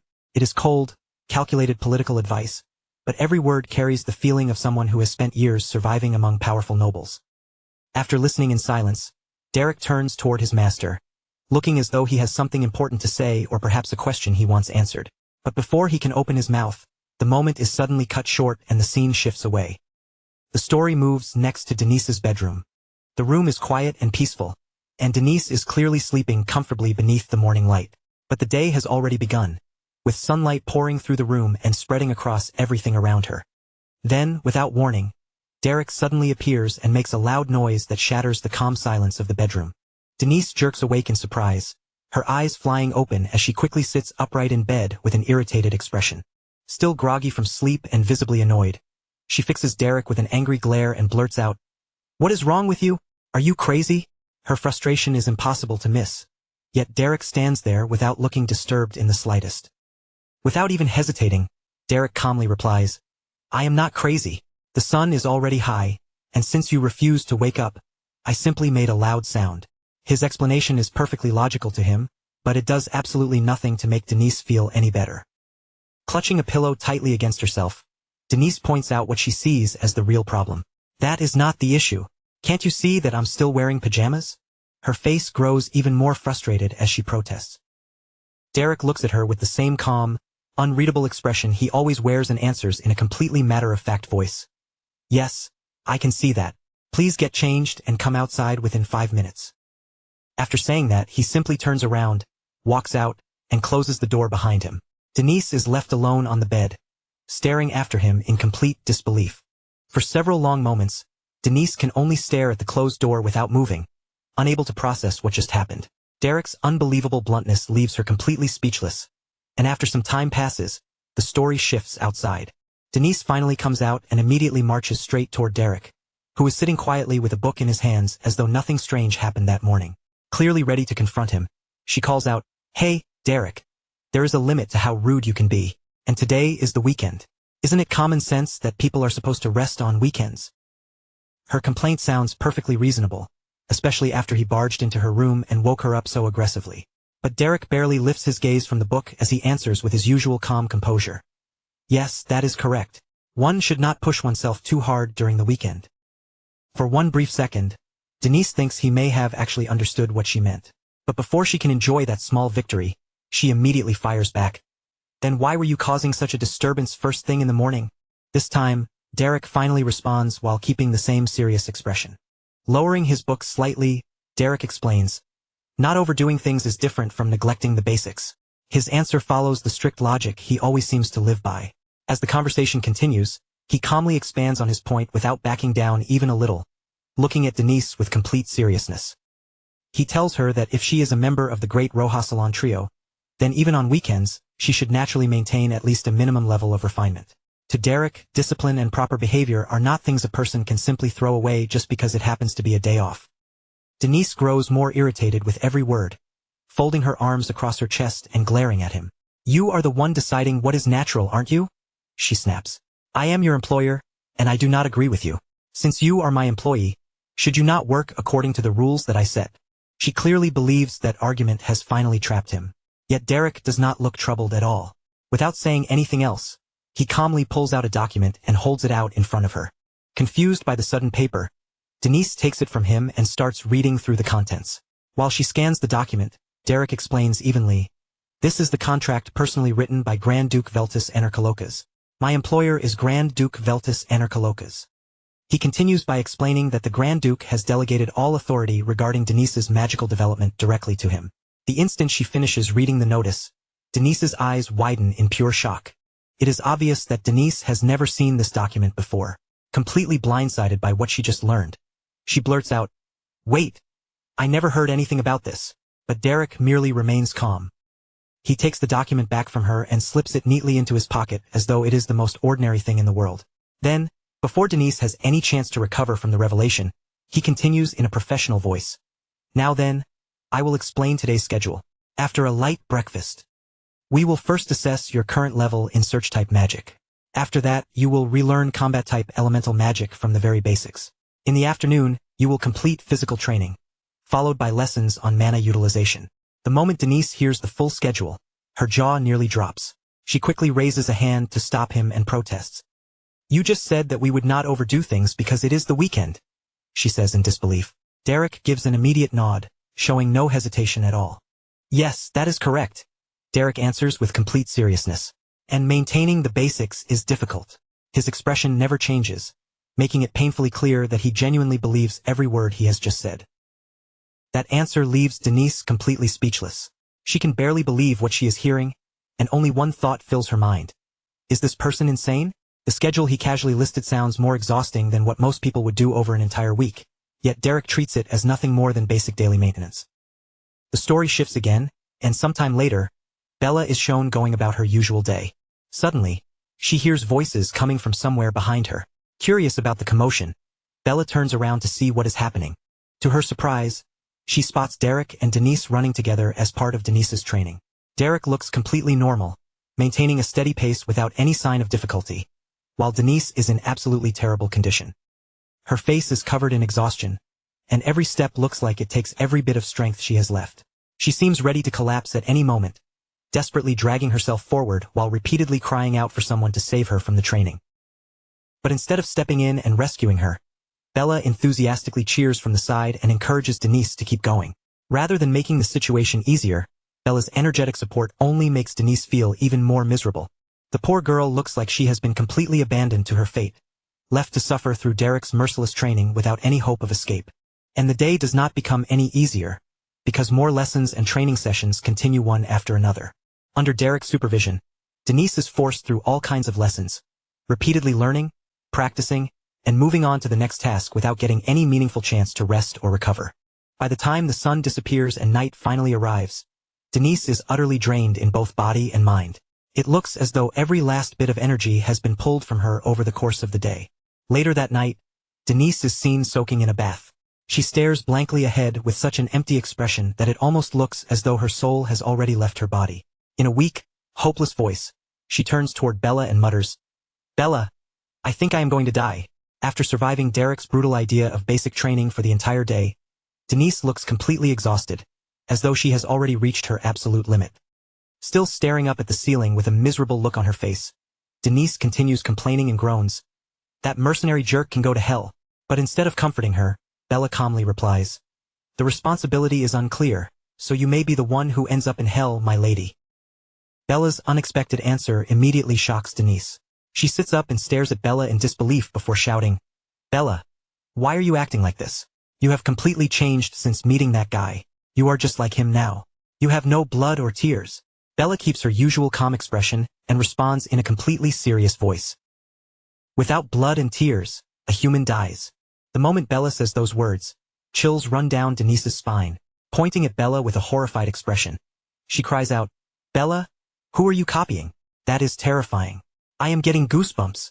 That cunning guy made a contract with Father, so I cannot even fire him." Denise says with genuine frustration. Every possible way out she can think of seems to have already been blocked by Derek's careful preparation. Hearing her complaint, Bella gives her a simple suggestion. "Then tell the Grand Duke to fire him." For a brief moment, Denise's eyes brighten as though Bella has just handed her the perfect solution. Turning toward her with a hopeful smile, Denise says, "Oh, right, I can say Derek has no skill and that he is really lazy. Bella, you have to support me." But Bella immediately destroys that hope. "I refuse, my lady." Denise freezes on the spot. Slowly, Denise turns her head toward Bella with an expression full of betrayal and disbelief. Bella, however, remains completely unaffected as she calmly explains, "You say that, my lady, but you know you cannot actually do it. He is the instructor you brought in yourself, and he is a talent that the other noble houses are greedily watching." Those words strike Denise like a fatal blow, forcing the reality of the situation to crash down on her all over again. Slumping down onto her bed, Denise lets out a miserable sigh and says, "Father may be flexible about other things, but when it comes to the honor of this house, he never compromises." After sitting in silence for a moment, Denise's wandering gaze suddenly caught sight of a novel resting nearby. Her face lit up at once, and she practically reached for it with relief. "Finally, I can finally read my novel." But Bella clearly had a different opinion. "You should probably get some sleep instead." Denise stubbornly shook her head. "No, if I give in even once, Derek." Before Denise could finish her thought, the door abruptly swung open. Derek himself was standing there in the doorway. The unexpected sight made Denise nearly jump out of her skin as she froze and stared at him in total shock. Derek only looked back with his usual calm, unreadable expression. "Are you coming out now?" he asked. Denise could barely believe what she was seeing. "What are you doing here? I thought you already went home." "Don't tell me there's more training left," Denise blurted out, unable to hide the fear in her voice. Thankfully, Derek slowly shook his head. "What nonsense are you talking about?" he replied without changing his expression. "What good would it do to push someone too far? I only came to tell you tomorrow's dawn schedule." The instant Denise heard the words, "dawn schedule," every survival instinct in her body seemed to activate at once. She sprang up, clamped both hands over her ears, and began scrambling around the room while shouting, "Blah, blah, blah. I can't hear you. I can't hear you. Guards, get this strange person out of here." Meanwhile, Derek simply stood where he was and watched her calmly, as though this kind of wild reaction had already become completely normal to him. By the following morning, the atmosphere inside the mansion had shifted once again. Inside her room, Denise was getting herself ready with an unexpectedly serious look on her face. She glanced toward Bella, let out a dramatic sigh, and said, "Bella, it's been 3 years since then." Bella immediately corrected her without hesitation. "It has been 3 days, my lady." Bella then continued, well, since you're attending the Roja Salon meeting today, there won't be any training. The moment Denise heard that, her entire mood changed. Oh really? Today is the meeting day. Her excitement returned almost instantly. Denise quickly jumped to her feet, grabbed her things in a hurry, and exclaimed, then let's go, Bella. We need to leave before that crazy man shows up. As Denise rushed around in a panic, Bella calmly stood and replied, even if you do not run away, I think he would still let you attend the meeting. Not long afterward, the two of them came across Derek. As always, Derek was standing there with a composed, professional posture, looking as calm as though nothing in the world could disturb him. Turning his eyes toward Denise, he greeted her politely. You must have rested well, my lady. Today, we will continue with basic physical strength training and theory. Derek began, but Denise immediately cut him off before he could finish. I don't care, she declared firmly. Today is my meeting day. Do you have any idea how important social activities are? Derek listened to her without interrupting, then gave a small nod. I am aware. I will wait at the mansion until it is over, he said in a perfectly reasonable tone. Then he added, the Roja Salon and social circles are important activities, after all. Please take your time, Derek finished calmly. Denise suddenly went completely silent. She had been fully prepared for another argument, another lecture, or even some impossible new training schedule. Instead, Derek was simply allowing her to leave without resisting. Denise stared at him in confusion, her thoughts racing. What? That wicked guy is really just letting me go? He must know I'm only going there to waste time anyway. Still, even those annoying meetings could occasionally be useful.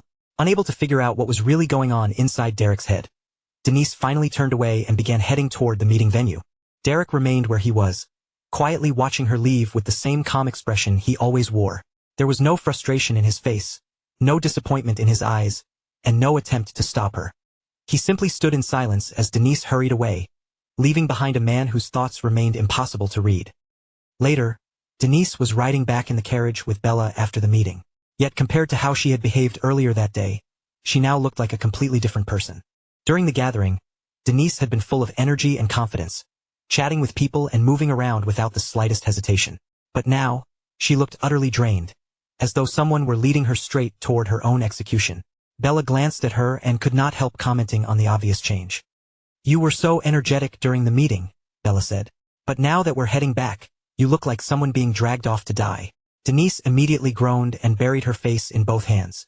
Obviously Derek is waiting at home, she muttered miserably. That devil, that pervert, that beast. Just thinking about seeing him again seemed to suck away every bit of strength she had left. Then, all of a sudden, she stretched out one hand and began gathering magical energy inside her palm. Bella blinked in confusion and quickly turned toward her. What are you doing? Denise's eyes began shining as though she had just come up with the most brilliant plan imaginable. I'm going to flip the carriage with magic, Denise announced proudly. Then I'll disguise it as a carriage accident and skip training. Am I a genius or not? Bella could only stare at her in total disbelief. The idea was so ridiculous that Bella immediately started trying to calm Denise down before she could seriously do something that foolish. Not long afterward, the carriage finally arrived at its destination, and Denise returned home at last. The moment she stepped inside the estate, Denise began moving as quietly as possible, sneaking through the halls in the hope that she could avoid Derek completely. Then she suddenly spotted him outside, chatting cheerfully with Mr. February, the gardener. Denise stopped dead in her tracks. What? Why is he talking so happily with Mr. February, the gardener? Denise wondered suspiciously. She was just about to slip away without being noticed when Derek turned toward her, as though he had sensed her presence from the very beginning.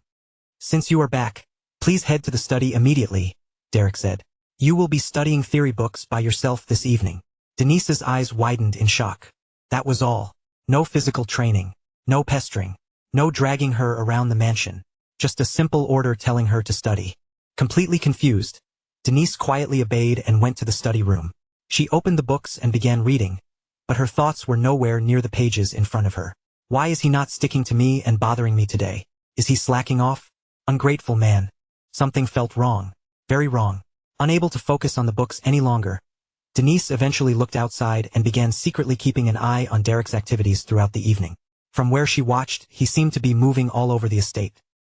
At one point, Derek was outside training alongside a knight. He seriously exchanged techniques and instructions with the knight, but that was only the beginning. Later, Denise saw him helping the cooks with their work in the kitchen. As though that was not strange enough, he even spent time assisting a head maid with various tasks.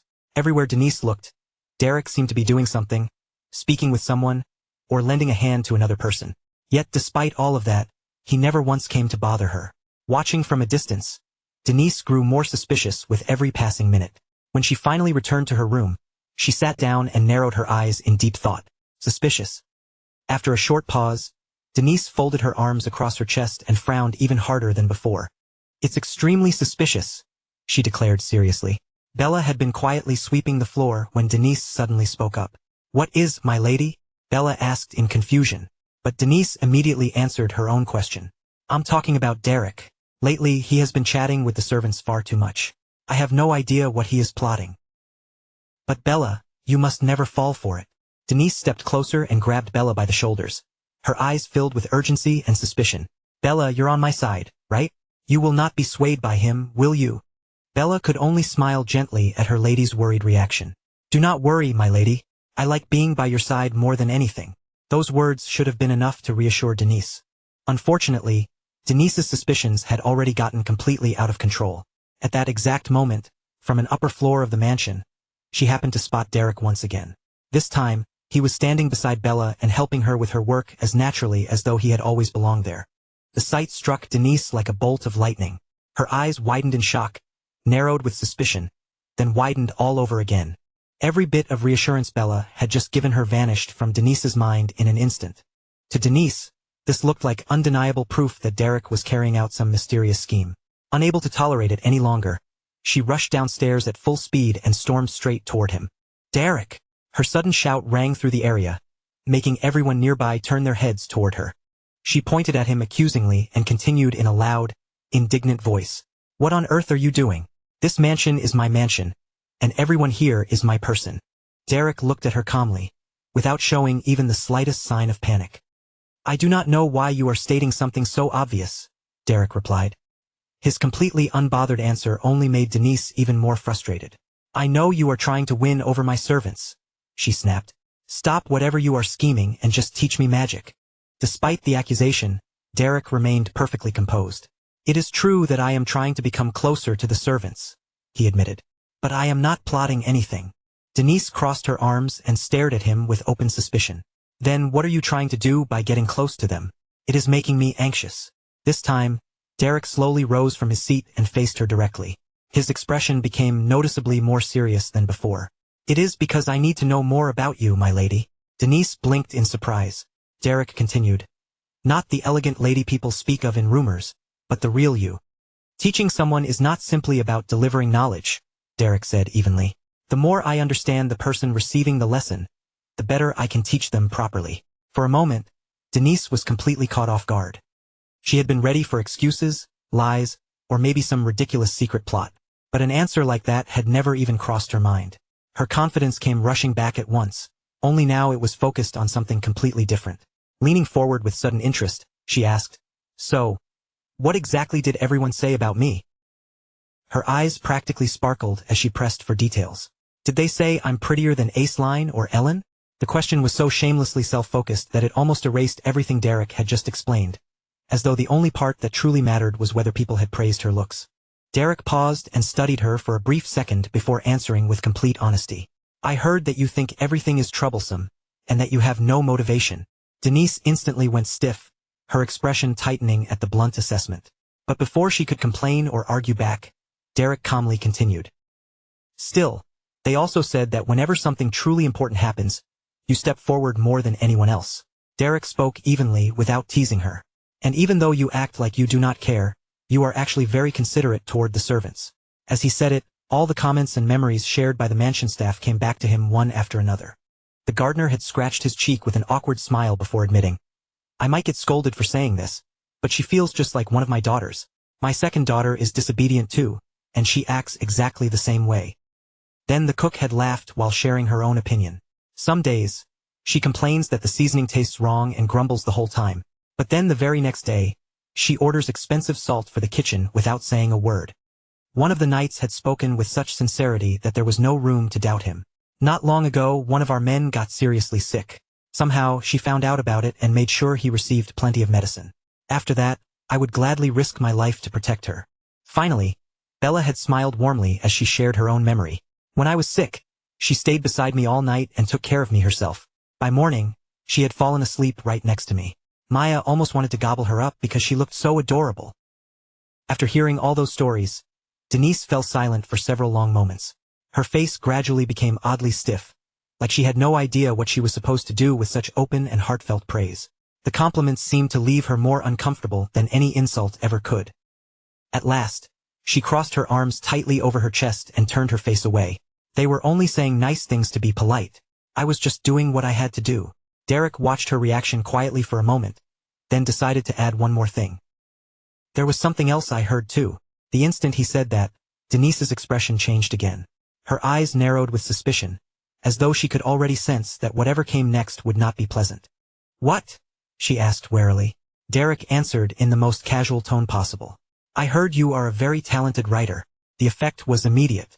Denise froze on the spot, and then her entire body began to tremble as if she had just heard the most horrifying thing imaginable. Writing? She repeated nervously, trying to make her voice sound innocent. What are you talking about? I do not know anything about writing. Unfortunately for her, Derek had already learned far too much to be fooled by that weak attempt at denial. You are writing a novel called The Arrogant Lord Rabine, aren't you? I read it too, and I enjoyed it. For a brief moment, Denise looked like her soul had nearly abandoned her body. Her secret had been discovered in the most direct and humiliating way possible. Inside her mind, complete chaos broke loose. What? Who else knew about this? How had Derek found out? And why was he even reading it? The carefully hidden novel she had kept buried away suddenly felt as though it had been dragged into the open for the entire world to see. Meanwhile, Derek kept speaking as calmly as if they were discussing an ordinary book sitting on a shelf. I especially related to Tracy's past, though. His casual tone only made Denise feel even more exposed. Lord Rabine did feel a little excessive at times. Romantic feelings are one thing, but there were 7 whole pages dedicated to describing his wild masculinity. He paused just long enough for the words to sink in before delivering the final strike. The descriptions were impressively vivid too, very bold. The moment those words reached her ears, Denise's entire face turned a blazing shade of red. She looked as though steam might start pouring out of her head at any second. The humiliation was simply unbearable. Without saying another word, she spun around and fled from the spot in total panic. Derek watched her disappear into the distance, running as if her life depended on escaping him. He remained completely calm, and a faint smile appeared on his face. Well, I was not lying, he murmured quietly while looking at Denise's shrinking figure. Wanting to understand his student was only natural. Her greatest strengths mattered, of course, but Derek also needed to know the parts of her that she tried hardest to hide. With that thought lingering in the air, the story moved ahead to the following morning. As usual, Derek arrived outside Denise's room early in the morning. He was already waiting nearby when she finally stepped out, clearly prepared to begin another day of training. He greeted her with a perfectly normal expression, as if nothing embarrassing had happened the day before. Good morning. Did you do some writing last night too? His tone was casual, but the question landed with incredible accuracy. It is better to sleep at night, Derek added calmly. But the moment Denise heard the word writing, her entire body locked up. All the embarrassment from yesterday came flooding back at once. What are you talking about? She asked, desperately pretending she had no idea what he meant. She tried her hardest to maintain an innocent face, but Derek had no intention of letting her escape that easily. I mean The Arrogant Lord Rabine, the novel I mentioned yesterday. Did you forget already? Denise's cheeks immediately turned red again. But Derek was nowhere near finished. By the way, the balcony scene in Volume 9 was rather startling. That sudden graphic description really came out of nowhere. The words hit Denise with the force of a direct magical attack, and her mind went completely blank. The fact that Derek had not only read her novel, but was now casually discussing individual scenes from it, was far more than Denise could handle. Without even thinking, she grabbed his hand and started dragging him away. Am I still dreaming? I need to wake up. I need to train my magic right now. At that moment, even exhausting magical training sounded far better to Denise than standing there and listening to Derek give detailed opinions about her secret romance novel. Anything was preferable to hearing him mention another chapter. The story shifted again later that same day. Denise and Ellen were now sitting together with tea in hand, enjoying a quiet and casual conversation in a far more peaceful setting. Ellen looked carefully at Denise's face for a moment, studying the exhausted expression her friend was trying and failing to hide. Then she finally decided to ask what had been on her mind. It has already been around 10 days since you hired that magic instructor. How has it been? Have you managed to get used to him yet? Ellen asked in a curious but gentle tone. Denise slowly raised her teacup and took a quiet sip before answering. Her expression looked completely lifeless. Yes, if hell really exists, then I think this must be what it feels like. She sounded so genuinely miserable that Ellen almost felt sorry for her. Just looking at Denise was enough to make Ellen think. I do not even need to see the training to know she has been having an awful time. After a short pause, another thought suddenly came to Ellen's mind. By the way, have you heard the news? Ellen asked. Denise raised one eyebrow over the rim of her teacup, immediately curious about what Ellen was referring to. News, Denise repeated. Ellen nodded lightly, preparing to explain what she had heard. I heard Lady Dyla's debutante will be held soon, so she will be attending the next routine meeting with Lady Aceline. The very moment Denise heard Dyla's name, her expression shifted sharply. That useless Lady Dyla? Denise said without hesitation.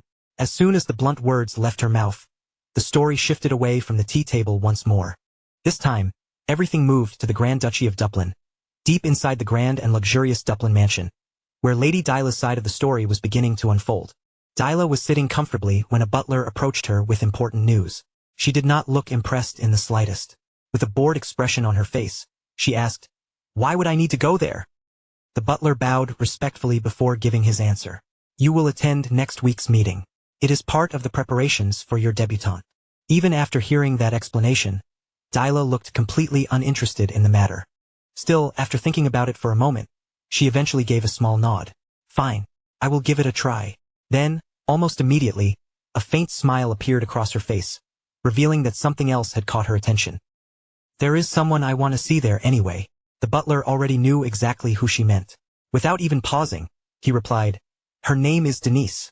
At that, Dyla's smile widened slightly. It was obvious that her decision had very little to do with debutante preparations. A little while later, the story moved outside the mansion, where the atmosphere was quieter and much more peaceful than the grand halls inside. Aceline and Dyla were sitting together in the garden, calmly enjoying tea beneath the open sky. Breaking the silence, Dyla spoke with a completely disinterested expression and admitted that she could not understand something. She could not understand why she had to join the Rojas Salon at all. In Dyla's eyes, aside from Aceline, Lady Ellen, and Lady Denise, none of the other members seemed particularly worthwhile. Her opinion was blunt, dismissive, and impossible to misunderstand. Hearing that harsh judgment, Aceline immediately shook her head and gently corrected her. She told Dyla that she was mistaken, because many people in the salon were not only highly cultured but also remarkably charming in their own ways. Dyla simply lifted her eyes toward the sky. After staring upward for a moment, she lazily replied that she might be curious about the world beyond the mansion, but that did not mean she cared about social gatherings. As far as Dyla was concerned, she had absolutely no interest in social circles outside the mansion. Everyone at those gatherings only said pleasant-sounding things to each other, never speaking honestly or showing what they truly felt. Aceline looked genuinely surprised after hearing that. For a moment, she simply watched Dyla's indifferent face before softly calling her name, as though she had suddenly understood something important. Then Aceline explained that the difference came down to perspective. For both of them, entering high society had always seemed natural, simply because they were born carrying the Duplin family name. It was a privilege neither of them had ever needed to fight for, earn, or struggle to obtain. Their place in high society had been granted to them from the very beginning. But for anyone who had not been born into a family with that kind of overwhelming power and influence, receiving a place in high society was a priceless chance that could reshape their entire future. That was why Aceline warned Dyla not to casually take the position she had been given for granted. Instead, Aceline told her that they should appreciate the privileges they had received without having to earn them first, and then work hard enough to prove they truly deserved them. From that perspective, Aceline continued, joining a salon could actually become a wonderful opportunity. It gave someone the chance to meet people from many different backgrounds, widen the way they saw the world, and form relationships that could genuinely matter later on. Dyla listened without interrupting, her expression gradually becoming more thoughtful. In the end, she gave a small nod and admitted that if Aceline believed the salon was worth considering, then she would take the matter more seriously. She then added in a casual tone that she had already been planning to visit the salon at least once anyway. As she reached for her teacup and lifted it with practiced elegance, another question suddenly came to mind. She asked whether, now that she had finished all of her basic education, something important was finally about to happen. Would she finally be given her own mansion in Ebelstein? Aceline answered with a warm smile, confirming that it was true. She even explained that Dyla would be allowed to hire servants of her own to look after and manage the estate. The moment Dyla heard that, curiosity immediately brightened her eyes. Without hesitating for even a second, she leaned into the thought that had clearly been waiting on her mind. She asked whether that also meant she could hire the mercenary from the village to become her personal magic teacher. Aceline listened to the request, then smiled gently as though she already understood exactly where this was going.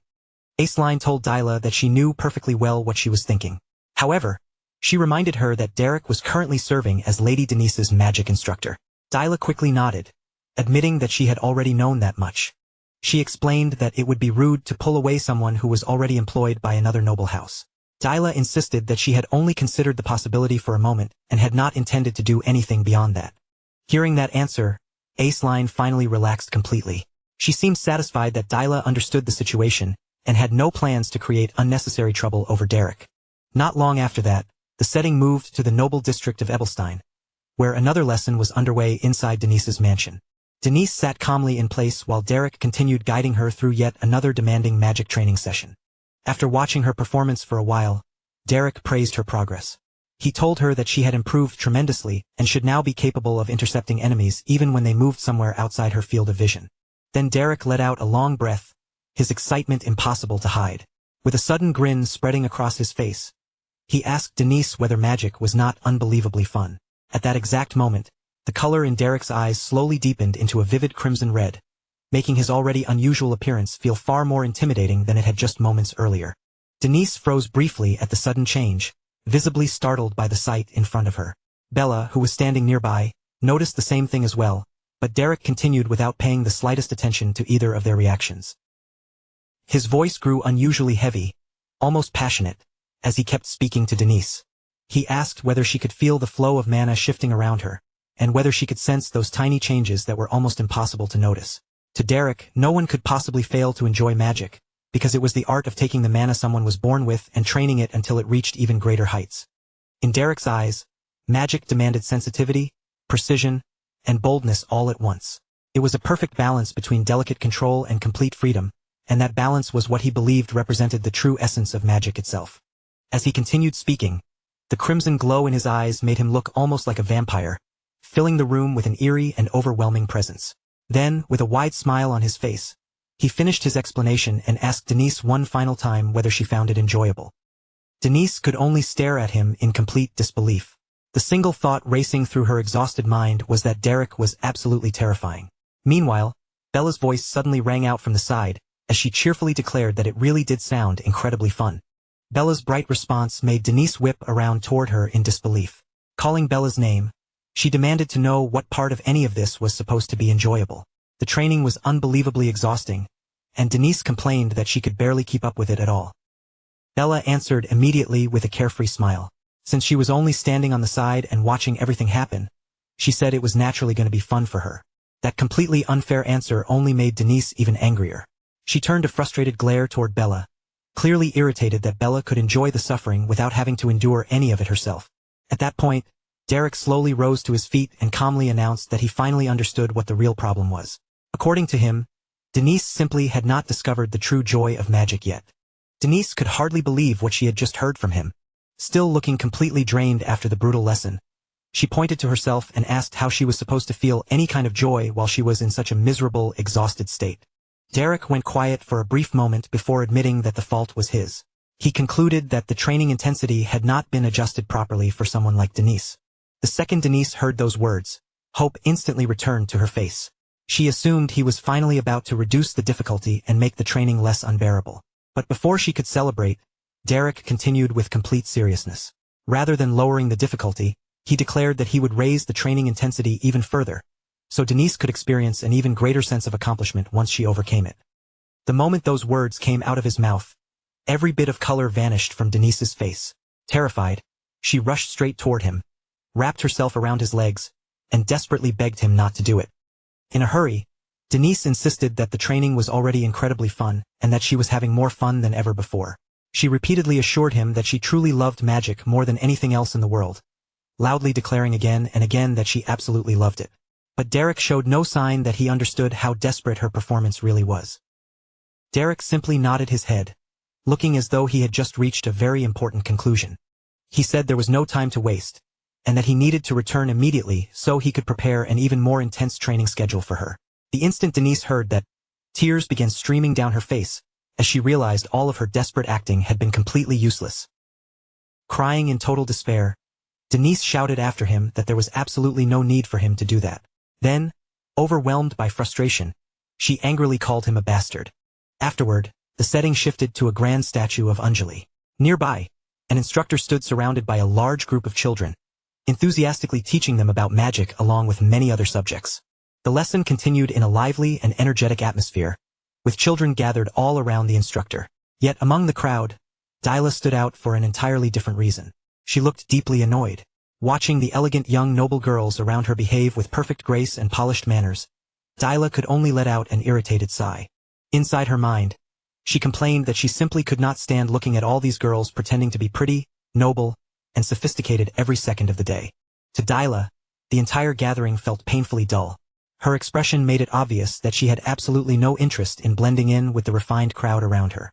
At that moment, Denise approached her with a warm smile and offered a greeting. Dyla did not look happy to see her at first, but after examining her more closely, she calmly asked whether she was Lady Denise of House Veltus. Denise gave a small nod in response. Dyla then introduced herself in a direct voice, saying that she was Dyla of House Duplin. Denise maintained her polite smile and said it was a pleasure to meet Lady Dyla before properly introducing herself in return. However, Dyla immediately responded that she had only called out to Denise because she already knew exactly who Denise was. As far as Dyla was concerned, the greetings were already finished, and she wanted to ask something directly. Hearing that blunt reply, Denise could not help thinking that Dyla certainly had quite an attitude. Even so, Denise kept her composure and politely said that she would answer as best as she could. Then she asked Dyla what it was that she wanted to know. Without wasting another moment, Dyla asked whether Derek was currently staying with Denise. Denise was briefly confused, wondering why this little brat was asking something she clearly already knew. Still, she answered honestly and confirmed that Derek was indeed teaching her magic. The instant Denise confirmed it, Dyla's expression darkened with obvious dissatisfaction. She even clicked her tongue in frustration, unable to hide how displeased she was by the answer. Denise caught it right away, and irritation flared across her face. That little brat had actually clicked her tongue at her. For one heated second, Denise was seriously wondering where exactly she should kick the girl to teach her some manners. Dyla, however, stayed completely calm and simply remarked that Denise seemed to be doing rather well. Denise blinked at her in total confusion and told her to say that again. Was Dyla blind? Or did she have buttons where her eyes were supposed to be? After enduring Derek's brutal training, there was absolutely no way Denise could possibly look like she was doing well. But then a different possibility suddenly slipped into Denise's mind. What if Dyla was acting this way because Derek was the one teaching her? Maybe this was not arrogance or jealousy after all. Maybe Dyla was simply jealous because Denise had Derek himself as her magic instructor. The instant that thought settled in, Denise's entire view of Dyla flipped upside down.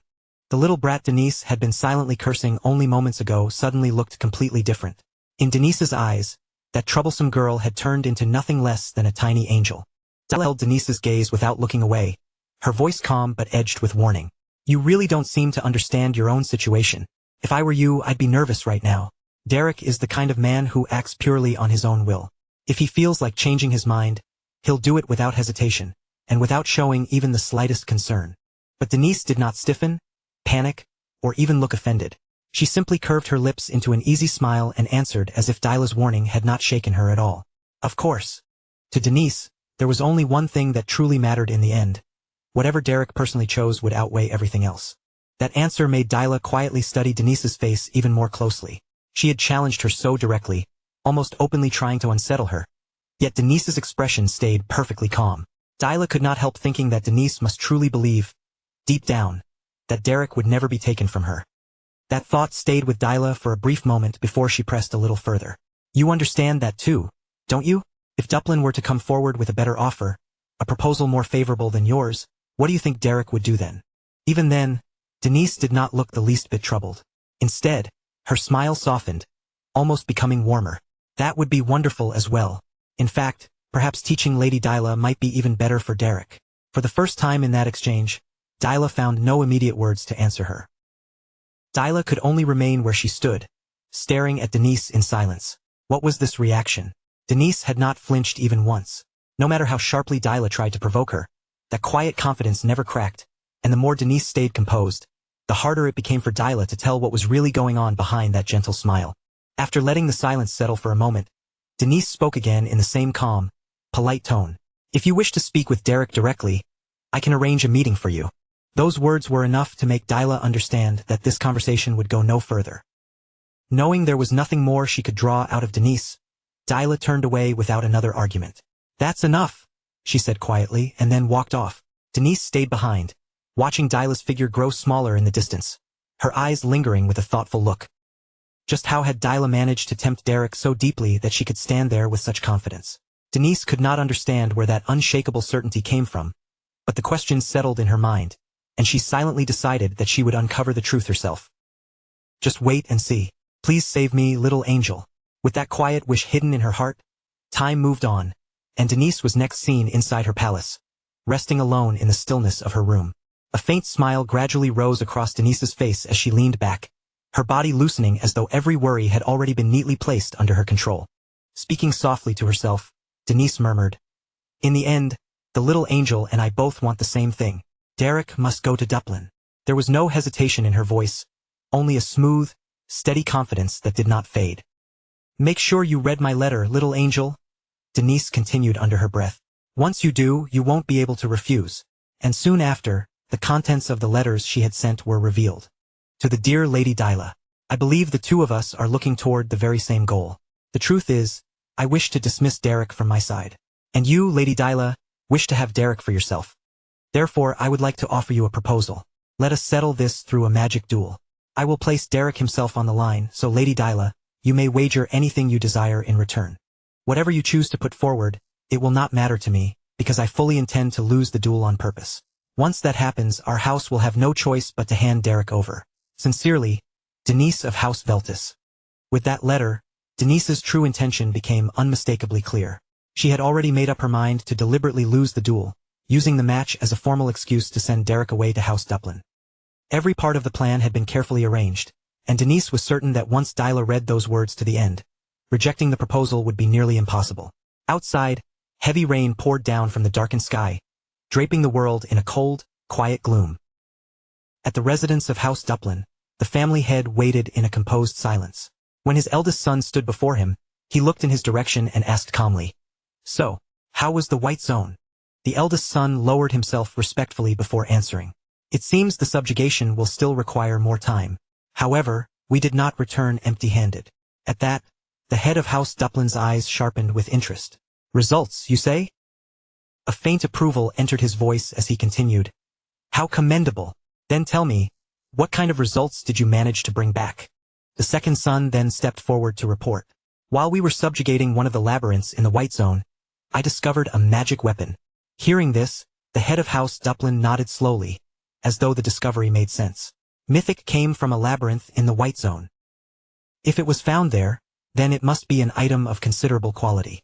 I will need to examine it myself."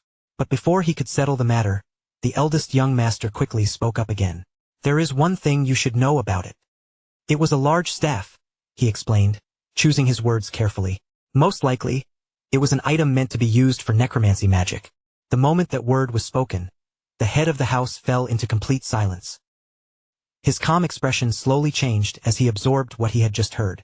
After a short, heavy pause, he repeated the word in a low voice. "Necromancy." And before anyone could continue the discussion, morning arrived. Denise was still buried in sleep, but even in her dreams, there was no peace for her. She looked as if she had been dragged into yet another merciless training session, her whole body worn down by exhaustion. In that dream, Denise desperately tried to protest. Her voice strained as she insisted she had already been pushed far past her limit. "I've already reached my limit. I can't do any more than this." All at once, Denise jolted upright in bed, her eyes snapping open in pure panic as she shouted, "I told you to stop, you crazy bastard."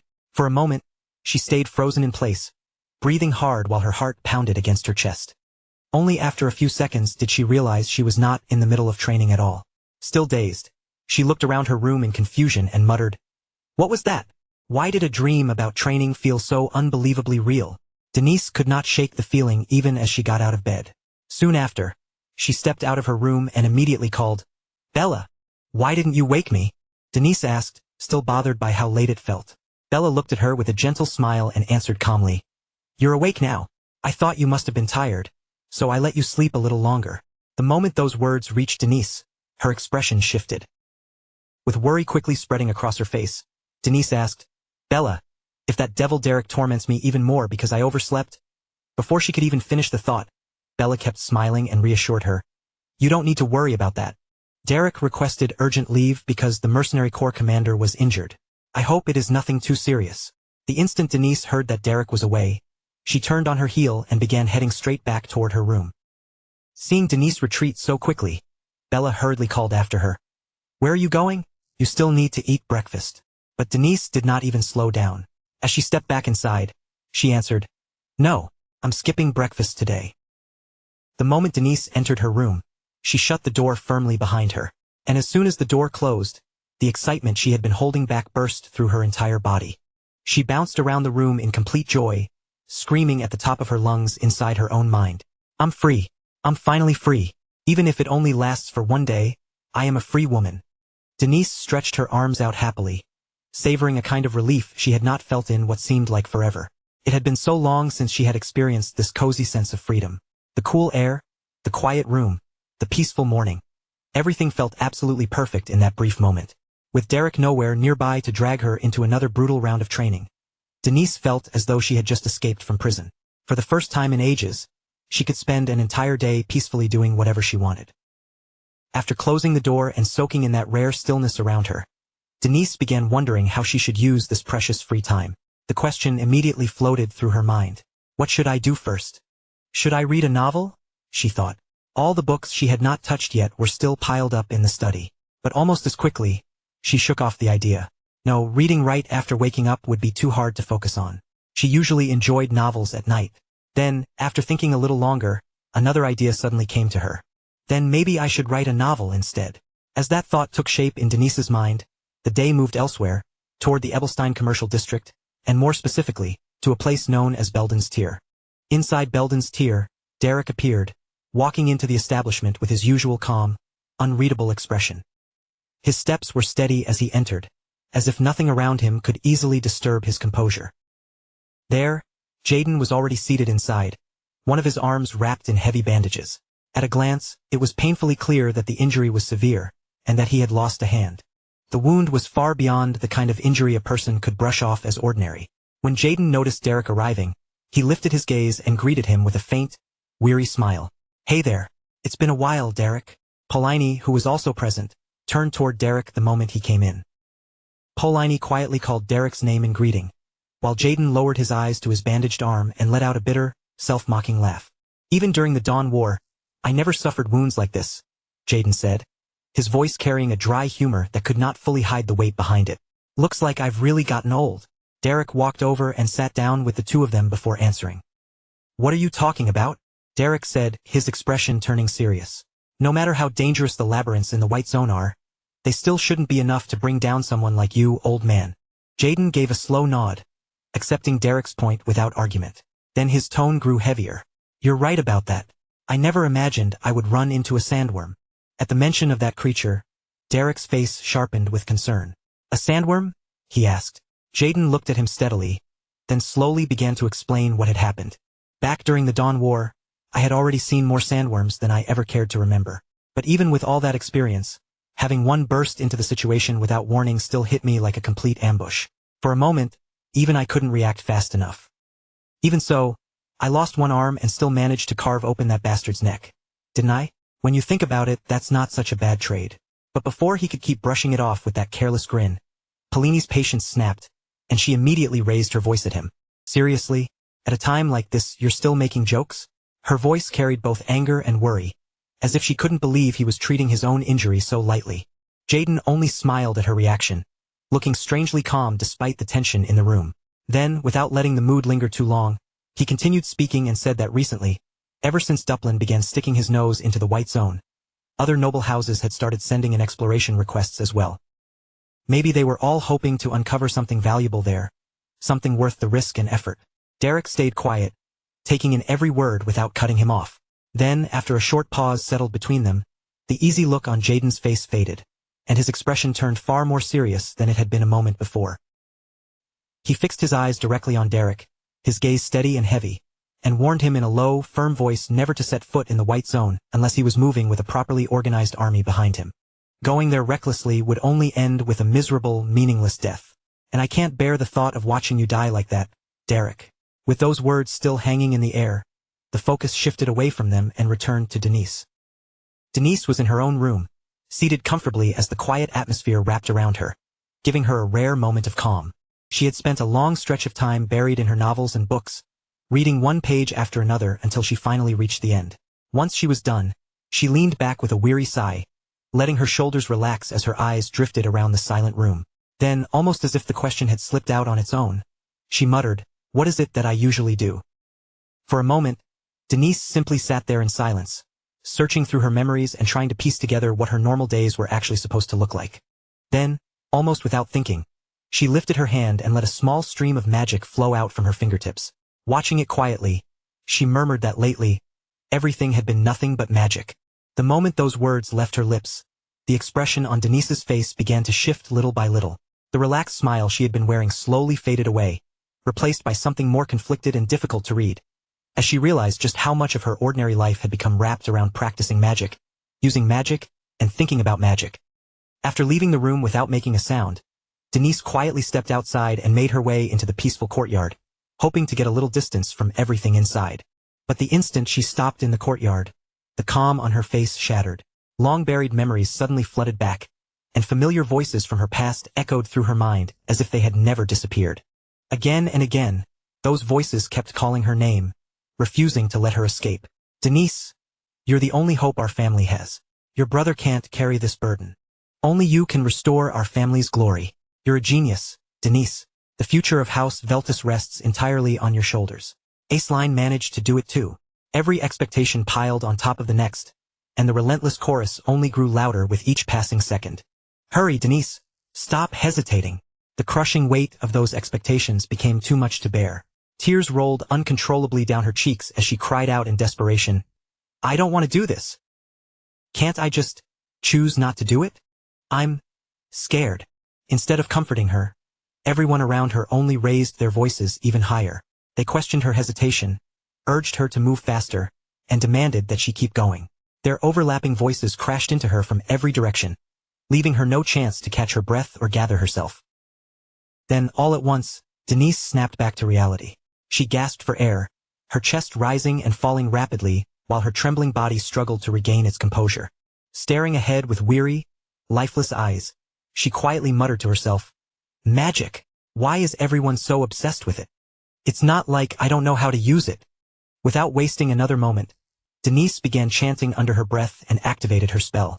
In an instant, she cast the 2-star search spell known as Surveillance, allowing her magic to spread throughout the area. Countless strands of mana stretched outward in every direction, weaving together into an enormous web that blanketed the entire training ground like the threads of a giant spider. The glowing network of magical threads shimmered beautifully in the air, creating a breathtaking sight while showcasing just how remarkable the spell truly was. As the magical web continued expanding farther and farther, Denise tried to steady her own nerves. "Can do this. If I focus, I can handle it. It's only a 2-star spell. This shouldn't be difficult." Just then, a calm voice suddenly came from directly behind her. "The mana formula around the outer edge is distorted. That's creating blind spots in your surveillance." Startled by the unexpected interruption, Denise immediately spun around in shock. "Derek, when did you get here?" she blurted out in disbelief. Derek, however, showed no surprise at all, standing there as calmly as ever. Keeping his voice perfectly steady, he simply replied, "Stay focused. Otherwise, you're only wasting your mana." Denise's eyes grew even wider. "Wait. He's standing inside the range of my spell. How did he get this close without my surveillance detecting him at all?" She wondered in complete disbelief. Without offering any unnecessary explanation, Derek calmly surveyed the countless thin mana threads stretched across the training ground, carefully observing the structure of her spell. Then, without even a hint of hesitation, he reached out, lightly grasped one of the glowing magical threads, and gave it a gentle pull before saying, "On the battlefield, search mages are constantly competing against one another. War is ultimately a battle of information. Victory often belongs to the side with the superior search mage. So let's begin your training. Learn how to protect your surveillance from outside interference. Once you master that, No one will ever underestimate your magic again. Rather than encouraging her, Derek's words only fueled Denise's frustration even further. She fixed Derek with a sharp glare, anger burning in her eyes while her competitive spirit flared to life. So, you want to challenge me? Fine. I'll make sure you regret underestimating me. In the very next moment, she unleashed every ounce of mana she could muster without holding anything back. An overwhelming surge of magical power erupted outward and flooded the entire area. I'm cutting him off no matter what, she told herself with unwavering determination. There's no reason to hold back anymore.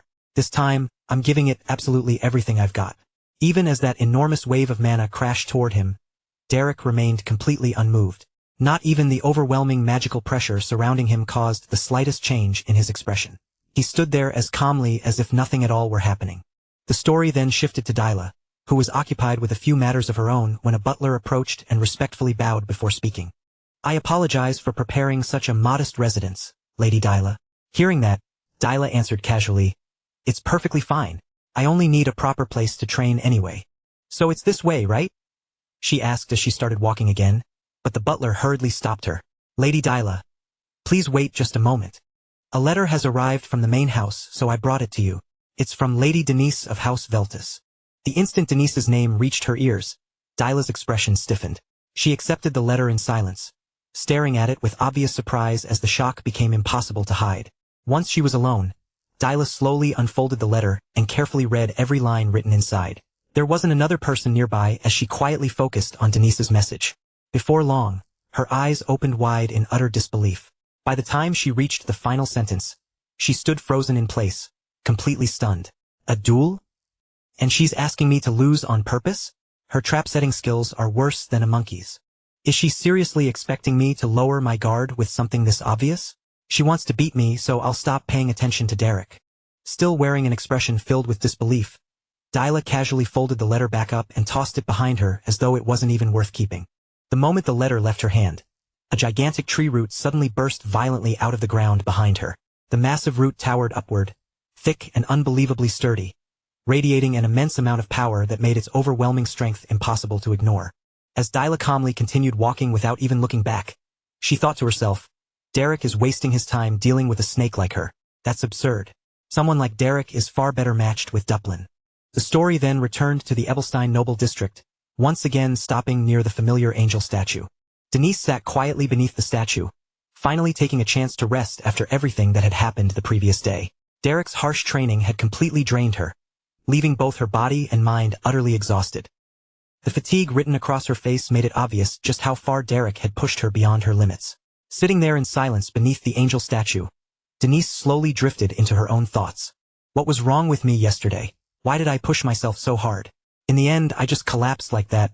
As she reflected on it, every moment of yesterday's training replayed vividly inside her mind. Just then, someone slowly approached her. It was Aceline. Wearing a warm and gentle smile, she softly called out, Lady Denise. Denise immediately looked up, her tired face brightening into a smile as she greeted her back. Lady Aceline. Aceline then sat down beside her and spoke with a sincere, apologetic expression. I heard Dyla treated you rudely the other day. As her older sister, I wanted to apologize on her behalf. I'm truly sorry, Lady Denise. Denise simply smiled and lightly waved her hand, showing there was no need to worry. Please don't apologize. We actually had a good conversation despite everything. Aceline still couldn't let the matter go. With an apologetic expression, she lowered her voice and continued. Dyla can be a little headstrong and impulsive sometimes, but she's truly a kind child deep down. Please, if you can, forgive her. Hearing such a sincere apology, Denise smiled gently once again and reassuringly replied, I already told you, nothing really happened, so there's no need to worry. Even as she comforted Aceline, though, she couldn't help laughing to herself on the inside. Forgive Dyla? In Denise's mind, the thought was almost ridiculous. If anything, Dyla had become her little savior, her adorable little angel. After a brief silence settled between them, Eileen's expression slowly grew more serious. She lifted her eyes toward Denise and spoke again. To be honest, I'm worried Dyla may not adjust well if she joins the Roja Salon like this. I'm not sure she'll be able to fit in. After pausing for a moment, Aceline added carefully, Would you be willing to do me a favor? Denise blinked in surprise, completely caught off guard by the unexpected request. Her curiosity immediately took over. She found herself wondering what kind of favor Aceline could possibly be about to ask, and she waited quietly for the answer. The story then shifted to Dyla, who was busily directing the servants all around the mansion. As she slowly looked down one of the spacious hallways, she thoughtfully examined the empty walls before saying, "This corridor feels a little too bare. I should have my paintings brought over from the main house and hang them here." After looking around at everything that had been moved, Dyla let out a small sigh and asked hopefully, "I think we're finally done moving everything. Can I go train now?" One of the servants respectfully bowed before answering, "I'm afraid not, my lady. Your guests will be arriving very soon."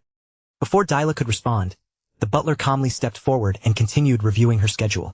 "You'll be meeting representatives from the Runful Trading Company at lunch, and this afternoon you'll receive visitors from the Magic Society." Before the list could grow any longer, Dyla sighed in frustration and immediately cut him off.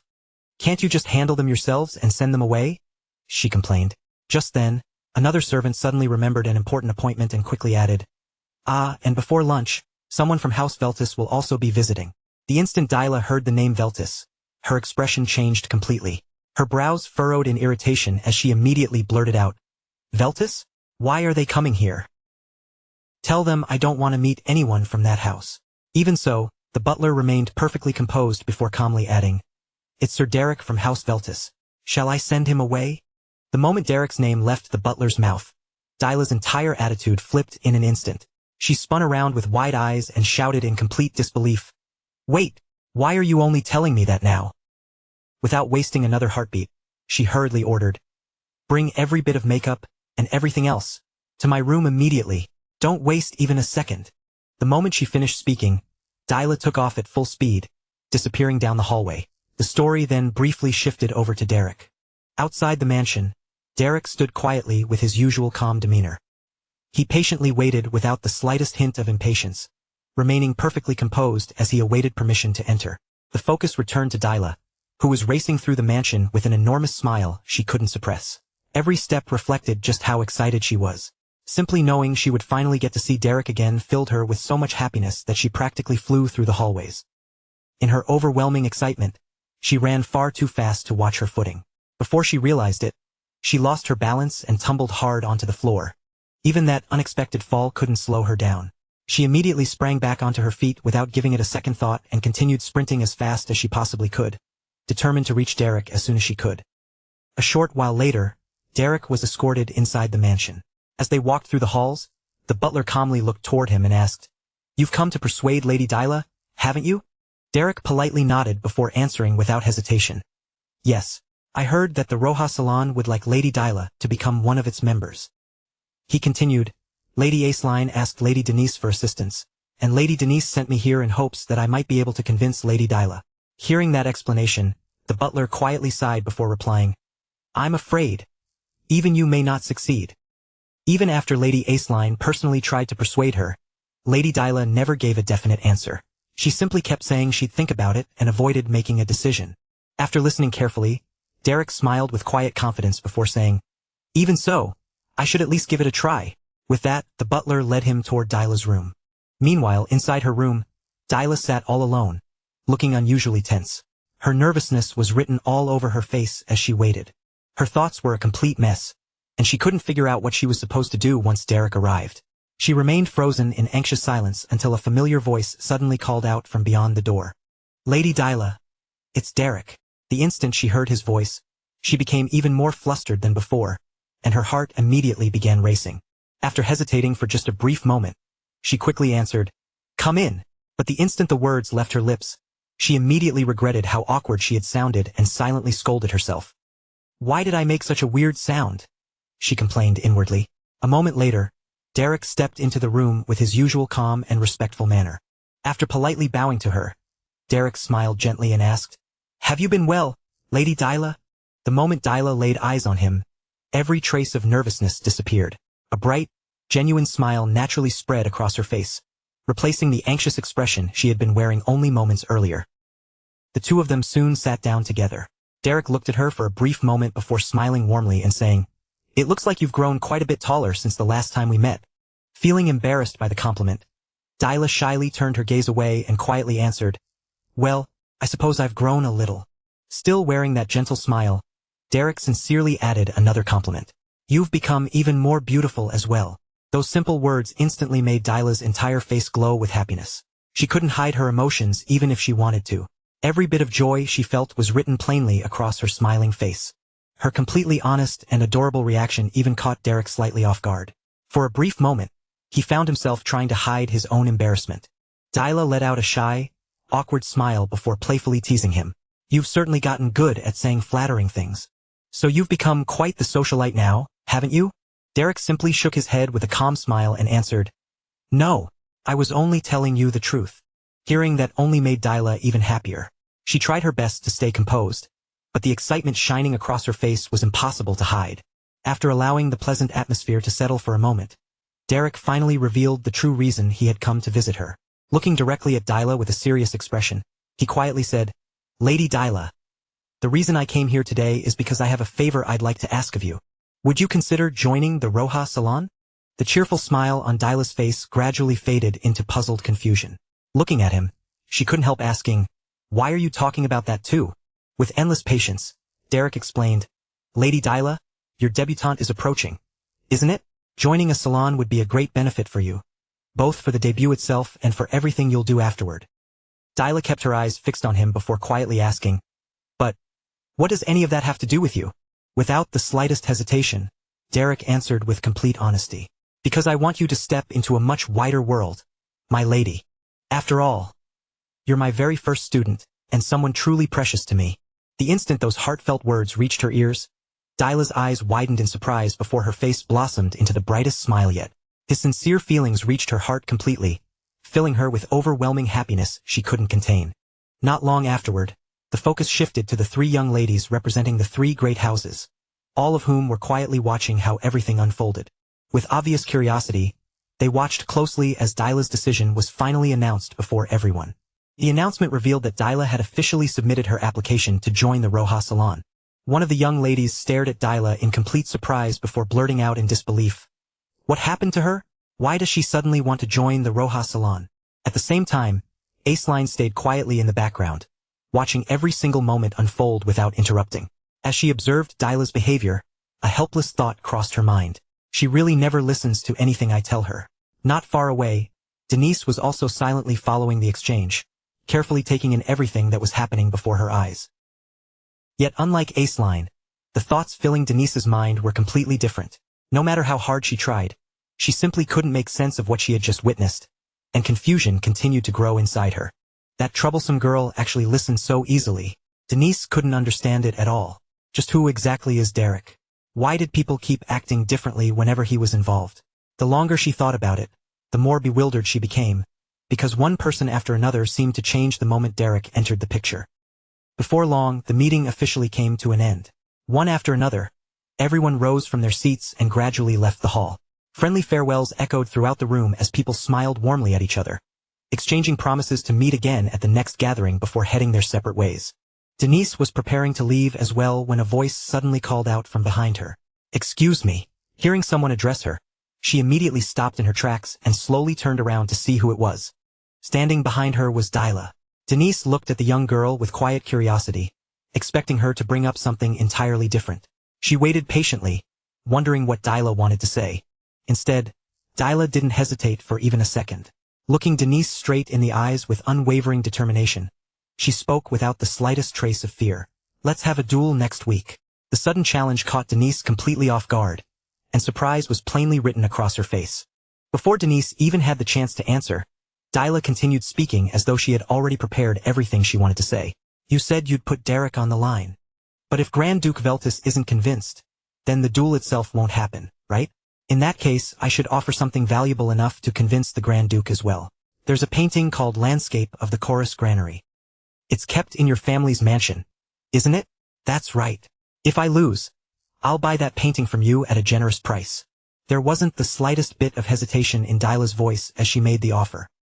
Her tone remained calm, yet every word carried unmistakable determination. It was obvious that Dyla was completely serious about challenging Denise.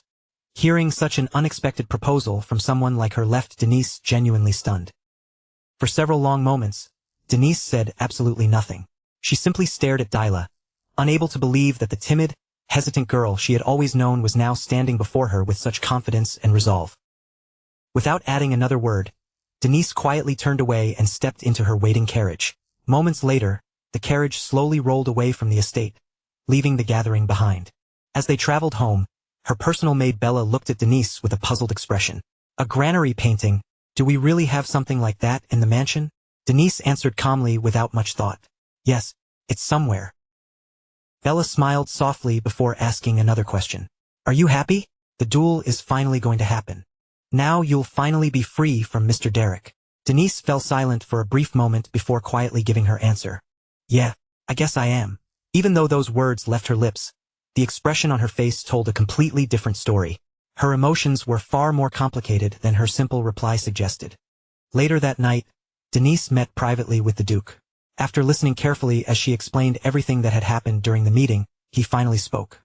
So she offered landscape of the chorus granary as the wager? Denise gave a simple nod. Yes. The Duke nodded in satisfaction before continuing. If she's willing to put up something of that value, then it's certainly worth allowing a duel with Derek at stake. It's an excellent bargain.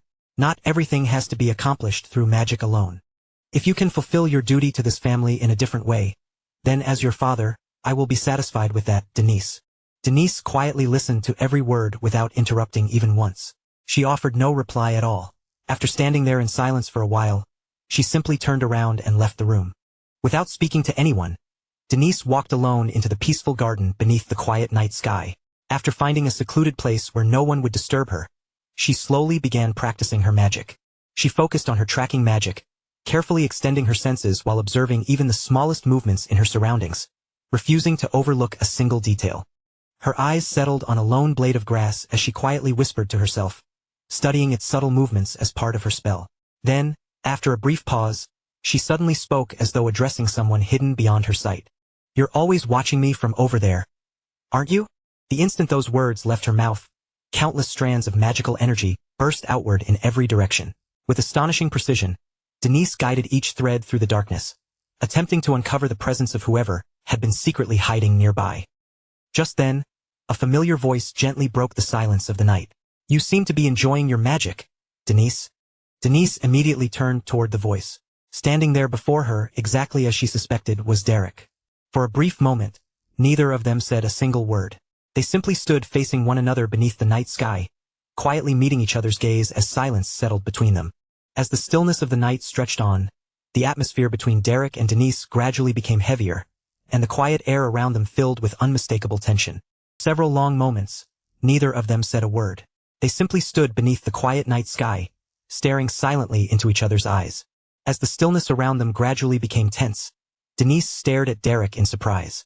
Even this time, she admitted, she had completely failed to notice his approach or sense his presence. Derek remained perfectly calm as he explained that he had concealed both his mana and his physical presence without leaving the slightest trace. Then, a faint smile touched his face as he added that he could clearly sense just how much Denise had improved. After a brief pause, Derek asked whether she had ever realized just how much casting magic resembled the process of writing a novel. The unexpected comparison left Denise visibly confused, and she could not understand what the two things could possibly have in common. Derek continued, explaining that her novels were filled with vivid emotion and an exceptionally delicate attention to detail. Whenever Denise sat down to write, she always knew precisely where each character stood, what they were doing at that exact moment, and even what thoughts were passing through their minds. Inside her imagination, every setting and every character appeared with astonishing clarity. Derek explained that magic, especially magic used to search for something, required almost exactly the same kind of awareness. A mage first had to locate mana, observe it closely, understand the direction and rhythm of its flow, and finally bring it under careful control. In Derek's eyes, Denise already possessed the natural talent for this because she genuinely enjoyed imagining things and understanding them from within. She had always looked beneath the surface and grasped things more deeply than nearly anyone around her. Speaking gently, Derek asked Denise to recognize that precious quality within herself instead of continuing to dismiss it as worthless. Faced with such sincere praise, Denise grew visibly embarrassed. Her gaze drifted away, and with a shy, uncertain voice, she replied that she had never believed she was someone with that much value. A moment later, Denise rose from where she had been sitting and turned toward Derek. She told him there was something important she wanted him to see, then quietly asked him to come with her. They soon moved to another part of the mansion, where Denise brought Derek before a painting. She explained that this was the artwork Dyla had promised to purchase if she lost their wager, a supposed landscape depicting the coarse granary. Derek studied the piece for a few moments, his eyes moving carefully across its surface. Then he admitted that perhaps his understanding of art was simply too limited, because to him, the painting looked exactly like a completely empty canvas. Denise immediately confirmed that his impression was entirely correct. The painting had never existed as a genuine work of art and appeared only within the household's financial records. In reality, the family had invented the purchase as part of a scheme to avoid paying taxes. Denise could not hide her amazement as she spoke about Dyla. Somehow, Dyla had uncovered the secret and deliberately offered to purchase the non-existent painting, giving House Veltis a way to conceal that dangerous weakness. Even more impressively, she had perfectly anticipated how Denise's father would think and how he would respond, proving once again just how perceptive and extraordinary she truly was. Denise's voice gradually softened with resignation as she confessed that her father had never cared about her magical accomplishments themselves. As long as she performed the role assigned to her and remained useful to House Veltis, that alone was enough to satisfy him. With sadness clouding her expression, Denise confessed that in the eyes of her family, someone like her was nothing more than a disposable piece on a board. She was merely a chess piece for House Veltis, a tool that could be moved wherever it best served the family's interests. After hearing the pain behind those words, Derek met her gaze without wavering and gently asked whether the Denise her family recognized was truly the entirety of who she was. He reminded her that there was another side of Denise, one her family seemed determined to ignore. There was the Denise who continued treating the servants with kindness and consideration, even while living beneath the suffocating pressure of her own household. There was also the Denise who had portrayed Lord Robain's love with far greater tenderness and understanding than anyone else could have managed. Derek then spoke of the Denise who smiled so naturally whenever she studied magic, becoming so absorbed in learning that she did not even realize how happy it made her. He told her plainly that he did not care what eventually happened to the version of Denise defined by House Veltis. The only person Derek wished to stand beside was the ordinary girl named Denise. Looking directly into her eyes with complete sincerity, he told her that he hoped she would win tomorrow's match and finally discover the happiness she had always deserved. Those heartfelt words struck Denise far more deeply than she expected. Emotion rose across her face, and she struggled desperately to keep everything inside her from spilling out. Later that same day, the setting shifted to Denise's room. Bella stood quietly beside her and, in a soft but earnest voice, told Denise that she needed to allow herself to be happy. Bella reminded her that once she lost the duel the following day, she would finally be free to release Derek and put an end to the feelings tying her to him. Denise lowered her gaze, uncertainty trembling in her voice. She wondered whether someone as empty as she believed herself to be truly had the right to work so hard at magic while surrounded by genuinely valuable people who gave their sincere effort every single day. Bella answered gently that everyone carried some kind of emptiness within them. No person entered the world already complete, and throughout their lives, people continued searching for something meaningful enough to fill the spaces inside themselves. Her quiet words wrapped around Denise with a comforting warmth. Bella helped her understand that searching for purpose and struggling to become a better person was not a burden Denise carried alone, but a journey every human being shared. Bella continued by telling Denise that it was no different from the way she wrote her novels. Denise immediately looked at her in confusion and demanded to know how Bella had learned about her secret writing. With a small smile, Bella admitted that she had been reading Denise's work from the very beginning. She had followed the story ever since its first chapter. Denise's eyes widened as the truth suddenly came together in her mind, and she asked whether Bella had been the one who told Derek about the novels. Bella calmly confirmed that she had indeed revealed it to him. Bella then looked at Denise with unmistakable kindness and reminded her that she had spent all this time trying her hardest to fill the emptiness she felt inside. But Denise was already full, not with pride, status, or the expectations of her family, but with endless curiosity and genuine care for others. She possessed eyes capable of reading the feelings hidden within people's hearts and a heart willing to understand them. She could recognize the pain of others and genuinely empathize with what they were feeling. Bella assured Denise that she had never been empty at all. Even now, her heart was already overflowing with kindness, compassion, and a sincere desire to understand everyone around her. As those words settled in, Denise felt as though a crushing weight had finally been lifted from her chest. Denise looked back at Bella, uncertainty still lingering in her eyes, though a faint trace of hope had finally appeared there. In a quiet voice, she asked what she was supposed to do from this point forward. Then, no longer willing to hide what she truly felt, Denise confessed with complete honesty that she did not want to lose the duel tomorrow. Bella answered without pausing or showing even the slightest hesitation. If winning was what Denise truly wanted, then the answer was simple. She had to step forward and win.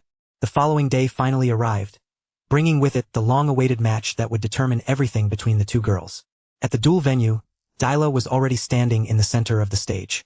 Her posture radiated confidence as she waited calmly for her opponent to appear. Before long, Denise entered the arena and stepped onto the stage to face her directly. The instant Dyla noticed her approaching, a mocking smile slowly spread across her face.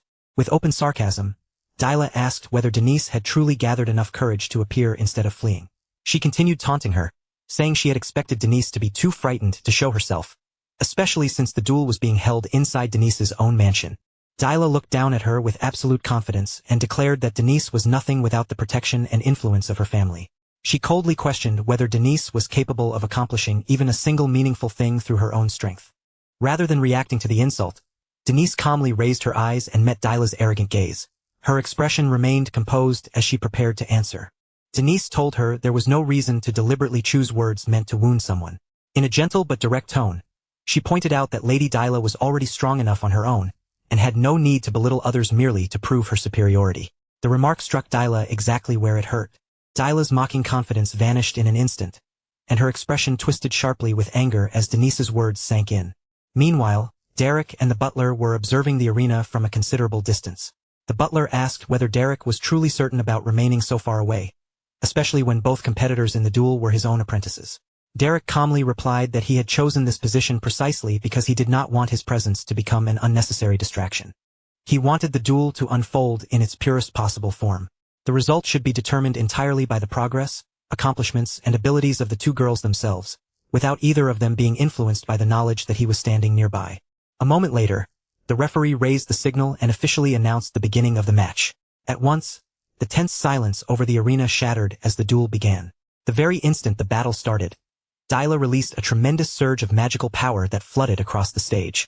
In her mind, there was absolutely no reason to waste time extending a fight whose outcome she already believed was certain. Determined to settle everything with a single overwhelming offensive, Dyla attacked without holding anything back. One powerful spell after another erupted from her position and raced directly toward Denise in a relentless barrage. The spells tore across the arena one after another at astonishing speed, filling every possible escape route. From the spectator's perspective, Denise appeared to have no room left to dodge and nowhere she could possibly run. Everyone watching instinctively assumed that the duel would be decided right there, ending almost as soon as it had begun. But just as the attacks were about to overwhelm her, Denise shocked everyone by remaining completely calm. Without panicking, she immediately used the footwork technique she had spent so much time mastering. Her body moved with smooth, graceful precision as she slipped between the incoming spells one after another. Denise avoided every single attack with effortless timing, almost as though she had already predicted exactly where each spell would land before Dyla even released it. The entire audience fell into stunned silence. Not one spectator had expected Denise to move with such astonishing precision, steady composure, and complete control under pressure. Dyla refused to believe what she had just seen. Gritting her teeth, she launched another ferocious assault, flooding the battlefield with a seemingly endless storm of razor-sharp ice projectiles. Yet even with countless icy shots racing toward her, Denise never lost her composure. Without the slightest hint of panic or strain, she slipped past every projectile with movements that looked almost effortless. After weaving cleanly through the entire barrage, Denise immediately went on the offensive. She descended rapidly from above, closing the distance between them before Dyla could properly react to her approach. Seeing Denise rush toward her at such speed, Dyla hurriedly gathered her power and prepared to unleash yet another attack before her opponent could reach her. From the sidelines, Derek watched every movement closely and silently examined the battle.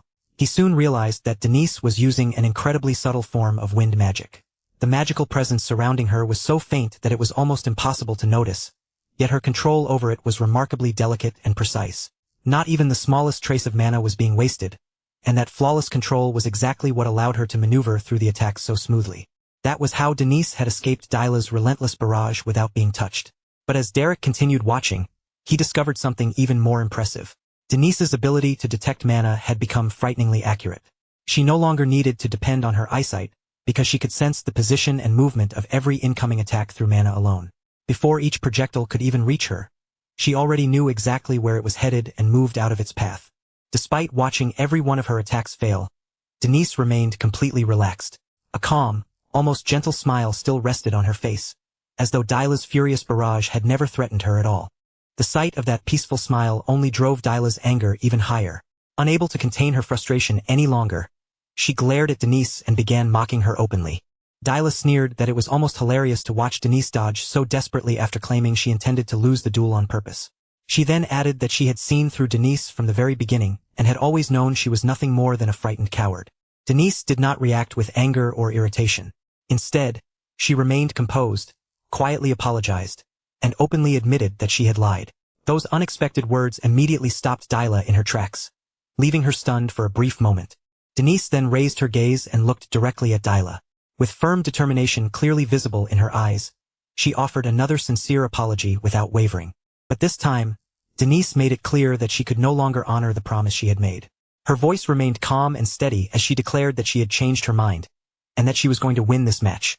That confident declaration struck Dyla completely by surprise.